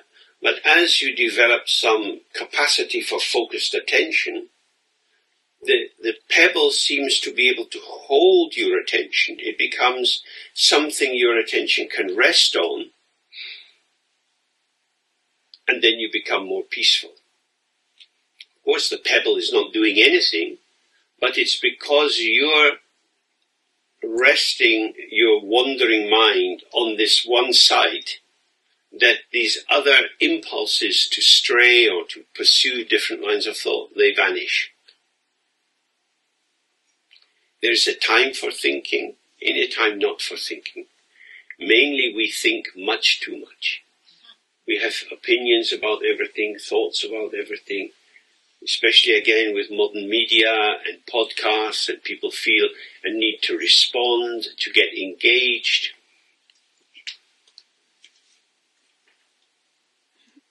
So you might think, well, why are we going to have small groups where we can reflect on our experience? Well, that's a chance to explore how to be in touch with how you obscure the teachings for yourself. What do you, what do you bring into reflecting on what you've been hearing, reflecting on your own life experience? Can you do that in a light, generous way which reveals how it is? Or do you investigate it, try to get to the bottom of it, decide what it is?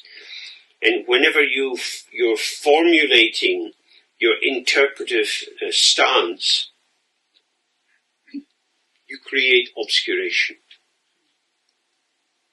Because you're pulling the experience into something which can be thought about. But whatever you're thinking about is already vanishing. So don't chase after the past thought. Stay present with whatever's occurring, and if something is important, it will return.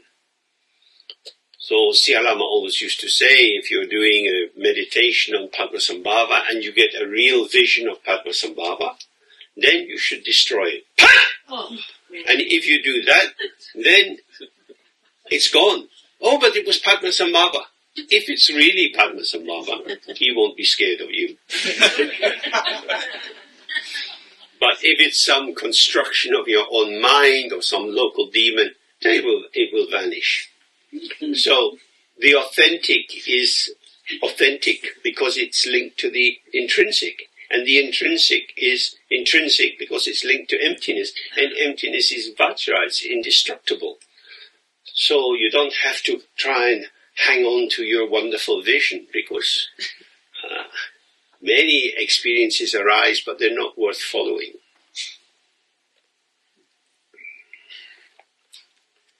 So then he says, stay in the present without doubt or uncertainty. Now, again, we have a problem here with the nature of verbs, because in the Tibetan it says like nepa, which means to stay, and it could have an active mode or a passive mode. It's more like a passive mode. It's like just rest. So you just rest, you're not doing anything. But if I say stay attentive, then there's something to do.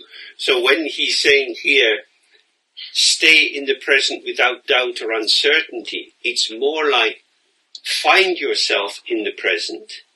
And if that's difficult, then again do the 3-hour practice. And at the end of the last hour, you got, even if you only have a few seconds of feeling relaxed and open, rest in that. Enjoy the flavor of that, the taste of that, the quality of that. Oh, it's like this. And then something else comes in, something else comes in. But if you can keep that as the base flavor, then you start to have the sense, oh, this at rest, this openness, this is like the mirror.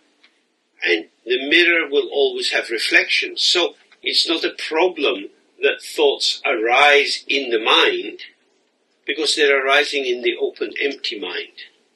So, again, that's why I think studying the Heart Sutra is so important, because the basic focus of the Heart Sutra is both and. It's not either or. So, we've got empty or full.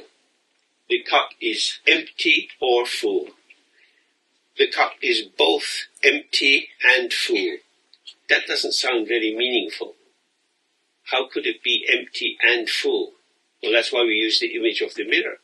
The mirror can only be full because basically it's empty, and then you apply it to the cup. If the cup wasn't empty, you couldn't put whatever it is into it. So the fullness of the cup is the emptiness of the cup. It's a collaboration. As you're pouring the water into the cup, you're working with the emptiness of the cup. So as you're pouring it in, the water level is rising and you don't pour in too much so it floods over. So when the cup is full of water, it remains empty of itself, but full of water. Both and. So this is the key thing. If you see this with your mind, then you don't need to artificially try to get rid of the thoughts you don't want or hang on to the thoughts you do like, because it fills and it empties. It fills and it empties.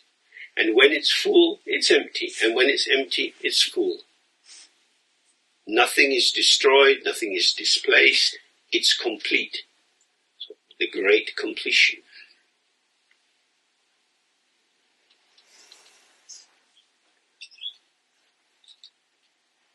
So, as we've been struggling with this term emptiness, and people had different ideas of what it could be, we could also have it as a kind of availability. So, a painting is full of itself and unavailable for anything else. A mirror is not full of itself and is available for many other things. many other reflections. Yeah.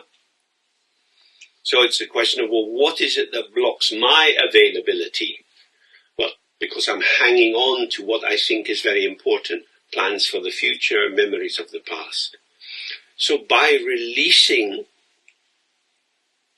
my fixation or my attachment or my involvement or my planning or my regrets, all of these kind of entangling positions,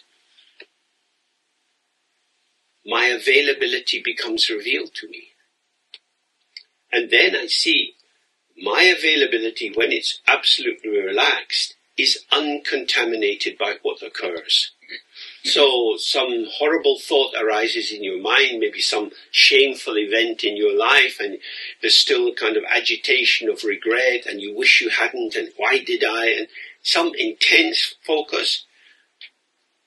Don't try to block the energy, don't get carried away by the energy, just stay open. It's like these sudden rainstorms here, they last about 2 minutes, 5 minutes, it's not the end of the world. So it's the same, this turbulence comes in the mind. Don't get shocked by it, just stay open with it. Oh, but I don't like it. It's not going to harm you. When the turbulence passes through, to realize, oh, I can be available even when I have difficulty. I don't have to bracket off or place on one side my preoccupations. The preoccupations can be here and we can be available. Why? Because our space of availability has increased. The ego's availability is always finite. The availability of awareness is much, much bigger. So whenever we're getting overwhelmed, this is like a sign, almost like a litmus test. My cup is too small. A lot is going on, my cup is too small. Don't try to stop the flow of experience, because then you become really a kind of nasty manager, poking your nose in everything. Just allow it to be there and widen the cup, increase the cup. Very big cup, infinite cup, space for everything. So I have some health issues at the moment, but as I chat with other people, many people here have health issues. Various kind of pains in the joints, maybe not breathing so easily, many kinds of, you could say, limitations, many factors that we could curl around, that we could get involved in, that, oh, my back is so sore. They become reference points for our discourse. Or, relax, it's there, the pain doesn't vanish, but the context within which it is big. So it cannot become too foreground, it can't become too figural, because the focus of my attention is the field of experience, and within that there are insistent arisings which come, pains, aches, moments of dullness, and so on. If you judge them as negative, you can feel oppressed by them, then you want to get rid of them. Just allow them to be there. And it's very simple. I am a dull, stupid person. That's clear. I get pain as a reminder I'm going to die, because I don't want to know I'm going to die. Thank you, pain, my good friend. So all of the things which arise, they have some value. This show is not going to run forever. So how will I be here with my pain? For some of us, our pain becomes part of our life. You can have it sitting on your head and pissing on you. You can have it biting your ear and upsetting you. Or you can put your arms around it and say, this is the new me. It is. The old me's gone. So this is how your life is. It's not what I would have wanted, it's not what I would have chosen, but it's how it is. This is how it is. So how is it? When you go to how is it, you find it's dynamic and changing and moving, sometimes more impactful, sometimes less improvement. If you ask what is it, you objectify it and incorporate it as a kind of trope or theme in your story of yourself. So always more space, more space.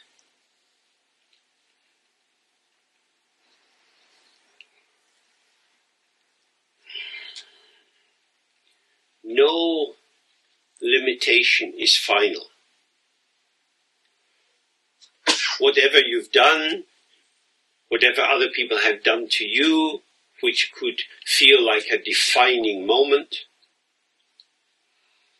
it was an event.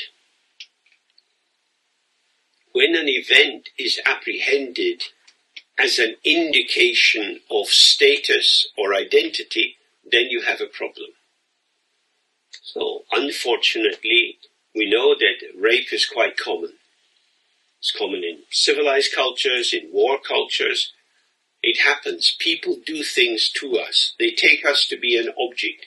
They feel empowered as the subject to do something to us as an object. This happens. And then, of course, it's very, as we know, certainly I know clinically from talking with many, many people who've been attacked and defiled, made other in themselves by the action of the other.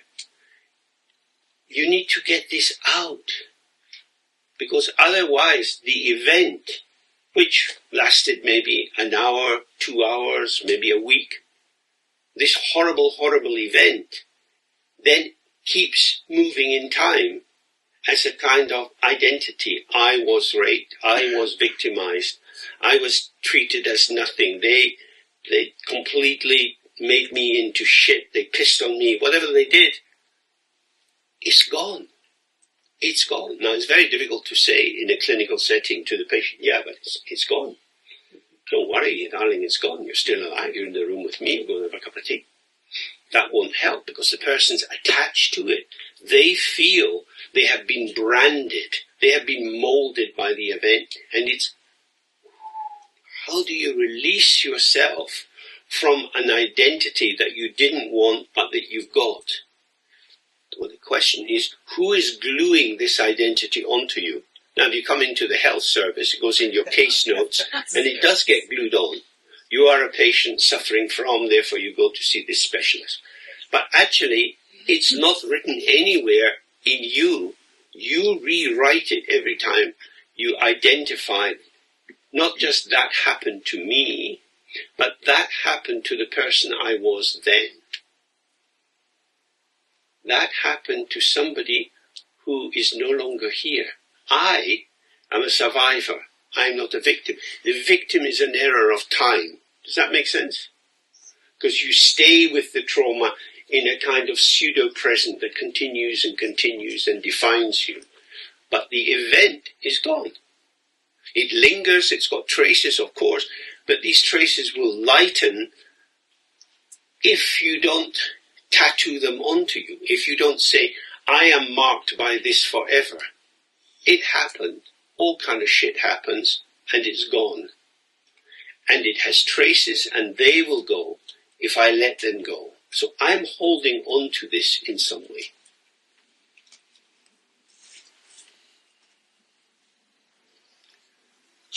I told some of you this many times. I had a very difficult time in school. I got a lot of beatings and punishment from teachers, and I had an absolute hatred of authority. And so after I left school and went to university, I started to become an extremely disruptive student and caused a lot of chaos in the Department of Social Anthropology. I would write nasty messages to the tutors on the blackboards. I was in a fucking rage at power and authority. I was looking at these tutors all the time, and who the fuck are you? And blah, blah, blah, blah, blah. The enemy was gone. These people were quite kind. They had nothing to do with my history in primary school and some old bitch beating me. That was gone, but it wasn't gone for me. It wasn't gone for me, and so it got projected out again and again, and I was finding myself reverberating. You know, anybody who seemed to be trying to do things to me, it was a kill or be killed. I after a while it's just so exhausting, because anybody then can be the enemy, because anybody can act in a way that has power over you. It's gone. But it shouldn't have happened, and why did they do that? And they're not getting trouble. I've had all the trouble. You know, these rages of injustice and not rightness, and it's gone. You're storming at something which is not there. You're fighting ghosts. And the thing about ghosts is you can never kill them because they're not alive. You know, maybe some of you have had similar kind of things, and you're haunted.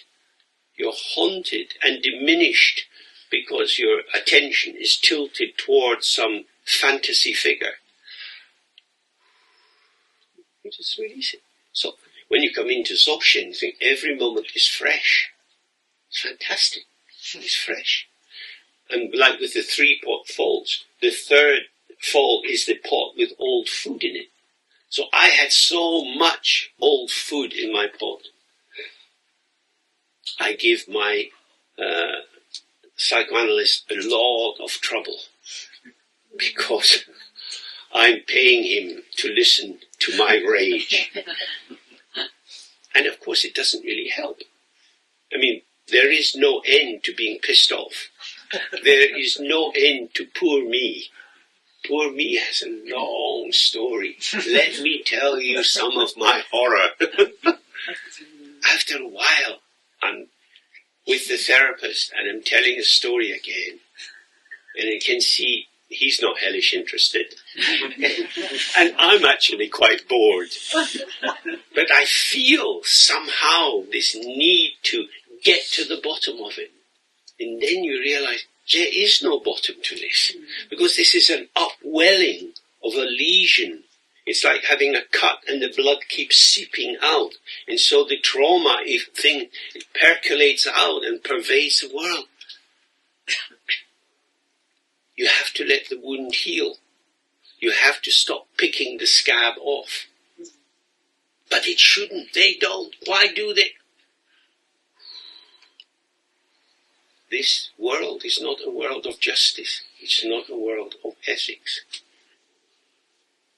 This is samsara. So the more we see this is samsara, this is a place where bad things happen. It's not an accident. They happen because people don't see how it is. And if we don't see the openness of the mind, we develop this dualistic consciousness. But in parallel with that, we have what are called the 5 afflictions or the 5 poisons. We have stupidity or mental dullness or assumption. I exist, I'm real, you're real. That's the dynamic basis for getting difficulty in life. So I'm real, and then the 2 paths that come from that are desire and aversion. I'm real, you're real, I like you, I want something from you. Or I'm real, you're real, and I don't want anything from you, so fuck off, go away, I don't need you. So pulling in, pushing out, pulling in, pushing out. Then that develops into pride and jealousy. But the key problem is the first one, this mental dullness, which is based on the solidification of our sense of ourselves and other people. I've got your number. I know what you're like. It's quite strong, isn't it? So actually, of course, it's a process. Something is flowing. Some river of bile is arising and flowing out. But it's not finding the truth of the other. It's creating an image of the truth of the other which feeds our own basic belief system. This is all misperception. Everyone we see is the radiance of the mind. It's illusory forms, shining, bending, stretching, laughing, crying, being friendly, walking alone in the garden as if nobody cared for them. You see so many patterns of life here. All of them are without any internal substance holding them in place. They are empty, illusory forms. You say, oh, I also am an empty, illusory form. So when your empty illusion is open, there's nothing to build on. So the thought arises, I'm in danger, or I don't like these people, or I want to be with that person, but they don't want to be with me, and all kinds of vibration arise. This is a thought. This is a feeling. This is a sensation. It's not a vehicle of truth. It's a vehicle of construction. We are creating an image of ourselves or an image of the other person. And this image is true for us in our world, but is not to be found outside in the world. Because when I know who you are and how you are, I have no interest in the actuality of how you are. Because let me tell you how you are. Because I know. And that we're completely blind, but feeling we see the truth. So these 5 poisons or 5 afflictions are enormously important. We see how they create a thickening, a substantial presence that takes us towards the necessity of acting. This is an illusory structure. This is my own composition, my own creation, and there is no truth in it. It becomes true if I believe in it. So although I can still get into believing that many of these teachers who were extremely cruel to me, I can still believe that, but I can also see that they were lost souls. They were lost. That's why they behaved in that way. For many years I couldn't see anything about them. I couldn't imagine my way into their world because I just know, fuckers, I knew, but then I didn't know. And the more I had a space in me, the more parts of them could actually be allowed back in to inhabit who they were. And then you get, of course, a complex picture. They go from being a 2-dimensional image I can throw darts at to being a multi-dimensional sculpture. And that as I move around it, it shows different facets, different aspects. I cannot know them. I cannot catch them. I can never catch anyone. We are all elusive because we are all much richer and deeper and more complex than our linear thought progression could apprehend. Does that make sense? Yes. So you can get, well, I certainly could get very lost in thinking I knew the truth about things when I was just falling into my own delusion. And nobody could help me. Lots of people tried to help me, but I didn't believe them. I'm holding on to very destructive. So that's what he's saying, is that when you start to do the practice, you need to do a bit of spring cleaning and really review what is my availability. And you find in your mind there are plenty of cobwebs, piles of dust, old stuff that's out of date but is still maintained there. Let it go, let it go, let it go. The past is gone. But they shouldn't. The past is gone. We'll never get free of the interactive battling that goes on, that we see feeding into wars again and again. We never get free of that as long as we're thinking the past is alive. The past is absolutely gone. It's not about learning from history. It's gone. There is an absolute difference in the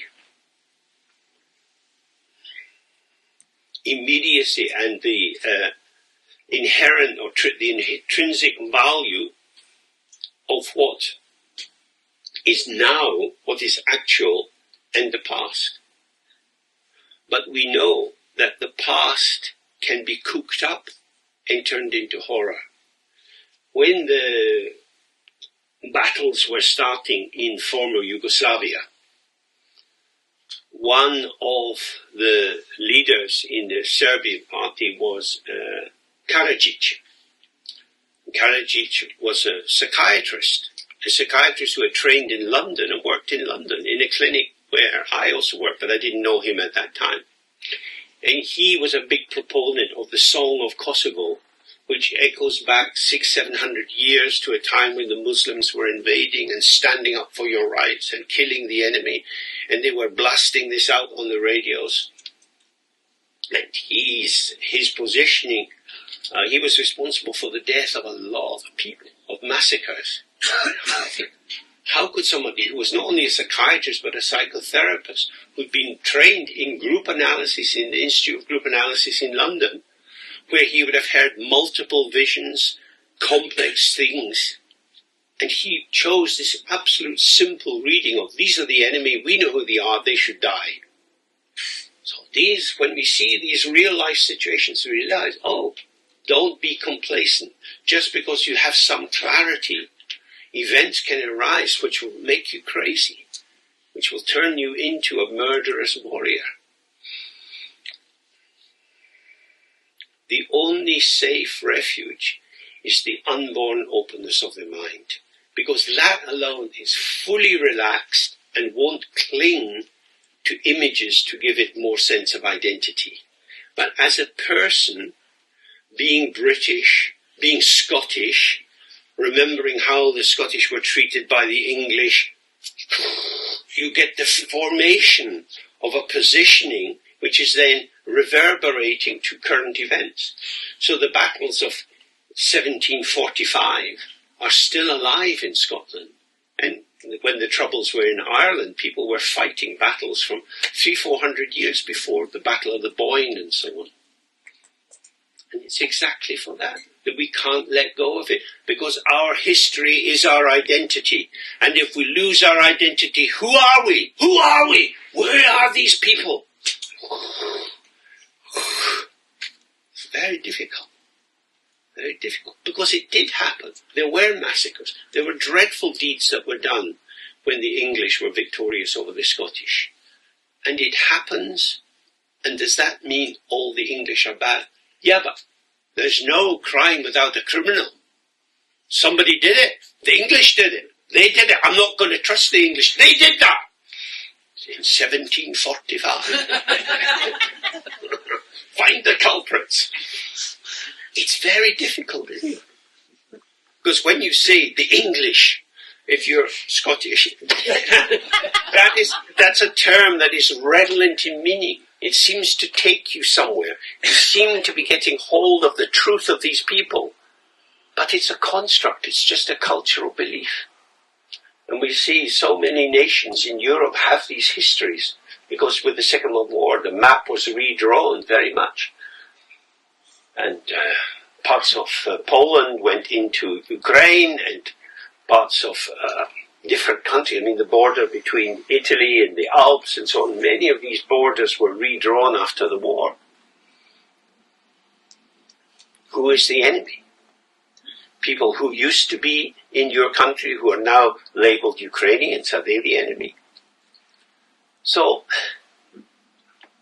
we should never doubt that concepts and images and identifications can suck in this malevolent energy of the five poisons. And on the basis of that, you come to a very strong conclusion about who the other is. And for the ego, this is like holy nectar, because it gives me a definite truth and a certainty about what has to be done. And for most of us in the world, our lives are quite complicated. You know, in family dynamics, there's all kind of difficulties with kids and with outer relatives and so on, and how do you relate to them, and they're blood relatives, but you don't really like them, and should you maintain a friendship with your uncle because that's your mum's brother, and you loved your mum, but you don't like him, but your mum would hate it if she knew that you weren't visiting your uncle. I mean, family stories are often like that. So, how do I find my allegiance? How do I find my map and compass to navigate these things? So that's what he's saying is, don't sweep the dust under the carpet. look at all these ghosts and cobwebs and traditions that haunt you and bring them out. Become aware. Write your own biography. See how the people in your life story are felt to be by you, and then think, well, would their best friends see them or describe them in the same way? No. That's you for me. It's not you for you, and it's not you for everyone. It's you for me. And if it's only you for me, that's me. It's not you, because if it was really you, everyone would see you in that way. So I am blinding myself to the potential of the other by my certainty I know who they are. And then when others do that to me, I feel outraged. But you don't know anything about me. Well, we don't need to. We know who you are. Whoa, that's scary. So it's really worth investigating. This is not psychology. This is also part of the Dharma. Because you say, for example, you go to do Vajrasattva purification, and you imagine the deity on the top of your head and this pure nectar flowing into you. What are they going to wash out? Are you shit-free? So you have to find your shit. In a house, usually mum goes around saying, bring your washing. I'm doing the wash today. Bring it down. Don't leave it in your bedroom. I'm not going around every fucking house in every room in this house and collecting it. Bring it here and we do the washing. So that's us. But we have dirty things hidden. We have to bring them out. They can be washed. Vajrasattva will work. You will see the emptiness of all your negative behaviors and the emptiness of all the things that have been done to you if you let them breathe, if you let them come out. So that's very important. There are often texts in subtexts in things like this chapter where they say exposing hidden faults. And this is so important. It's not that we are wanting to find faults, but these faults will be operative unless we bring them to light. If we bring them to light, they vanish. So, I don't know, we have this book called Radiant Aspiration, which is a little commentary I wrote on a text by Siya Lama. It's a very, very beautiful text. It's a summary of many different Dharma views presented through the image of a butter lamp and the wick and the oil. So it's got the constant image is how the butter lamp operates, but each verse brings in the ideas of different things. And then towards the end, the last verse that Siya Lama wrote was, now we have, due to the power of water, we have, like hydroelectric power, we have electricity, and electricity comes into the house, and the electric light comes on, and it can stay on all night, and there are no ghosts, and there are no demons. When you have a strong light, there are no demons. But you imagine you're in a drafty house in Tibet. You have a little butter lamp. That's the only illumination you have. And little gusts are blowing. So the flame is guttering and fluttering. And shadows are growing. And electric light. So that's what we're trying to do. We want to put on the big electric light. We want illumination in all directions. Because it's in the unexamined darkened corners that these habitual limiting beliefs arise. Maybe take a few minutes just discussing in small groups if that makes sense to you. And if you can see that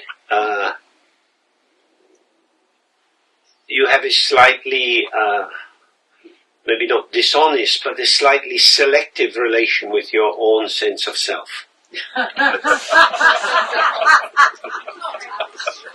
That's not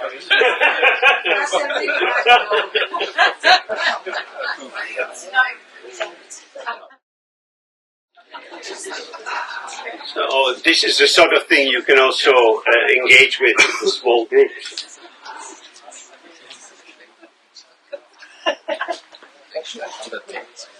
So then he says, stay in the present without doubt or uncertainty. So, in the Tibetan language, they have a lot of formulations like this. And when it says without, it's really a short form of saying without being troubled by. Because you can't stop doubts and uncertainties arising in the mind. Otherwise you become object fixated and you're trying to manage the content of your mind. Really what it means is that when a doubt or uncertainty arises, it often feels as if there's some mileage in pursuing it. It could take you somewhere. There is some truth or value hidden inside it, so you should unpack it. He's saying, don't do that. Just allow it to arise and vanish. Because if you invest mental energy in that pattern, you will feed your own dualistic position. Your doubts, well, is this true? I'm not sure what I can believe. I don't really want to become a member of a Buddhist group, and I want my independence. All kind of thoughts and feelings arise. So, when doubts arise, when hopes arise, when something seems deeply meaningful or totally meaningless, just allow it to be there and it will go by itself.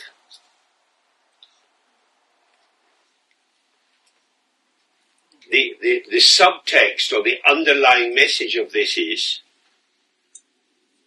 your mind is full of a lot of meaningless messaging. And the messaging becomes meaningful if you believe in it. But otherwise, it's just stuff. And if you stay with it as just stuff, you realize it's an illusion. It has no essence to it. I have a doubt. I feed the doubt. The doubt becomes a path to the truth about my position. That's all my mental activity. I'm revealing to myself my capacity to create a prison for myself. So in all situations, leave it alone. Just leave it alone. There is nothing there because it is a manifestation of nothingness. It is a series of empty signifiers which you can fill with your cognitions, your belief, your feelings and so on. But then you filled it with you. So the thought is telling you about you. You don't need to do meditation for that. You're just sitting and jealousy or hopes or fears or doubts or confusion arises. Leave it alone. Because what you're wanting to experience is moving from my private garden to the public park. My mind is mine. Everything inside it is mine. Therefore, everything that arises in my mind is telling me something about me. This is the usual egoic belief. Actually, the sphere of experience is like a public park. And I am also someone wandering in the park. So the subject formation is an inhabitant of the park. All the object formations are wandering in the park. And none of them are mine. Therefore, let them be. It's not my territory. I don't have to be in control. I cannot be held account for it. It's just illusion. And the truth, the ungraspable truth of illusion is hidden from us by grasping at the conceptual truth of the real meaning of what is occurring. We construct a density which makes it more difficult to open to the quality of illusion. There's a modern Chinese Chan teacher who died a few years ago, and he wrote a book called Catching a Feather on a Fan. So imagine a little feather is floating in the air, and you have a fan. As you bring the fan up to try to catch the feather, the updraft that goes with the fan drives the feather away. So you've got to go very gently and try to predict where the feather will go. It's like, be very, very delicate. So when you have thoughts in your mind, have them like a feather. Don't be rough, don't be crude. Be close to them, don't push them away, don't merge into them, but be with them, and then you see, oh, these are all illusion. So then he says, not thinking of anything, not developing anything, just abiding spontaneously in the state of non-distraction.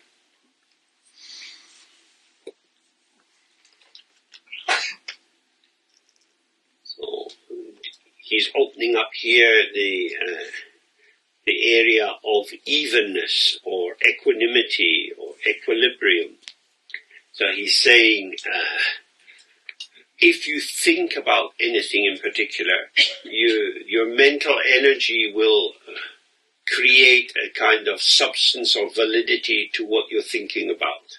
And if you try to develop a plan for the future, again, something seems to be born, some idea which takes on a life of its own. He's saying, don't do that. Just relax. Of course you could, but you don't have to. The aspect of yourself that feels the necessity of involvement is the anxious ego that says, I exist, I'm an orphan, take care of me, protect me. This is not true. This is the song of destruction, like the siren singing on the rocks to Odysseus as he's sailing home with his fellow warriors after the Trojan War. And the sirens are saying, come to me, come to me, come to me.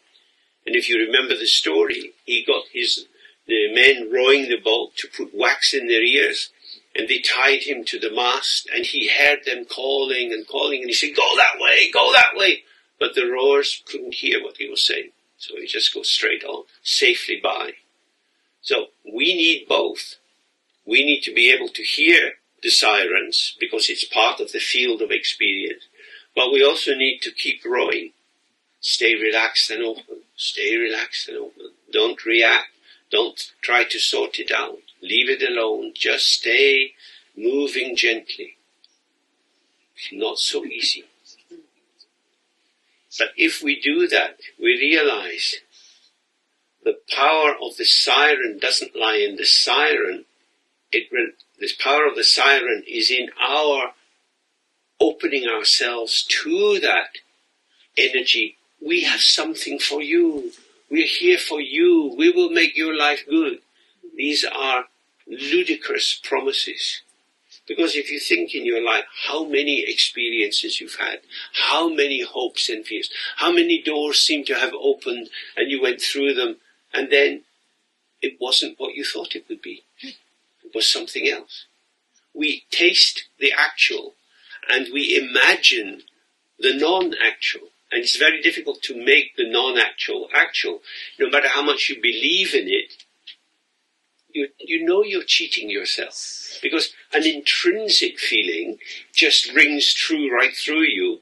But something cooked up when you're game playing, when you're about something, it's got a different feel to it. So that's what he's saying here. Leave it alone. Don't do anything. Just be relaxed and open. Just abiding spontaneously in the state of non-distraction. Spontaneously, here's the Tibetan word is flundrup, means effortlessly arising, suddenly arising. This is what our mind is. Thoughts, feelings we never could have predicted would be coming, arise. Nobody here knows exactly what you'll be thinking of in 1 minute's time, or 5 minutes' time, or tomorrow.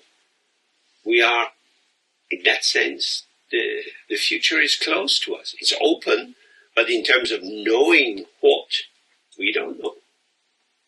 So he's saying, stay relaxed and open, and spontaneously different patterns will arise. Be present with them. Don't merge, don't push away. It's going to say the same thing many, many times. Stay on an even course. And then you find that you have a lot of freedom. Then you can go in any direction. But this spontaneity is the self-rectifying move. So, for example, if I'm standing,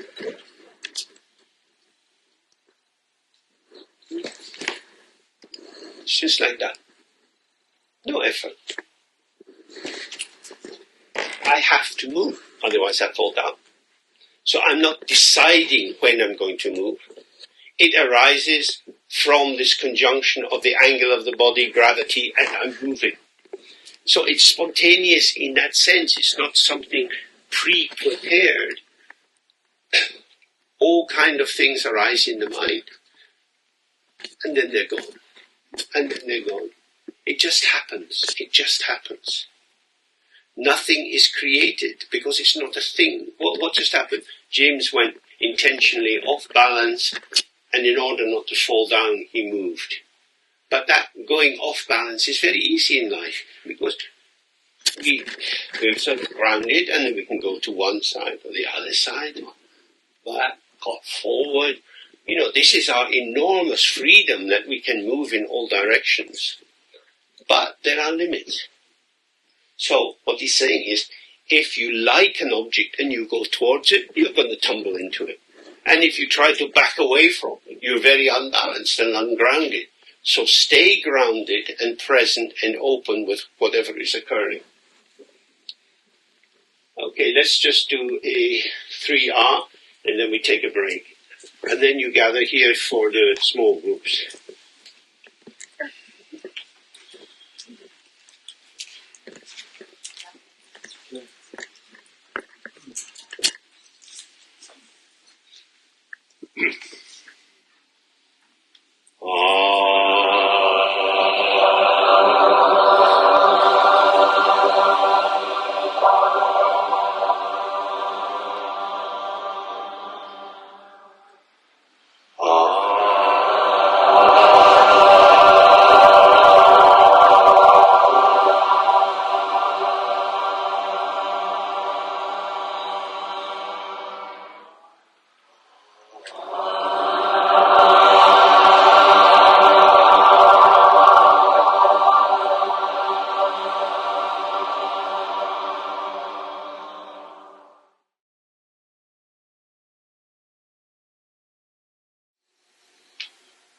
Okay.